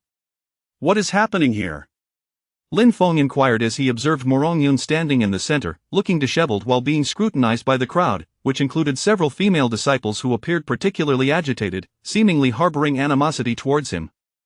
Meanwhile, their senior brother, Duan Shiqing, stood nearby, attempting to mediate the dispute. "Excuse me, what transpired?" Lin Feng asked a few disciples from other peaks nearby. "Aren't you all from Lingxiu Peak and Zixiao Peak? Why have you come to Qingyang Peak?" "It's all due to that troublemaker Morong Yun from your Qingyang Peak. We are at a loss as to what kind of bizarre experiment he was conducting, but he ended up blowing up 10 dormitory bathrooms and 5 toilets at our Zixiao Peak and Lingxiu Peak." I was in the middle of my business when that explosion occurred less than 100 meters from me, demolishing the entire bathroom wall. One disciple from Qingyang sect recounted, his face flushed with indignation, as though he had suffered a great injustice. Even worse, there were many sisters from Lingshou Peak bathing at the time, and they were nearly exposed due to this shameless person's explosion. If only I had been there, I would have surely stopped such atrocious behavior, another disciple from Zhixiao Peak exclaimed, visibly incensed. At this moment, in the center of the crowd, Duan Shicheng continued to patiently explain to the agitated female disciples from Lingshou Peak, sisters, I assure you on behalf of Qingyang Peak that this incident was purely accidental. We will take full responsibility for any damages incurred by your peak. Gradually, under Duan Shicheng's earnest persuasion, the anger of the disciples from both peaks began to subside, and they started to disperse. Seizing the opportunity, Lin Feng slipped over to Morong Yun's side and whispered, Did Project 3 succeed? Morong Yun, covered in soot but with excitement gleaming in his eyes, replied, Yes, though the precision was slightly lacking. That's fantastic! Lin Feng exclaimed, jumping with joy at the news. However, it cannot be put to use just yet. When you come next time, I should have refined it further. Additionally, I have a special surprise for you, Morong Yun said mysteriously. With that, he pulled Lin Feng aside and retrieved a beautifully crafted small box from his storage bag. This is an upgraded version based on the design of the destroyer grenade you provided. Though it may appear small and delicate, its power is equivalent to that of 20 Cloud Type 2 grenades. Power equivalent to 20 Cloud Type 2 grenades? Wouldn't that mean it could eliminate 20 Golden Core experts in a single blow? Lin Feng was left speechless in shock upon hearing Morong Yun's description. He had never anticipated that Morong Yun possessed such remarkable talent in artifact forging, capable of elevating the grenade to such heights. Indeed, but there remains one critical issue unresolved, Morong Yun said, his expression turning serious. The detonation timing of this grenade cannot be precisely controlled. What? It cannot be accurately controlled? Lin Feng was momentarily taken aback, then quickly reconciled himself to the idea. Well, if it can't be precisely controlled, then so be it. It's better to have it than not at all. This is a formidable weapon. With that, he gleefully tucked the small box into his pocket, bid farewell to Morong Yun, and returned to his own cave. Chapter 40 of the Super Grenade. I was still pondering how it was possible for an unfathomable senior to suddenly appear in your cave, junior brother. Li Mubai's gaze flitted between Feng Yan'er and Lin Feng, his expression transforming into one of sudden realization. After a brief pause, he continued, I have come this time to convey our master's orders. He has decreed that we must set forth in the next 2 days to the Huashu clan. The Huashu clan? Lin Feng was momentarily taken aback. It was a name he had never encountered before. Li Mubai elucidated, the Huashu clan is an ancient lineage. Although they are not practitioners of the mystical arts, they should not be underestimated. This clan resides in the Thunder Marsh region within the Wild Demon domain. Given our speed as cultivators, it will take us approximately a month to reach there from the outskirts. The Thunder Marsh is notorious for its ferocious lightning, perpetually crackling with thunder. This harsh environment is precisely why the Huashu clan can thrive, as the indigenous people have absorbed the power of lightning for generations, rendering their bodies far more formidable than that of ordinary practitioners. At this juncture, he shifted the subject. However, senior brother Nangongwen has recently received some unsettling news. It appears that the Wild Demon domain is experiencing unrest. Upon hearing the name Wild Demon domain, a complex expression flickered across Feng Yan'er's face. Though she quickly regained her composure, Lin Feng, intrigued, inquired, unrest? Could you elaborate, senior brother? Li Mubai spoke gravely. It is said that the beasts within the Wild Demon domain have been unusually restless, with signs indicating that powerful creatures are attempting to breach their seals. Furthermore, the mists within the Wild Demon domain exert a considerable suppressive effect on our spiritual powers, rendering flying artifacts ineffective. Thus, we must proceed with utmost caution and never let our guard down. Lin Feng furrowed his brow. If there are seals in that area, and our powers are suppressed upon entry, how do we confront the formidable beasts of the Wild Demon domain? And how can we successfully reach the Thunder Marsh? Li Mubai smiled gently. There is no need for concern, junior brother. Our master has prepared a boundary-breaking talisman for us, which will aid in opening the seals of the Wild Demon domain. As for traversing the domain, I possess a few concealment talismans that can mask our presence, preventing us from being detected by the beasts. Concealment talismans? Lin Feng regarded the talisman in his hand with curiosity. Can this truly obscure our presence? Li Mubai nodded with a smile. Indeed. This concealment talisman was personally crafted by our master, of superior quality, and will undoubtedly shield our presence. However, you must be aware that these talismans are not infallible, they have a time limit. Therefore, it is imperative to use them judiciously to ensure their maximum effectiveness at critical moments. Upon hearing Li Mubai's explanation, Lin Feng's worries dissipated instantly, and he nodded in relief. With the concealment talisman, their risks in traversing the wild demon domain would be significantly mitigated. Before the two could continue their conversation, Feng Yan arose and walked towards the cave. Yet, a slight furrow appeared on her otherwise exquisite brow, her eyes betraying a hint of confusion. Though she was unclear about her connection to the wild demon domain, her intuition told her that this journey was of paramount importance. Meanwhile, the enchanting Yi Ling, clad in a flowing black dress, launched gracefully against a railing like a languid cat. She regarded the departing Feng Yaner with amusement, then elegantly stretched, revealing her alluring figure in all its glory. Lin Feng could not help but stare, silently admiring her. "When do you plan to depart?" Yi Ling inquired, her eyes sparkling as she looked at Li Mubai. "We intend to set off in 3 days," Li Mubai replied. 3 days sounds splendid. By then, I should have absorbed most of the essence from the soul origin pill, Yi Ling remarked before making her way into the cave. After Yi Ling's figure vanished into the depths of the cave, Li Mubai wiped the sweat from his brow, visibly relieved. Casting a curious glance in the direction of the cave, he turned to Lin Feng, his expression filled with intrigue. "Junior brother, I must say, I am thoroughly impressed. You are surrounded by 2 such formidable women. It is truly enviable." Lin Feng could only manage a wry smile, thinking how these 2 ladies had temperaments more peculiar than his gentle and considerate sister Wanner. He wondered where Wanner was at this moment. "Ah, Senior Brotherly, have you heard any news about Sister Jiang Yunyao from Suiping Peak?" Lin Feng suddenly recalled Jiang Yunyao and casually asked. Li Mubai's eyes widened in surprise at Lin Feng's curious demeanor. "Junior brother, are you interested in Sister Jiang? You have quite the appetite." Lin Feng quickly clarified, "Senior brother, you misunderstand. I merely wish to inquire about my cousin's recent circumstances." He hoped to avoid leaving an impression of being a lecherous rogue in Li Mubai's mind. "Oh, I see," Li Mubai said knowingly, giving Lin Feng a thumbs up. "Rest assured, I will inquire and let you know as soon as I have news." With that, he turned and departed. Watching Li Mubai's retreating figure, Lin Feng shook his head in resignation. He then turned to gaze at the 2 women occupying their respective halves of the cave and felt a wave of frustration wash over him. After some contemplation, he decided to visit his senior brother Morong Yun to clear his mind. Feeling bored, Lin Feng wandered around until he arrived once more at Morong Yun's cave. He found a large crowd gathered outside, engaged in a heated discussion. Intrigued, Lin Feng moved closer to discern the situation. "What is going on?" he asked, noticing that Morong Yun stood in the center of the crowd, looking disheveled, while people pointed and whispered around him. Among them, several female disciples appeared particularly agitated, seemingly harboring hostility towards Morong Yun. Meanwhile, senior brother Duan Shiqing stood nearby, trying to mediate the escalating tension. "Excuse me, what has happened?" Lin Feng inquired of a few disciples from other peaks. "Aren't you all from Lingxiu Peak and Zixiao Peak? What brings you to Qingyang Peak?" "It's all because of Morong Yun from your Qingyang Peak. We don't know what kind of bizarre experiment he is conducting, but he blew up 10 dormitory baths and 5 toilets at Zixiao Peak and Lingxiu Peak. I was in the middle of my business when that explosion occurred less than 100 meters away from me, demolishing the entire restroom wall." The Qingyang disciple spoke with indignation, as if he had suffered a great injustice. Even worse, many sisters from Lingxiu Peak were bathing at the time, and they were nearly exposed due to that shameless fellow's explosion. "If only I had been there, I could have stopped such atrocious behavior in time," exclaimed a disciple from Zixiao Peak, brimming with righteous fury. At this moment, in the center of the crowd, Duan Shiqing was earnestly explaining to the agitated female disciples from Lingxiu Peak. "Dear sisters, I assure you on behalf of Qingyang Peak that this incident was purely accidental. We will take full responsibility for the damages incurred at your peak."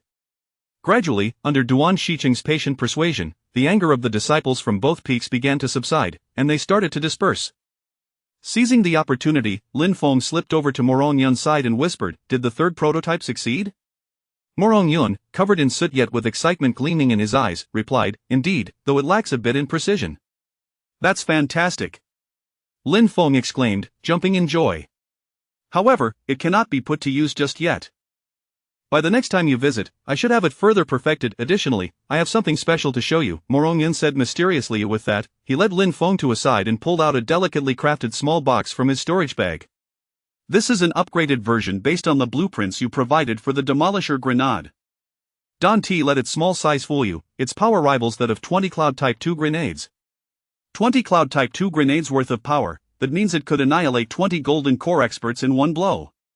Lin Feng was taken aback, astonished by Morong Yun's extraordinary talent in weapon crafting. Indeed, but there is still one critical issue that remains unresolved, Morong Yun said solemnly. The explosion time of this grenade cannot be precisely controlled. What? It cannot be precisely controlled? Lin Feng paused, then shrugged it off. Well, if it can't be precisely controlled, then so be it. Carrying it is certainly better than not having it at all. This could be a devastating weapon. With that, he cheerfully tucked the small box away and bade farewell to Morong Yun, returning to his own cave. Chapter 41 The Golden Flame Phoenix. 3 days later, Duan Shiqing, Li Mubai, and Nan Gongwen, along with their companions, arrived at Lin Feng's cave dwelling. After exchanging pleasantries, Duan Shiqing approached Lin Feng, his expression grave as he regarded him, clearly harboring some trepidation about the impending journey. Yet, as the senior brother, he endeavored to maintain his composure, encouraging his junior brothers. Lin Feng, though this journey may be fraught with peril, I firmly believe that with the combined efforts of you brothers, you will undoubtedly accomplish the task and return safely. Brother Nangong is quite familiar with this area and will accompany you as well. Lin Feng nodded in acknowledgement. Although the mission indeed carried its share of dangers, the pursuit of mastering the thunderous 9 heavens was a risk worth taking. Moreover, he had already cultivated his concealment technique to a modest level, complemented by several secret weapons crafted by Morong Yun. Even if Yiling and Feng Yan'er chose not to intervene, he felt confident in his ability to escape should the need arise.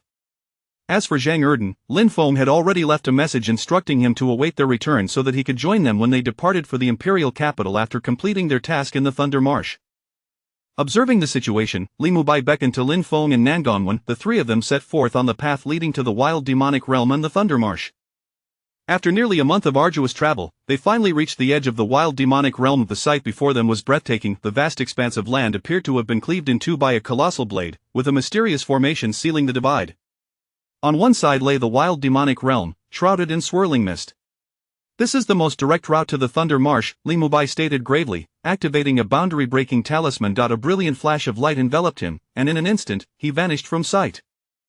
Following suit, Lin Feng and Nan Gongwen also activated their talismans and stepped into the unknown. In the next moment, they found themselves within the wild demonic realm. It resembled a primordial world, isolated from civilization, with a sky imbued with a profound crimson hue, tainted by thick miasma and demonic energy. The moment Lin Feng came into contact with the mist, he felt an invisible pressure enveloping his entire being. The spiritual energy that had previously flowed freely within him now felt bound by a mysterious force, sluggish and restrained. He attempted to channel his cultivation, only to discover that he could muster merely a fraction of his usual power, leaving him astonished. Indeed, as rumored, this mist exerted a formidable suppressive effect on outsiders, particularly those not of the demon beast lineage. Lin Feng's expression turned serious as he surveyed his surroundings. The mist swirled around them, obscuring visibility to a near-zero level, as if the entire realm were cloaked in a mysterious veil.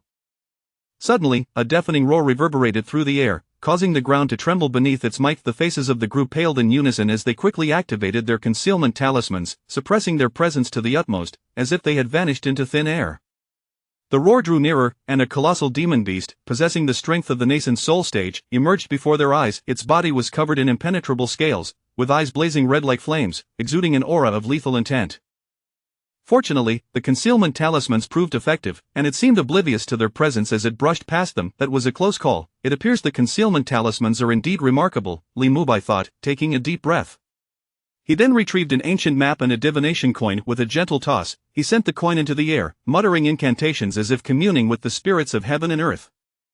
After spinning several times, the coin landed firmly in his palm. He scrutinized the coin's divination symbols alongside the map's terrain, then pointed to a winding path, declaring, "Though this path is convoluted, it is the route with the fewest demon beasts. We shall proceed along this path to minimize encounters with them." This was Lin Feng's first glimpse of Li Mubai's divination skills, stirring a sense of curiosity within him. He mused, "So, my senior brother is adept in such profound arts." Nan Gongwen held Li Mubai's divination abilities in high esteem, explaining, "Li Shidi hails from the esteemed Li family of Hanshui, renowned since ancient times for their expertise in divination and the art of changes. His skills are a true inheritance of his family's legacy."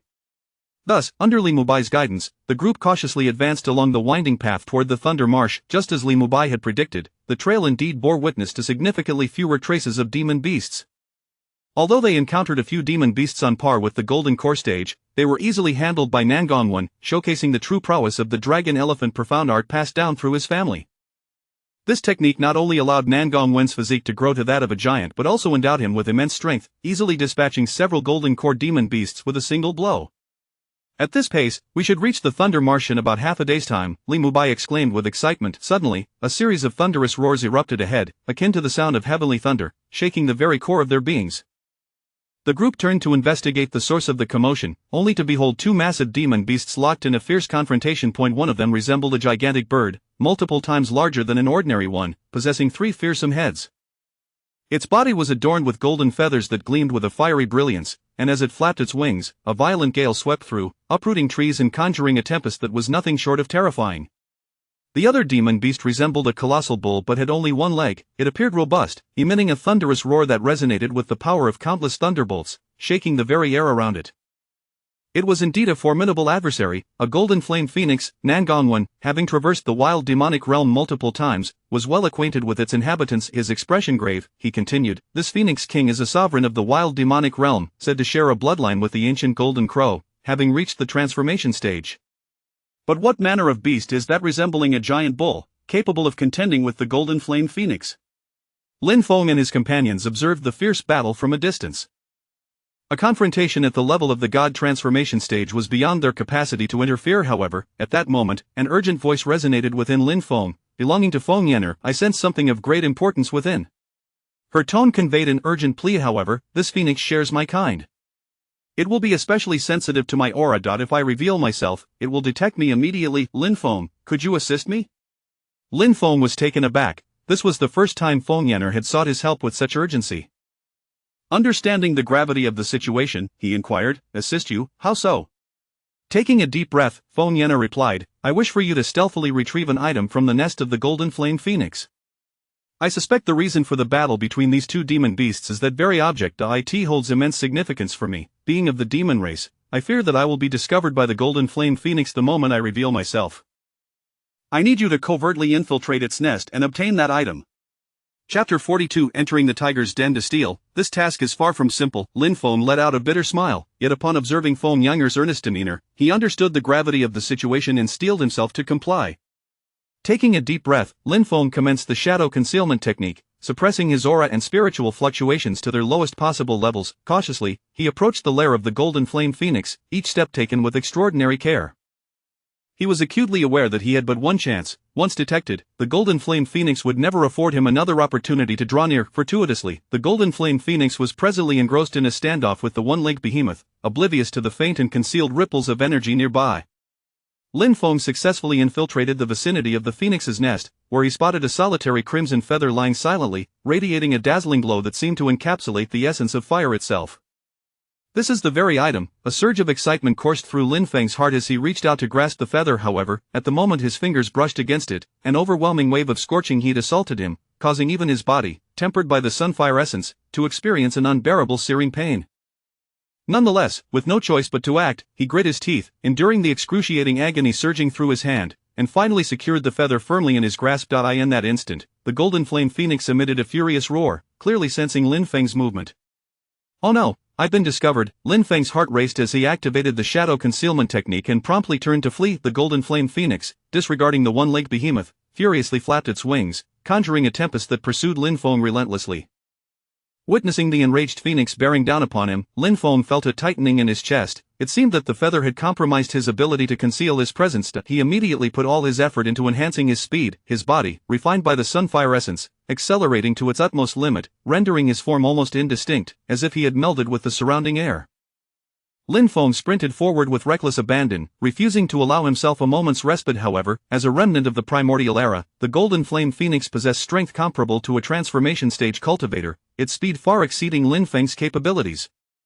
With a powerful flap of its wings, it instantly closed the distance to within 100 meters of him. Lin Feng inwardly lamented the phoenix's incredible swiftness. If this continued, escape seemed impossible.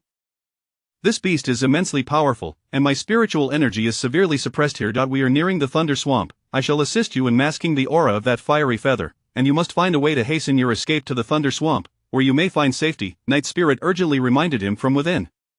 Simultaneously, Feng Yan'er revealed herself, emerging from Lin Feng's body with a commanding shout. Her hands swiftly formed seals, and a mysterious rune shot forth from her fingertips, imbued with sealing power, aimed directly at the golden flame phoenix. Yet, the phoenix merely wore a disdainful smile, seemingly unimpressed by Feng Yanger's assault. It opened its mouth to unleash a torrent of golden flames, instantly incinerating the rune into nothingness. Feng Yanger, witnessing this, furrowed her delicate brows, astonished within. Although the golden flame phoenix's bloodline is impure, it has somehow cultivated its true fire. Fully aware of the terror of this true fire, she dared not exhibit any carelessness. While Feng Yanger's power here was merely equivalent to a consummate golden core practitioner, the true Phoenix clan naturally exerted a bloodline suppression over avian beasts. With a flicker of her form, she transformed, summoning a massive illusory true phoenix behind her, emanating a scorching aura. The illusory true phoenix let out a piercing cry, its wings unfurling, sending forth waves of blazing phoenix flames like arrows towards the golden flame phoenix. Upon witnessing the manifestation of the true phoenix, a flicker of fear crossed the golden flame phoenix's eyes.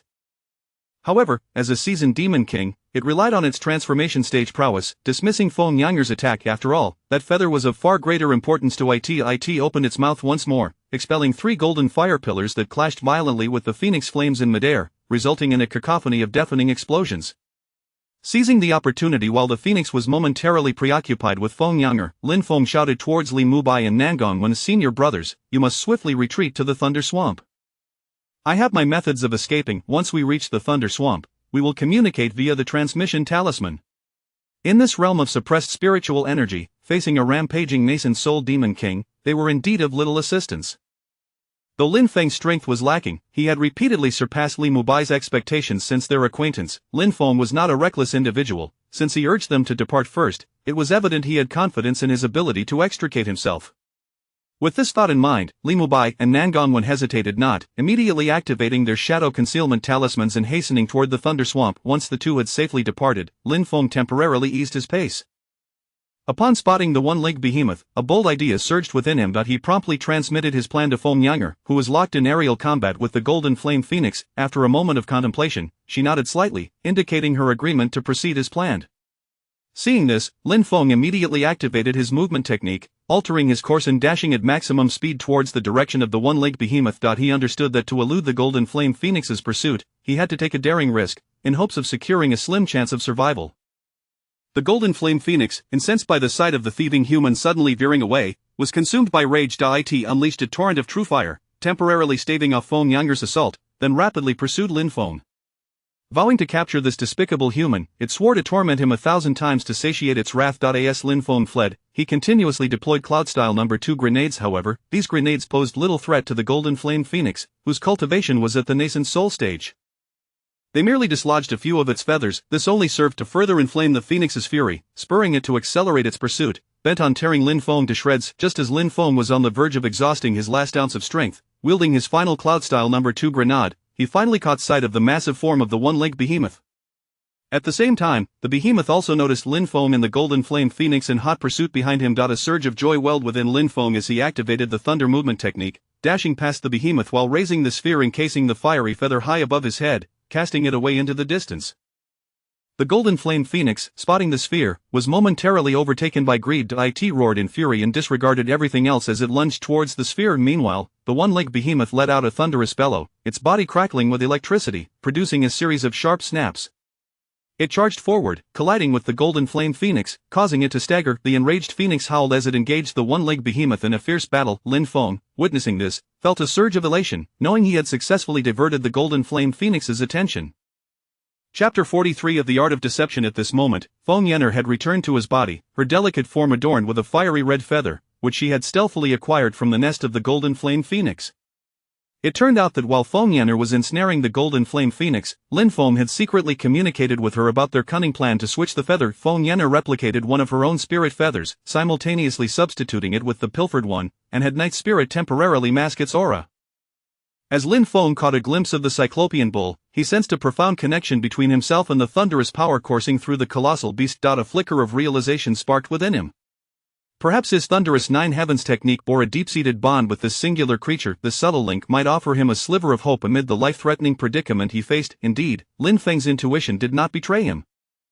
When the Cyclopean bull beheld Lin Feng exhibiting the thunderous nine heavens technique, a glimmer of confusion and familiarity crossed its eyes. This inexplicable kinship prevented the beast from launching an attack.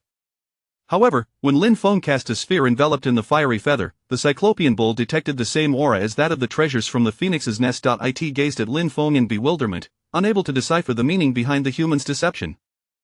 Yet, the Cyclopean bull had little time to ponder this matter, for the golden flame phoenix, ablaze with fury, charged forward. The two monstrous beasts clashed with a ferocity akin to a meteor striking the earth. Seizing the opportunity amidst the tumultuous battle, Lin Feng wore a triumphant smile and swiftly fled towards the thunder swamp. He continuously activated his concealment technique, suppressing his aura and spiritual fluctuations to the utmost, blending seamlessly with the surrounding air. Once Lin Feng distanced himself from the battleground, he finally exhaled in relief. He had escaped the grasp of the golden flame phoenix, yet his vigilance remained unyielding. Meanwhile, Feng Yan'er revealed herself, her eyes sparkling with astonishment and delight as she gazed at the feather radiating intense heat in her hand. The aura emanating from it felt extraordinarily familiar. It belonged to the ancient lineage of the fire phoenix. What exactly is this? Lin Feng inquired curiously. Feng Yan'er took a deep breath, striving to calm her racing heart as she replied, "If I am not mistaken, this should be the life spirit feather of the ancient fire phoenix clan. This feather is already an immensely precious item. More importantly, I sense it contains a trace of the phoenix's vital blood. If I can refine this essence, my strength may ascend to new heights." At this moment, Feng Yan'er's gaze towards Lin Feng was filled with genuine gratitude. This feather held significant meaning for her, and Lin Feng's willingness to brave such peril to procure it was a kindness she would forever cherish. "Thank you, Lin Feng," she said softly, her voice brimming with sincerity and appreciation. Lin Feng smiled and replied, "It's nothing, as long as it is of use to you." He did not regard the matter with undue weight. To him, being able to assist Feng Yan'er was a source of joy. Observing the interaction between the two, Night Spirit's eyes gleamed with a hint of amusement. It is not yet the time for such tender exchanges. This feather is equally precious to the golden flame phoenix, which possesses the bloodline of the ancient golden crow. It will not be long before it realizes the deception, she remarked. Upon hearing this, Lin Feng chuckled, a mischievous glint in his eyes. "Well, I suppose it all depends on its luck." At that moment, a thunderous explosion reverberated through the wild demon domain, as a fiery mushroom cloud ascended into the sky, dissipating the mists that had enveloped the area. Could this be the commotion caused by junior brother Lin? The power of it is rather terrifying, Nan Gongwen exclaimed in astonishment, gazing at the spectacle behind him. Meanwhile, the sight of the explosion was nothing short of catastrophic. The golden flame phoenix had inadvertently acquired the feather in the wild demon domain, hoping to refine it and draw closer to its ancient ancestor, the golden crow. To its dismay, the energy fluctuations generated during the refinement process attracted the dreaded Cyclopean bull from the Thunder Swamp. What infuriated the phoenix further was the realization that a human had stolen its treasure, leading to an inexplicable confrontation with the Cyclopean bull. Had the feather not held such immense significance, it would never have expended its vital blood to contend with the beast. After finally driving the Cyclopean bull away, the golden flame phoenix discovered that the feather Lin Feng had left behind was merely a counterfeit. Its rage reached a boiling point, and it yearned to obliterate Lin Feng on the spot. However, just as it prepared to destroy the false feather, disaster struck. The feather exploded. The explosive device left by Lin Feng was a newly developed super grenade crafted by Morong Yun, whose triggering mechanism was notoriously unstable. Had the golden flame phoenix not approached it with such aggression, it likely would have remained unharmed. Yet, in its furious state, the phoenix acted rashly, leading to catastrophic consequences. The resulting explosion unleashed devastation equivalent to the simultaneous detonation of over 20 Cloud-style No. 2 grenades. Caught completely off guard, the golden flame phoenix suffered immensely, losing 2 of its 3 heads in the blast. Although it could regenerate them over time, this would require decades of effort, and its once proud golden feathers were now reduced to charred remnants. Ah! The golden flame phoenix let out a thunderous roar of fury, its wings unfurling to summon a searing whirlwind. At that moment, its sole desire was to rend the despicable human to pieces to assuage its wrath. It resumed its pursuit towards the Thunder Swamp, vowing to remain at the edge of the area for months on end, awaiting the moment that Lin Feng would emerge so it could exact its revenge. Meanwhile, the Cyclopean bull, having heard the anguished cry, was left perplexed. What had that strange human done to evoke such a sorrowful wail from the bird? As for Lin Feng, the orchestrator of this entire affair, he had successfully reached the outskirts of the Thunder Swamp. Chapter 43 of The Art of Deception. At this moment, Feng Yan'er had returned to his body, her delicate figure adorned with a vibrant crimson feather, which had been clandestinely acquired from the nest of the golden flame phoenix. It turned out that while Feng Yan'er was preoccupied with ensnaring the golden flame phoenix, Lin Feng had discreetly communicated with her, devising a clever scheme to swap the feathers. Feng Yan'er replicated one of her own spiritual feathers, simultaneously exchanging it for the pilfered one, while instructing Yi Ling to temporarily mask its aura. As Lin Feng caught a fleeting glimpse of the one-legged monster, he felt an inexplicable affinity with the thunderous power coursing through the colossal beast. A thought flickered in his mind, Perhaps his thunder movement technique bore a profound connection to this peculiar creature. This subtle bond might afford him a slender chance of survival in this perilous moment. Indeed, Lin Feng's intuition proved reliable. When the one-legged monster beheld Lin Feng performing the thunder movement, a glimmer of confusion and recognition sparkled in its eyes. This unnameable familiarity spared Lin Feng from its wrath. However, upon Lin Feng tossing a sphere enveloped in the fiery feather, the one-legged monster sensed an aura akin to the treasures of the phoenix's lair. It gazed at Lin Feng in bewilderment, unable to comprehend the true meaning behind the human's deception. Yet, the one-legged monster had little time to ponder this quandary, for the golden flame phoenix, brimming with fury, charged forth. The two monstrous beings clashed with a ferocity reminiscent of a meteor colliding with the earth. Seizing the opportunity amidst their fierce battle, Lin Feng wore a smug smile as he swiftly fled towards the thunder marshlands. He continuously activated his concealment technique, suppressing his aura and spiritual fluctuations to the utmost, blending seamlessly with the surrounding air. Once Lin Feng distanced himself from the battleground, he finally exhaled in relief. He had evaded the golden flame phoenix's grasp, yet his vigilance remained unwavering. In the meantime, Feng Yan'er revealed herself, her eyes sparkling with astonishment and joy as she beheld the feather radiating intense heat in her hand. The essence emanating from this feather felt profoundly familiar and intimate, likely belonging to the ancient fire phoenix lineage. "What on earth is this?" Lin Feng inquired, curiosity piqued. Taking a deep breath to steady her racing heart, Feng Yan'er replied, "If my senses are accurate, this should be the fated spiritual feather of the ancient fire phoenix. Such a feather is already an exceedingly rare treasure. More importantly, I sense it contains a trace of the fire phoenix's primordial blood. If I can refine this essence, my power may ascend to new heights." At that moment, Feng Yan'er's gaze towards Lin Feng was imbued with genuine gratitude. This feather held immense significance for her, and the risks Lin Feng undertook to procure it were enough for her to forever cherish this kindness. "Thank you, Lin Feng," she said softly, her voice rich with sincerity and appreciation. Lin Feng smiled and replied, "It is nothing, as long as it serves you well." He did not place undue weight on the matter, for in his view, being able to assist Feng Yan'er was a source of joy. Observing their interaction, Yiling's eyes glimmered with a hint of amusement. "This is hardly the time for sweet nothings. That feather is also a prized possession for the golden flame phoenix, which possesses the ancient golden crow bloodline. It won't be long before it realizes the deception." Lin Feng chuckled, a mischievous glint in his eyes. "Well, I suppose it all depends on its luck." Just then, a thunderous explosion reverberated across the wilderness of the demon realm, as a fiery mushroom cloud erupted, dispersing the fog that had long shrouded this domain. Could that be the commotion caused by junior brother Lin? The sheer power is rather terrifying.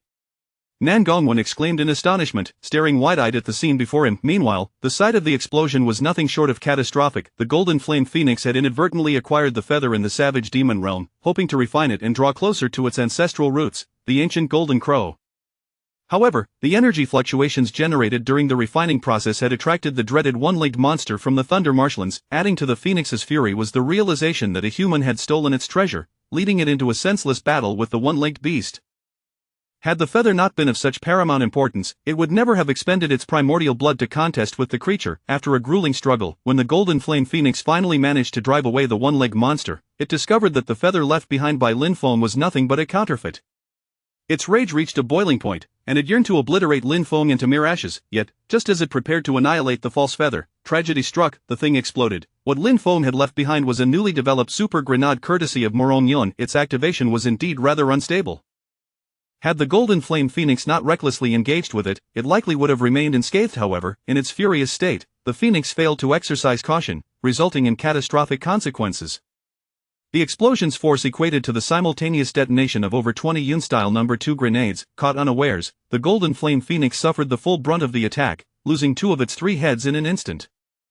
Though it could regenerate its heads, such a process would take decades. Its once proud golden feathers were now reduced to charred remnants. Ah! The golden flame phoenix let out a deafening roar of fury, unfurling its wings and summoning scorching gusts of wind. At that moment, its sole desire was to rend the despicable human to pieces to satiate its wrath. It pursued Lin Feng towards the thunder marshlands, vowing to remain vigilant at its borders for months, awaiting the moment that the wretched boy would emerge, determined to exact vengeance.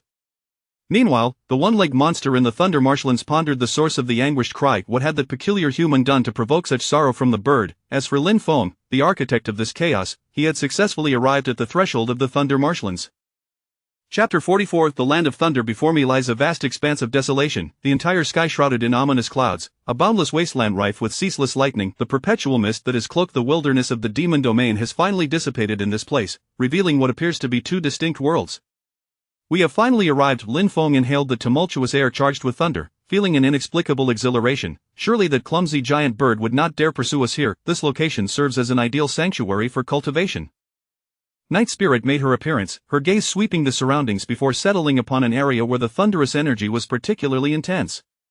If you can locate a place where the power of thunder converges, she suggested, refining the fire phoenix's spiritual feathers here may grant Fengyaner a corporeal form. Now free from the oppressive mist, Night Spirit was largely unaffected by the thunderous forces of this thunderland. Let us proceed, she urged. We are still on the outskirts. I sense a region deeper within where the thunder's energy is exceptionally vibrant, that should be the very heart of the thunderland. Lin Feng nodded in agreement, curiosity piqued as he turned to Night Spirit and inquired, how is it that you are so familiar with this place? A hint of nostalgia flickered in Night Spirit's eyes as she replied, in my memory, there seem to be fragments pertaining to this land.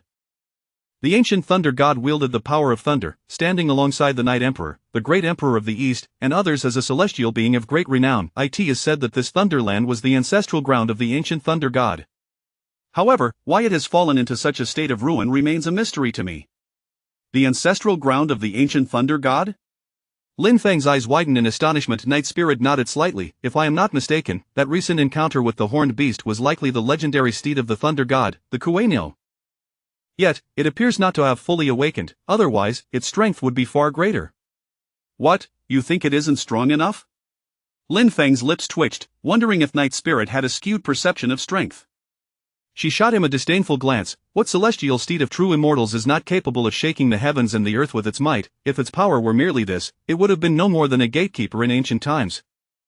This creature inherently commands the forces of thunder, which would greatly aid in transcending the thunder tribulation even in the realm of true immortals. The Kueino is an exceedingly rare spirit beast. I never anticipated that this barren Jojo continent could give birth to such a being. Lin Feng marveled inwardly. The Kueino was indeed remarkable. To obtain one as a steed would be the epitome of grandeur. Yet, he quickly dismissed this impractical fantasy, realizing that a mere collision from that beast could obliterate him. He sighed, casting aside such unrealistic aspirations. For now, it is best not to dwell on that. The beast could easily end my life with a single blow. Our priority should be to seek out the location for refining the fire phoenix's feather. Meanwhile, Fengyaner was laboring within Lin Feng's body, striving to absorb the essence of the fire phoenix's blood. Lin Feng and Night Spirit advanced side by side, delving deeper into the core of the Thunderland. They traversed the densely charged region of thunder for the better part of a day. Along the way, they encountered trees and rocks charred black by lightning, alongside the remnants of unfortunate demon beasts that had met their demise in this perilous land. During their journey, Lin Feng sent multiple messages to Nangong Wen and others using a communication jade talisman but found it perplexing that there was no response. Consequently, they decided to press on through this area before making further plans. As they navigated the perimeter of the Thunderland, the sight before them left them utterly astonished. They had anticipated facing a desolate and uninhabited wilderness ravaged by thunder, yet to their surprise, this place resembled another section of the Jojo continent, indistinguishable from the world they knew. Above them, the sky was heavy with dark clouds, akin to leaden weights, seemingly poised to unleash an infinite fury of thunder at any moment. However, what was astonishing was that the thunder did not rage as they had imagined. Instead, it seemed restrained by some mysterious force, occasionally rumbling and rolling within the clouds but not descending to the earth. Even more astonishing for Lin Feng and Night Spirit was the sight of a few clusters of Huashu tribe members scattered about. These individuals, garbed in simple hemp clothing and straw hats, resembled ordinary farmers. Their dwellings were constructed of timber and earth, exuding an air of rustic simplicity. Surrounding the village were peculiar plants that appeared to be edible. Upon the arrival of Lin Feng and Night Spirit, the Huashu tribe members expressed keen interest. They set aside their tasks and gathered around. An elder stepped forward, inquiring in a somewhat stilted dialect of the Jojo continent, "From whence do you come? What brings you here?" Lin Feng glanced at Night Spirit, noting her lack of intention to speak, and took the initiative to respond. "We hail from the Jojo continent, sent by others to return the relics of the Huashu clan." "Return the relics?" The elder's brow furrowed in confusion. "I have never heard of our tribe losing any relics." At that moment, a lean man dressed as a villager hurried over, exclaiming, "Elder, the Grand Priest's guards have captured 2 suspicious outsiders." "Suspicious outsiders?" Lin Feng and Night Spirit exchanged worried glances. Could it be Nangong Wen and Li Mubai? Noticing the change in Lin Feng and Night Spirit's expressions, the elder's brow knitted in concern. May I inquire if the two young heroes have any companions with them? Indeed, we travel as a group of 4. The individuals you speak of are likely my 2 senior brothers, Lin Feng said, cupping his fists in greeting. Then allow me to guide you, the elder replied that he set aside his farming tools and led Lin Feng and Night Spirit deeper into the village. Although his pace seemed unhurried, each step carried a rhythmic quality that compelled them to follow. Upon reaching the village entrance, they beheld several men clad in black escorting 2 ragged individuals, clearly battered by lightning. The 2 were none other than Nangong Wen and Li Mubai. Upon spotting Lin Feng and Night Spirit, they cried out for help, as if they had found their saviors. Before Nangong Wen could finish his plea, one of the black-clad men shot him a vicious glare and tightened the rope in his hands, causing both captives to stumble. The figure was robust, his face concealed by a black cloth, exuding an aura of cold menace, clearly not someone to be trifled with. What is this, the binding immortal rope?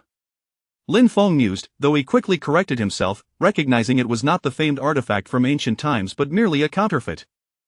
Nevertheless, it was still quite astonishing. Night Spirit's gaze fell upon the rope held by the black-clad man, her expression shifting to one of disbelief as she gasped. The binding immortal rope? What is that? Lin Feng furrowed his brow, turning to Night Spirit with curiosity. He could sense her surprise. Clearly, this rope was no ordinary object. Taking a deep breath to steady her astonishment, it is said to possess extraordinary powers that can bind the magical energies of cultivators, rendering them incapable of using their abilities. However, this object has been lost for thousands of years. I never expected to see it again in such a humble village, yet this one is likely not the original but merely a replica. Otherwise, these individuals would not be able to wield it given their low cultivation. Lin Feng was equally astonished upon hearing this. Although he was not well versed in the binding immortal rope, if Night Spirit's words held truth, then this imitation would indeed be a highly valuable treasure. Yet, why would such an item appear in this seemingly ordinary village? Moreover, had it not been stated that the Huashu tribe was composed of commoners, why were there cultivators among them? Chapter 45 of the Ambiguous Night. Esteemed warrior, it appears there has been a misunderstanding. Lin Feng stepped forward, locking eyes with the burly man clad in black, and spoke in a deep voice. These 2 are my senior brothers, accompanying me on this journey. Upon hearing this, a flicker of doubt crossed the brow of the black-clad man, yet he still snorted coldly, his tone resolute. These 2 exhibit suspicious behavior, infiltrating our Huashu tribe with ulterior motives. You claim they are your comrades, but what proof do you have? This matter must be resolved by the Grand Priest. With that, he gestured for his subordinates to escort Nangong Wen and the others to follow him. Lin Feng and Yi Ling exchanged glances, understanding that further words would be futile. They could only await an audience with the chieftain and the Grand Priest of the Huashu tribe to clarify the misunderstanding and articulate their intentions. Thus, the 2 of them followed the old man and the black-clad figure towards the village of the Huashu people. Along the way, they witnessed the prosperity and liveliness of the tribe, which bore little difference from other villages in the Jojo continent, yet there lingered an unshakable feeling that this tribe harbored many secrets hidden from the world. The group traversed the village streets and arrived at the council hall where the chieftain and the Grand Priest convened. Inside sat a venerable elder, the chieftain of the Huashu tribe. The Grand Priest, a middle-aged man cloaked in a long robe and wielding a ceremonial whisk, had his face obscured by a black veil, rendering his features indistinct. Grand Priest, we have brought these 2 suspicious outsiders. The black-clad man stepped forward, bowing respectfully as he reported. Lin Feng took a deep breath, stepping forward to clasp his fists in greeting. Esteemed chieftain and Grand Priest, I am Lin Feng, here alongside these 2 senior brothers. We have been entrusted with the task of returning a lost relic of the Huashu tribe, yet unforeseen circumstances have led to this misunderstanding. The chieftain and the Grand Priest exchanged glances, a glimmer of curiosity and skepticism evident in their eyes. You speak of returning a lost relic of our tribe? The chieftain inquired solemnly, what exactly is this item? Lin Feng offered a faint smile, turning his palm over to reveal a scroll emanating an aura of ancient power. The scroll crackled with the energy of thunder and lightning, exuding an inexplicable pressure. This is the scroll of the thunderous 9 heavens technique, which I retrieved from the Qingyang sect's scripture pavilion to return to the Huashu tribe. Upon the unveiling of the scroll, astonishment flickered in the eyes of both the chieftain and the Grand Priest. They could distinctly sense the swirling energy of thunder within it, remarkably akin to the power that resonated with their tribe's lineage. However, a subtle shadow of doubt lingered in the depths of the Grand Priest's gaze. Is this the scroll of our ancestral technique? The chieftain exclaimed, his voice trembling with excitement. How did you come by it? Lin Feng did not withhold the truth, recounting their journey, the instructions from Qin Jiangzi, and his request to train in a place abundant with the power of thunder. He then proceeded to demonstrate the thunderous 9 heavens technique. After witnessing the demonstration and hearing Lin Feng's account, the chieftain fell into deep contemplation. The Washu tribe had not welcomed outsiders for many years, and Nangong Wen and his companion indeed appeared suspicious. The chieftain still harbored doubts about the true purpose of Lin Feng and his companion's visit. However, with this jade pendant as a token of trust, the chieftain's demeanor towards Lin Feng and his companions noticeably softened. "What do you think, old chieftain?" the Grand Priest inquired, turning to the elder beside him, still clutching his ceremonial whisk. "I believe it would be best to deliberate another day.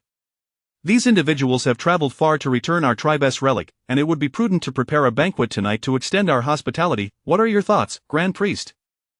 The Grand Priestess' voice emerged emotionless from beneath his veil, yet the elder's face revealed a hint of surprise at the suggestion. Nevertheless, he decided to release Nangong Wen and his companion and host Lin Feng and the others for a banquet.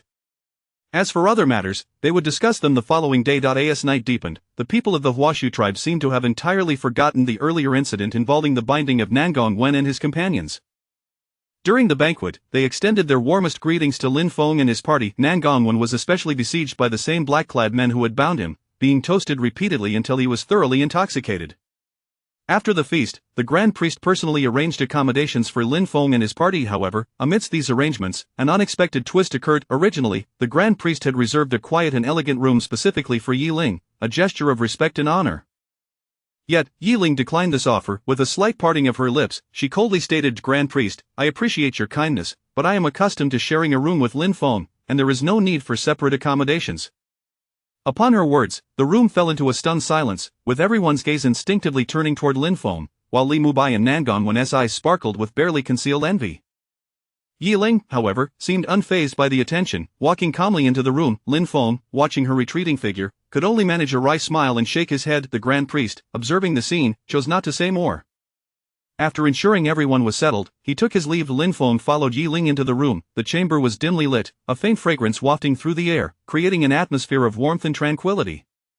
Yi Ling reclined against the bed, her black gown unfurling like ink, harmonizing beautifully with the warm glow of the lights, accentuating her breathtaking beauty even further. This scene undeniably infused the room with an air of ambiguity.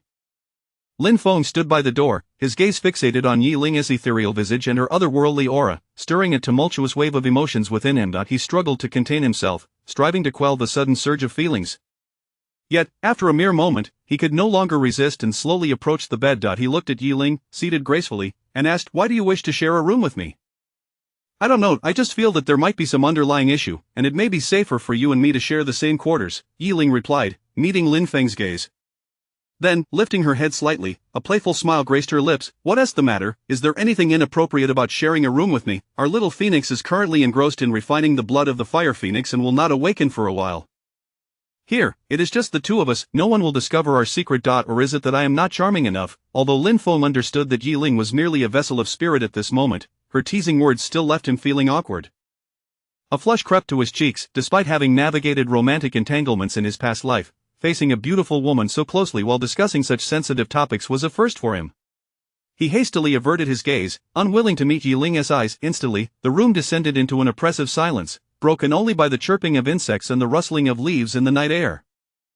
Ultimately, it was Lin Feng who shattered the suffocating quietude. As if fleeing, "I'll go check on Nangong Wen and the others." With that, he turned and exited the room, hastily leaving the atmosphere charged with ambiguity behind him. Behind him, Yi Ling's tinkling laughter echoed, truly delicate, unable to withstand such light-hearted banter. Yet, how peculiar it is that I would utter such words to him, Yi Ling mused, seated in the room, oblivious to the blush that had taken to her cheeks. Lin Feng stepped out of the room, inhaling the fresh night air deeply. His heart raced, still caught in the lingering awkwardness of the previous moment. He shook his head with a wry smile, contemplating how close I was to losing control. What an enigmatic woman she is. Yet, as thoughts of Yi Ling's stunning visage and mysterious aura flooded his mind, an inexplicable affection welled up within him. He shook his head, attempting to dispel these thoughts. He knew that the most pressing matter at hand was to locate Nangong Wen and Li Mubai, to ascertain their well-being. Chapter 46. A tangled heart. With a swift turn, Li Mubai made his way to the room of Nangong Wen. The door creaked open, revealing the astonished gazes of Li Mubai and Nangong Wen. A smirk played at the corners of Li Mubai's lips as he jested. "Ah, is that not our junior brother Lin Feng? What brings you here? Have you been cast out by that enchanting senior sister?" Lin Feng offered a wry smile and shook his head, choosing not to dwell on Li Mubai's teasing. With a serious demeanor, he replied, "Brother, please refrain from jesting. I am far more interested in knowing what you two have encountered." Nangong Wen inhaled deeply, a flicker of solemnity crossing his eyes as he began narrating their recent experiences. Shortly after parting ways with you, we discovered the entrance to the Thunder Marsh. The tempestuous forces of lightning within were overwhelming. My fifth junior brother and I exerted ourselves to the utmost, yet all our magical artifacts, including the communication jade talisman, were obliterated by the lightning. We barely managed to escape the periphery, however. Just as we were preparing to inquire about your whereabouts, we unexpectedly stumbled upon a tribal sacrificial ceremony. A hint of trepidation flickered in Nangon Wen's eyes as he continued. Initially, we thought it was merely an ordinary village ritual and sought someone to gather information regarding you. To our dismay, as soon as we revealed ourselves, we found ourselves ensnared in an intricate array. The ropes wielded by the villagers were astonishingly peculiar, capable of binding our magical powers. Though they appeared ordinary, each possessed extraordinary strength that was hard to believe. In a moment of carelessness, my junior brother and I were captured by them. After hearing Nangon Wen's account, Lin Feng furrowed his brow. It seemed that this place was not as innocuous as it appeared. He had already witnessed the potency of the binding immortal rope earlier, and with the presence of that mysterious altar, the journey into the Thunder Marsh promised to be fraught with peril. It was evident that they must proceed with utmost caution from this point forward. As Lin Feng contemplated Nangon Wen and Li Mubai's revelations, a sense of unease deepened within him. He sensed that there was more to this matter than met the eye, prompting him to decide to return to his room and confer with Yiling. Just as he pushed open the door, an unusual fragrance wafted from the incense burner on the table, causing Lin Feng to furrow his brow in alarm, a sudden awareness of danger surging within him. Inside the room, Yiling sat quietly on the bed, her complexion flushed and her gaze dreamy. Lin Feng's heart raced, and he moved closer to investigate. At that moment, he was struck by a sudden haze in his mind, realizing that he could not channel his spiritual energy. His body began to feel inexplicably heated. This is bad, the incense is problematic, Lin Feng thought to himself, swiftly lifting the seemingly dazed Yiling into his arms. What is wrong, Yiling? He asked anxiously, but she seemed oblivious to his words, only murmuring incoherently. Then, she clung to Lin Feng as if grasping a lifeline, her soft waist entwining around him while her lips pressed against his. In that instant, Lin Feng felt as though his mind had exploded. The dual stimuli of the rising heat within him and the astonishing sensation from Yiling's bosom threatened to consume his reason. Though he had envisioned such a scene countless times in his mind, it had never been under such irrational circumstances. He bit down hard on his tongue, the sharp pain momentarily clearing his mind. While Yiling's body writhed in his arms, her consciousness completely clouded, driven solely by primal instinct. Lin Feng's breathing grew increasingly ragged, his mind beginning to blur as Yiling's stunning figure captivated him. The heat coursed through him uncontrollably, leading him to embrace her tightly. At that moment, a shrill phoenix cry suddenly pierced through his thoughts like an arrow, instantly calming his tumultuous spirit.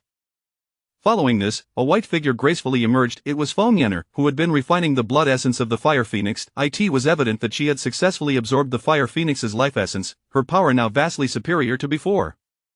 Upon her arrival, Feng Yenner coldly remarked, "What a devious scheme, to have mingled the infamous love powder within the incense. No wonder you fell for it."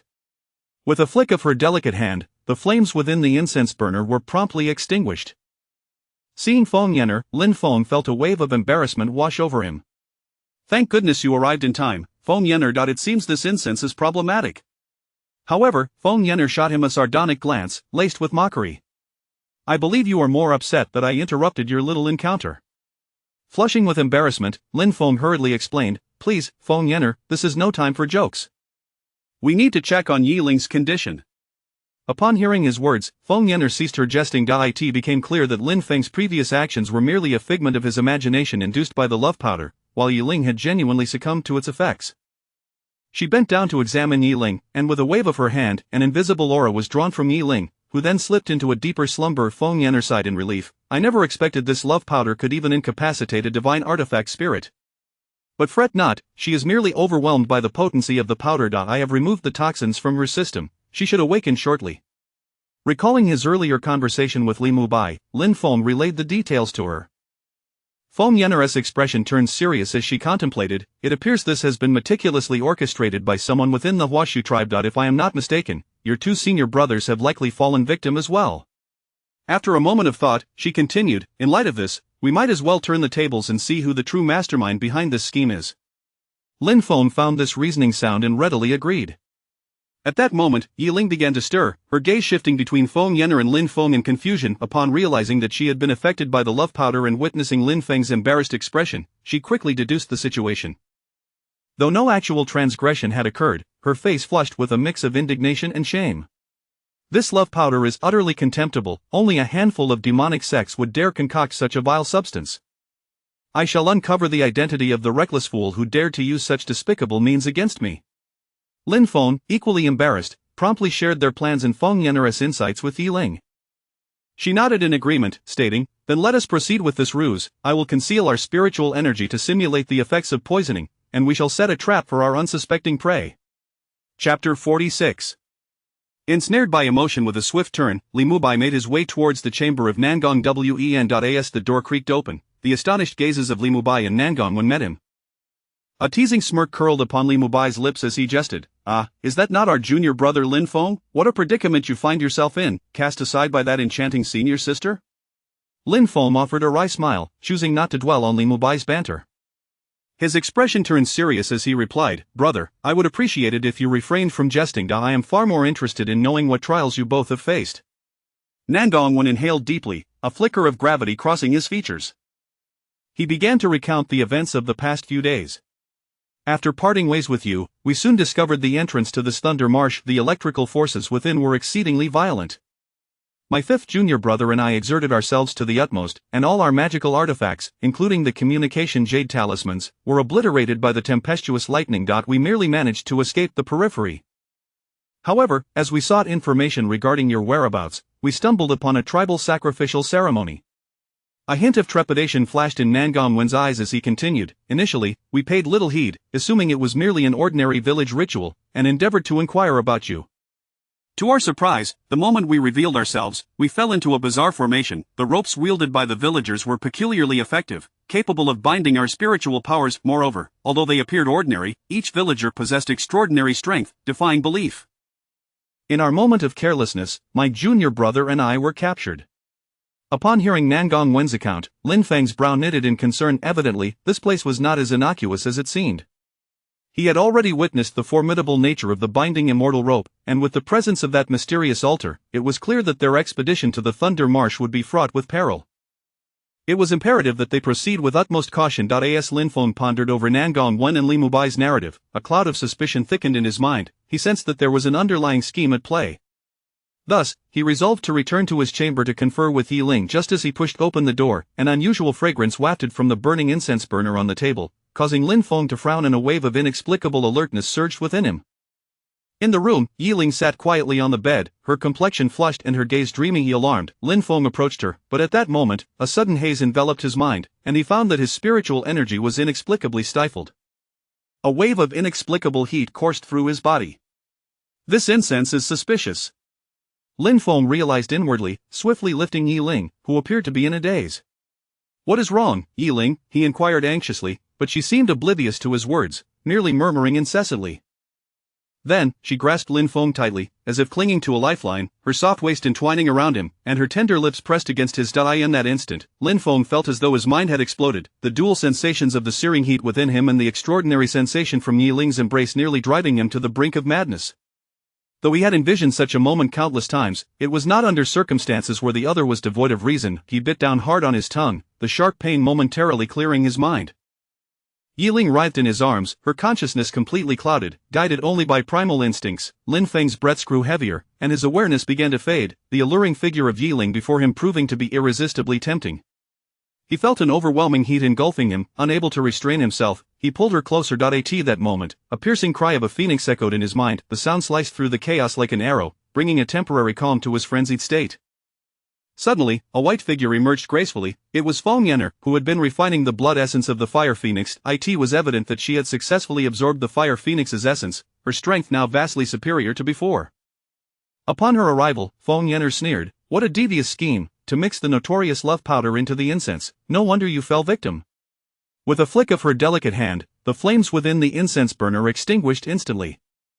Seeing Feng Yanner appear, Lin Feng felt a wave of embarrassment wash over him as he sheepishly chuckled. "Fortunately, you arrived just in time, Feng Yanner. It seems this incense has some issues." However, Feng Yanner regarded him with a cold smile, laced with mockery. "I dare say you are more concerned about me ruining your little escapade." Flushing with embarrassment, Lin Feng quickly explained, "Please, Feng Yanner, no more jesting. We should check on Yi Ling's condition." At her words, Feng Yenner ceased her teasing. It became evident that Lin Feng's earlier actions had merely been a manifestation of the effects of the love powder, while Yi Ling had genuinely succumbed to its influence. Leaning down, Feng Yenner began assessing Yi Ling's state. With a graceful wave of her hand, an invisible aura surged forth, extracting the intoxicating fragrance from Yi Ling, who promptly fell into a deeper slumber. Feng Yenner exhaled in relief. I did not expect the love powder to affect even a spirit of a divine artifact, but fear not, she is unharmed, merely overwhelmed by the potency of the powder. I have expelled the toxins from her body, she should awaken shortly. Upon hearing Feng Yenner's words, Lin Feng recalled his earlier conversation with Li Mubai and promptly shared the details with her. Feng Yenner's expression hardened as she replied, it appears this entire scheme is meticulously orchestrated by someone within the Huashu clan. If I am not mistaken, your two senior brothers have likely fallen victim as well. After a moment's contemplation, Feng Yenner continued, in that case, let us turn the tables and use this to our advantage, to uncover the identity of the mastermind. Lin Feng found her suggestion compelling and nodded in agreement. At that moment, Yi Ling stirred and slowly regained consciousness, her eyes widening in surprise upon seeing both Feng Yenner and Lin Feng. Upon realizing that she had been ensnared by the love powder and witnessing Lin Feng's awkward expression, her face flushed with a mix of indignation and embarrassment. This love powder is an abomination in the celestial realm.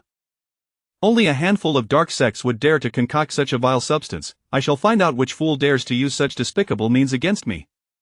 Lin Feng, feeling the weight of the awkwardness, quickly relayed their plan and Feng Yenner's strategy to Yi Ling. She nodded resolutely, in that case, we shall indeed play along. I will conceal our spiritual signatures to create the illusion of being poisoned, and then we shall ensnare our quarry. Chapter 47. A crisis lurks in the dead of night. Under a hazy moonlight, the world lay in silence. However, a faint sound suddenly emanated from Lin Feng's chamber. A few figures clad in black stealthily infiltrated the room. At this moment, Feng Yenner had already transformed into a wisp of ethereal light, slipping into Lin Feng's body, while Lin Feng and Yi Ling exchanged a knowing glance, their intentions unspoken. They lay in bed, deliberately feigning the effects of a love-inducing potion to lure their unseen adversaries into a trap. These two fools have indeed fallen for the ruse, one of the black-clad men sneered, a lewd glimmer dancing in his eyes. Now they have become lambs to the slaughter, utterly powerless to resist. Such a captivating beauty shall tonight be at the mercy of this man. With that, he prepared to take liberties with the still slumbering Yi Ling. Another black-clad figure, however, scanned the surroundings warily. Observing his companion's actions, he barked sharply, what are you doing? Restrain yourself, if you ruin the Grand Priestess' plans, I assure you, your head will roll. The lecherous man, chastened by his ally's reprimand, reluctantly withdrew his hand, casting a regretful glance at Yi Ling, silently lamenting the lost opportunity, unaware that both women had narrowly escaped death moments prior. At that very moment, within the central square of the Huashu tribe, flames flickered ominously. A grand sacrificial ceremony was on the verge of commencement. Bound tightly by ropes, Lin Feng and his companions were thrust before the altar. At the center of the altar stood the Grand Priest of the Huashu tribe, resplendent in a magnificent ceremonial robe, holding a whisk. He approached the altar slowly, his gaze cold and penetrating, instilling dread in all who beheld him. He surveyed the gathered villagers, his voice booming, today, we shall offer the life force of these four outsiders to our deities, beseeching our tribe to reclaim the glory of our ancestors and regain the power of the Thunder God. The onlookers, their expressions vacant as if ensnared by some unseen force, erupted into fervent cheers, the square descending into a frenzied madness. As the Grand Priest lifted his whisk, preparing to commence the sacrificial rites, an elderly man, accompanied by a child and a group of others, suddenly arrived. It was the chieftain of the Huashu tribe. Grand Priest, what is the meaning of this? The old chieftain demanded, his eyes blazing with fury. These individuals are the bearers of our ancestral techniques, esteemed guests of our tribe.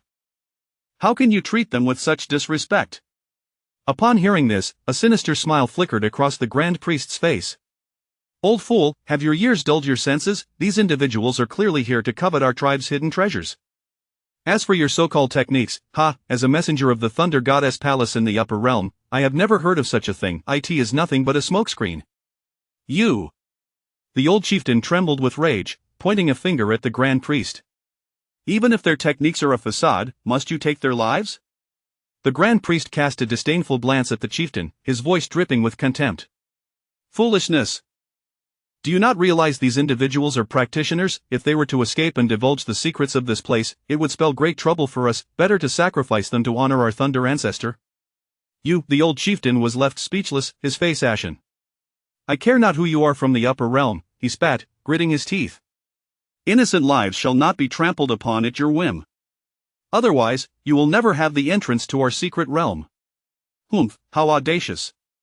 The Grand Priest's expression darkened, revealing his true menace. I am a celestial being from the upper realm, and I have deigned to speak kindly to you all this time merely to avoid a bloodbath and to not alarm the forces governing this realm. Had it not been for these outsiders, I would have preferred to negotiate with you, ensuring the safety of your entire clan, but now, that is no longer necessary. I can afford to expend decades of my cultivation. If you value the lives of your kin, then guard the entrance to your secret realm closely. However, I will systematically eliminate your people before your eyes until you relent. With a sickening thud, the old chieftain felt a surge of blood rise within him, and he could not help but spit out a mouthful of blood. Chieftain! Chieftain! Several of the Huashu tribesmen rushed to support the elderly leader, who was reeling from his anger. I shall not leave our ancestors' legacy to a villain like you, the chieftain declared, trembling as he pointed a finger at the Grand Priest, his staff striking the ground with force. A cold glint flashed in the Grand Priest's eyes, and with a swift motion of his whisk, an invisible force bound the old chieftain, drawing him inexorably before the Grand Priest. This land of the 9 provinces is as insignificant as an ant. How dare a mere mortal like you act with such insolence in my presence? The Grand Priestess' words dripped with disdain and derision, yet, just as the Grand Priest was about to strike the chieftain, Yi Ling suddenly transmitted a secret message to Lin Feng and Feng Yanner. This man possesses an unusual aura. He does not seem to be from the 9 provinces, his cultivation level is equivalent to that of the mid-stage nascent soul. I will collaborate with Feng Yanner to restrain him. However, given that he possesses treasures such as the binding immortal rope and the love-inducing powder, he likely has other tricks up his sleeve. We must proceed with caution. Upon hearing this, Lin Feng and Feng Yanner felt a shiver run down their spines and discreetly circulated their true essence, freeing themselves from their bindings. In a flash, Lin Feng darted to the Grand Priest's side like a specter, rescuing the old chieftain from his grasp. You, how is this possible? The Grand Priest's eyes widened in shock. Simultaneously, Yi Ling and Feng Yanner moved like twin streaks of light, charging towards the still-dazed Grand Priest. Chapter 48 of Battle with the High Priest. The astonishment in the High Priest's eyes lingered, leaving him no time to ponder how these 3 outsiders, whom he deemed as easy prey, could suddenly break free from their bindings. Just as the High Priest was grappling with his shock, Yi Ling and Feng Yanner launched their assault. This marked the most formidable adversary they had encountered thus far on the Jojo continent. Confronted with such a powerful foe, Yi Ling and her companions held nothing back, forming intricate seals with their hands while chanting incantations. As her spell concluded, she pointed forward, unleashing a dark beam of light that surged forth like a meteor, aimed directly at the High Priest. Concurrently, Feng Yanner unleashed her full might. Having refined her life essence with the fiery feathers of the Fire Phoenix, she was enveloped in flames, transforming into a colossal fire phoenix. It exuded an overwhelming aura, with the surrounding air growing searingly hot due to the terrifying heat radiating from her. Fire Phoenix Incineration! Feng Yanner cried out, and the massive Fire Phoenix released a scorching pillar of fire, roaring towards the High Priest alongside Yi Ling's dark streak of light. What? What is this, a spirit in the true Phoenix clan? No, why are they so weak? The High Priest's eyes widened in disbelief, but as he discerned their attacks, a cold flicker passed through his gaze. Humph, so it turns out one is merely a damaged spirit, and the other a true Phoenix spirit, daring to act brazenly before me. Celestial Technique. Radiant Shield. With a flick of his whisk, a dazzling golden barrier materialized before him in an instant. Bang, bang, Yi Ling and Feng Yanner's assaults crashed against the barrier, producing a dull thud. Yet, the shield remained utterly unyielding, seemingly impervious to their onslaught. Celestial Technique? Yi Ling's expression grew serious. Had to think that in this barbaric land of Jojo someone could recognize the celestial arts of the upper realms. You little spirit do possess some discernment, the High Priest laughed triumphantly. I, the Celestial, have inadvertently arrived in this wild expanse, and unexpectedly stumbled upon the ancient Thunder God's secret treasure. Today, I find further delight in encountering a shattered spirit and a true Phoenix essence. Should you willingly submit, perhaps I shall grant you a boon. A trace of disdain crossed Yi Ling's lips, her eyes filled with scorn.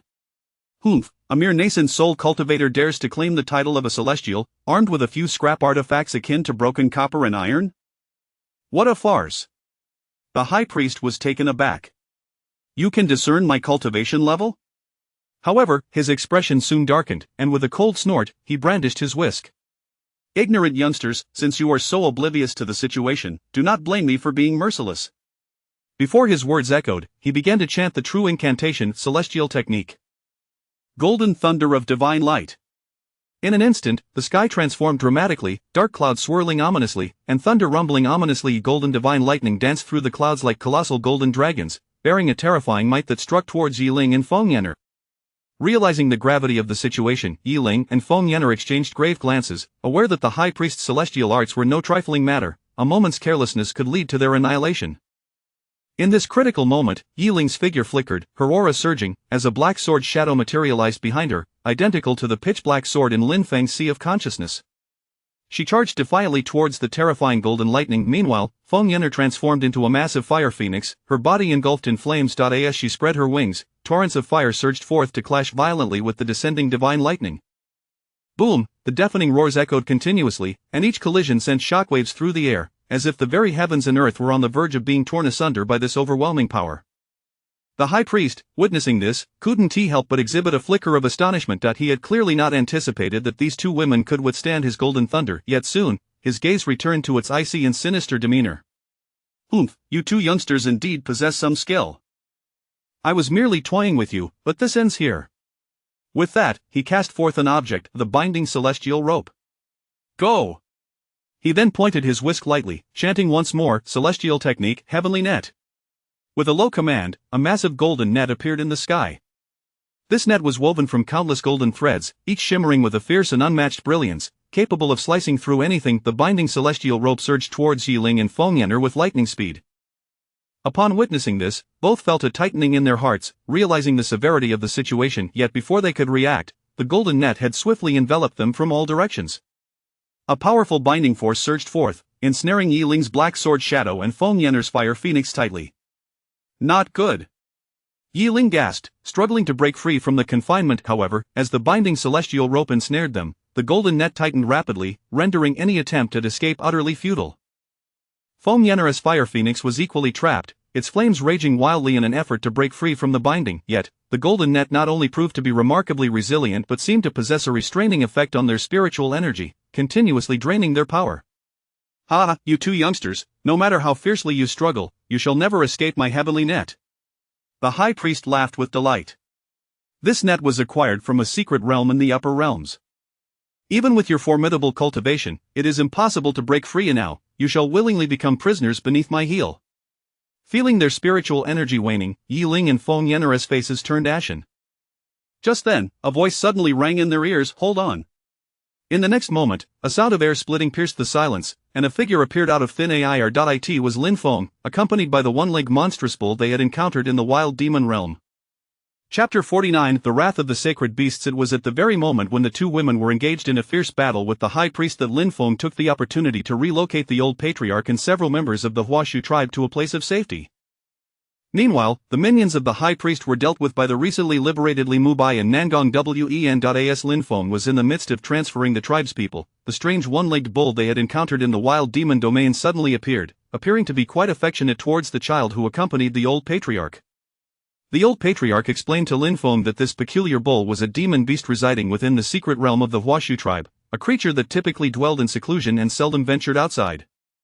The Huashu people had long regarded this beast as their sacred guardian, and since his childhood, it had formed a particularly close bond with him. However, everything changed a month ago when a stranger arrived at the Huashu tribe, proclaiming to be a descendant of the ancient thunder god from the upper realm, asserting that the Huashu tribe were the descendants left behind by the ancient thunder god in this world.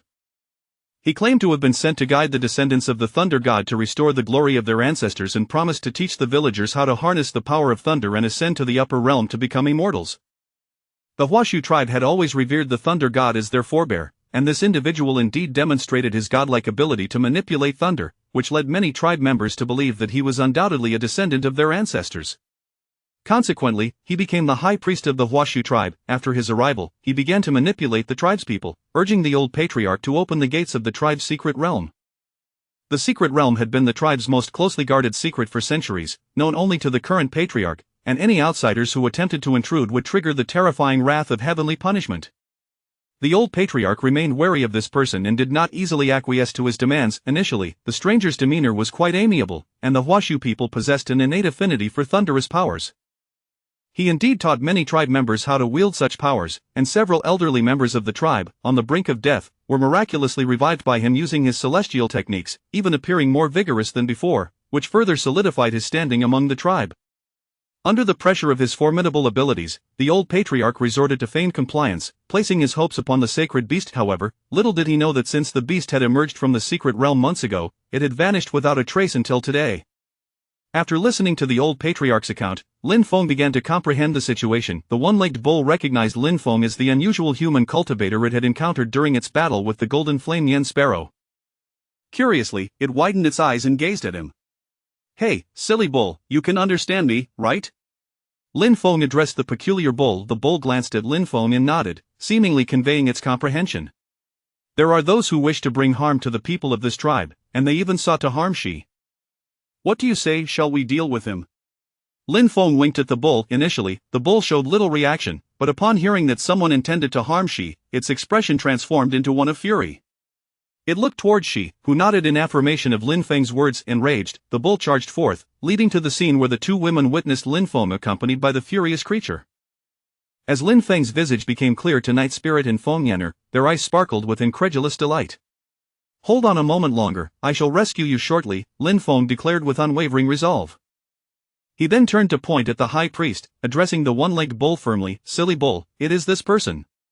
The bull appeared to grasp Lin Feng's words, and a surging inferno of wrath ignited within its eyes. It let out a deafening roar, akin to the might of thunder, and charged directly at the high priest. Faced with this unforeseen turn of events, the high priest's countenance morphed into one of disbelief. He widened his eyes, staring at the bull barreling towards him, muttering to himself, "Is that the ancient thunder god's steed, the Kuei bull? How can this be? How could such a legendary creature appear in this realm?" The high priest's shock was short-lived, for the bull's onslaught was nearly upon him. In a hurried motion, he waved the floating dust in his hand, attempting to conjure a celestial spell to withstand the wrathful strike of the ancient divine beast. However, the Kuei bull was in a state of rage, its long-term absorption of the thunderous energies from the heart of the thunder marsh reaching its zenith. In the blink of an eye, the massive bull, enveloped in radiant thunderbolts, collided with the barely formed defense of the high priest. Caught off guard and preoccupied with controlling the celestial binding rope and the spell that ensnared Night Spirit and Feng Yanner, the high priest had no time to cast a defensive spell against the bull's attack. In a single blow, the bull effortlessly shattered the high priest's defenses, sending him hurtling backward for dozens of steps, barely managing to withstand the force of the Kuei bull's assault. "This is impossible," the high priest gasped as he struggled to sit up, disbelief etched across his face. As a being from the upper realm, armed with numerous magical artifacts, he had been confident in his ability to sweep aside all adversaries on this continent, yet today, he found himself at such a disadvantage against three seemingly inconspicuous youths. Upon witnessing this turn of events, Night Spirit and Feng Yanner felt invigorated. Seizing the opportunity, they broke free from the confines of the golden net. Lin Feng swiftly appeared beside them. "Night Spirit, Feng Yanner, are you unharmed?" he inquired with genuine concern. "I'm fine," Night Spirit replied, shaking her head, her gaze icy as she fixed it upon the high priest. "This high priest must pay with his life today." Gazing at Lin Feng and his companions, the high priest steadied himself and sneered coldly, "Humph, do you truly believe that you can slay me so easily? I shall inform you that even in this realm, I am not someone you can easily contend with." Before he could finish his sentence, he produced an object from his hand, a treasure gourd. "Absorb," he intoned, invoking a true incantation. A golden gourd materialized in the air, emitting a blinding radiance that instantly drew in the charging Kuei bull. How can a mere core formation cultivator possess such a formidable celestial artifact? Night Spirit's expression darkened as she beheld the gourd. How could a suppressed core formation cultivator possess such a genuine celestial treasure? Just as the high priest was about to seal the Kuei bull within the gourd, the sky above the thunder marsh suddenly tore open, revealing a massive spectral figure clad in golden armor, wielding a colossal hammer. A terrifying aura of pressure enveloped everyone present. Chapter 50. A small brother dare to wield powers beyond this realm, and you shall face the punishment of 100 zhang of heavenly thunder. Furthermore, to offend the ancestral land of the thunder god is to incur an even greater sin. The voice of the golden phantom reverberated like a mighty bell, causing the ears of the onlookers to ring with a thunderous buzz. The golden-armored warrior brandished his colossal hammer, pointing it menacingly at the high priest. In an instant, 200 zhonglong golden thunder dragons roared down from the heavens. "This is dire." The high priest felt a tightening in his chest upon witnessing this, and with swift movements, he formed a seal with his hands and urgently called out, "Celestial art, golden light, divine shield." Before his words had fully escaped his lips, a resplendent golden light enveloped him, taking shape as a protective barrier. Simultaneously, the golden gourd in his hand faced the two thunder dragons head-on. Boom! A deafening roar echoed across the sky as the two golden thunder dragons collided violently with the golden gourd shield, erupting in a dazzling display of light. However, in the brief moment of contact, the gourd crumpled like a beaten eggplant, losing its luster, while the Kueño seized the opportunity to break free from the gourd. After the gourd absorbed most of the thunder's might, the remaining golden lightning struck the seemingly indestructible golden shield with ferocity. Incredibly, the shield proved as fragile as paper, a sharp crack resounded, and a fissure appeared. The crack swiftly spread, causing the entire shield to shatter in an instant. The high priest let out a piercing scream, his form hurled away by the terrifying force of the golden thunder dragons, blood gushing from his mouth as his vitality waned to its utmost limits. Seeing this, the golden-armored warrior ceased his words and vanished into the torn celestial passage. Before departing, he cast a puzzled glance at Lin Feng, then disappeared into the rift, which instantaneously restored itself, as if nothing had ever transpired. Lin Feng, witnessing the departure of the golden-armored warrior, finally felt the tension in his heart ease. He couldn't help but marvel at how a mere glance nearly left him feeling as if he would be obliterated. Just how terrifying was the power of this golden-armored warrior? However, he had no time to ponder this question, for there lay before him a nearly lifeless high priest in need of attention. Night Spirit and her companions swiftly approached the high priest, their swords pointed at his throat. "Speak, why have you come to the 9 provinces continent? What is your purpose?" The high priest, now devoid of his earlier arrogance, was filled with terror and despair. "I am but a wandering cultivator from the outer realm. In my quest to find an ancient thunder god relic, I inadvertently fell into a spatial rift and arrived here. I discovered that this place bears some resemblance to the legendary ancestral land of the thunder god, and I believed there to be many treasures. Thus, I fabricated a lie claiming to be an envoy from the thunder god palace." Lei Run? Lin Feng almost burst into laughter upon hearing that name, but he quickly composed himself and sternly replied, "You despicable scoundrel, to think you would use us as sacrifices. Watch as I end your life with a single strike." With that, he raised his sword, poised to stab at the high priest's throat. "Please, do not kill me. Aside from the treasures destroyed by the heavenly thunder, I still possess some pills and herbs. I will give them all to you, if only you spare my life." Lei Ren, now stripped of his celestial demeanor, was left with nothing but fear and desperation in his eyes. Lin Feng, however, did not easily relent. "Humph, do you think it's so simple to earn your reprieve?" He maintained a stance ready to strike at any moment.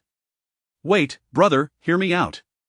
Lei Ren hastily rummaged through his storage bag, producing a pile of pills and herbs. "These are precious items I've collected from the chaotic star domain over the years. I will give them all to you, just please spare my life." He thrust the items toward Lin Feng. Lin Feng beamed with delight at the assortment of pills and herbs, considering it a rewarding interest for completing his task. Though it was unfortunate that Lei Ren's treasures had been destroyed by the heavenly thunder, the golden gourd, despite having lost its spiritual essence, remained intact under the might of the 100 Zhang thunder dragons. It was indeed a rare treasure. With satisfaction, Lin Feng stored it away and then turned to Lei Ren with a serious expression.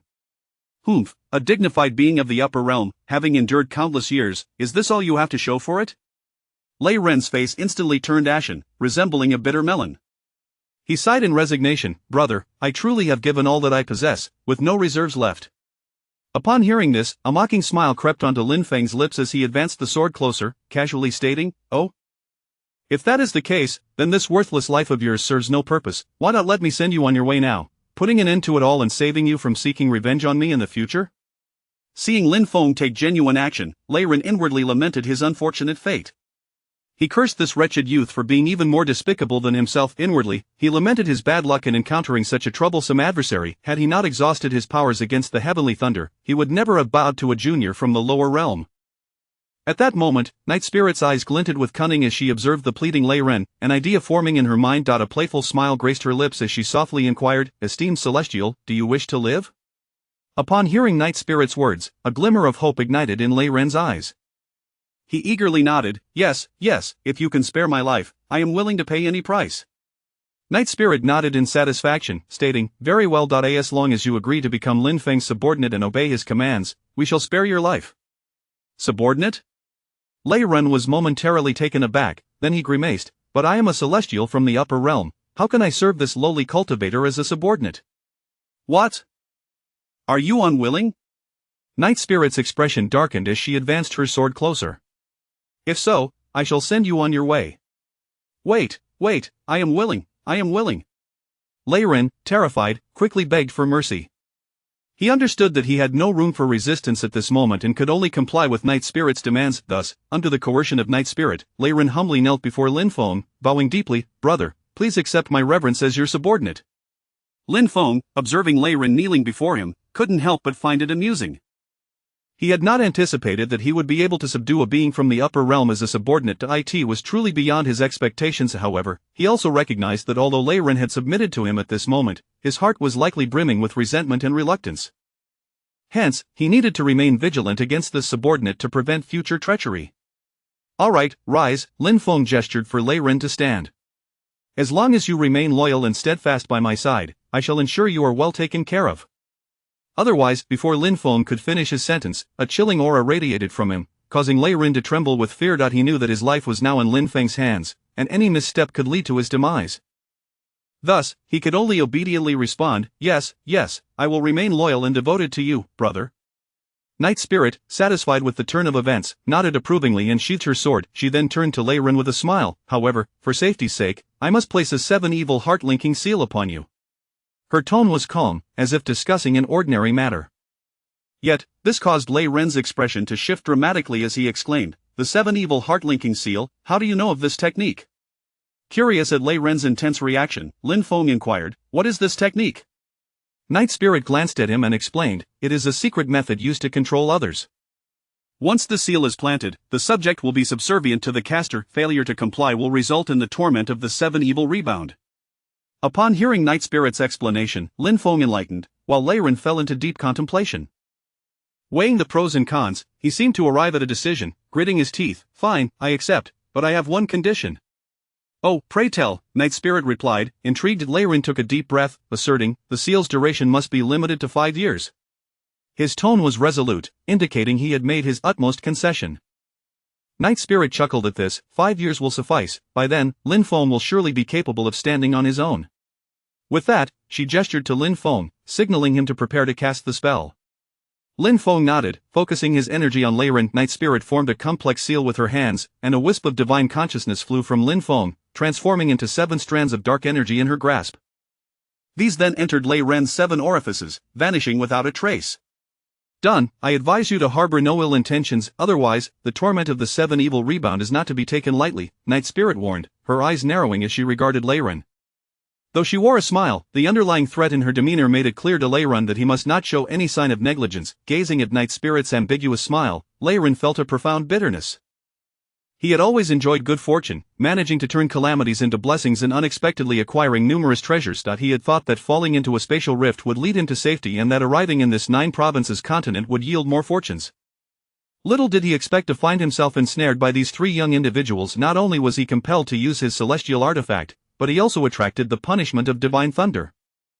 Truly, he had fallen to the depths of misfortune. Chapter 51 of the mysterious realm of Huashu. At this moment, Li Mubai, Nangong Wan, and the members of the Huashu tribe had just arrived, their eyes immediately drawn to the sight of the high priest Lei Ren kneeling on the ground, while Lin Feng and others stood proudly. Once Lin Feng recounted the events that had transpired, the crowd was left in utter astonishment, their mouths agape in disbelief. The old patriarch, supported by others, slowly approached Lin Feng and the others, his eyes shimmering with gratitude. Young hero, your righteous actions not only helped our tribe reclaim our ancestral techniques but also averted this catastrophic disaster. I am deeply moved and must pay my respects, he declared, preparing to bow deeply. Quick as a flash, Lin Feng caught the old patriarch, sincerely replying, Patriarch, you overstate my contributions. We merely seized an opportune moment. It was but a trifling effort, and such honors are unwarranted. The old patriarch, hearing this, waved his hands repeatedly, his expression serious. Young hero, you are too modest. I have heard that you seek a place rich in thunderous energy to cultivate your techniques. The secret realm of our Huashu tribe lies within this thunderous marsh, the very essence of lightning concentrated here. I am willing to open the passage to the secret realm for you, to lend you my assistance. Upon hearing this, Lin Feng's heart surged with elation, and he immediately bowed in gratitude. Thank you, esteemed patriarch, for your generous offer. After some deliberation, the group decided to enter the secret realm for cultivation the following day. As for the followers that High Priest Lei Ren had brought, they had no means to breach the barrier, and witnessing the current plight of their leader, they expressed their willingness to remain behind and continue safeguarding the Huashu tribe. That night, the Huashu tribe held a grand celebration, with laughter and merriment echoing throughout. Only Lei Ren wore a gloomy expression, as if seated on needles. In Lin Feng's chamber, however, a different scene unfolded. 2 stunningly beautiful women sat at the head of the bed, gazing at Lin Feng with a teasing smile that sent shivers down his spine. Clearing his throat, Lin Feng cautiously asked, Shall I find another room? Before he could finish, he was met with a simultaneous and vehement refusal from both women. Resigned, he scratched his nose and tentatively inquired, "Then, may I sleep on the bed?" "Get lost," came the icy retorts, ringing in his ears like thunder. With a bitter smile, Lin Feng lay obediently on the floor, muttering to himself, "Truly, the hearts of women are like needles in the ocean." At dawn the next day, Lin Feng and his companions gathered in the council hall of the Huashu tribe. The child Shi and the Kuei Niu also appeared, with Kuei Niu surrounded by crackling lightning, exuding an air of intimacy with Shi. Upon seeing everyone assembled, the old patriarch surveyed the room and spoke gravely, "Everyone, the secret realm is fraught with peril. Only the sacred beast possesses profound insight into its intricacies, thus, allowing it to guide you is the wisest choice. The sacred beast has conveyed its desire for Shi to accompany you on this journey. Therefore, both the sacred beast and Shi will join you in the secret realm." Lin Feng pondered that his purpose for this expedition was to seek an ideal location for cultivating the thunderous nine heavens technique, and he did not need to delve deeply into the motives behind Kuei Niu bringing Shi along. He nodded in agreement, expressing his consent. Under the guidance of the old patriarch, the group traversed the council hall and arrived at a secluded valley behind the village. Before them stood an ancient tree that soared into the clouds, its trunk so robust that it was beyond measurement. The old patriarch began to chant an ancient incantation, and as he did so, the towering tree began to emanate a radiant light of thunder. The lightning coalesced around the trunk, gradually forming a passageway that was just wide enough for a single person to pass through. Pointing towards the passage, the old patriarch addressed Lin Feng and the others, "Here lies the entrance to the secret realm." Kuei Niu seemed to be intimately familiar with this place, leading Shi confidently into the passage, disappearing from view. After Lin Feng respectfully saluted the old patriarch, he followed closely behind with Yiling and Feng Yana, slipping into the passage. Li Mubai, Nangong 1, and the others remained at the Huashu tribe, patiently awaiting Lin Feng's return. As for Lei Ren, Yiling had thoroughly explained the intricacies of the seven evil heart seal to Lin Feng. Even in Lei Ren's absence, as long as Lin Feng focused his thoughts, he could perceive the intentions and thoughts of the man. Thus, Lin Feng harbored no significant concerns about leaving this new ally outside. As Lin Feng and his companions passed through the thunderous passage, they were suddenly met with a vast expanse. Surrounded by towering peaks, they found themselves in a boundless valley, akin to a natural fortress. Looking around, they observed a black river coursing through the valley, shrouded in mist, yet emanating a heavy aura of oppression and danger. To their astonishment, they realized that this was no mere river, it was a manifestation of terrifying thunderous power. The lightning energy in this place had coalesced into a tangible form, resembling mountains and rivers. Kuei Niu led the way, appearing utterly unfazed by this strange sight. Meanwhile, Shi, perched on Kuei Niu's back, surveyed the surroundings with wide, curious eyes, seemingly oblivious to the menacing aura of the surrounding lightning, filled instead with curiosity for this novel environment. The trio followed closely, marveling at the breathtaking lightning phenomena, silently acknowledging that the Huashu secret realm truly lived up to its reputation. It was unlikely that one could find a comparable sacred ground for cultivation across the entire Jojo continent. Guided by Kuei Niu, they ventured deeper into the secret realm and arrived at an area where the lightning energy was relatively mild, though not as fearsome as the previously witnessed thunder rivers. The intensity of the lightning remained palpably overwhelming. Kuei Niu halted, glancing back at Lin Feng and the others, indicating that this would be a suitable place for them to cultivate. Lin Feng understood that Kuei Niu deemed this spot ideal for human cultivation due to the balanced lightning energy.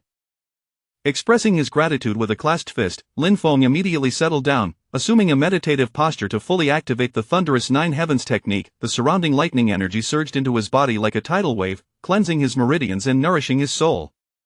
Yiling and Feng Yana also chose nearby spots to begin refining the fire phoenix feather they had acquired earlier. For Feng Yana, this was a once-in-a-lifetime opportunity to restore her physical form. Meanwhile, Kuei Niu took Shi away, their whereabouts unknown. Fortunately, in this valley of thunder, there seemed to be no other beings aside from the four of them. Time flowed slowly in the Huashu secret realm, infused with the power of thunder.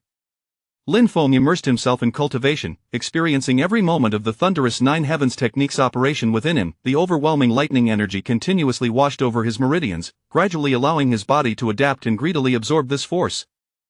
Were an outsider to intrude upon this secret realm at that moment, they would witness a breathtaking sight. A figure enveloped in wild lightning, seated amidst the valley. The lightning surrounded him like a tangible armor, while torrents of lightning energy flowed like countless streams converging into the sea, ceaselessly pouring into his body.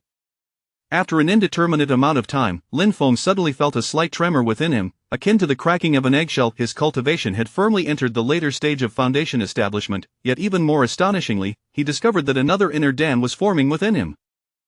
However, this Dan was entirely distinct from the golden Dan typically cultivated by other practitioners. It was a black lightning Dan, forged from pure thunderous energy. Upon reaching the golden Dan stage, a practitioner could fly, retain their youthful appearance, and significantly extend their lifespan.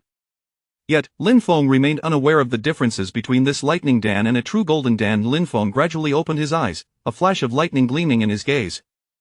Clad in lightning armor, he radiated an aura akin to an ancient thunder god descending upon the mortal realm. Raising his hand, he pointed to the void and intoned, "Power of the nine heavens thunder." A miniature thunder dragon erupted from his fingertip, darting towards the nearby black lightning river with astonishing speed. Upon collision, the seemingly diminutive thunder dragon unleashed an earth-shattering force, momentarily severing the black lightning river composed entirely of pure lightning energy for 2 heartbeats before it resumed its flow.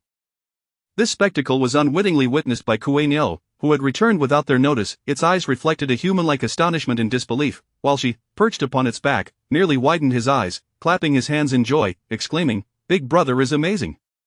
Chapter 51. The mysterious realm of Huashu. At this moment, Li Mubai, Nangong Wan, and the members of the Huashu tribe had just arrived, and their eyes were met with the sight of the high priest Lei Ren kneeling on the ground, while Lin Feng and others stood proudly. After Lin Feng recounted the events leading up to this moment, everyone was left dumbfounded, their expressions a mixture of astonishment and disbelief. The old patriarch, with the assistance of others, slowly approached Lin Feng and the others, gratitude gleaming in his eyes. "Young hero, your righteous intervention not only helped our tribe reclaim our ancestral techniques but also averted a catastrophic disaster.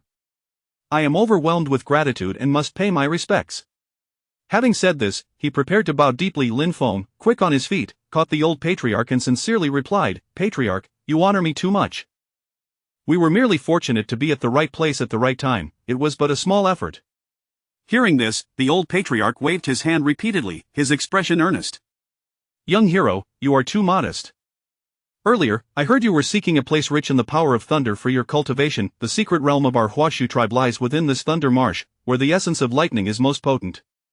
I am willing to open the passage to the secret realm for you, to lend you my assistance." Upon hearing this, Lin Feng's heart surged with joy, and he immediately bowed deeply in thanks. "Thank you, esteemed patriarch, for your generous offer." After much discussion, the group decided to enter the secret realm for cultivation the following day. As for the followers brought by the high priest Lei Ren, they had no means to traverse the barrier. Seeing the high priest's current predicament, they could only express their willingness to remain and continue guarding the Huashu tribe. That night, the Huashu tribe held a grand celebration, laughter and joy echoing throughout. Yet, Lei Ren sat in silence, a look of distress etched on his face, as if he were seated on needles. In contrast, Lin Feng's quarters presented an entirely different scene. 2 stunning women sat at the head of the bed, gazing at Lin Feng with a teasing smile, making him feel quite uneasy. Clearing his throat, Lin Feng cautiously suggested, "Perhaps I should find another room?" Before he could finish, he was met with a simultaneous and resounding refusal from both women. Resigned, he rubbed his nose and tentatively asked, "Then, can I sleep on the bed?" "Get lost." The 2 icy voices rang out simultaneously in his ears. With a wry smile, Lin Feng could only lie down obediently on the floor, muttering to himself, "Indeed, the hearts of women are as elusive as a needle in the sea." At dawn the next day, Lin Feng and his companions gathered in the meeting hall of the Huashu tribe. The child Shi and the Kuei Niu also made their appearance, the Kuei Niu surrounded by crackling lightning, appearing particularly close to Shi. Seeing everyone assembled, the old patriarch scanned the room and spoke solemnly, "Esteemed guests, the secret realm is fraught with peril, and only the sacred beast possesses the keenest insight into its conditions. Therefore, it is best for it to guide you deeper into the realm. The sacred beast has conveyed its wish for Shi to accompany you. Thus, on this journey, both the sacred beast and Shi shall join you." Lin Feng pondered silently, knowing his purpose was to seek a prime location for cultivating the thunderous 9 heavens technique. He felt no need to delve too deeply into the purpose of Kuei Niu accompanying Shi, so he nodded in agreement. Under the old patriarch's guidance, the group traversed through the meeting hall and arrived at a secluded valley behind the village. In front of them stood a towering ancient tree that pierced the clouds, its trunk robust beyond measure. The old patriarch began to chant in an ancient tongue, and as he did, the branches and leaves of the towering tree gradually shimmered with a radiant light. The lightning coalesced around the trunk, forming a passage barely wide enough for a single person to pass through. The old patriarch gestured towards the passage and addressed Lin Feng and the others, "This is the entrance to the secret realm." The Kuei Niu seemed intimately familiar with this place, leading Shi confidently into the passage, disappearing from view. Lin Feng, after bowing to the old patriarch, followed closely behind with Yiling and Feng Yanan, swiftly entering the passage. Li Mubai, Nangong Wan, and the others remained at the Huashu tribe, patiently awaiting Lin Feng's return. As for Lei Ren, Yi Ling had thoroughly explained the intricacies of the Seven Fiends' heart seal to Lin Feng. Even if this individual was not by his side, Lin Feng could intuitively sense his thoughts with a mere flicker of his mind. Thus, he harbored no significant concerns about leaving this newly acquired subordinate outside. As Lin Feng and his companions traversed the passage charged with lightning, they were suddenly met with a vast expanse. They found themselves in an endless valley, surrounded by towering peaks that formed a natural barrier. Before them flowed a black river, tumultuous and shrouded in mist, exuding a palpable pressure and a sense of danger. To their astonishment, Lin Feng and the others soon realized that what they beheld were not mere rivers and mountains, but rather a terrifying manifestation of the power of thunder. Here, the power of thunder had coalesced into a tangible form, resembling the very rivers and peaks. The Kuei Niu led the way, seemingly unperturbed by the extraordinary sights. She, riding atop the Kuei Niu, surveyed the surroundings with wide, curious eyes, completely unfazed by the oppressive aura of the lightning, filled instead with wonder at the novel environment. The trio followed closely, marveling at the breathtaking displays of lightning, silently acknowledging that the Huashu secret realm was indeed worthy of its reputation. Perhaps it was a cultivation sanctuary unmatched across the entirety of the 9 provinces. With the Kuei Niu leading the way, they ventured deeper into the secret realm, arriving at an area where the power of thunder was comparatively mild. While it was less daunting than the earlier tumultuous river of lightning, the electric energy remained potent enough to evoke a sense of unease. The Kuei Niu halted, glancing back at Lin Feng and the others, indicating that this was a suitable place for them to cultivate. Lin Feng understood this to mean that the Kuei Niu deemed the thunder's power here to be appropriate for human cultivation. After expressing his gratitude with a bow, Lin Feng immediately settled into a meditative posture, channeling the thunderous 9 heavens technique with all his might. The surrounding power of thunder surged into his body like a tidal wave, cleansing his meridians and nourishing his soul. Yi Ling and Feng Yanan chose nearby spots to begin refining the fire phoenix feathers they had obtained earlier, making use of the rich thunder energy for their cultivation. For Feng Yanan, this was a rare opportunity to restore her physical form. Meanwhile, the Kuei Niu had taken Shi away, their whereabouts unknown. Fortunately, in this valley of thunder, it seemed that no other beings were present aside from the 4 of them. Time passed slowly in this Huashu secret realm. Infused with the power of thunder, Lin Feng immersed himself in his cultivation, acutely aware of every moment the thunderous 9 heavens technique flowed through him. The overwhelming power of thunder continuously washed over his meridians, allowing his body to adapt and greedily absorb this formidable energy. If an outsider were to intrude upon this secret realm at that moment, they would be met with a breathtaking sight. A figure enveloped in wild lightning, seated in the midst of the valley. The lightning surrounded him like a tangible armor, while torrents of thunder energy rushed in from all directions, akin to countless streams converging into the sea. After an indeterminate period, Lin Feng suddenly felt a slight tremor within him, akin to the sensation of breaking free from a shell. His cultivation had firmly advanced into the late foundation establishment stage, yet even more astonishing was the fact that he had begun to nurture another inner Dan. However, this inner Dan was unlike the golden Dan typically formed by ordinary cultivators. It was a black thunder Dan, coalesced from pure lightning energy. Upon reaching the golden Dan stage, cultivators could manipulate objects, soar through the skies, retain their youthful appearance, and significantly extend their lifespan. Yet, Lin Feng remained unaware of how this thunder Dan within him differed from a true golden Dan. Slowly opening his eyes, a flash of lightning-like radiance flickered within his gaze. At this moment, he was clad in a suit of lightning armor, his entire being crackling with electric energy, resembling an ancient thunder god descending into the mortal realm. He raised a hand, pointing into the void, and intoned, "Power of the 9 heavens thunder." A miniature thunder dragon erupted from his fingertip, hurtling towards the nearby Black Thunder River with astonishing speed. Upon impact, the seemingly tiny thunder dragon unleashed an earth-shattering force, momentarily severing the flow of the Black River composed entirely of pure lightning energy for a full 2 seconds. Only then did the river gradually resume its course. This spectacle was fortuitously witnessed by the Kuei Niu, who had returned unbeknownst to them. Its eyes reflected a profound shock akin to that of a human, while she, riding atop its back, nearly widened his eyes and clapped in delight, exclaiming, "Big brother is so amazing." Chapter 52. The mysterious elder. At this moment, Lin Feng felt a surge of thunderous power within him. The thunder armor had been cultivated to perfection. With a mere thought, the dark electric armor enveloped his body as if it were a tangible entity. Although he had yet to test its might in battle, the aura it exuded hinted at its formidable defensive capabilities. What was even more exhilarating was that, as his cultivation and the thunder pill improved, the power of this armor would only grow stronger.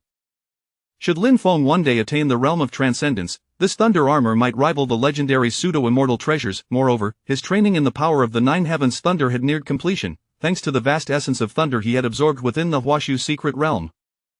The reason it had not reached absolute perfection, Lin Feng speculated, might be linked to the mysterious thunder pill forming within him. Nonetheless, this thunder pill possessed another remarkable function: it could store the power of thunder.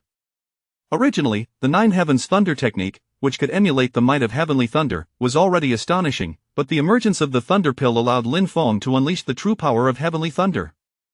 Regrettably, this pill could currently only sustain a single use of the Nine Heavens Thunder's heavenly thunder attack. Nevertheless, Lin Feng had witnessed the awe-inspiring spectacle of the golden-armored warrior summoning a 100-foot thunderstorm. While his current thunder attack could hardly be compared, it had undoubtedly become his most potent trump card. Since this technique was born in the ancestral land of the Thunder God, Lin Feng named it the Thunder God Slash. With his greatly enhanced power, Lin Feng felt an overwhelming sense of elation. However, when he regained his composure, he discovered that Night Spirit and Feng Yan'er were nowhere to be found.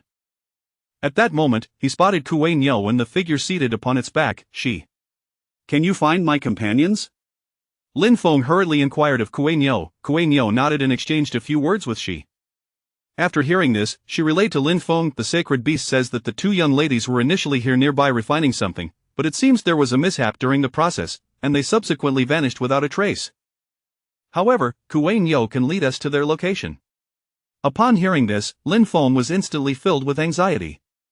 "Where exactly are they?" he urgently questioned Kuei Niu. Kuei Niu cast a glance at Lin Feng, gesturing for him to leap onto its back.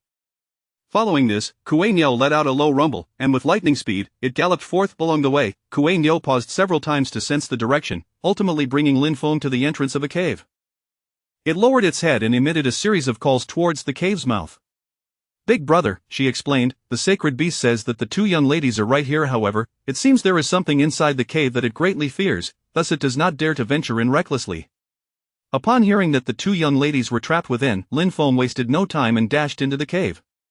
The entrance was narrow, yet inside lay an extraordinary vista. A grand and ancient palace came into view, starkly contrasting with the thunderous storm outside. Lin Feng scanned the surroundings but could not find any trace of the two young women.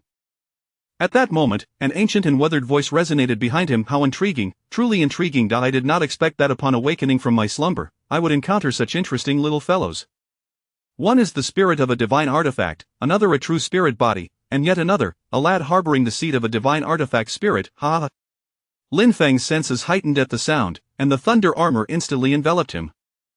Although he was now at the late stage of foundation establishment, he found himself unable to detect the presence of the speaker. This lad carries a hint of the Thunder Ancestor's aura. It seems he harbors many secrets," the ancient voice remarked, tinged with surprise. Then, Lin Feng's gaze beheld a figure slowly coalescing. It was a small, thin elder clad in a Taoist robe. Accompanying the elder was a massive golden object resembling animal skin, hovering above his head, while 10 ancient swords circled around him, emanating a crimson glow and forming a colossal cage. Clearly, this was the very object that had ensnared the mysterious elder. Although Lin Feng sensed no fluctuations of power emanating from the elder, his caution intensified. The aura this individual projected felt even more unfathomable than that of the previous golden-armored warrior. "Little fellow, there is no need to be alarmed.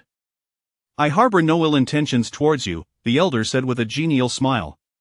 "Had I not noticed those two young ladies in time, they would have likely met with misfortune." "Senior, what is their current condition?" Lin Feng inquired anxiously. "With me here, they are safe and sound. However, it is quite audacious of them to attempt to refine a true spirit body with their cultivation. Fortunately, this place is the birthplace of the Thunder Ancestor, and by sheer coincidence, it has resisted the forces of dimensional rules. Otherwise, they would have been reduced to ashes," the elder replied with annoyance. "And where are they now?" Lin Feng pressed again. The elder waved his hand, and a luminous orb materialized before Lin Feng. Within this orb, the black-clad Night Spirit and the unconscious white-clad Feng Yan'er were clearly visible. Seeing this, Night Spirit promptly expressed her gratitude. "Thank you, Senior, for saving our lives. There is no need for such formalities. I had a prior acquaintance with your former master, and our meeting today is merely a matter of fate," the elder replied with a smile. He then turned to Lin Feng and said, "Young lad, I wish to propose a transaction with you. I wonder if you would be interested." "A transaction?" Lin Feng asked, puzzled. "I can assist this young lady in refining her true spirit body, but whether the fusion is successful depends on your own fortune. In return, when you reach the transcendent stage, you must come here to assist me with a task," the elder stated slowly. "Given your cultivation, Senior, why would you require my assistance? Moreover, there are but a few who can attain the transcendent stage across the entire 9 provinces. How can you be so certain that I will reach this realm and be of service to you? Lin Feng questioned, perplexed. The elder erupted into hearty laughter. Were it not for that despicable scoundrel scheming against me, how could I have been ensnared by this exquisite sword formation? But this 10 absolute formation cannot hold me forever. Young lad, you must think quickly, otherwise, this young lady may be in peril. With that, he regarded Lin Feng with a knowing smile. I agree to your terms, Lin Feng replied without hesitation. Oh? You are quite quick to agree. It seems this girl holds significant meaning for you. Aren't you curious about what task I require of you? The elder observed Lin Feng with keen interest, a teasing tone in his voice. I vow with my Tao heart that when I reach the transcendent stage, I will certainly return to fulfill my promise. As long as the task you propose does not contravene the natural order and is within my capabilities, I will not refuse. Lin Feng declared resolutely, looking towards the elder. Ha ha ha, splendid. You possess spirit, and that pleases me greatly. Today, I shall lend you my aid. The elder laughed heartily and, with a sudden seriousness, raised both hands. The fiery phoenix feather began to slowly ascend, floating in midair. Chapter 53 Reshaping the True Form. At this moment, the thunderous power within the secret realm of the Huashu clan seemed to respond to an unseen summoning, converging towards the Grand Hall and encircling the feather of the fire phoenix.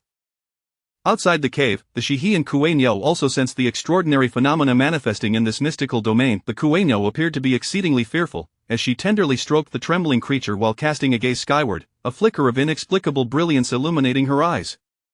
Within the Grand Hall, the 10 ancient swords and the golden page sword formation that ensnared the old Taoist appeared to have sensed his movements, emanating a formidable aura. The 10 swords harmoniously chimed, coalescing into a resplendent golden barrier that bore down upon the old Taoist.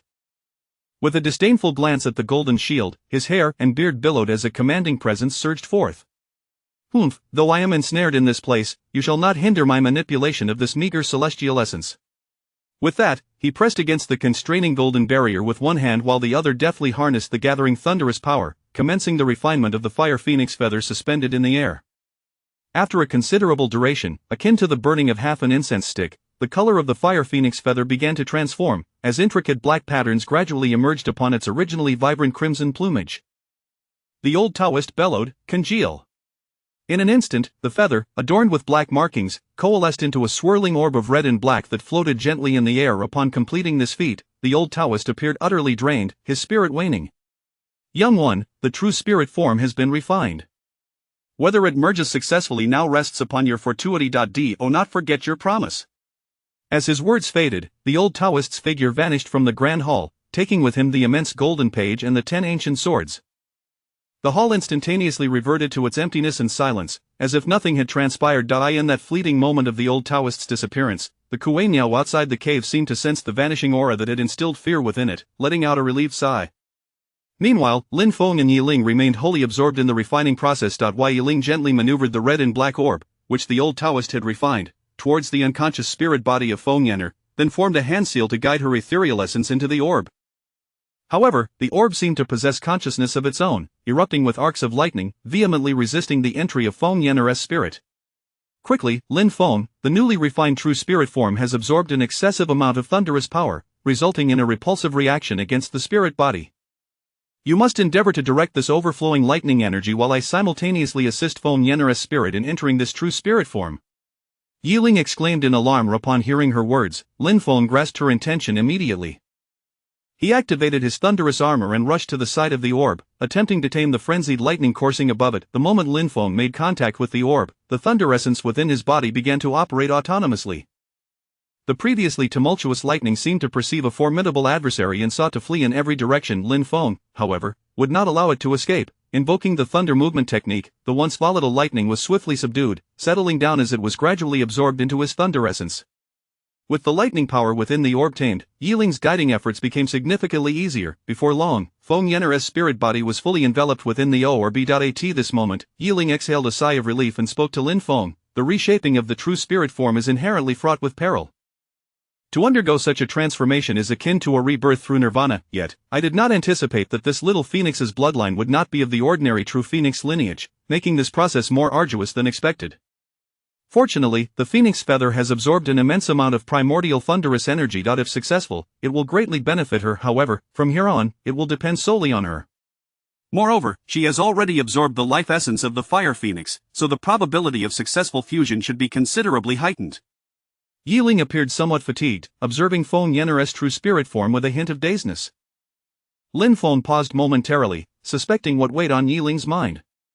Do not worry, everything will be fine. You should rest for now. Once my strength grows further, I will ensure that you too can restore your true form, Lin Feng replied earnestly. Yet, Yiling regarded him with a trace of melancholy. As the spirit of a divine artifact, I exist as a unique entity within this world. I should have perished when the divine artifact was shattered. I know not what secret methods the master employed to allow me to endure until now. Unless the artifact is transformed into its second form, I must exist solely in this spirit form, or once again enter the artifact to become the spirit. Rest assured, since I can facilitate Feng Yenner's rebirth, I will certainly find a way to enable you to reclaim your physical form, Lin Feng declared with unwavering resolve.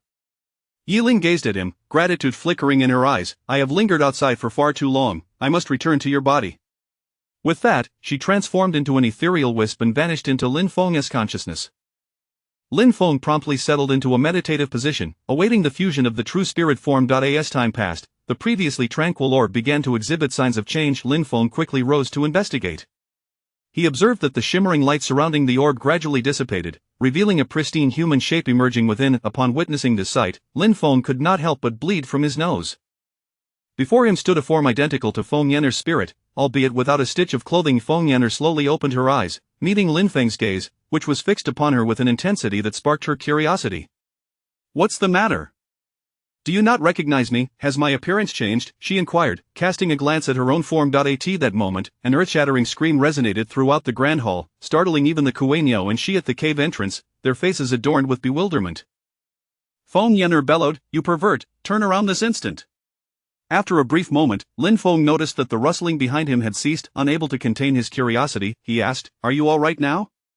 Upon receiving a soft murmur in response, he turned to see Feng Yenner fully clothed, a faint blush gracing her cheeks. Lin Feng immediately swore an oath. "I swear, I truly did not intend to look. You emerged in this state."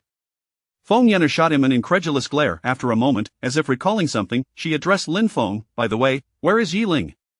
She has exhausted herself and is currently recuperating. Now that your true form has been restored, we should make our way back. We have been in this secret realm for over 2 months. I suspect our senior brothers are anxiously awaiting our return," Lin Feng replied. Feng Yenner nodded in agreement, and together they exited the grand hall, spotting the Kuei-Nyo and she still waiting at the entrance. "We can leave now," Lin Feng informed the Kuei-Nyo. The creature nodded and continued to carry she, leading the two towards the exit of the secret realm. Chapter 54 of the Second Battle with the Flame Sparrow. As Lin Feng and his companions emerged from the secret realm, the members of the Huasu clan, along with Li Mubai and Nangong Wen, were already awaiting at the exit. Their eyes collectively fixated on the group who had just undergone the trials of the secret realm. "Junior brother, you have actually reached the late stage of foundation establishment?" Nangong Wen's eyes widened in disbelief. Nearly half a month prior, Lin Feng was still at the mid-stage of foundation establishment, and now he had not only broken through to a higher realm but also exuded an inexplicable sense of danger that left Nangong Wen unsettled. It was worth noting that there was a significant gap of a major realm between them. Such a transformation was indeed astonishing, although Lei Ren was also surprised by Lin Feng's advancement. As a cultivator in the God transformation stage, he didn't place much significance on the fluctuations of foundation establishment. However, upon seeing Feng Yenner, the astonishment on his face became impossible to conceal. "What, she has actually condensed into a true spirit body?" Lei Ren was astounded. His cultivation had reached the pinnacle of God transformation, just a step away from merging with his form. Even if he suppressed his cultivation to the 9 provinces continent, he still maintained a mid-stage God transformation strength. However, the woman before him, whose combat prowess had previously been at most that of the early God transformation stage, now, after condensing her true spirit body, likely matched his strength. This compelled Lei Ren to reassess this seemingly weak yet mysteriously accompanied young man. In the world of cultivation, Lei Ren was considered exceptionally fortunate. He always effortlessly acquired treasures that others struggled for. Yet, this young man appeared to be even luckier, having 2 mysterious women by his side, who seemingly regarded him as their master. Having traversed the immortal realm for many years without a single failure, it was in this wild land that he had stumbled at the hands of this young man. At times, he felt he had merely relied on luck to reach his current status. Thus, he understood that some individuals were inherently bestowed with greater fortune than others. With this realization, Lei Ren felt a stir in his heart. Perhaps temporarily following this young man would not be such a bad idea. It might even afford him the opportunity to break through his cultivation barriers. Consequently, he donned a smile and approached with a feigned enthusiasm, saying, "I have long sensed that you, young sir, are extraordinary and not to be underestimated." Indeed, I was not mistaken. Such a rapid pace of cultivation is rare even in our upper realm.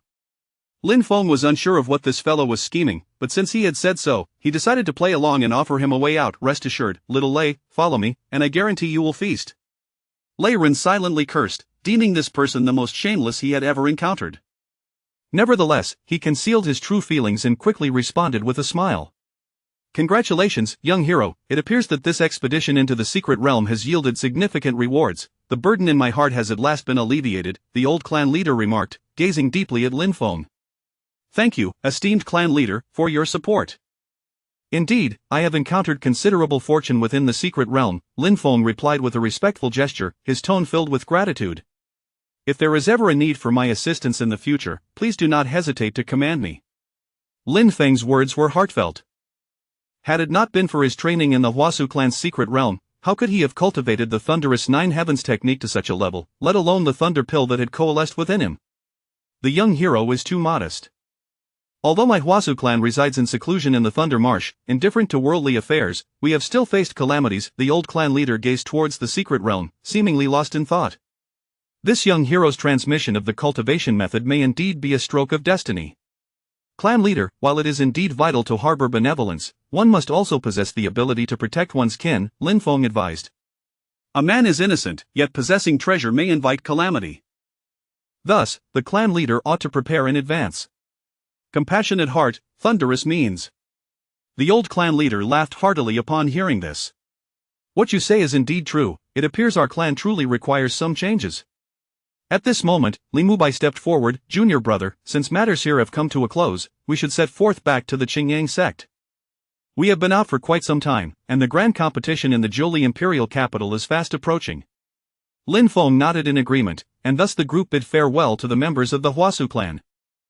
As they departed, Shi, seated atop the Kuei Niu, called out reluctantly, "Big brother, remember to come visit us." "I certainly will," Lin Feng replied with a smile. Subsequently, under the watchful eyes of the Huasu clan, they left the Thunder Marsh. With the guidance of the Huasu clan, their journey out of the Thunder Marsh was considerably smoother than their arrival. Upon crossing the barrier into the Wild Demon region, an unusual heat enveloped the air around them. Suddenly, the skies erupted in a shower of flames, as if the heavens themselves were ablaze, pouring down a rain of fire, bringing with it an obliterating heat aimed directly at Lin Feng. Feng Yenner's expression sharpened, and she shouted, "Be careful!"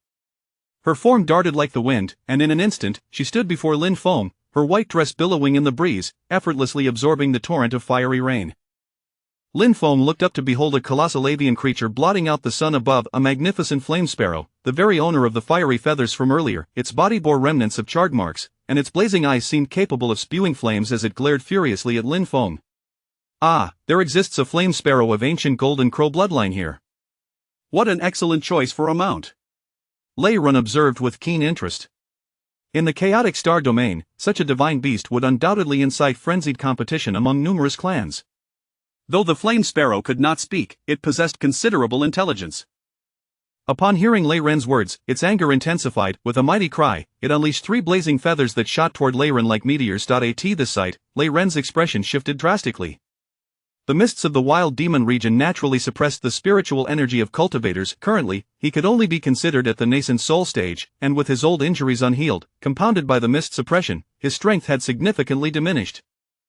Faced with the flame sparrow's assault, he found himself unable to withstand it. In a state of panic, he hastily invoked an immortal technique, Golden Light Divine Shield.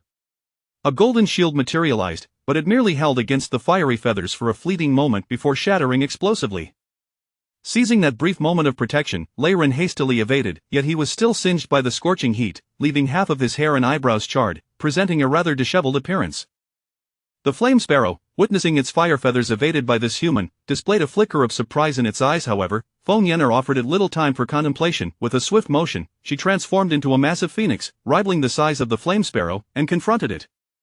Her body radiated flames, and the sound of thunderous winds resonated between her wings. "Is that the ancient phoenix form?" Lei Ren gasped as he beheld Feng Yenner's transformed figure. "Ancient phoenix form?" Lin Feng, intrigued by Lei Ren's words, inquired further. Indeed, brother. The Phoenix clan has many branches differentiated by blood purity, such as the Fire Phoenix, Ice Phoenix, Azure Luan, Thunder Phoenix, Wind Phoenix, and the mysterious Blood Phoenix, among others. This young lady appears to be of the Fire Phoenix lineage, yet she possesses the ability to manifest the ancient Phoenix form. It is said that those who can achieve this are most likely to evolve into beings akin to the ancient demon ancestors. I had no idea this young lady had such a remarkable background, Lei Ren boasted, seizing the opportunity to showcase his insights before Lin Feng. Understanding the terrifying power of the ancient Phoenix lineage, Lei Ren was relieved he hadn't crossed paths too deeply with this young lady, realizing he needed to foster a good relationship moving forward. As the two conversed, Feng Yanner's massive phoenix form emitted a piercing cry. With a flap of her wings, storms of wind and thunder surged, and she instantly teleported above the flame sparrow. This was one of the innate divine abilities awakened after she had acquired her body of the flame sparrow. Observing the enormous phoenix above it, felt a natural suppression from the bloodline and hesitated momentarily. However, it soon recalled Lin Feng's actions, and its eyes gleamed with ferocity. With a powerful flap of its wings, it unleashed a scorching jet of flames, its true fire yet, now fused with the myriad thunders of the Thunder Martian. Possessing the true spirit body of the Fire Phoenix lineage, Feng Yanner had awakened part of her innate divine abilities. The flame sparrow's true fire was inconsequential to her. With a disdainful smile, Feng Yanner's phoenix form opened its beak slightly, effortlessly swallowing the true fire emitted by the flame sparrow as if it were a rare delicacy. The flame sparrow, witnessing this, was struck with panic, realizing it was no match for Feng Yanner. It turned to flee, but Feng Yanner would not permit such an easy escape. A burst of phoenix fire erupted forth, striking the flame sparrow, which let out a wail of agony and fled in terror, ignoring the flames still burning on its body. Having successfully landed a blow, Feng Yanner did not pursue further. She reverted to her human form and gently alighted on the ground. Noticing this, Lei Ren brushed aside the singed hair left by the flame sparrow's attack and inquired, "Miss, your strength far surpasses that of the vile bird. Why not capture it?" Feng Yanner cast a glance at Lei Ren, replying, "That flame sparrow is not significantly weaker than me. Should it fight to the death, it would result in a mutually destructive outcome. For our avian kin, cultivation is arduous. Moreover, we were in the wrong first and should not act with extermination in mind." Upon hearing this, Lei Ren hastily commended, "Miss, your benevolence is commendable, truly admirable. I am in awe." After this brief episode, the four continued on their journey towards the periphery of the wild demon region. However, Nan Gongwen suddenly decided to remain behind to continue his cultivation in the wild demon region, perhaps ignited by Lin Feng's various displays along the journey. Thus, the group parted ways here. Li Mubai, Lin Feng, Feng Yanner, and Lei Ren continued their path towards the Qingyang sect. Perhaps due to the intimidation caused by Feng Yanner's battle with the flame sparrow, they encountered no further high-ranking demon beasts. After passing through the array barriers of the wild demon region, they activated Lei Ren's flying artifact and proceeded southward. While en route, Lin Feng suddenly halted, gazing at the familiar mountain range not far ahead. "What is it, junior brother?" Li Mubai inquired, puzzled. Lin Feng addressed Li Mubai, "Brother, we are not far from my family's estate. Beyond this mountain range lies the Lin clan. I wish to take the opportunity to return home and pay a visit." "Indeed, you have been at the sect for quite some time," Li Mubai remarked, glancing at the mountains ahead, nodding in agreement. "We do not know when we shall return to the imperial capital. It is indeed time to see your family. Let us accompany you." Lin Feng turned to Feng Yanner, who maintained her usual aloof demeanor, appearing as if she would follow him wherever he went. Lei Ren, intrigued by Lin Feng's family, readily agreed to join. Seeing that everyone was in accord, Lin Feng felt a surge of joy and led the group towards the direction of the Lin family. Chapter 55. Returning to the Lin family. The Lin family estate is nestled within a lush, verdant valley, surrounded by undulating mountains that form a natural barrier, isolating this ancestral land from the outside world. The architectural ensemble of the clan is built against the mountains, arranged in an orderly yet picturesque manner. The ancient rooftops shimmer under the sun, exuding a timeless luster, evoking a sense of tranquility and solemnity. Not far away lies the enigmatic valley that brought a turning point to Lin Feng's life. As Lin Feng entered the clan's territory accompanied by Li Mubai, Feng Yanner, and Lei Ren, Lin Hu and Lin Yanner, who were leading the clan members in training, immediately recognized him and exclaimed, "Lin Feng, it's Lin Feng who has returned." The members of the Lin family quickly gathered around. At this moment, the clan leader, Lin Jinlei, along with several elders, rushed over. Upon hearing the commotion, Lin Jinlei, upon seeing Lin Feng, wore a gratifying smile, but when he noticed the three companions beside him, his expression shifted to one of subtle discomfort, particularly towards the woman in white and the man beside her, evoking a sense of pressure reminiscent of his encounter with Qin Jiangzi at Xingyang sect. However, as the leader of the clan, he could not afford to lose composure. He managed to steady his astonishment and warmly greeted, "Fonger, you have returned, how wonderful, may I inquire about these esteemed guests?" Clan leader, allow me to introduce them.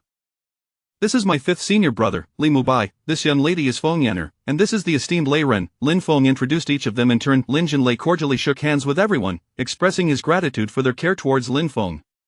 Given the presence of outsiders, Lei Ren adopted an air of an aloof sage. Subsequently, the clan leader invited everyone to the clan's assembly hall for tea and conversation. Within the assembly hall, Lin Feng and Lin Jinlei shared some of the events that transpired during his absence from the Lin family, carefully selecting inconsequential matters to discuss and avoiding any weighty topics. Otherwise, the breadth of his experiences would likely leave everyone in a state of shock. Nonetheless, upon hearing that Lin Feng had reached the late foundation establishment stage in his cultivation, the elders could not conceal their incredulity. The clan leader remarked with emotion, "Fonger, you truly are the pride of our Lin family. During your stay at home, please extend your visit for a few more days. Furthermore, if there is anything you require assistance with from the clan, do not hesitate to speak up." Lin Feng felt a warmth in his heart at these words, fully aware of the support and expectations from Lin Jinlei and the others. He rose and bowed deeply, saying, "Thank you, clan leader, and esteemed elders, for your concern and support. I will continue to strive in my cultivation and live up to the family's expectations. However, I have some matters that I wish to discuss with you privately."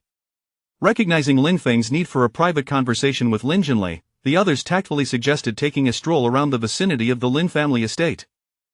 Lin Jinlei then arranged for Lin Hu, Lin Yanner, and others to accompany Li Mubai, Feng Yanner, and the rest on a tour of the Lin family's estate and spiritual stone mines, preparing special spiritual tea and delicacies for them.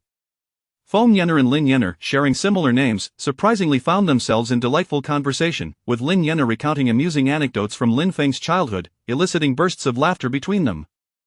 While the others explored the Lin family estate, Lin Feng entered a secret chamber with Lin Jinlei and several elders. The chamber was dim and mysterious, filled with a faint aroma of sandalwood. Lin Jinlei and the elders exchanged knowing glances, understanding that Lin Feng's decision to meet with them at this moment was of significant importance.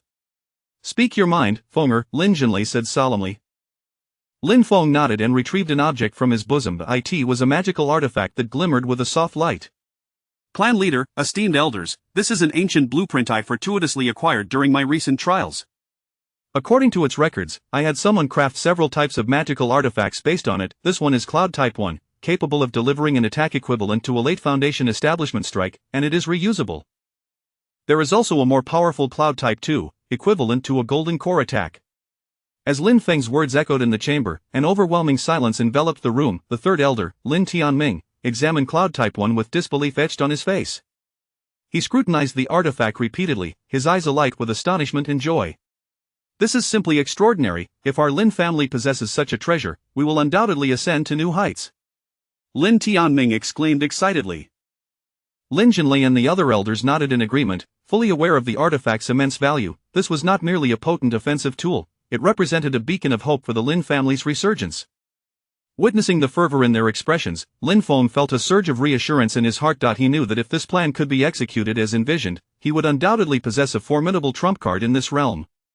"Clan leader, elders, I have another matter for which I seek the clan's assistance." Lin Feng shifted the conversation, his expression turning serious. "Speak freely, Fenger. As long as it falls within the clan's capabilities, we shall lend our full support," Lin Jinlei responded without hesitation. Taking a deep breath, Lin Feng articulated his plan in detail. After hearing his proposal, Lin Jinlei and the elders fell into contemplation. "Very well. We shall support you," Lin Jinlei ultimately declared, his eyes shimmering with determination, as if he could already envision the Lin family's glorious future. With the discussion settled, Lin Feng entrusted all pertinent matters to Lin Jinlei and the others before rejoining Li Mubai and the rest, preparing to depart. Yet, at that moment, a seed of hope ignited within him. He pondered whether the heavenly path could be reversed, whether mortals were akin to mere blades of grass, and he seized this opportunity to validate his hypothesis. Standing atop the mountain, Lin Feng gazed down upon what could be considered his first home in this foreign world, his heart brimming with complex emotions. Initially, he had contemplated visiting the mysterious beast that had once saved him, but after Night Spirit informed him that she could no longer sense the aura of Night Sha, likely having departed the Jojo continent, he abandoned the idea of returning to the Nameless Valley. After taking one last look at the clan estate, Lin Feng inhaled deeply and, alongside his companions, set forth on the journey back to Qingyang sect. Chapter 55. A return to the Lin family. The ancestral grounds of the Lin family lie nestled within a verdant valley, encircled by undulating mountains that form a natural barrier, isolating this sacred domain from the outside world. The architectural ensemble within the clan is harmoniously arranged along the slopes, with ancient rooftops glimmering under the sunlight, exuding an air of tranquility and solemnity. Not far off, there exists the enigmatic valley that heralded a turning point in Lin Feng's life. As Lin Feng entered the ancestral grounds accompanied by Li Mubai, Feng Yanner, and Lei Ren, Lin Hu, Lin Yanner, and others who were training the clan members immediately recognized him, exclaiming loudly, "Lin Feng has returned." The Lin family members quickly gathered around, and soon after, the clan leader Lin Jinlei, along with several elders, arrived upon hearing the commotion. Upon seeing Lin Feng, a look of relief spread across Lin Jinlei's face. However, when he noticed the three individuals beside him, an awkwardness enveloped him, particularly in regard to the woman in white and the man beside her, who seemed to impose a pressure reminiscent of his encounter with Qing Yangzi at the Qingyang sect. Yet, as the leader of the clan, he could not allow himself to falter. After regaining his composure, he warmly stated, "Fomer, you have returned, how wonderful, and who might these esteemed guests be?" "Clan leader, allow me to introduce you," Lin Feng began. "This is my fifth senior brother, Li Mubai. This young lady is Feng Yanner, and this is Lei Ren, senior." One by one, Lin Feng made the introductions. Lin Jinlei greeted each of them with warmth, expressing gratitude for their care of Lin Feng. Being mindful of the presence of outsiders, Lei Ren adopted the demeanor of a reclusive master. Subsequently, the clan leader invited everyone to the meeting hall to enjoy tea and conversation. Within the meeting hall, Lin Feng and Lin Jinlei, along with the elders, shared some details about his experiences since leaving the Lin family, carefully selecting only trivial matters to discuss in a light-hearted manner. Otherwise, given the gravity of his experiences, he would likely leave everyone dumbfounded. However, when the elders learned that Lin Feng had reached the late foundation establishment stage in his cultivation, their expressions reflected disbelief and astonishment. The clan leader sighed with pride, saying, "Fomer, you are truly the pride of our Lin family. During your visit home, I hope you will stay a few extra days. Furthermore, should you require any assistance from the clan, do not hesitate to ask." Lin Feng felt a warmth in his heart upon hearing this. He was acutely aware of the support and expectations placed upon him by Lin Jinlei and the others. Rising to his feet, he bowed deeply, expressing, "Thank you, clan leader, and esteemed elders, for your concern and support. I will continue to strive diligently in my cultivation, so as not to disappoint the family's expectations. However, I do have some matters I wish to discuss with you in private." Recognizing Lin Feng's need for a private conversation with Lin Jinlei, the others tactfully suggested a tour of the surrounding area of the Lin family estate. Lin Jinlei then arranged for Lin Hu, Lin Yanner, and others to accompany Li Mubai, Feng Yanner, and the rest on a guided exploration of the clan's estate and its spiritual stone mines, preparing special spiritual tea and delicacies for their enjoyment. Feng Yanner and Lin Yanner, sharing similar names, found themselves unexpectedly enjoying each other's company, with Lin Yanner recounting amusing anecdotes from Lin Feng's childhood to Feng Yanner, eliciting laughter from both sides. Meanwhile, as the others toured the Lin family estate, Lin Feng entered a dim, mysterious chamber with Lin Jinlei and several elders. The air was imbued with a faint scent of sandalwood. The elders exchanged knowing glances, aware that Lin Feng's decision to meet with them privately at this moment indicated the gravity of the matters he wished to discuss. "Fenger, please proceed," Lin Jinlei urged in a solemn tone. Lin Feng nodded, retrieving an object from his robes. It was a shimmering artifact, glowing with a soft light. "Clan leader, esteemed elders, during my recent expedition, I stumbled upon an ancient blueprint. Based on its specifications, I had some artifacts crafted. This is Cloud Style number 1. Its single strike is equivalent to a late Foundation establishment attack and can be reused. There is also a more powerful Cloud Style number 2, which matches a Golden Core stage attack." As Lin Feng's words echoed in the chamber, an eerie silence enveloped the room. The third elder, Lin Tianming, held the Cloud Style number 1 artifact, his face etched with disbelief. He scrutinized the artifact repeatedly, his eyes brimming with astonishment and delight. "This is simply extraordinary. With such an item, our Lin family can undoubtedly ascend to greater heights." Lin Tianming exclaimed with enthusiasm. Lin Jinlei and the other elders nodded in agreement, fully aware of the artifact's immense value. It not only represented a formidable offensive tool but also the hope for the Lin family's resurgence. Lin Feng observed the excitement on their faces, feeling a swell of satisfaction within. He knew that if his plans could unfold as envisioned, he would possess a powerful trump card in this realm. "Clan leader, elders, I have one more request for the clan's assistance." Lin Feng shifted the conversation, his expression growing serious. "Speak freely, Fenger. As long as it is within our capacity, we shall fully support you," Lin Jinlei replied without hesitation. Taking a deep breath, Lin Feng outlined his plans in detail. After hearing his proposal, Lin Jinlei and the elders fell into contemplative silence. "Agreed. We support you. Lin Jinlei finally declared, his eyes shimmering with determination as though he could already envision the Lin family's future glory. With the discussion concluded, Lin Feng entrusted all matters to Lin Jinlei and the others before rejoining Li Mubai and the rest, preparing to depart. Yet, within his heart, a seed of hope had ignited. He pondered whether the heavens could indeed be reversed, whether mortals were akin to mere blades of grass. He wished to seize this opportunity to validate his thoughts. Standing atop the mountain peak, Lin Feng gazed down upon what could be considered his first home in this alternate world, his heart awash with a kaleidoscope of emotions. Initially, he had contemplated visiting the mysterious beast that had once saved him. However, Night Spirit had informed him that she could no longer sense the presence of Night Sha, likely having departed from the 9 provinces continent. Thus, Lin Feng abandoned the notion of returning to the Nameless Valley. After casting one last glance at the ancestral grounds, he took a deep breath and, alongside his companions, embarked on the journey back to the Qingyang sect. Chapter 55. A return to the Lin family. The Lin family estate is nestled within a lush, verdant valley, encircled by rolling mountains that serve as a natural barrier, isolating this ancestral land from the outside world. The architectural ensemble within the clan is built against the mountainside, arranged in an aesthetically pleasing manner. The ancient rooftops shimmer under the sunlight, reflecting the passage of time, exuding an aura of tranquility and solemnity. Not far away lies the mysterious valley that marked a pivotal turning point in Lin Feng's life. As Lin Feng entered the estate accompanied by Li Mubai, Feng Yanner, and Lei Ren, Lin Hu, Lin Yanner, and others who were leading the clan's training immediately recognized him, exclaiming, "Lin Feng, it's Lin Feng returning." The members of the Lin family swiftly gathered around, and at that moment, the clan leader, Lin Jinlei, along with several elders, arrived upon hearing the commotion. Upon seeing Lin Feng, a look of gratification spread across Lin Jinlei's face, but when he noticed the 3 accompanying him, a hint of discomfort crossed his expression, particularly in regard to the elegant woman in white and the man beside her, evoking memories reminiscent of his encounter with Qing Yangzi at the Qingyang sect. However, as the leader of the clan, he composed himself and, after a moment of internal astonishment, warmly greeted, "Fenger, you have returned, how wonderful, and who are these esteemed guests?" "Clan leader, allow me to introduce them. This is my 5th senior brother, Li Mubai, this young lady is Feng Yanner, and this is Lei Ren, a respected elder." Lin Feng introduced them one by one. Lin Jinlei enthusiastically shook hands with everyone, expressing his gratitude for their care of Lin Feng. Given the presence of outsiders, Lei Ren also adopted an aloof demeanor befitting a reclusive sage. Subsequently, the clan leader invited everyone to the clan's conference hall for tea and conversation. In the conference hall, Lin Feng and Lin Jinlei discussed various matters that had transpired since Lin Feng's departure from the Lin family, selectively avoiding sensitive topics. Had he shared the entirety of his experiences, it would likely have left everyone astounded. Nonetheless, when they learned that Lin Feng had reached the late foundation establishment stage in his cultivation, the elders exhibited expressions of incredulous astonishment. The clan leader remarked with pride, "Fenger, you are truly the pride of our Lin family. Now that you have returned, you must stay for a few more days. Additionally, if there is anything you require assistance with from the family, do not hesitate to ask." Lin Feng felt warmth in his heart, acutely aware of the support and expectations the elders held for him. Rising to his feet, he bowed deeply, saying, "Thank you, clan leader and esteemed elders, for your concern and support. I will continue to strive in my cultivation, living up to the family's expectations. However, during this visit, I have some matters I wish to discuss privately with you."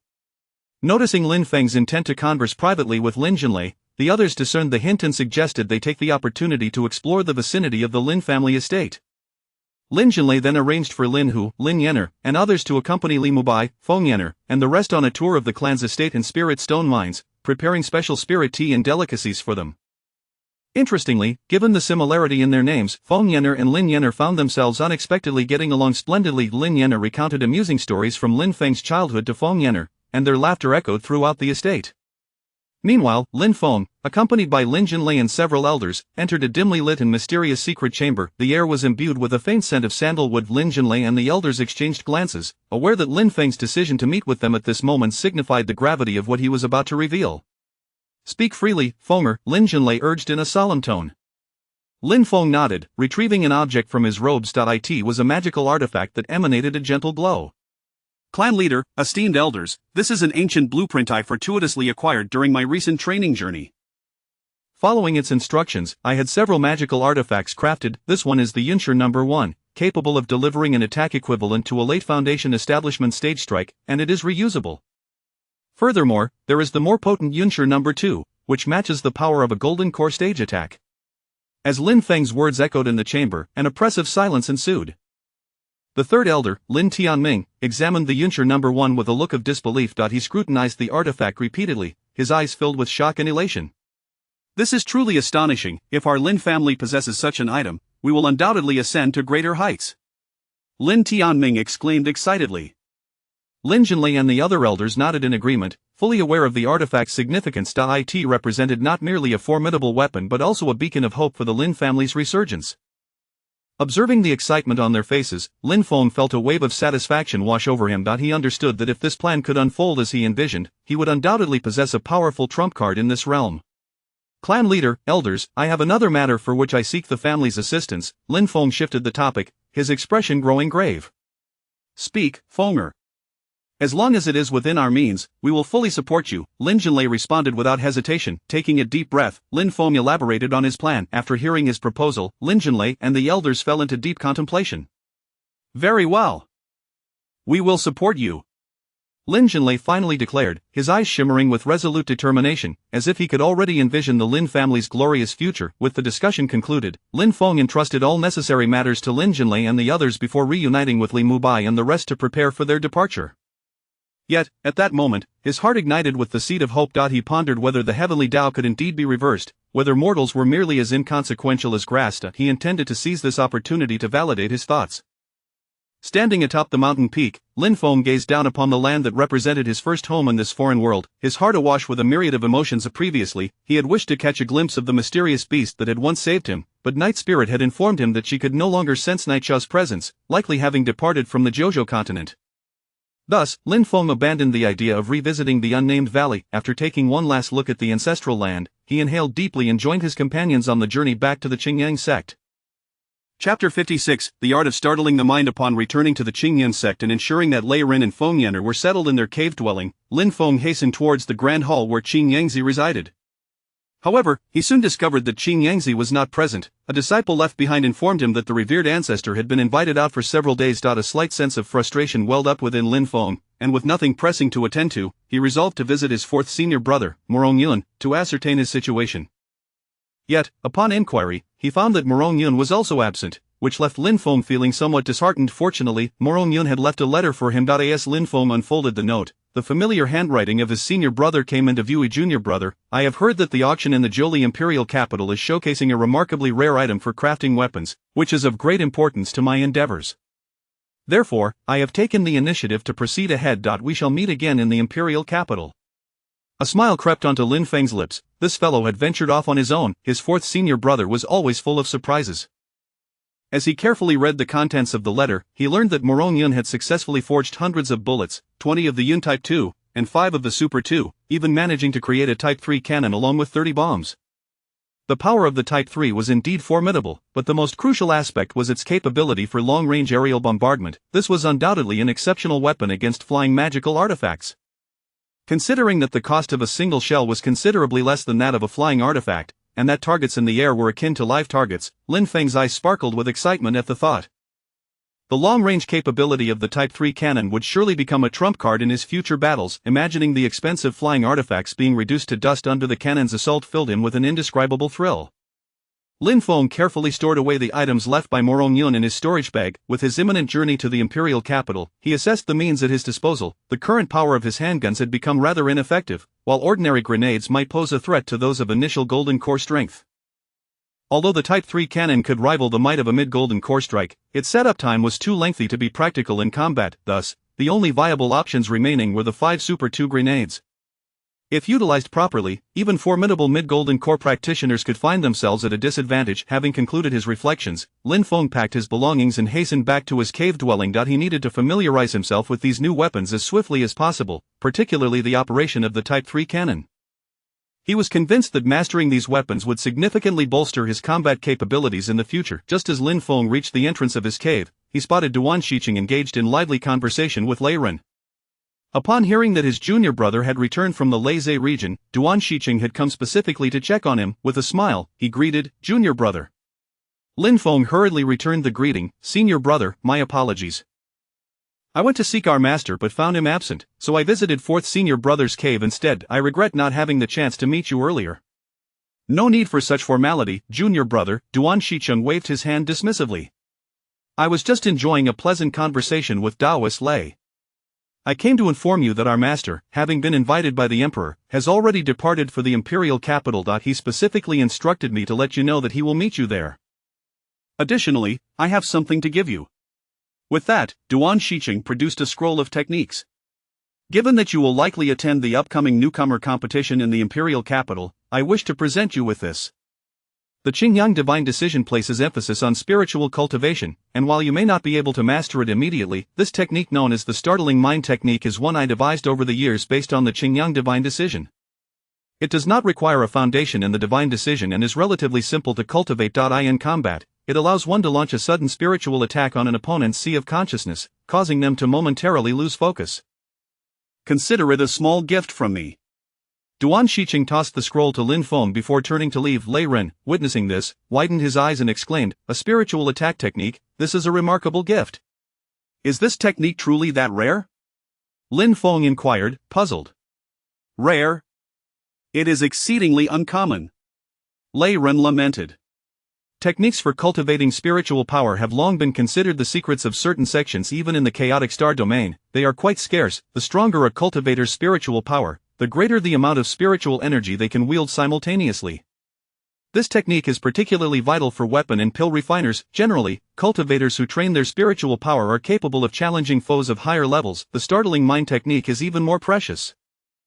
In the heat of battle, if one can briefly disrupt an opponent's focus, the outcome can be determined in an instant. There are even legends of those who have cultivated their spiritual power to the extreme, capable of taking lives with a mere glance.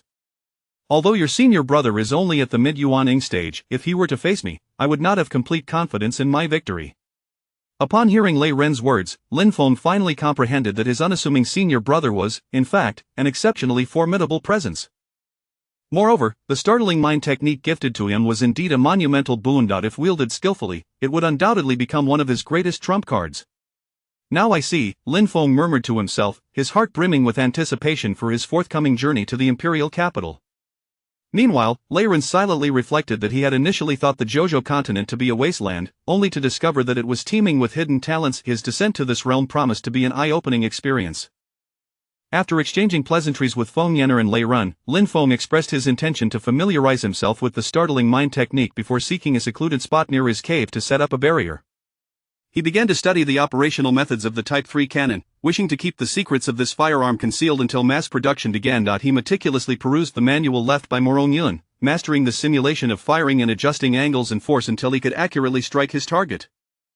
Once satisfied, he carefully stored the cannon away and removed the barrier to delve into the Startling Mind Technique that Duan Shiqing had bestowed upon him. As Lin Feng examined the technique closely, he gradually uncovered its intricate principles. This technique, rooted in the Qingyang Divine Decision, was a unique innovation by Duan Shiqing that allowed the practitioner to condense their spiritual power into a tangible form, thereby inflicting harm upon the enemy's sea of consciousness. However, to utilize this method, although there were no other restrictions, it demanded a high level of spiritual power from the user. After attempting to condense his spiritual power several times, Lin Feng felt a wave of dizziness wash over him, compelling him to pause and rest before continuing. This was still a testament to Lin Feng's enhanced sea of consciousness, considerably stronger than that of his peers, having been refined through the essence of Yang Yan and the cleansing tides of spirit. Indeed, this method of cultivating spiritual power is exceedingly challenging, Lin Feng mused. I wonder just how formidable my senior brother's spiritual power must have been when he developed this technique. In the vicinity of Lin Feng's cave at the Qingyang sect, a solitary figure sat motionless for half a month. It was Lin Feng himself, who had been diligently practicing the Startling Mind Technique. At that moment, his eyes were tightly shut, resembling a statue, with leaves and bird droppings adorning his form. Suddenly, Lin Feng opened his eyes, which sparkled like lightning. A faint sound of sonic boom erupted before him, as if something had pierced the air at an astonishing speed. Finally succeeded, Lin Feng sighed in relief. Over the past half-month, he had lost count of how many attempts he had made. At last, he was able to preliminarily condense his spiritual power into a tangible form as per the Startling Mind Technique. Well, it seems my efforts have not been in vain. The Startling Mind Technique has finally reached a small level of success. This journey to the Zholi imperial capital has indeed granted me an additional means of self-preservation.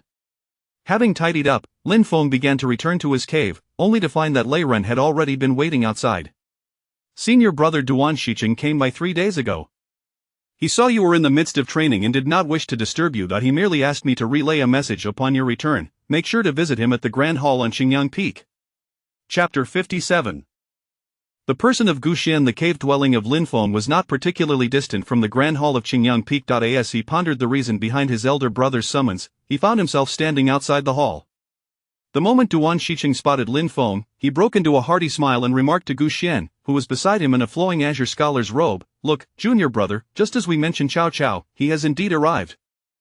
He then turned to Lin Feng and said, "Junior brother, the reason I called you here is to inform you of an important matter. Your second senior brother hails from the illustrious Gu family, well known in the Zhili imperial capital. Recently, the Gu family sent someone to the sect to summon him home. Since you are not very familiar with the capital, this visit will provide an excellent opportunity for your second brother to help you acclimate to the circumstances there." Understanding dawned upon Lin Feng. This was indeed fortuitous, as he was quite unfamiliar with the capital. Having a knowledgeable person to guide him would certainly alleviate many potential difficulties. Moreover, from Duan Shiqing's words, it was evident that the Gu family held a prominent status in the capital. "That's wonderful, but I hope it won't impose too much on my second brother," Lin Feng humbly replied. "Junior brother, you are currently the most sought-after figure in the Qingyang sect. I fear I may still have to rely on you for certain matters." "What trouble could there possibly be?" to Gu Xian teased, fanning himself with an ornate handfan. "Elder brother, please do not jest." "When shall we set off?" Lin Feng inquired. "The family is urging us quite insistently. If you have no other matters to attend to, the sooner we depart, the better," Gu Xian replied. "Very well, then, let us not delay any further. We shall set off tomorrow," Lin Feng stated, and after confirming that the two had no other business, he bid them farewell and departed from Qingyang Peak to the outer sect of Qingyang sect. First, Lin Feng paid a visit to Qing Lazy to inquire about Zhang Yaozu's current whereabouts. After navigating through winding paths, he finally located Zhang Yaozu in the outer sect. At that moment, Zhang Yaozu was surrounded by a throng of outer sect disciples, regaling them with tales of his and Lin Feng's daring escapades through the five elements array. Upon seeing Zhang Yaozu, Lin Feng felt a surge of joy. It had been several months since they last met, and it appeared that he was thriving in the outer sect. "Brother Erden, it has been far too long," Lin Feng greeted him warmly. Upon hearing the familiar voice, Zhang Yaozu looked up and, upon recognizing Lin Feng, sprang to his feet with a delighted expression. "Lin brother, it's truly you. I heard you ventured into the Thunder Swamp and made a formidable foe out of a great demon at the transformation stage. How impressive." The surrounding disciples regarded Lin Feng with newfound respect, particularly the female disciples, whose eyes shimmered with admiration. Although Lin Feng had only recently joined, his exploits in the Five Elements Gate and Thunder Swamp had already become the talk of the Qingyang sect, significantly boosting his reputation. Many female disciples had even sought connections just to meet him, but Lin Feng remained unperturbed, smiling as he exchanged pleasantries with Zhang Yaozu and the others. He then pulled Zhang Yaozu aside and quietly shared his upcoming journey to the imperial capital.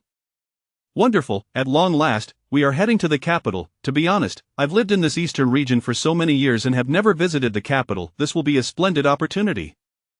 Zhang Yaozu exclaimed excitedly. "Prepare yourself, then we shall depart on the morrow," Lin Feng instructed. After chatting a little longer, Lin Feng bid farewell to Zhang Yaozu and the other outer sect disciples, returning to his cave dwelling to prepare for the next day's journey. The following morning, Lin Feng and his companions met Gu Xian at the agreed time and place, setting off together towards the imperial capital. The imperial capital was located at the center of the Zhou continent, while Qingyang sect resided in the eastern region. For a golden core cultivator traveling without flight artifacts, the journey could take over a year, a distance unimaginable for mere mortals. Fortunately, the Gu family had arranged for a grand merchant ship, ample enough to accommodate everyone comfortably. The interior was lavishly adorned, reflecting the Gu family's extraordinary wealth. The vessel not only boasted remarkable speed but also provided a remarkably smooth ride, making it ideal for such a long voyage. The passengers felt as though they were on solid ground, thoroughly enjoying the scenic views of the eastern continent as they sailed along, conversing and laughing merrily. The journey to the imperial capital would take approximately a month. During this time, Gu Xian frequently shared insights about the capital's customs and the Gu family's background with Lin Feng, who listened with rapt attention, secretly astonished. Under the stewardship of the Gu family's servants, the ship journeyed ceaselessly through the clouds. During the day, Lin Feng enjoyed standing on the deck, marveling at the magnificent landscapes that occasionally revealed themselves beneath. Mountains, rivers, forests, and grasslands flowed beneath him, and each sight stirred within Lin Feng a sense of wonder at the peculiar twists of fate that had brought him here. He thought of the orphanage and wondered what Director Liu and the teachers might be thinking now. "Lin Feng, you seem lost in thought. Are you reminiscing about something?" A graceful figure appeared beside him. It was Feng Yanner. She had noticed the changes in Lin Feng over the past few days and asked curiously. Lin Feng smiled faintly and shook his head. "It's nothing, merely the sights remind me of my hometown." "Oh, your hometown? Where might that be? Did we not just leave your family?" Feng Yanner inquired, puzzled. "If I were to say that I come from another world, a distant place called Earth, which is entirely different from here, what would you think? A gentle light flickered in Lin Feng's eyes. Feng Yanner's expression shifted to one of confusion, yet she chose not to press further. Instead, she stood quietly beside Lin Feng, gazing at the scenery ahead.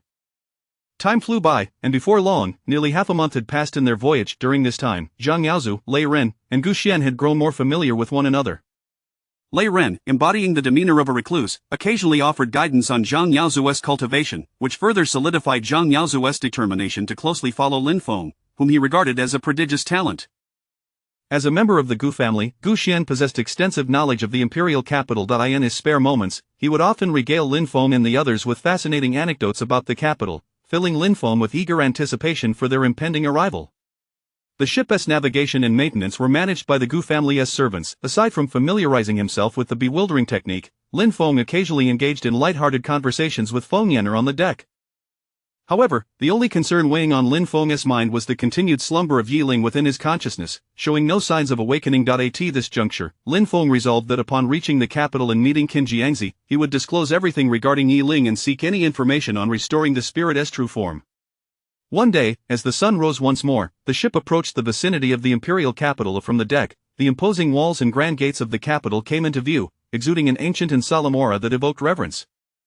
The ship descended gracefully at the Gu family's private docking area, and as the group disembarked, Lin Feng looked up to behold the magnificence of the Gu residence, flanked by two majestic lion-shaped guardian beasts.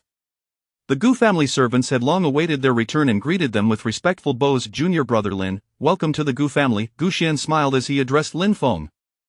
Chapter 57. The person of Gu Xian. The cave dwelling of Lin Feng was not overly distant from the Grand Hall of Qingyang Peak. As he pondered what matter his senior brother had summoned him for, he found himself standing before the hall.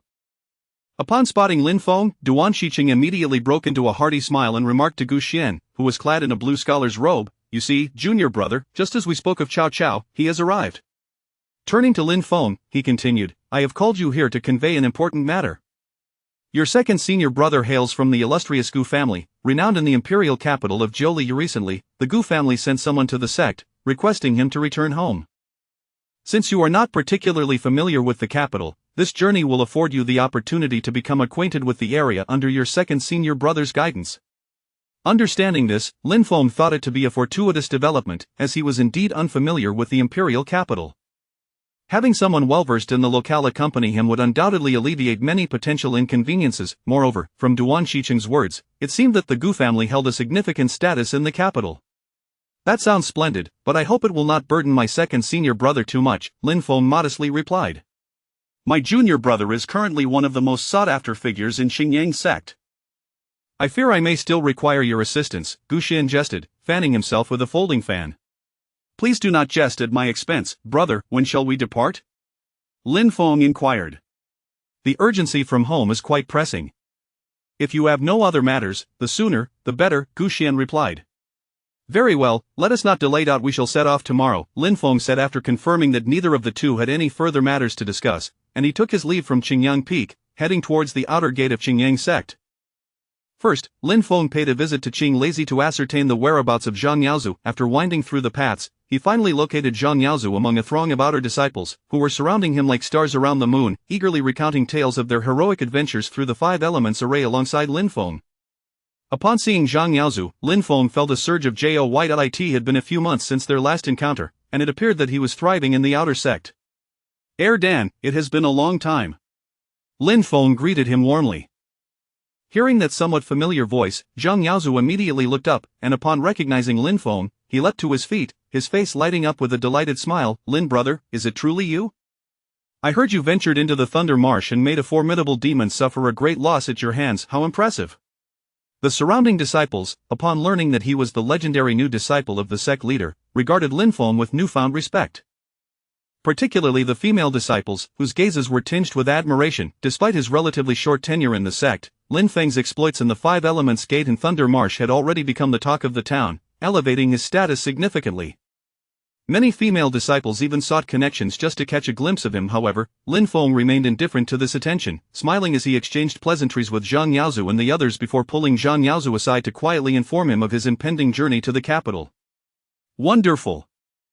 Finally, I get to visit the capital. To be honest, I have been in this eastern region for so many years and have never set foot in the capital. It will be a great opportunity to witness it." Zhang Yaozu exclaimed with enthusiasm.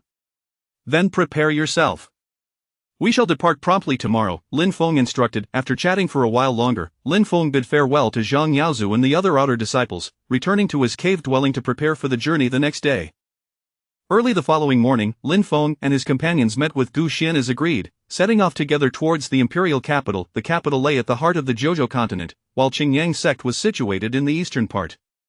For a gold core cultivator, traversing the distance without reliance on flying artifacts could take over a year. For ordinary mortals, it was an unfathomable journey. Fortunately, the Gu family had arranged for a grand merchant ship, comfortably accommodating all travelers.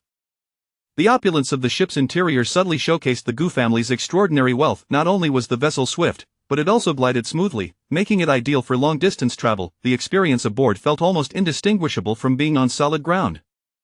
As they admired the fleeting landscapes of the eastern continent below, the group was in high spirits, engaging in lively conversation. The journey to the capital would take approximately a month, during which Gu Xian would often share insights about the customs and culture of the capital, as well as information about the Gu family.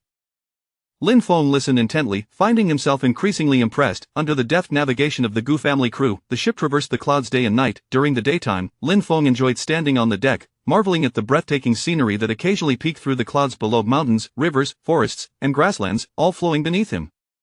Each side left Lin Feng in awe of the wondrous twists of fate that brought him here, reminiscent of his time in the Welfare Institute, wondering what Director Liu and the teachers were thinking now. Lin Feng, you seem lost in thought. Are you reminiscing about something? A graceful figure appeared beside him. It was Feng Yan'er. She had noticed Lin Feng's recent changes and curiously inquired. Lin Feng smiled gently and shook his head. Nothing in particular, just the scenery reminds me of my hometown. Oh? Your hometown? Where is it? Did we not just leave your family? Feng Yan'er asked, slightly puzzled. If I were to say I come from another world, a distant place called Earth, where everything is entirely different from here, would you believe me? A tender light flickered in Lin Feng's eyes. Feng Yan'er's expression reflected a hint of confusion, yet she chose not to press further. Instead, she silently stood beside Lin Feng, gazing at the unfolding scenery ahead. Time flew by, and before long, the ship had been in transit for nearly half a month. During this time, Zhang Yaozu, Lei Ren, and Gu Xian had grown more familiar with one another. Lei Ren, embodying the demeanor of an otherworldly sage, occasionally offered guidance on Zhang Yaozu's cultivation, further solidifying Zhang Yaozu's determination to closely follow this promising individual, Lin Feng.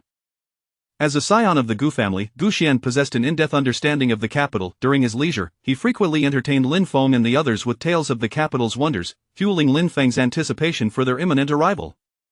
The ship's navigation and upkeep were managed by the Gu family's servants. Aside from continuing to familiarize himself with the surging soul technique, Lin Feng took the opportunity to converse with Feng Yan'er on the deck during their free time.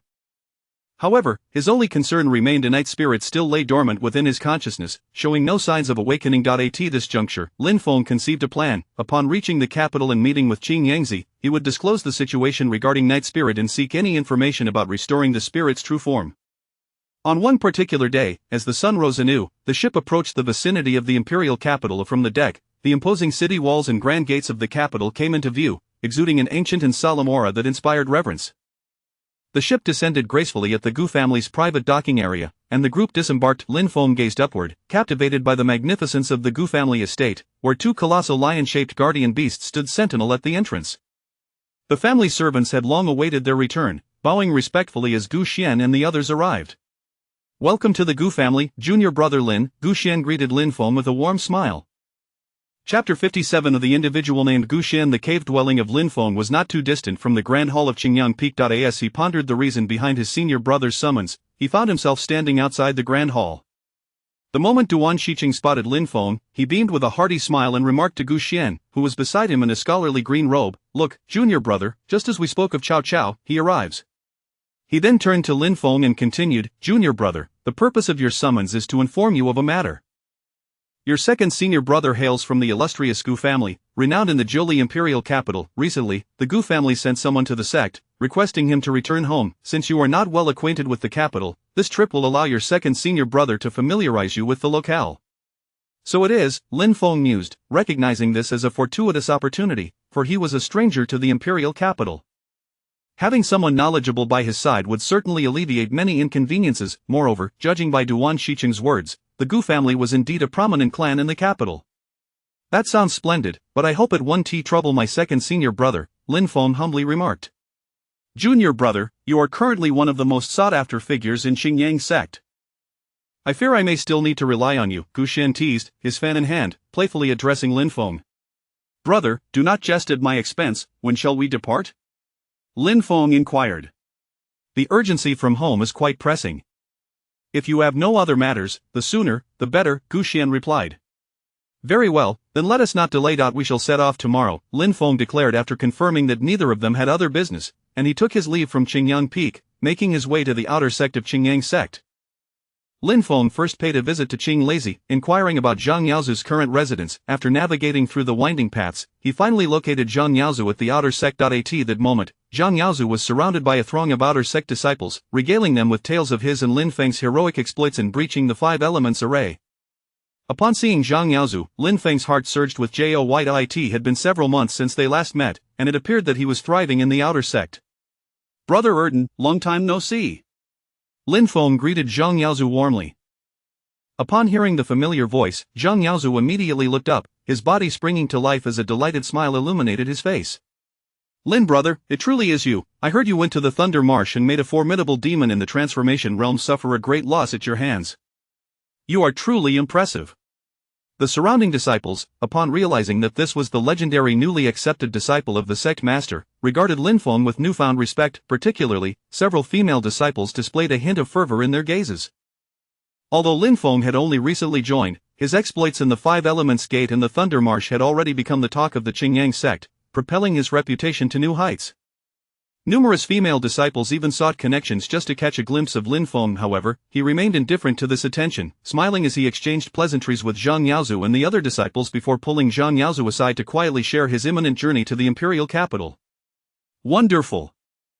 Finally, we are heading to the capital. To be honest, I have been in this eastern region for so many years and have never visited the capital. It will be a perfect opportunity to witness it, Zhang Yaozu exclaimed with excitement.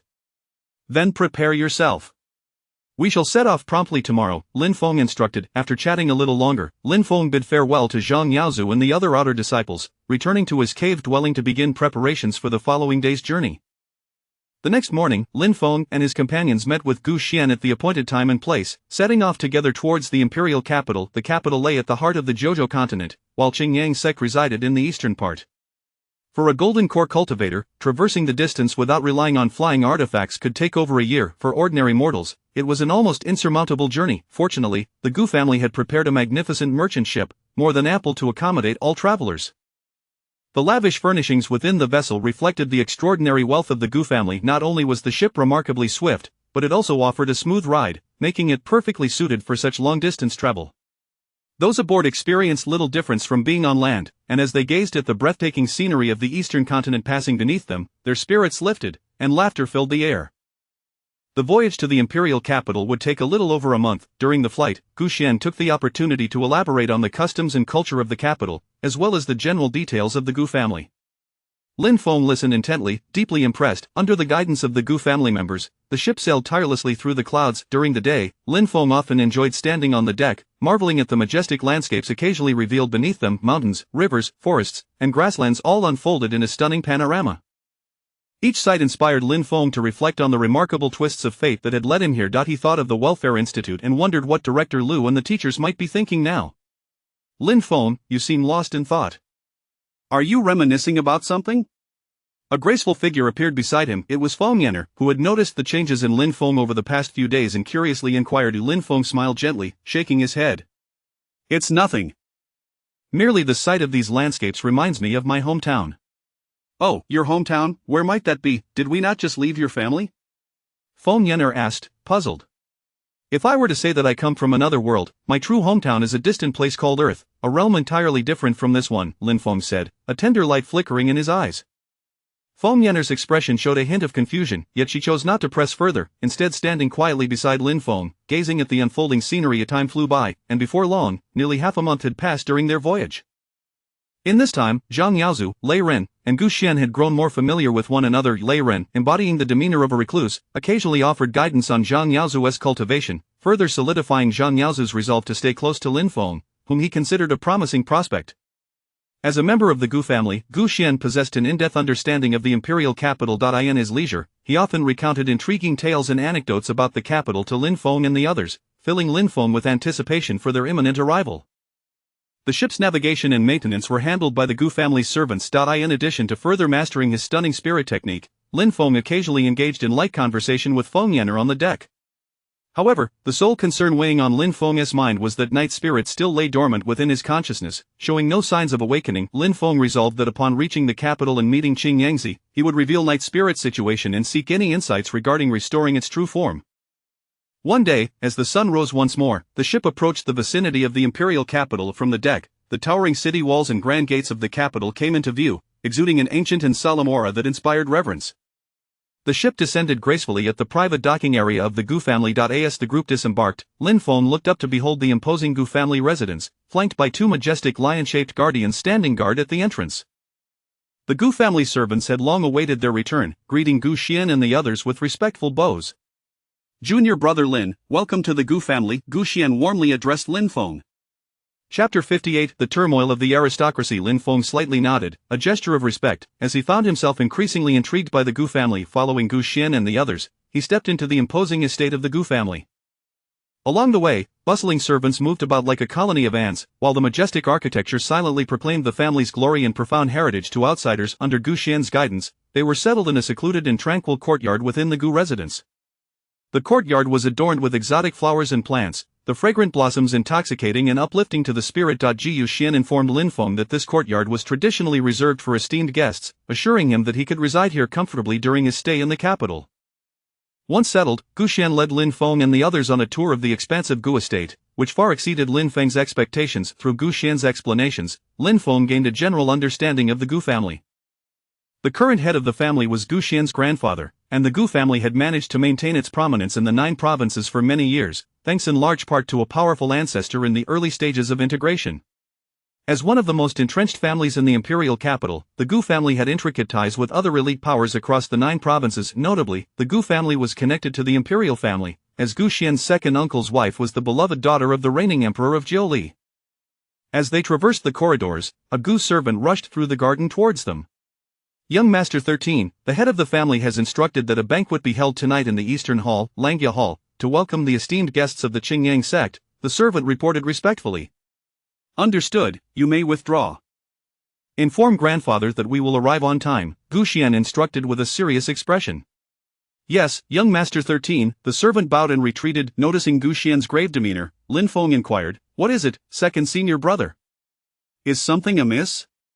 With a sigh, Gu Xian replied, "This is a private matter for my family, which I would prefer not to disclose. However, since you are not an outsider, it is acceptable to share. Although our family appears illustrious in the eyes of outsiders, controlling 1/3 of the spirit stone circulation and auction business in the Jiuli Empire, such prominence also conceals the fierce competition among various factions. Within the family, different factions vie for power, engaging in both overt and covert struggles. My second uncle's faction has always been at odds with ours, so it is likely that some unexpected incidents will arise during the banquet." He paused briefly before continuing, "I am naturally disinterested in the struggles for fame and fortune, yet being born into such a family, some matters are beyond my control. My return is prompted by news from home that the elder intends to abdicate and is considering selecting the next family head from among the younger generation." Now I see, Lin Feng, with the experience of 2 lifetimes, was quite familiar with the melodramatic tales of aristocratic rivalries. Upon hearing this, he revealed a knowing smile. "It seems tonight's banquet will not be so straightforward." Gu Xian nodded, a hint of resignation in his eyes. "Indeed, the banquet will likely be anything but simple. All factions within the family will seize this opportunity to engage in covert maneuvering, attempting to influence the selection of the family head. While I have no desire for that position, I fear I cannot remain uninvolved." Lin Feng gently patted Gu Xian's shoulder in a gesture of comfort. "Second senior brother, since we cannot avoid it, let us face it bravely. As long as we remain open-hearted, we need not fear any schemes or intrigues." Upon hearing this, Gu Xian's eyes glimmered with determination. "You are right, junior brother. We cannot escape what must be faced. We shall simply confront it as it comes." The two exchanged a smile, and the shadows in their hearts seemed to dissipate somewhat. As night fell, the lights began to shine brightly. The Langya Hall of the Gu family was ablaze with light and filled with a cacophony of voices. Guests arrived in succession, creating an atmosphere of lively festivity. Lin Feng and Gu Xian entered the hall together, followed closely by the composed Lei Ren and Feng Yan'er. As for Zhang Yaozu, Lin Feng deemed it unnecessary to involve him in this conflict, allowing him to rest at their residence. Upon their arrival, they immediately attracted the attention of the crowd. Gu Xian, being a prominent figure among the younger generation of the Gu family and a disciple of Qin Jiangzi, naturally drew eyes. Although Lin Feng was young, he exuded an air of calm confidence that commanded respect. After taking their seats, they began to engage in cordial exchanges with other guests. Despite his lack of interest in the aristocratic struggles, Lin Feng found himself conversing with those seated nearby. As more guests arrived, the atmosphere grew increasingly vibrant, yet all awaited the appearance of a key figure. Lin Feng observed the surroundings discreetly. On the surface, everyone wore pleasant expressions, but beneath the facade, each harbored their own concerns. At that moment, a middle-aged man clad in luxurious attire entered the hall. He was tall and imposing, with a stern countenance, and was none other than Gu Xian's second uncle, the son-in-law of the current emperor. Gu Xian, you have finally returned. What are your plans for the family this time? Gu Eryi, scanning the room, made his way directly to Gu Xian's seat, his tone laced with a hint of mockery. Gu Xian rose, maintaining an air of respect and dignity as he replied, "Greetings, second uncle. As a member of the Gu family, it has been a long time since I last returned. This time, I am here to accompany my junior brother to participate in the newcomer competition." "Oh, is that all? I thought you might have an interest in the position of family head," Gu Eryi remarked, his gaze fixed on Gu Xian, his tone provocatively charged. At his words, the atmosphere in the hall fell into an abrupt silence, with all eyes turning to Gu Xian. Gu Xian smiled faintly. "Second uncle, you jest. I have never harbored grand ambitions. As for who is interested, let them pursue it." "Humph, well said, yet I have heard that you are thriving in the Qingyang sect. Surely, you must wish to return and partake of the family's fortunes?" Gu Eryi pressed on, his demeanor increasingly aggressive. Unable to remain silent, Lin Feng interjected coldly, "Second uncle, your words are misguided. Gu Xian possesses a nature of simplicity and has no interest in the position of family head. Moreover, who can truly claim the title of head of the Gu family? I doubt it is something we can decide with a few words here." Gu Eryi shot Lin Feng a glance, his eyes flashing with a chill. "And who might you be? Do you have any right to speak here?" Lin Feng, undeterred by the confrontation, met his gaze resolutely. "I am Lin Feng, the junior brother of Gu Xian. I have heard that the Gu family is a prominent clan with a scholarly heritage, known for its courtesy. Is this behavior of yours truly reflective of the Gu family's hospitality?" Gu Eryi was momentarily taken aback, unable to respond. He shot Lin Feng a glare before turning to take his place at the left side of the banquet's main seat. Gu Xian cast a grateful glance at Lin Feng. "Junior brother, thank you for your timely intervention." "Second senior brother, you are too kind. I merely spoke the truth," Lin Feng replied with a calm smile. Chapter 59 of the contest for the family head. At that moment, a resounding voice echoed from outside the hall. "Ha, it seems that the Gu family is indeed bustling with excitement tonight." Accompanying the voice, a sprightly elder entered, followed by a throng of Gu family elders and attendants. "Father, what brings you here?" Gu Eryi rose promptly upon noticing the arrival of the esteemed patriarch. He had not informed his father about this banquet, and was taken aback by his presence. Could it be that he had come specifically for Gu Xian? However, the elder paid no heed to Gu Eryi and made his way directly into the banquet hall. The sight of the patriarch's attendants left the guests astonished, prompting them to rise and pay their respects. The elder, smiling, gestured for everyone to be seated, stating that it was a family gathering and formalities were unnecessary. Taking his place at the head of the table, the patriarch's gaze swept over the assembly before finally resting on Gu Xian and Lin Feng. "Gu Xian, you have returned, and who is this talented youth beside you?" Gu Xian stood and respectfully replied, "Grandfather, this is my junior brother, Lin Feng. He has come to the imperial capital for an engagement and I invited him to stay at our home for a while." "Oh, a disciple of the esteemed Qiangzi, no wonder he possesses such audacity and poise," the patriarch remarked with appreciation, turning to Lin Feng with warmth. "Young friend Lin Feng, welcome to the Gu family. During your stay in the imperial capital, if you have no other arrangements, feel free to reside at my estate. Allow me to extend my hospitality." Lin Feng also stood and bowed respectfully. "Thank you for your kindness, esteemed elder. I am truly honored." The patriarch's gaze then briefly lingered on Lei Ren and Feng Yan'er, who were seated behind Lin Feng, before he nonchalantly resumed engaging with the other guests.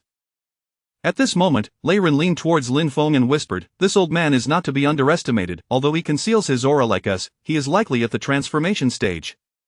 Lin Feng pondered this revelation, realizing that the imperial capital indeed harbored hidden talents. However, he quickly came to terms with the fact that a colossal family like the Gus must possess even greater depths of strength that remained unexposed. Returning to the banquet, the patriarch raised his glass and addressed the guests. "Come, esteemed guests, tonight we gather to welcome the esteemed Lin Feng from the Qiang sect. I propose a toast. Let us first honor our guest who has traveled from afar. With that, he downed his drink in one gulp. The guests cast curious glances at Lin Feng, their expressions a mix of envy, intrigue, and jealousy. Without a moment's hesitation, Lin Feng followed suit, raising his glass in acknowledgement. The patriarch's hearty laughter rang out. Excellent, splendid. With the patriarch's arrival, the atmosphere of the banquet grew lively, with guests engaging in animated conversation and toasting one another. However, amidst such a sensitive period, it was clear that this gathering would not conclude without incident. Sure enough, Gueryi, seated to the lower left of the patriarch, seized the moment after the guests had finished toasting the elder. Father, I have heard that you intend to select a successor from among the younger generation. Is this true? The patriarch raised an eyebrow. Indeed, it is so. I have served as the head of the Gu family for some time now, and I must admit, I find it quite exhausting. It is time to provide the youth with an opportunity to see who can bear the responsibilities of the family. At this declaration, the banquet fell silent once again. Gueryi suppressed his excitement. Among his brothers, he believed he had the greatest advantage in terms of resources and strength over the years. He had strategically placed his own people in more than half of the family's enterprises.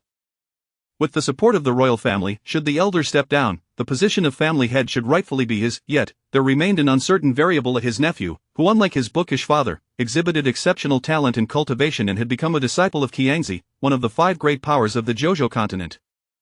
Moreover, the patriarch had always held a fondness for this grandson. With these thoughts in mind, Gueryi pressed further. What method do you intend to use to select the next family head? The patriarch regarded Gueryi thoughtfully. The new talent competition of the Zhouzhou continent is approaching. I propose that each of you brothers send a representative to participate. Whichever representative wins first place in this competition shall be deemed the next family head. If none succeed, then I shall continue to bear the burden for a few more years. The announcement of determining the next family head based on the competition left everyone astounded. It was evidently unexpected. This old man is quite shrewd, Lei Ren remarked to Lin Feng. Oh, what do you mean? Lin Feng inquired, intrigued. The Gu family has complex relations with the various forces of the Zhouzhou continent. This elder wishes to avoid offending anyone. By establishing this competition, he ensures fairness, regardless of who emerges victorious. The blame cannot be laid at his feet. Furthermore, the quest for the first place will likely bring forth many hidden talents and factions within the Gu family. It serves as an excellent opportunity to assess the capabilities of the younger generation, Lei Ren elaborated. The elder's strategy truly achieves multiple objectives, Lin Feng acknowledged, finding merit in Lei Ren's insights. At this moment, Gueryi's eyes glinted with cunning as he looked towards Lin Feng and Gu Xian, sneering. Nephew, since you have no interest in the position of family head and do not meet the age criteria, are you planning to have your junior brother, the esteemed disciple of Qiangzi, fight in your stead during the competition? Before Lin Feng could respond, Gu Xian interjected. Second uncle, Lin Feng is merely a guest in our home. This matter does not concern him, and naturally, he will not be dragged into it. Not one to let the opportunity pass, Gueryi continued to provoke. Perhaps you lack confidence in your junior brother? After all, this competition will gather the finest young talents from all sects across the Zhouzhou continent. As Gueryi's words lingered, tension thickened in the air, and all eyes turned to Lin Feng, awaiting his response. As a disciple of the Qiyang sect, it would be difficult to refuse participation without tarnishing the sect's reputation. Lin Feng, with a smirk concealed within, slowly spoke. It seems that second uncle is quite eager for me to participate in this competition. I shall consult with my master, and if permitted, I would be willing to join. The patriarch regarded Lin Feng with a discerning gaze, a hint of admiration glimmering in his eyes, before waving his hand. Enough!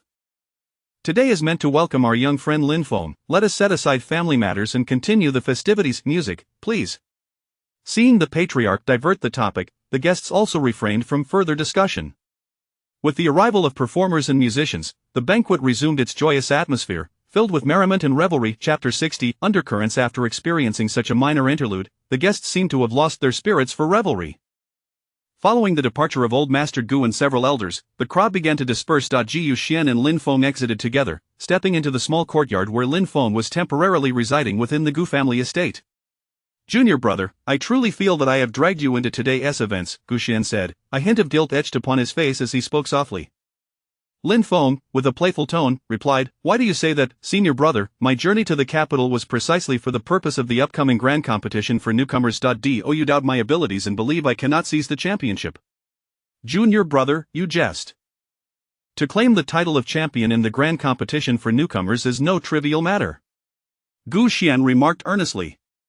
Furthermore, I have never coveted the position of family head. The grand competition occurs only once every 30 years, drawing together the most formidable talents. Great powers from across the 9 provinces, and even those from the distant demon domain, will dispatch their elite descendants. Thus, junior brother, there is no need for you to dwell on this matter. Understood, senior brother. Lin Feng nodded. The grand competition for newcomers is still some time away. I shall discuss it with my master before making any decisions. Unbeknownst to Lin Feng and Gu Xian, within the Gu family, several clandestine discussions were underway, all centered around Lin Feng. In the secret chamber of the family head's study, an elder began to speak respectfully to the figure seated before him. Family head, it seems you hold the young man named Lin Feng, the son of the 4th young master, in high regard. The figure slowly turned, revealing Gu Wulai, the current head of the Gu family, though few had uttered his true name in ages. What is your perspective, second elder? Gu Wulai inquired solemnly. The second elder, one of the 18 most powerful and mysterious figures in the Gu family, his eyes glinting with insight, replied, "This young man has certainly captured the interest of Qing Yangzi, which suggests he is no ordinary individual. Moreover, the 2 accompanying him possess concealed strengths. Although I have yet to engage them in combat, I can sense their formidable prowess." Indeed, Gu Wulai frowned. Although this boy's cultivation is not particularly high, he is surrounded by such capable allies. Our spies within the Qingyang sect have relayed intriguing information. Lin Feng was merely a child from an ordinary family in the east, who recently entered Qing Yangzi's tutelage. Strangely, Qing Yangzi seems to regard him quite highly. The 2 individuals by his side, however, are not from the Qingyang sect, and their origins remain a mystery. It appears this lad is not as simple as he seems. Are you contemplating taking a gamble on him, family head? The second elder queried. It is not so straightforward. This concerns the future of our Gu family, and I must tread carefully. Gu Wulai sighed. The Gu family has toiled for years across the 9 provinces, and while we appear prosperous, the reality is that we are riddled with vulnerabilities. In the capital alone, there are likely many infiltrators among us. We old-timers might still maintain the status quo, largely due to the intimidation of our ancestors. Otherwise, many would have already acted against us. Gu Wulai's expression bore a hint of resignation. The second elder understood the implication of his words and remained silent, allowing the study to fall into a contemplative stillness. In another corner of the Gu estate, a conspiracy was quietly brewing.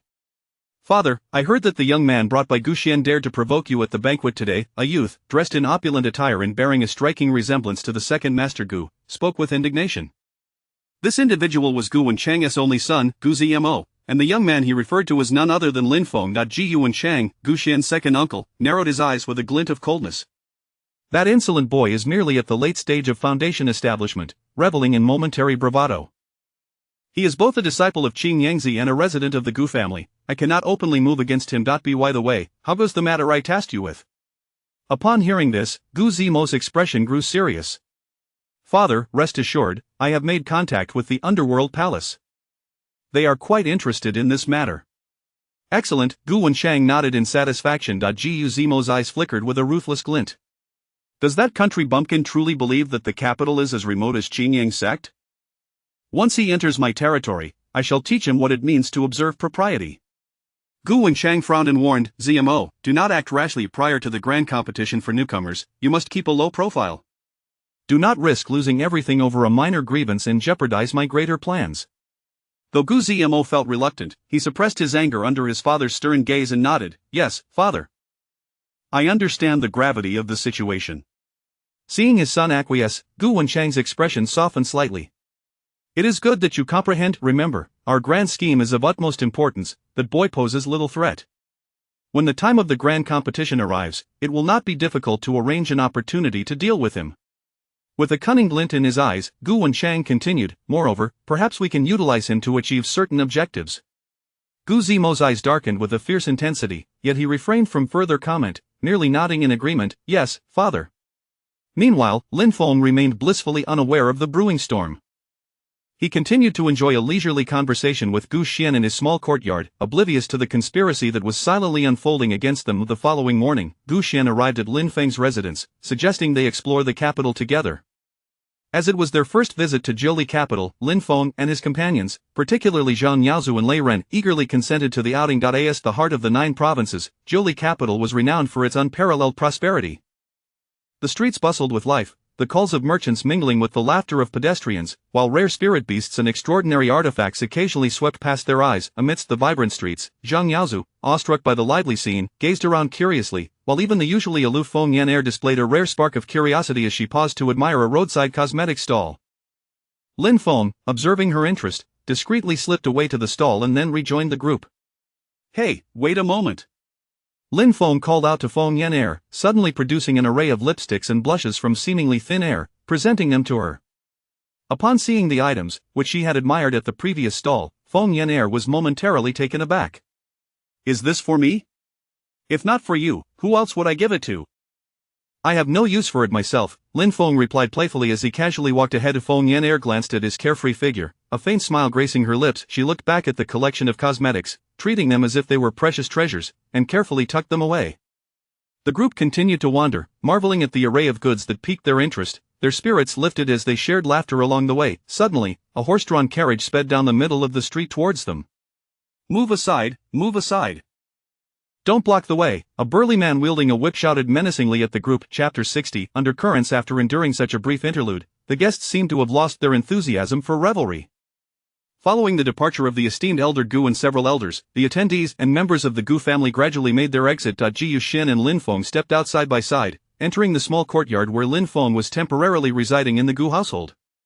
"Junior brother, I truly regret the trouble you have faced today," Gu Xian said, a hint of shame crossing his features as he spoke softly. Lin Feng jested, "Why do you say that, senior brother? My visit to the capital was solely for the purpose of the newcomers' competition. Do you perhaps lack confidence in my abilities, believing I cannot claim victory?" "Junior brother, you jest. To secure first place in the newcomers' competition is no trivial matter," Gu Xian replied earnestly. "Moreover, I have never coveted the position of family head. The competition occurs only once every 30 years, attracting a congregation of formidable talents. The various powers across the 9 provinces, and even those from the distant demon realm, will dispatch their elite descendants. Thus, there is no need for you to dwell on this matter." "I understand, senior brother," Lin Feng nodded. "There is still time before the competition. I shall confer with master and make a decision then." Unbeknownst to both Lin Feng and Gu Xian, at that very moment, several clandestine conversations were taking place within the Gu family, all centered around Lin Feng. In the secret chamber of the family head's study, an elder spoke respectfully to a figure seated within. "Head of the family, it appears you hold the boy named Lin Feng, brought back by the 4th young master, in high regard." The figure slowly turned, revealing Gu Wulia, the current head of the Gu family, a name long forgotten by most. "What is your opinion, second elder?" Gu Wulia inquired solemnly. The second elder, one of the 18 most powerful and enigmatic figures within the Gu family, observed with a glint of intelligence in his eyes. "This boy has garnered the favor of Qin Jiangzi. He is certainly not to be underestimated. Moreover, the 2 individuals accompanying him possess concealed strengths. Though I have yet to engage them, I can sense their formidable prowess." "Indeed," Gu Wuyi frowned. "Although the boy's cultivation is not particularly high, the presence of such adept companions is concerning. Our spies within the Qingyang sect have relayed intriguing information. Lin Feng was originally just a child from an ordinary family in the East, who recently became a disciple of Qin Jiangzi. Yet, it is peculiar how highly Qin Jiangzi regards him. The 2 individuals by his side are not affiliated with the Qingyang sect, and their origins remain a mystery. It seems this lad is far from simple." "Are you considering taking a gamble on him, head of the family?" the second elder queried. "It is not that straightforward. This concerns the future of our Gu family. I must tread cautiously," Gu Wulia sighed. "The Gu family has labored for many years across the 9 provinces. Though we appear to be thriving, internally, we are already riddled with issues. In the capital, I suspect there are numerous infiltrators. While we old-timers can still maintain our current standing, it is largely due to the ancestral deterrence. Otherwise, some may have already been unable to contain themselves and acted." With a sense of resignation, Gu Wulia spoke, eliciting understanding from the second elder, who chose to remain silent. The study fell into a heavy silence. In another corner of the Gu estate, a conspiracy was quietly brewing. "Father, I heard that the young man Gu Xian brought today dared to provoke you at the banquet." A young man, elegantly dressed and resembling Gu Iri, spoke with indignation. This young man was Gu Wenchang's only son, Gu Zimo, referring to Lin Feng. Ji Wenchang, Gu Xian's second uncle, his eyes glinting with coldness, scoffed, "That inexperienced brat possesses merely late-stage foundation cultivation, merely indulging in momentary bravado. As he is a disciple of Qin Jiangzi and resides in the Gu household, I cannot act against him overtly. By the way, how has the matter I entrusted to you progressed? Upon hearing this, Gu Zimo's expression stiffened. Rest assured, father, I have made contact with the Underworld Palace. They are quite interested in this affair. Excellent, Gu Wenchang nodded in satisfaction. Gu Zimo's eyes flashed with malice. That country bumpkin thinks the capital is as remote as Qingyang sect. In my territory, I shall teach him a lesson in decorum. Gu Wenchang furrowed his brow, cautioning, Zimo, do not act impulsively. Before the newcomers' competition, you must remain composed. Do not jeopardize my grand plans for the sake of a trivial matter. Although Gu Zimo felt reluctant, he suppressed his anger under his father's stern gaze, nodding, yes, father. I understand the importance of restraint. Seeing his son acquiesce, Gu Wenchang's expression softened slightly. Remember, our grand scheme is paramount. That boy is of little concern. When the time for the newcomers' competition arrives, it will not be difficult to create an opportunity to deal with him. As he spoke, a cunning glint flickered in Gu Wenchang's eyes. Moreover, perhaps we can use him to achieve certain objectives. Gu Zimo, upon hearing this, exhibited a fierce glint in his eyes but refrained from speaking further, merely nodding in agreement. Yes, father. Meanwhile, Lin Feng remained blissfully unaware of the brewing conspiracy. He continued to engage in light-hearted conversation with Gu Xian in his small courtyard. They were oblivious to the fact that a plot against them was silently unfolding in the shadows. The following morning, Gu Xian arrived at Lin Feng's residence, proposing that they all venture out to explore the capital. As it was the first visit for Lin Feng and his companions to Zhili capital, especially for Zhang Yaozu and Lei Ren, they readily agreed at the prospect of an outing. Being the heart of the 9 provinces, Zhili capital was bustling with an extraordinary vibrancy, with throngs of people filling the streets, the sounds of vendors peddling their wares commingling with the laughter of passers-by. Rare spiritual beasts and peculiar artifacts occasionally flitted past their eyes. As they navigated through the lively streets of the capital, Zhang Yaozu, having never encountered such a scene, marveled at everything, curiously gazing this way and that. Even the typically aloof Fengyaner displayed a rare expression of intrigue, stealing glances at a nearby cosmetics stall. Observing this, Lin Feng seized the opportunity. While the others were preoccupied, he stealthily approached the stall, procuring a selection of cosmetics for women before rejoining his companions. Hey, wait up! Lin Feng called to Fengyaner, then, like a magician, produced a collection of lipsticks and blushes from his hands, presenting them to her. Fengyaner was taken aback, recognizing the items she had just admired at the stall. Is this for me? She asked, a hint of surprise in her voice. If I don't give them to you, I have no use for them myself, Lin Feng replied with a playful grin, casually walking ahead. Fengyaner glanced at his carefree back, a smile unexpectedly gracing her face. She turned back to the cosmetics Lin Feng had gifted her, treating them as if they were treasures, carefully stowing them away. The group continued their leisurely stroll, marveling at the array of goods on display, their spirits lifted by the delightful atmosphere. Suddenly, a fast-moving carriage barreled down the street towards them. Get out of the way! Move aside, don't block the path, a burly man shouted, wielding a whip as he drove the carriage with ferocity. Chapter 61 Seeking Trouble. As the carriage appeared poised to collide with several individuals, Zhang Yaozu swiftly altered his hand seals, conjuring a formidable earthen wall before the vehicle.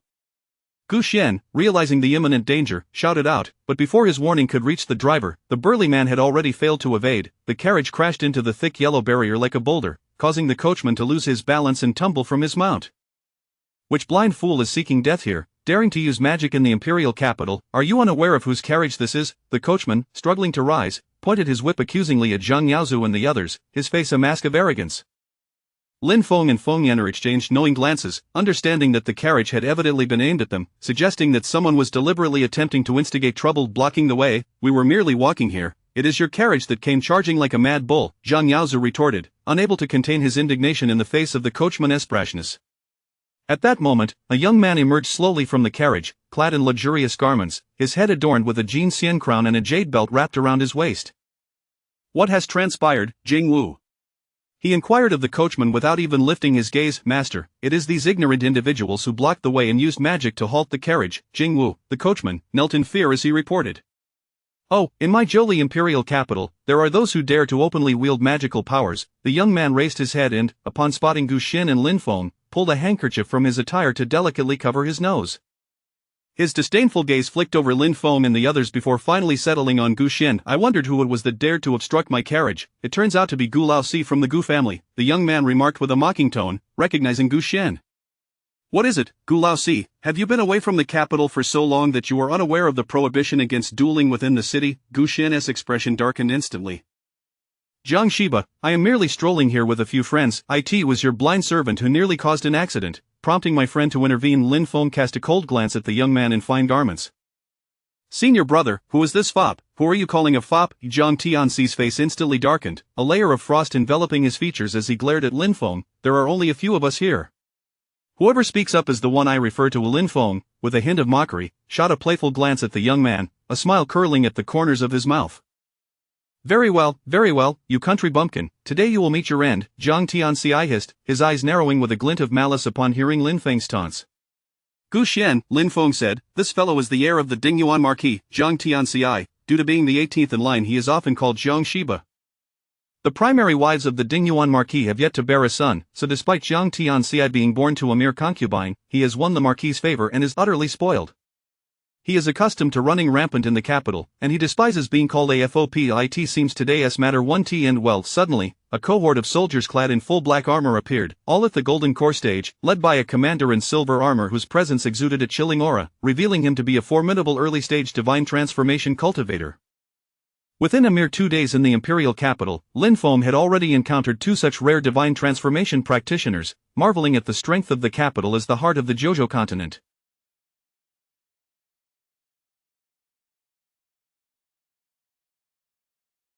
Upon their arrival, the soldiers swiftly surrounded the area, the commander's icy gaze sweeping over the crowd. What is the meaning of this? Who dares to violate the imperial decree by using magic here?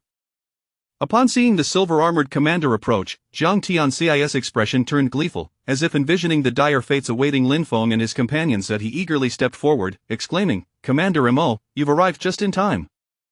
It is these foreign ruffians who not only used spiritual powers in the capital but also frightened my horse. Capture them at once. Commander Mo glanced at Jiang Tianxi, a flicker of disdain crossing his features.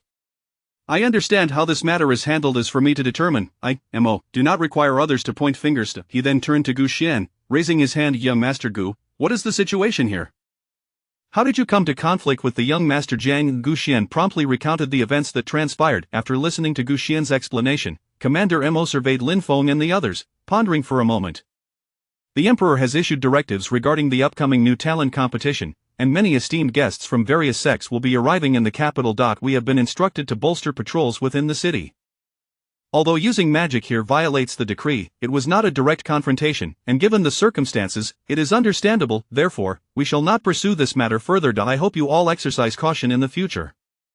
I am Emoli, the commander of the Imperial Capital Esguard. Should you encounter any issues, do not hesitate to seek me out. Having said this, he prepared to leave. Upon hearing that Commander Mo intended to let the matter slide, Jiang Tianxi rushed forward, protesting, What?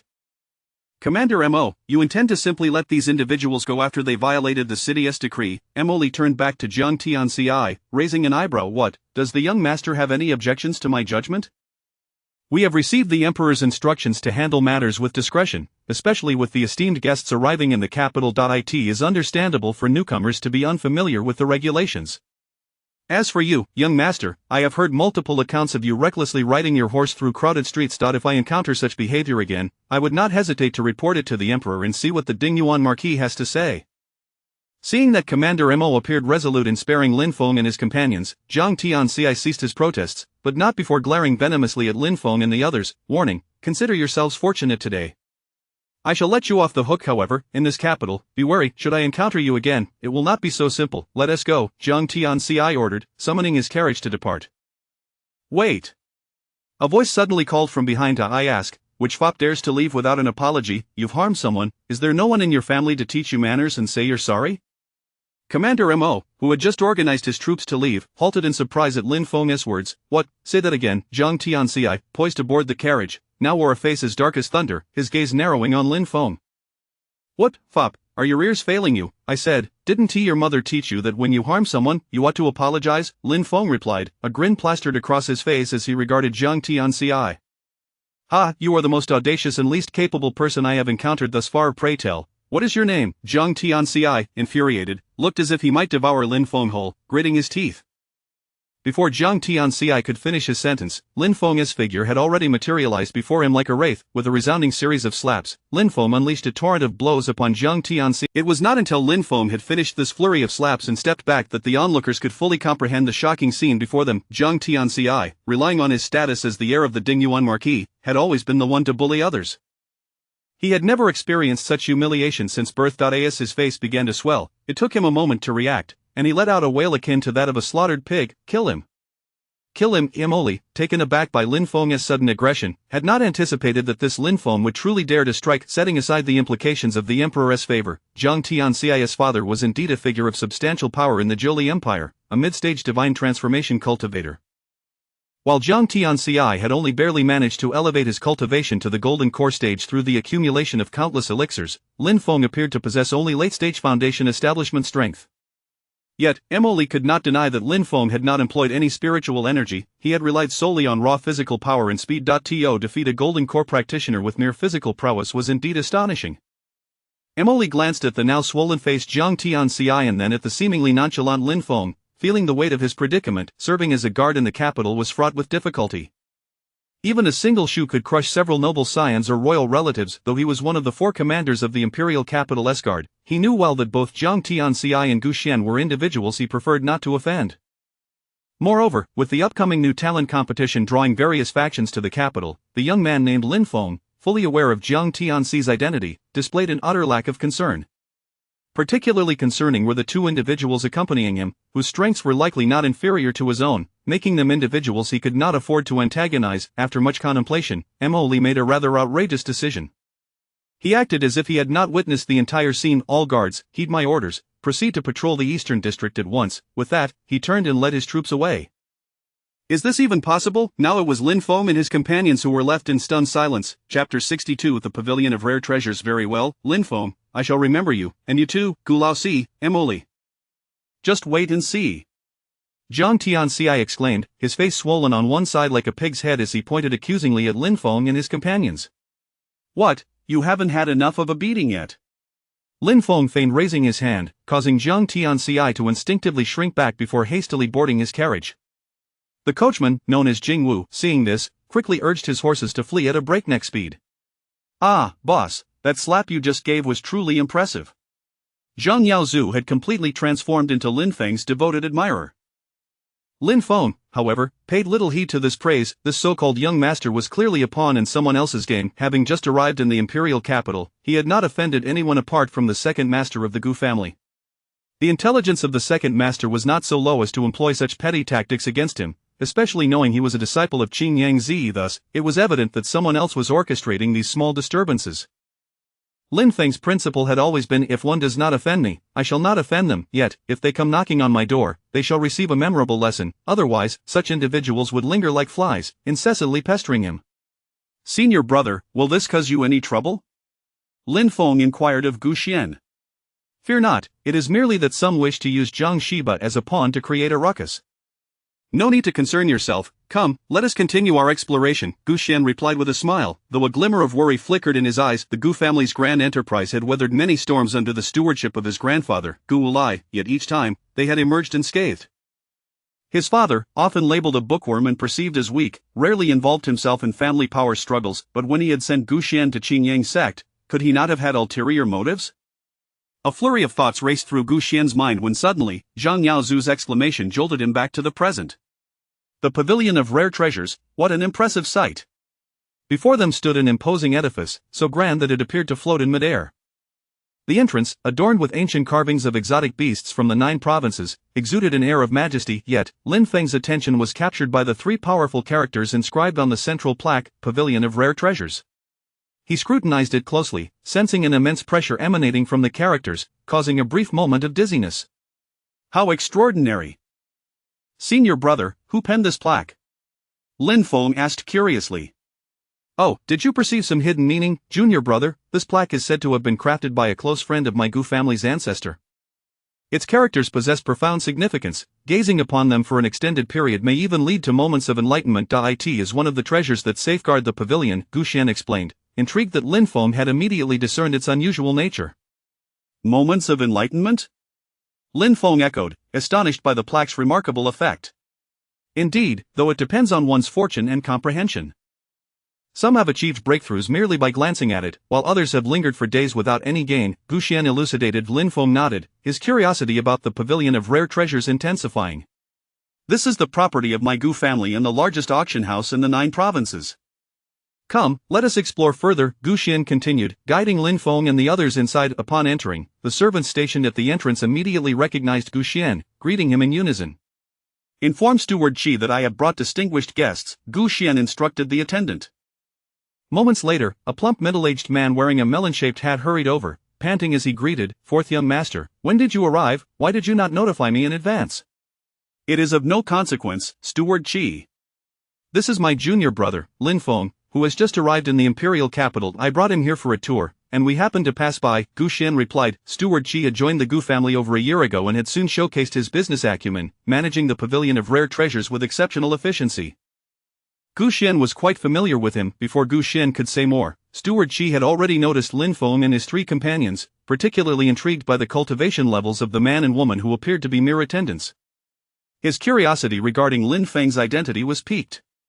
"Junior brother, this is the current head of the Pavilion of Rare Treasures, Steward Qi," Gu Xian introduced Lin Feng. Before Lin Feng could respond, Steward Qi's chubby hand was already extended in greeting. "Young Master Lin, your presence here truly graces us. Please, take your time to browse. If you wish to purchase anything, I can offer you a 20% discount." "Enough, Steward Qi, you are already giving my junior brother preferential treatment," Gu Xian interjected. "By the way, is there an auction today?" "Ah, you have arrived at the perfect time. There is indeed an auction today, and several remarkable items are up for bid. Please, follow me," Steward Qi replied, signaling to a nearby servant, who promptly presented several exquisitely crafted human skin masks. "Junior brother, all attendees of the auction wear these masks, which alter one's appearance and shield against others' spiritual probing. Generally, those who come here prefer to conceal their true identities to avoid unnecessary complications," Gu Xian explained, donning a mask as he spoke. "Such an item possesses such extraordinary effects?" Lin Feng mused, gazing at the seemingly ordinary mask in his hand. "Young Master Lin, do not underestimate this mask. It was specially crafted for us by a master from the artifact sect, costing us a fortune. Once donned, even those at the divine transformation stage will find it difficult to discern your true appearance and cultivation level," Steward Qi added. After understanding its significance, Lin Feng and the others donned the masks and followed Steward Qi to the auction venue. To their surprise, instead of ascending, they descended. It turned out that the auction hall was concealed within an expansive underground chamber. After traversing a lengthy passage, Lin Feng finally beheld the entirety of the auction space. The venue was divided into two levels. The lower level featured a vast circular hall capable of accommodating around 1,000 people. Typically, those in the foundation establishment and golden core stages would be seated there, while the auction stage was elevated above them. Surrounding the auction hall were private boxes reserved for high-ranking cultivators or special guests. After being led to a box on the second floor by Steward Qi, a strikingly beautiful female attendant served them an array of delicate pastries and tea. "Come, try this spiritual tea from the Pavilion of Rare Treasures. It is extremely rare, only found in the northern Shanbing Mountains, and a single cup costs 2 mid-grade spirit stones," Gu Xian introduced, his pride evident. Lin Feng took a curious sip, and as the tea touched his tongue, a refreshing chill enveloped him, invigorating his senses, before transforming into a rich spiritual essence that flowed into his body. He couldn't help but marvel. The Pavilion of Rare Treasures, renowned as the finest in the 9 provinces, truly lived up to its reputation. Even the tea served was of such extraordinary quality. "Junior brother, I take it you have never attended an auction before. You may enjoy yourself today. The spirit stones needed can be charged to my account," Gu Xian said with a grin. "Indeed, this is my first time, thank you, senior brother," Lin Feng replied, recalling that it had been over half a year since he last saw Sister Wanner. However, according to previous discussions, she should have arrived in the imperial capital by now. Suddenly, a commotion erupted from below, disrupting Lin Feng's thoughts. "What is the meaning of this? Are you intentionally making things difficult for me? Every time I raise my bid, you follow suit. If I refrain from bidding, you remain silent." A slender, one-armed man suddenly stood up, his voice sharp with indignation. The man opposing him, calm and collected, toyed with a recently won high-tier beast core, a faint smile gracing his lips. "Your words are mistaken. An auction is won by the highest bidder. It is merely a coincidence that we desire the same item." The one-armed man's voice turned fierce. "Dare to contend with the Netherworld Palace? Be cautious, boy, you may find yourself with life but no means to enjoy it." At the mention of the Netherworld Palace, the auction hall erupted in murmurs, with many voices rising in speculation. No wonder he was so arrogant. He was one of theirs. However, judging by the man's demeanor, he did not seem easily trifled with. After all, this was not the western regions. The imperial capital was home to many hidden talents, and the outcome was uncertain. The man who had won the beast core showed little change in expression upon hearing the name Netherworld Palace, merely chuckling as he stored the core in his spatial pouch, choosing not to engage further. Could it be him? Lin Feng thought, recognizing the one-armed man's weapon and feeling a surge of suspicion. Junior brother, do you know this person? Gu Xian asked, intrigued by Lin Feng's reaction. No, just reminded of someone, Lin Feng replied briefly, recounting the incident when the Lin family was besieged and rescued by Elder Qing Lei, omitting the details of Yi Xing's protective actions. Upon hearing this, Gu Xian's gaze shifted toward the one-armed man. If indeed it were he, it would mean a deep-seated enmity with Lin Feng. However, it was not appropriate to act within the auction house. I shall assist you in seeking revenge in the future, he vowed. Thank you for your goodwill, senior brother, but I must personally deal with him. There is no rush, let him live a few more days. Lin Feng's eyes glinted with a hint of murderous intent as he fixed his gaze on the one-armed man. The one-armed man seemed to sense the hostility directed at him, glancing curiously toward Lin Feng's box. However, the enchantment surrounding the box obscured his view, leaving him puzzled. Just as the one-armed man pondered this, a clear, cold female voice rang out from the auction stage. Dear guest, regardless of your origins, you must abide by our rules within the Pavilion of Rare Treasures. For the sake of your life, I advise you to remain seated and not disrupt the ongoing auction. The speaker was the auctioneer for the event. Under the lights, she wore a meticulously tailored dark green gown that perfectly accentuated her graceful figure. Her long hair was elegantly pinned with a jade hairpin, revealing a slender neck and delicate collarbones, evoking boundless imagination. Her presence was akin to a black rose blooming in the night, mysterious and alluring. Her words appeared to carry a certain charm, prompting an immediate uproar as soon as she finished speaking. Sit down, what Netherworld Palace, how dare they be so arrogant in the imperial capital?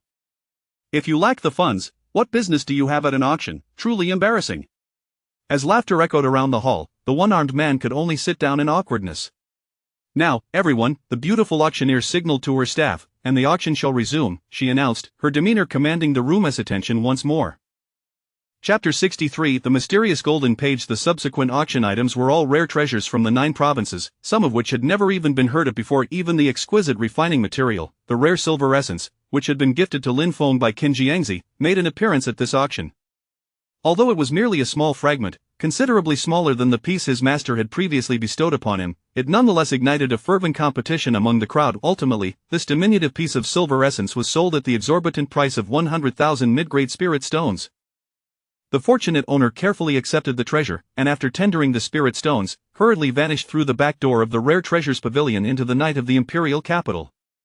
After all, once one stepped beyond the doors of the pavilion, safety could no longer be guaranteed. Although the use of magic was prohibited within the capital, many would still take risks for the sake of treasures. As the evening's auction items were gradually sold off, the event drew closer to its conclusion. At this moment, the auctioneer, a woman, gently adjusted her hair and spoke slowly. Ladies and gentlemen, only 3 items remain for tonight's auction. To save time, we have decided to present them together. She paused briefly, then continued. Due to the unique nature of these 3 items, we have chosen not to set a starting bid. The highest bidder shall prevail. Upon hearing this, the crowd erupted into a flurry of discussions. What could these items be that had no starting price? The woman smiled gently, her slightly magnetic voice filled with allure. Allow me to introduce the first of tonight's final 3 items. An unnamed beast hide. As her words fell, the audience fell into an abrupt silence. Shortly thereafter, a maid carefully entered the stage, holding a tray that bore what appeared to be an ordinary piece of beast hide. What is this? Is it not merely a scrap of skin? The crowd murmured, clearly dismissive of the lifeless hide devoid of any aura. The auctioneer observed their reaction and chuckled softly. It is precisely because even our Rare Treasures Pavilion cannot ascertain the origin of this beast hide that it becomes even more precious. Moreover, this hide has withstood a strike from one of our esteemed patrons, who has attained the god transformation stage and remains entirely intact. At that moment, a familiar voice resonated within Lin Feng. Lin Feng, you must bid on it. This item is of utmost importance to you. Lin Feng's heart leapt with joy. Night Spirit, you have awakened, he exclaimed beside him. Gu Xian, noticing Lin Feng's sudden outburst, inquired with curiosity, Junior brother, what has happened? Feng Yan'er also caught wind of Lin Feng's words and shot him a glance, asking telepathically, has Sister Night Spirit awoken? Lin Feng nodded and turned his gaze back to the auction stage as the audience anticipated the identity of the remaining 2 items. Next, a maid brought forth a securely sealed square box. After a formation master delicately set up a sealing array, the lid was gradually lifted, revealing a fruit the size of an egg, glistening with a golden hue. As you can see, we have employed a specially designed method of preservation to ensure that the spiritual energy of this spirit god fruit remains intact, the woman's enchanting voice echoed throughout the auction hall. My heavens! Is this the legendary spirit god fruit? An elder exclaimed, his voice brimming with astonishment. Such a divine object appearing at an auction is utterly inconceivable. Another person lamented, disbelief evident in their tone. Lin Feng, intrigued, turned to Gu Xian and asked, Senior brother, what exactly is this spirit god fruit? Gu Xian regarded him with a bemused expression and replied, Junior brother, have you never heard of the spirit god fruit? Its most miraculous effect is to assist golden core cultivators in successfully breaking through to the nascent soul stage. Many cultivators, when attempting to reach the nascent soul stage, falter due to the encroachment of inner demons. If a cultivator at the pinnacle of the golden core stage consumes a spirit god fruit, it significantly increases their chances of success. Upon hearing this, Lin Feng suddenly comprehended the excitement of those present. Enough dawdling. Quickly unveil the third item, someone urged impatiently. The woman cast a glance at the one who called out, smiled slightly, and said leisurely, in fact, the third item has already been presented before you. The crowd looked around in confusion, seeing nothing unusual. Please look up, the woman said, lightly clapping her hands and gesturing for everyone to raise their gaze. As the black cloth was slowly pulled away from above the auction stage, a colossal beast skeleton was revealed. The moment the skeleton appeared, a powerful aura from antiquity surged forth, filling the auction hall with an overwhelming pressure. The bone structure was nearly half the size of the entire venue. It was unfathomable to consider the size of the beast. It once belonged to a Feng Yener stood up in shock, exclaiming, This is the skeleton of the golden-winged Great Pang. As she rose, a young girl in the opposite box suddenly stood up in astonishment.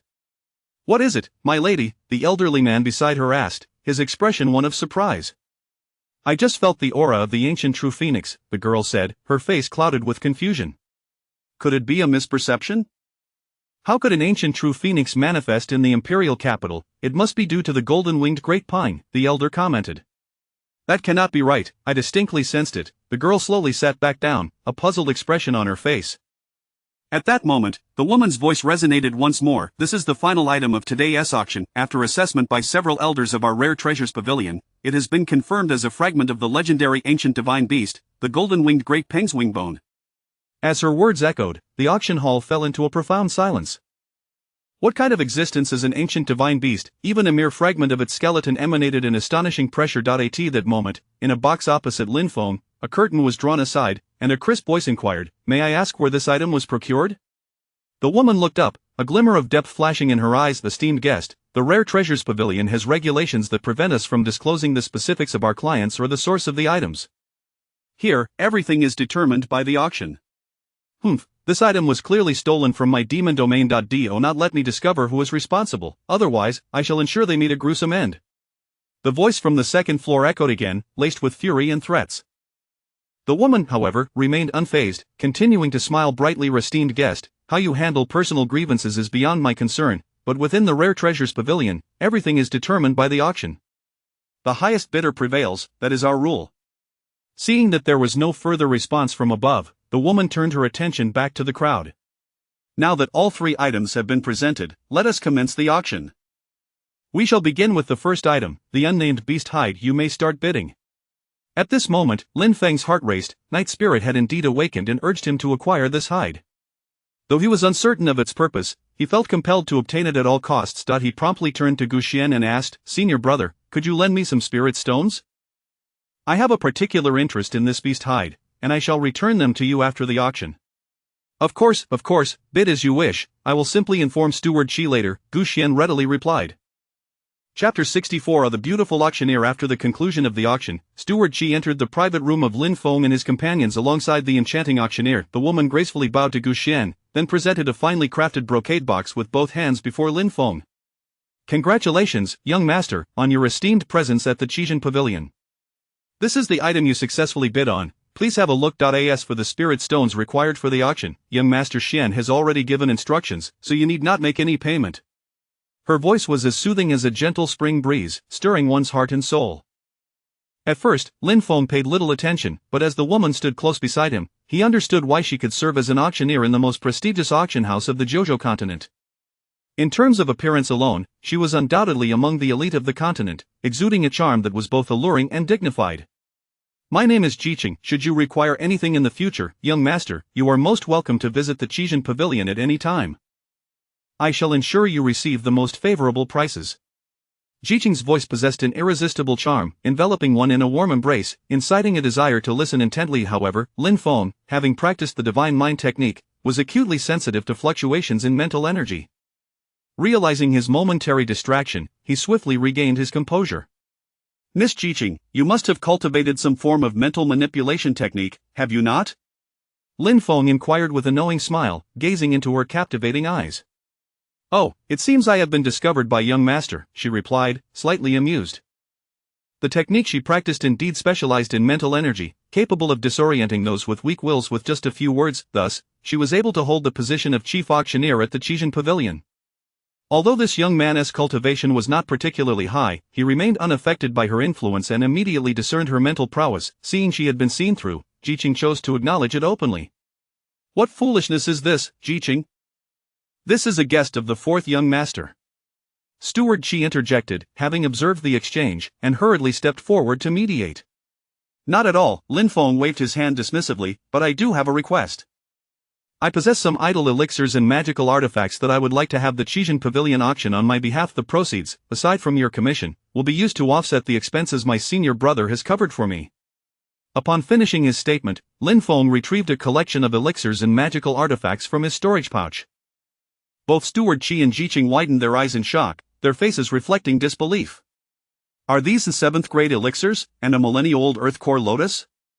Steward Qi stammered in excitement, urgently instructing a subordinate, quickly summon the Grand Elder. However, as if recalling something, he corrected himself, no, I shall go myself. He turned to Lin Feng, clasping his fists in respect. Young Master Lin, the treasures you have presented are truly remarkable. I must personally escort them to the Grand Elder for a thorough appraisal. Please, Steward Qi, do as you see fit, Lin Feng replied with a calm smile, I shall await your return. With that, Steward Qi cautiously cradled the precious items and hurriedly exited. Gu Xian, meanwhile, did not exhibit much surprise. He had long suspected that his junior brother was quite the hidden gem. Although he could assist with the 500,000 mid-grade spirit stones, it was still a considerable sum. No wonder Lin Feng had the audacity to acquire that beast skin. It appeared he had already devised a plan for subsequent arrangements. Feng Yan'er, aside from displaying a hint of astonishment when the skeleton of the golden-winged roc appeared, otherwise sat quietly in the corner. As for Zhang Yaozu, he had long since developed an unyielding admiration for Lin Feng, believing that even if Lin Feng claimed to have vanquished a nascent soul expert one day, it would not seem impossible to him. Only Lei Ren felt a pang of regret, lamenting the fact that these treasures were the culmination of his years of diligent collection, now squandered by this reckless youth. Jiqing remained behind to prepare tea for the guests. Shortly thereafter, the stout Steward Qi returned, accompanied by an elderly man with deep-set features and a full head of white hair. May I inquire who the owner of these treasures is? The elder asked solemnly. It is I, Lin Feng replied nonchalantly. Is there something amiss with my treasures?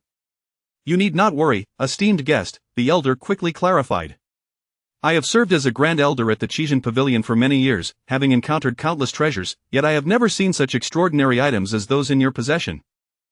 I have a humble request, should you have any other treasures to auction in the future, please consider the Qijin Pavilion first. We are willing to waive all commissions and will ensure you receive a satisfactory price. Ah, I see, Lin Feng chuckled lightly. Commissions must still be collected. I share a deep bond with my senior brother, so naturally, I will prioritize collaboration with the Qijin Pavilion. The elder, pleased by Lin Feng's response, bowed respectfully before Lin Feng and Gu Xian, then slowly withdrew. To earn the Grand Elder's esteem in this manner, young Master Lin, you are indeed the first in many years, Jiqing remarked, her eyes sparkling as she addressed Lin Feng. Young Master Lin, we have completed the appraisal of the items you entrusted to us, Steward Qi said, eagerly presenting a list. It includes 2 7th-grade elixirs, 3 6th-grade elixirs, 1 millennia-old earth core lotus, and several thousand-year-old herbs, all meticulously detailed on this list. Lin Feng cast a cursory glance at the list before stowing it away. With Steward Qi managing the affairs, I am at ease, he stated. May I inquire when these items will be auctioned? Leave this matter to us, young Master Lin, Steward Qi replied with a smile. 7th-grade elixirs and millennia-old herbs have not been seen for many years. With the upcoming new talent competition attracting various factions to the imperial capital, we will seize this opportunity to spread the word, ensuring you receive a satisfactory price. Then I shall trouble you, Steward Qi. Lin Feng gathered the brocade box and departed the Qijin pavilion with Gu Xian and the others. Steward Qi and Jiqing accompanied them to the door, watching until their figures vanished from sight. Steward Qi, what do you think of this individual? Jiqing inquired. The tranquility of the Zhozhou continent will not last long. We need only fulfill our tasks, Steward Qi replied with a slight smirk, revealing an inscrutable smile. As for other matters, they require not our concern. Lin Feng, this person possesses a certain intrigue, Jiqing mused, casting a lingering glance in the direction where Lin Feng and his companions had departed before turning back to the depths of the Qijin pavilion. Chapter 65 Trouble approaches. When Gu Xin and Lin Feng arrived at the Gu residence, they were greeted by a throng of people gathered at the entrance. Among them were Gu Xian's second uncle, Gu Wenchang, and a middle-aged woman.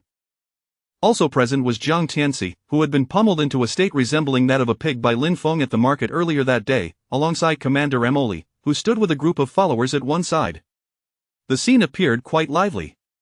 Your Highness, is this the demeanor of the Gu family as youth, to leave my son, Tianxi, in such a state? I shall see how you explain this to my lord, a woman exclaimed, her face contorted with rage as she directed her ire towards Gu Wenchang. Dear madam, please calm your anger. This is truly a misunderstanding. The one who attacked the young master has no ties to my Gu family. He is merely a temporary guest, a disciple of my incompetent nephew at the Qingyang sect, Gu Wenchang said, attempting to placate her with a forced smile. Regardless of your family's involvement, hand over the perpetrator at once. I must see who could be so heartless as to injure my Tianxi in such a manner.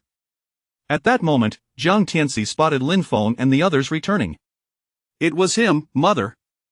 This man is the one who harmed me. I wonder where you plan to run today, he declared, a triumphant smile plastered across his face. Run? Why would I run? Lin Feng replied nonchalantly, taking a couple of steps forward, which instinctively caused Jiang Tianxi to retreat behind the crowd in fear. Seeing Lin Feng's brazen demeanor, the woman sneered, who is this impudent brat, so unaware of his own insignificance? Does he believe the imperial capital is akin to his rural eastern lands? Commander Mo, have you lost your wits? The culprit stands before you, yet you do not take him into custody. Emoli cast a glance at the woman, then at Lin Feng, contemplating how this woman truly believed others could be easily subdued. He slowly replied, Madame Zhang, our Imperial Capital Guard operates under the direct command of His Majesty and is not your dying distance Marquis' personal guard. Furthermore, His Majesty has instructed us to attend to the guests of various sects during the new talent competition. This young man has not violated any laws of the Imperial Capital. Why should I apprehend him? Lin Feng looked at Emoli in surprise. Emoli merely nodded slightly, indicating that this was all he could do. Very well, the Imperial Capital Guard is commendable, and Commander Mo is admirable. I shall remember this. Since your guard will not intervene, my Marquis' residence will handle it ourselves. The woman, evidently incensed by Emoli's attitude, turned to two middle-aged men dressed as guards from the Marquis' estate. Jiang Hu, Jiang Bao, seize this unruly brat. These two were the captains of the dying distance Marquis guards, skilled in combined assault techniques. Lei Ring glanced at them and said to Lin Feng, brother, both of these men possess mid-stage nascent soul cultivation, you should step back and let me handle this. Upon hearing this, Lin Feng promptly moved behind Lei Run. Jiang Hu and Jiang Bao exchanged glances, then unleashed their mid-stage nascent soul power, merging their spiritual energy into a formidable yellow dragon that roared as it charged towards Lei Run. Calmly observing the approaching yellow dragon, Lei Run formed hand seals and recited a secret incantation. Instantly, two beams of black and white light emanated from his hands, swirling around him like two fish, rotating faster and faster until they formed a vortex of spiritual energy before him. Reversal of heaven and earth. Lei Rin shouted. As the yellow dragon collided with the vortex created by the swirling fishes, it was unexpectedly drawn into the vortex, reversing course and charging back towards Jiang Hu and Jiang Bao. Not good. Panic spread across their faces. The combined might of two mid-stage nascent soul practitioners was immense, and with the reversal of their attack, its power was enhanced even further. Even if they could barely withstand it, the woman and Jiang Tianxi behind them would be helpless. Just as the yellow dragon was about to engulf everyone, a voice like thunder reverberated through the air, shaking the heavens. Humph, who dares to harm my wife and child? With the echo of this voice, a towering figure appeared before the crowd, still clad in battle armor. With a mere wave of his arm, the several Zhanglong yellow dragon dissipated into smoke. Marquis! Father! The woman in Jiang Tianxi's faces, once stricken with fear, now blossomed into expressions of joy upon seeing this figure. Greetings, Marquis. Greetings, Dying Distance Marquis. The Dying Distance Marquis surveyed the scene, his gaze finally locking coldly onto Emoli. I will hold Commander Xing accountable for today's events. For now, this matter is private to the Dying Distance Marquis' residence. You may leave. Emily, with a helpless glance at Lin Feng, bowed to the Dying Distance Marquis before leading his group away. Meanwhile, two individuals deep within the Gu residence observed the unfolding drama in silence. Master, the Dying Distance Marquis has always doted on his only son. That boy is likely in danger today. Should we intervene? One asked. No need, the elder replied solemnly. Given the uproar caused by the Dying Distance Marquis, the relevant parties in the imperial capital should have received word by now. If they cannot resolve such a matter, it indicates that the Qingyang sect does not care much for this boy. How could I trust to place Shan'er and the future of the Gu family in his hands? As Emoli and his party departed, the Dying Distance Marquis finally turned his attention to Lin Feng and the others. So it is you who has insulted my son and today seeks to take the lives of my wife and child? Lin Feng stepped forward, shielding the others behind him, and met the Dying Distance Marquis' gaze with unwavering courage. And if so? Is it only permissible for your household to ride roughshod over others while no one else is allowed to retaliate against your kin? The Dying Distance Marquis let out a hearty laugh, as if he had heard the most delightful joke. Boy, it has been a long time since anyone has dared to speak to me in such a manner. However, I admire your courage. To prevent accusations of bullying the weak, I shall offer you two choices: kneel before my son and apologize, or take a strike from me. Should you survive, I will naturally let you go. From the moment the Dying Distance Marquis' formidable aura manifested, Lin Feng had mentally assessed all potential methods that could pose a threat to him. The opponent's cultivation was far too high, the soul-shaking art would have minimal effect. A sneak attack was also out of the question. The Thunder God Slash might be worth a try. Given the circumstances, it seemed he had no choice but to go all out and leave his fate to chance. With this thought in mind, Lin Feng pushed the thunderous nine heavens to its utmost limits, preparing his super number 2 grenade and the golden light cord among other items. What? You refuse to kneel, then prepare to die. The Dying Distance Marquis regarded Lin Feng with the disdain one might show towards an ant, casually conjuring a phantom golden spear that bore down upon the crowd with the might of a transformation stage expert. Watch out! Lei Ren, his body emanating golden light, invoked the technique of stealing the heavens and changing the sun. His hands transformed into a golden disc to meet the incoming golden spear. The golden spear's momentum was briefly impeded by the disc, but merely 3 seconds later, with a resounding crack, the disc shattered, sending Lei Ren flying, his aura severely diminished. At that moment, a colossal phoenix silhouette soared into the air, issuing a cry that could shatter the heavens. It was enveloped in flickering lightning, its massive form lunging towards the golden spear, exuding blazing phoenix flames and brilliant lightning as it collided head-on. An ancient phoenix, why does it possess the attribute of thunder? Shi Gu Wulia, deep within the Gu residence, watched the scene unfold, his eyes wide with disbelief. The collision erupted into a deafening roar. The ethereal golden spear seemed unable to withstand such a fierce impact, exploding into countless fragments that vanished into the air. However, the disparity in cultivation levels was stark. The enormous phoenix silhouette emitted a mournful cry. Although it had successfully intercepted the spear, it was still gravely wounded. Its massive form was violently pushed aside, revealing the staggering figure of Feng Yanner, who was on the verge of collapse, blood trickling from her mouth, clearly injured. Seeing that his strike had not succeeded in vanquishing Lin Feng, the Dying Distance Marquis' face darkened with irritation. He swiftly conjured an even more solid golden spear and thrust it towards Lin Feng. Stop! Cease at once, junior brother! Several urgent voices rang out simultaneously, and soon, 2 powerful transformation stage auras entwined around the spear. Noticing this, the Dying Distance Marquis altered his hand seals, causing the golden spear to split in two. One half cleverly circumvented the intertwining blue and red auras, continuing its course towards Lin Feng. The Tao is magnificent, and righteousness prevails. Gu Xian, witnessing the dire situation, unleashed the most formidable defense technique of the Gu family, the righteous Qi of the magnificent Tao. A massive golden tome, inscribed with characters, materialized before Lin Feng, radiating dazzling golden light to halt the spear's advance. In the blink of an eye, the golden tome shattered. Ji Yuxian's expression turned to one of shock as he attempted to cast again, but it was too late. The enormous spear tip had already pierced through the golden tome and was now mere moments away from Lin Feng's face. At that instant, Lin Feng's thunder armor activated, the thunder energy from his thunder pill fully converging upon the armor, rendering it almost tangible. He fixed his gaze upon the incoming golden spear, using both the golden light cord and the thunder armor to absorb much of its might. The golden light cord was remarkably robust, and for a moment, the spear tip could not penetrate it. However, under the overwhelming force, the thunder armor held for only a few seconds before shattering, the tremendous impact sending Lin Feng hurtling backward several hundred meters.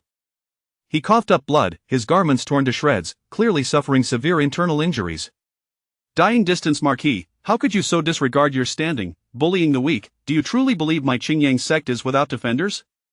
The voice that halted the dying distance Marquis' advance belonged to Elder Qingfu of the Qingyang sect, who had stepped forward to stand protectively in front of Lin Feng, her beautiful eyes ablaze with fury. As she moved, it seemed she was ready to confront the dying distance Marquis. The dying distance Marquis' expression soured as he stated, "This individual insulted my son and then sought to harm my wife and child. Is it wrong for me to teach him a lesson?" Realizing he had failed to eliminate Lin Feng and that the Qingyang sect had sent reinforcements, the dying distance Marquis understood that further confrontation was futile. "Hold on, both of you, allow me to speak." Gu Wulia interjected, sensing the escalating tension. The earlier red transformation stage aura had belonged to him. Elder Qingfu cast a glance at Lin Feng, noting his disheveled state but realizing he was likely out of immediate danger.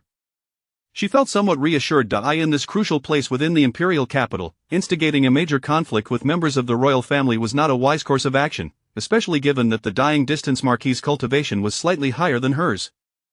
Now that Gu Wulia had intervened, it appeared that a confrontation was unlikely. Thus, she shot a cold glance at the dying distance Marquis and warned, "This matter, I, Xingyang's disciple, shall certainly seek justice from the Marquis." The dying distance Marquis, realizing he was in the wrong, understood that persisting in this dispute would be futile. With a wave of his hand, he turned back to cast a deep, scrutinizing gaze at Lin Feng before saying nothing further and attempting to lead his group away. At that moment, Lin Feng struggled to stand, his eyes gleaming with defiance as he addressed the dying distance Marquis with unwavering conviction. "Dying distance Marquis, the humiliation you have inflicted upon me today with that spear will be etched in my memory. In the future, I shall personally seek retribution." Upon hearing Lin Feng's words, the dying distance Marquis' stride faltered slightly. He did not turn back, merely coldly replying, "Very well, I shall await your arrival." With that, he took Zhang Tianxi and the woman, disappearing like a fleeting shadow. Once the dying distance Marquis and his entourage had vanished from sight, Lin Feng forced himself to endure the pain and struggled to rise. He hurriedly checked on Feng Yanner and Lei Ren's injuries, worry etched across his face. "Feng Yanner, Lei Ren, are you both alright?" Though both were injured, they had fortunately survived. The three exchanged relieved smiles, supporting one another as they stood. Chapter 65 Trouble approaches. When Gu Xin and Lin Feng arrived at the Gu residence, they were met with a throng of people gathered at the entrance. Among them were Gu Xian's second uncle, Gu Wenchang, and a middle-aged woman, along with Zhang Tianxi, who had been beaten into a pulp by Lin Feng at the market earlier that day, and Commander Emoli, who stood with a contingent of men at one side, creating quite a scene. "Prince Consort, is this the demeanor of the Gu family?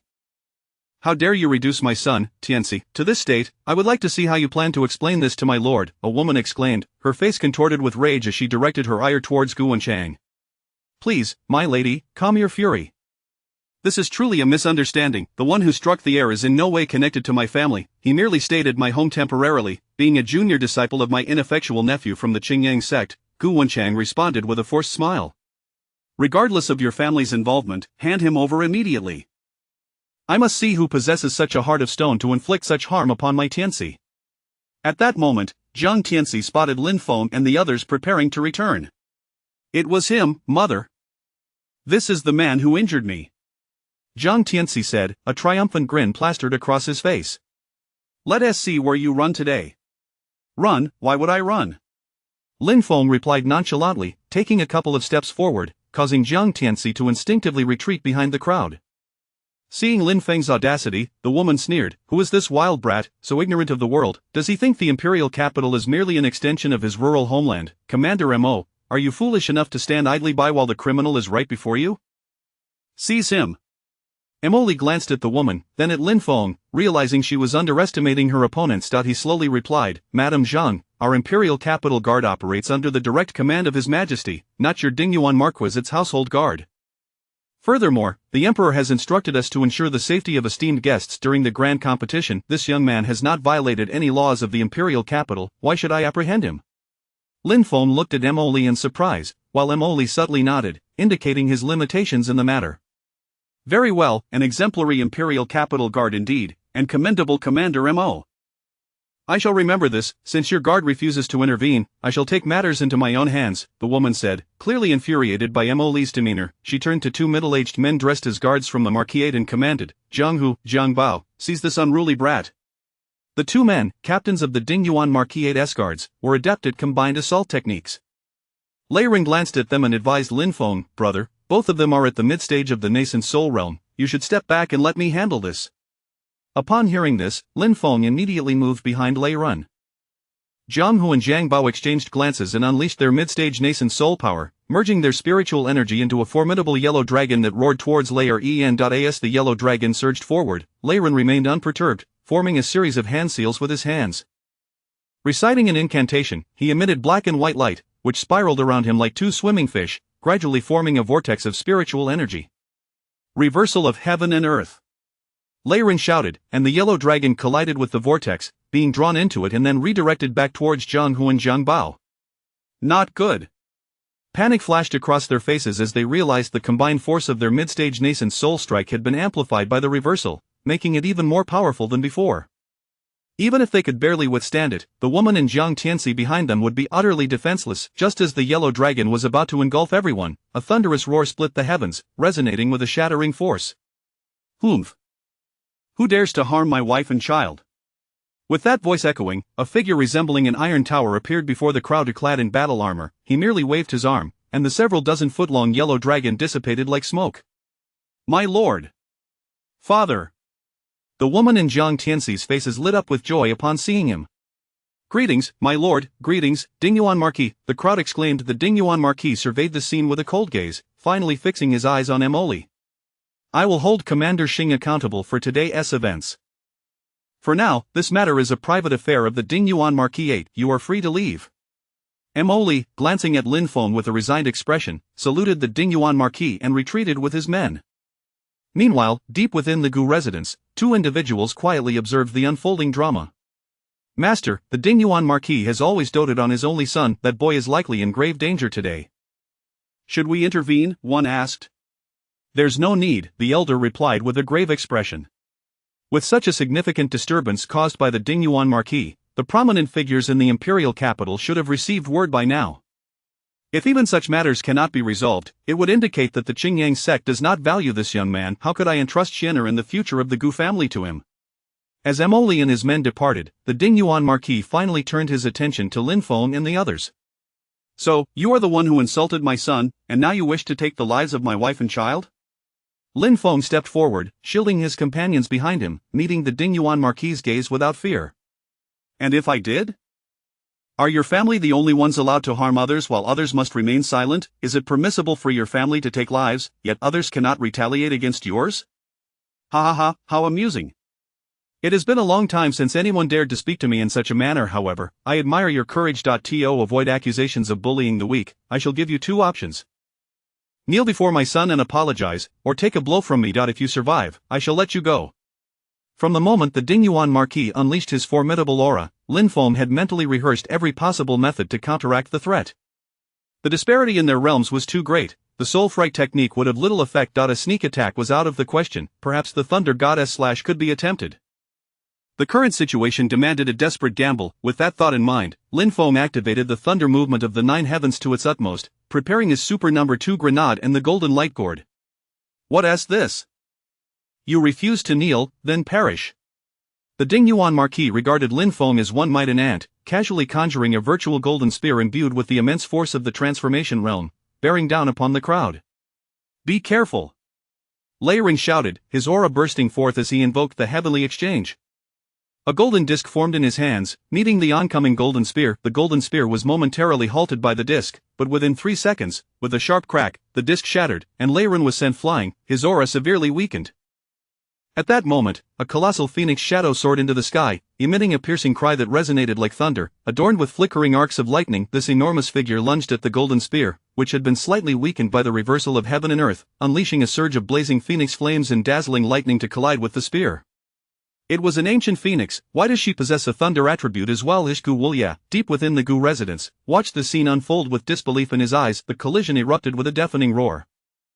The illusory golden spear seemed unable to withstand the ferocity of the impact, exploding into countless fragments that vanished into thin air. However, the inherent disparity in power due to the difference in realms was undeniable. The massive phoenix shadow emitted a mournful cry. Although it successfully intercepted the spear, it suffered severe injuries. Its gigantic form was violently hurled aside, revealing the staggering figure of Feng Yan'er, who staggered, blood trickling from her mouth, clearly gravely wounded. The Dingyuan Marquis, seeing his strike had failed to eliminate Lin Feng, displayed a flicker of anger across his face. He promptly condensed a more solid golden spear and aimed it directly at Lin Feng. Stop! Quickly, cease this, called out multiple urgent voices in unison. Following this, two powerful auras, one crimson and one azure, swiftly entwined around the golden spear. Witnessing this, the Dingyuan Marquis altered his hand seals, causing the golden spear to split in two. One portion deftly bypassed the azure and crimson auras, continuing its assault on Lin Feng. The way of heaven is resplendent, and righteousness prevails. Seeing the situation deteriorate, Gu Xian unleashed the most potent defensive technique of the Gu family, the righteous Qi of heaven. A massive golden tome inscribed with characters materialized before Lin Feng, radiating brilliant golden light to thwart the spear's advance, yet, within a mere breath, the tome shattered, leaving Gu Xian aghast. He attempted to cast another spell, but it was too late. The colossal spear tip had already pierced through the golden tome and was now inches from Lin Feng's face. At that moment, Lin Feng activated his thunder armor, which enveloped him in a protective layer. The power of the Thunder Dan within him surged into the armor, rendering it nearly corporeal. He fixed his gaze on the incoming golden spear, utilizing both the golden light gourd and the thunder armor to absorb the majority of its force.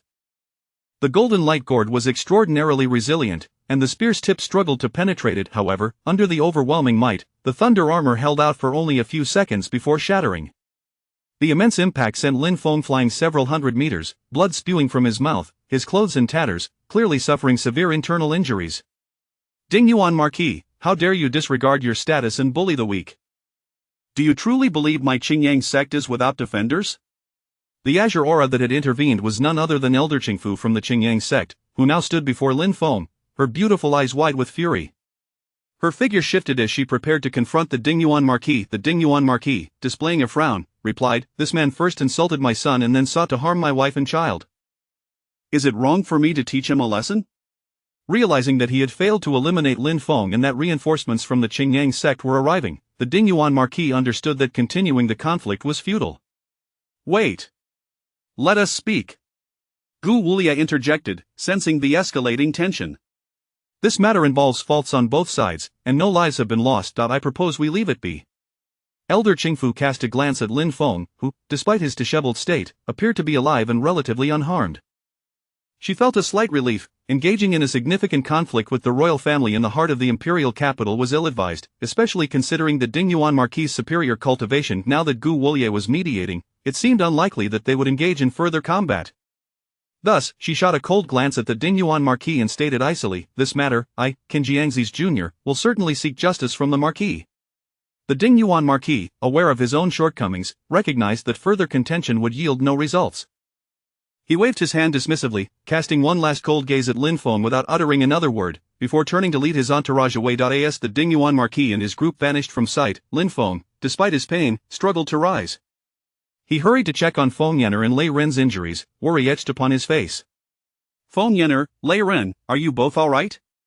Although both were injured, they had survived. The three exchanged relieved smiles, supporting one another as they stood. Chapter 66, The Gathering Storm. At this moment, two figures hurriedly approached Lin Feng, their faces etched with anxiety and concern. "Xiao Feng, are you alright? Sister?" Lin Feng squinted, recognizing the long-absent Lin Wanner and Zhang Yunyao. "What brings you here?" he asked in astonishment. "We were just nearby with our master." She sensed fluctuations of spiritual energy from a transformation realm expert in this vicinity and came to investigate. Unexpectedly, we encountered you, Lin Wanner explained. After a year apart, she had matured even further, and upon seeing Lin Feng in such a disheveled state, her worry intensified. "I'm fine, sister." Thanks to Elder Qingfu's timely arrival, the consequences could have been dire, Lin Feng replied, scratching his head sheepishly as he glanced at Elder Qingfu. "Even if I hadn't arrived, you are on the territory of the Gu family. With the Gu family's patriarch present, he would surely not stand idly by," Elder Qingfu remarked meaningfully, casting a sidelong glance at Gu Wulia. "Greetings, Elder Qingfu," Gu Xian said, his face pale as he bowed to Elder Qingfu, clearly having depleted significant energy from the recent use of the golden script. However, such a confrontation was beyond his capabilities. Gu Wulia understood the implications of Elder Qingfu's words, a flicker of awkwardness passing over his countenance. Seeing that everyone was relatively unharmed, he stepped forward and said to Elder Qingfu, "Elder Qingfu, it is a rare occasion for you to visit my Gu residence. Please, come inside and allow me to extend my hospitality." With that, he turned to Gu Xian and instructed, Xianer, why are you still standing there? Quickly escort your master and your junior siblings into the residence. Gu Xian hesitated slightly before addressing Elder Qingfu, Master, since you have made the journey to the imperial capital, it would be best to come inside and sit for a while. Observing Gu Xian's dilemma, Elder Qingfu thought that refusing would seem rather ungracious. Thus, she forced a nod of consent. Very well, it is rare for the patriarch of the Gu family to be so hospitable, we shall impose upon you. Gu Daoyu, please. With that, she and Gu Wulia entered the Gu residence, one after the other. At her words, Gu Xian's face brightened, and he hurried to assist Lin Feng, followed by everyone else as they made their way into the Gu residence. Once settled, servants from the Gu household promptly served fragrant tea. Gu Wulia took a sip, glanced at Elder Qingfu, and spoke, Elder Qingfu, your visit to the imperial capital must be to attend the grand competition for newcomers, am I correct? Indeed, that is the case, Elder Qingfu affirmed, but then shifted the subject. Additionally, I am here at the behest of a friend to investigate certain matters. The Gu family's commercial network is extensive across the Jojo continent. I wonder if you have noticed any unusual rumors recently? A flicker of surprise crossed Gu Wulia's eyes as he replied solemnly, Elder Qingfu, what do you mean? I have not heard of anything unusual lately. That is indeed strange, not even someone as well informed as you, Gu Daoyu, has heard anything, Elder Qingfu observed, her gaze subtly probing the area behind Gu Wulia. My journey has taken me to a territory belonging to an old acquaintance, where a mysterious spatial rift has inexplicably appeared. Alone, he is unable to seal this rift, thus he invited me and a few friends to assist. It is said that over the past year, there have been sightings of such rifts in some remote areas of Jojo. Surely, this cannot be mere coincidence. Has Gu Daoyu heard nothing of this? Gu Wulia's expression remained impassive as he slowly set down his teacup and stated gravely, so this is the unusual matter you refer to. However, past spatial rifts have mostly been caused by unstable spiritual energy, which tends to heal naturally once stabilized, without causing major upheaval. Could it be that this time is different? Elder Qingfu smiled slightly but said no more, preparing to leave. Since you are unaware of these matters, I shall not impose further. Gu Patriarch, our meeting today has sufficed, and I must take my leave. I owe the Gu family a debt of gratitude for their assistance today. Turning to Lin Wanner, she instructed, Lin Feng may find it inconvenient to remain at the Gu residence. Please take him to the Ju Long Inn on West Street of Jojo, which serves as the foothold for my Qingyang sect in the imperial capital. Understood, Master, Lin Wanner replied as she exited. Gu Wulia made no further attempts to retain them, personally escorting Elder Qingfu and her companions to the entrance before returning to the residence. After seeing them off, Gu Wulia returned to the hall, where Gu Xian had been dispatched to escort Lin Feng and the others to the inn. At that moment, a figure emerged from behind the curtain in the hall. It was the second elder of the Gu family's 18th ancestor. Patriarch, what are your thoughts on this matter? The second elder inquired. Spatial rifts, divine artifacts emerging, ancient demon clans, none of this can be mere coincidence. I do not know what will transpire, but undoubtedly, many are restless, including those within the Gu family. It is likely that several ill-intentioned individuals have infiltrated us over the past year, Gu Wulia replied, his expression unyielding. Is this the reason you have chosen now to announce your intention to relinquish the patriarchal position, to root out those discontented within? The second elder asked. Let us wait a while longer. It will not be long, however. Should that day truly come, even if it means sacrificing kin for righteousness, I will not allow any treacherous individuals within my Gu family, Gu Wulia declared with unwavering resolve. Seeing Gu Wulia's steadfast demeanor, the second elder refrained from further comment. As night deepened, tranquility returned to the Gu residence's hall. Yet, within this stillness, the expansive Gu estate seemed shrouded in an immense conspiracy, exuding an air of impending storm. Meanwhile, in a quiet room of the inn at another corner of the imperial capital, Lin Feng sat alone by the window, his gaze fixed intently on the luminous moon hanging outside. Lost in thought, he contemplated. The moonlight flowed like water, yet Lin Feng's heart was far from calmed. He lowered his head to inspect his body. This vessel, which had just endured the thunderous strike of a transformation realm expert, teetered on the brink of life and death. The excruciating pain felt as though every bone in his body had been dismantled and reassembled. A transformation realm expert could already mimic certain forces of the world's rules. Lin Feng had witnessed the true power of these rules firsthand from the golden giant in the Thunder Marsh. Fortunately, Lin Feng's body had been tempered by the scorching sun flames and further strengthened by the tides of spiritual energy. Were it not for this, even with the combined efforts of others to counter the majority of the Marquis of Dingyuan's strike, and despite the protection of treasures like the Golden Gourd, he would have been unable to escape the fate of his soul scattering. Your life is remarkably resilient, a cool voice pierced the silence, tinged with a hint of teasing and admiration. To Lin Feng, this voice was like celestial music. He suppressed the pain coursing through him and abruptly stood from his chair. The figure before him gradually came into focus. The familiar black gown shimmered mysteriously and elegantly under the moonlight. The woman who had haunted his dreams had appeared before him at that very moment. Chapter 66, The Coming Storm. At this moment, two figures hurriedly rushed towards Lin Feng, their faces etched with anxiety and concern. Xiao Feng, are you all right? Sister? Lin Feng focused his gaze and recognized that it was Lin Wanner and Zhang Yunyao, whom he had not seen for quite some time. What brings you here? Lin Feng inquired in surprise. We were nearby with Master. She sensed fluctuations of spiritual energy from a transformation level expert in this area, so we came to investigate. We never expected to encounter you here, Lin Wanner explained. After a year apart, the girl had matured further, and upon seeing Lin Feng in such a disheveled state, her worry deepened. I'm fine, sister. Thanks to Elder Qingfu's timely arrival, otherwise the consequences would have been dire. Lin Feng scratched his head, feeling somewhat embarrassed as he glanced at Elder Qingfu. Even if I hadn't arrived, you are within the territory of the Gu family. With the Gu family head present, I'm certain he would not have stood idly by, Elder Qingfu remarked, casting a significant glance at Gu Wulia as she spoke.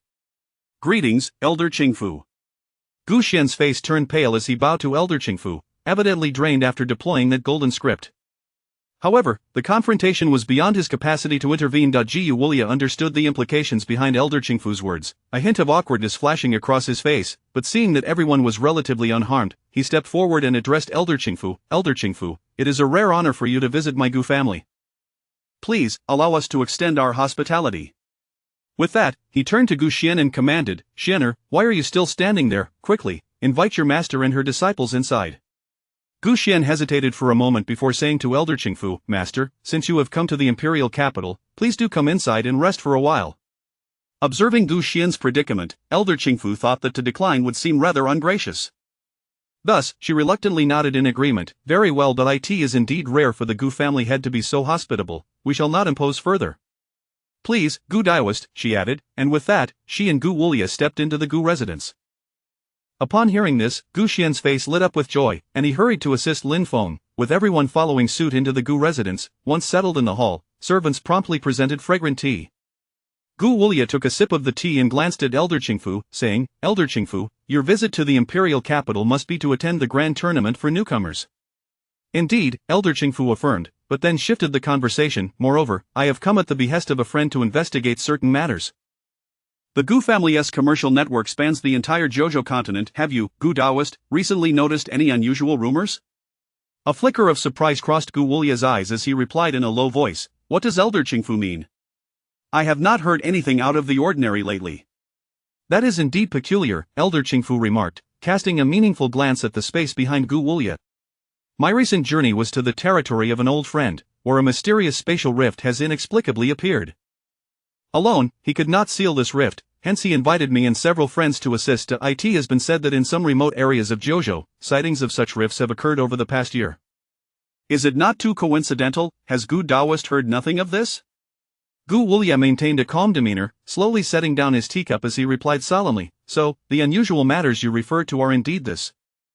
However, past spatial rifts have mostly arisen from unstable spiritual forces, and once they stabilize, they naturally heal without causing turmoil. Could this instance be different? Elder Qingfu smiled slightly but did not elaborate further, instead rising to prepare her departure.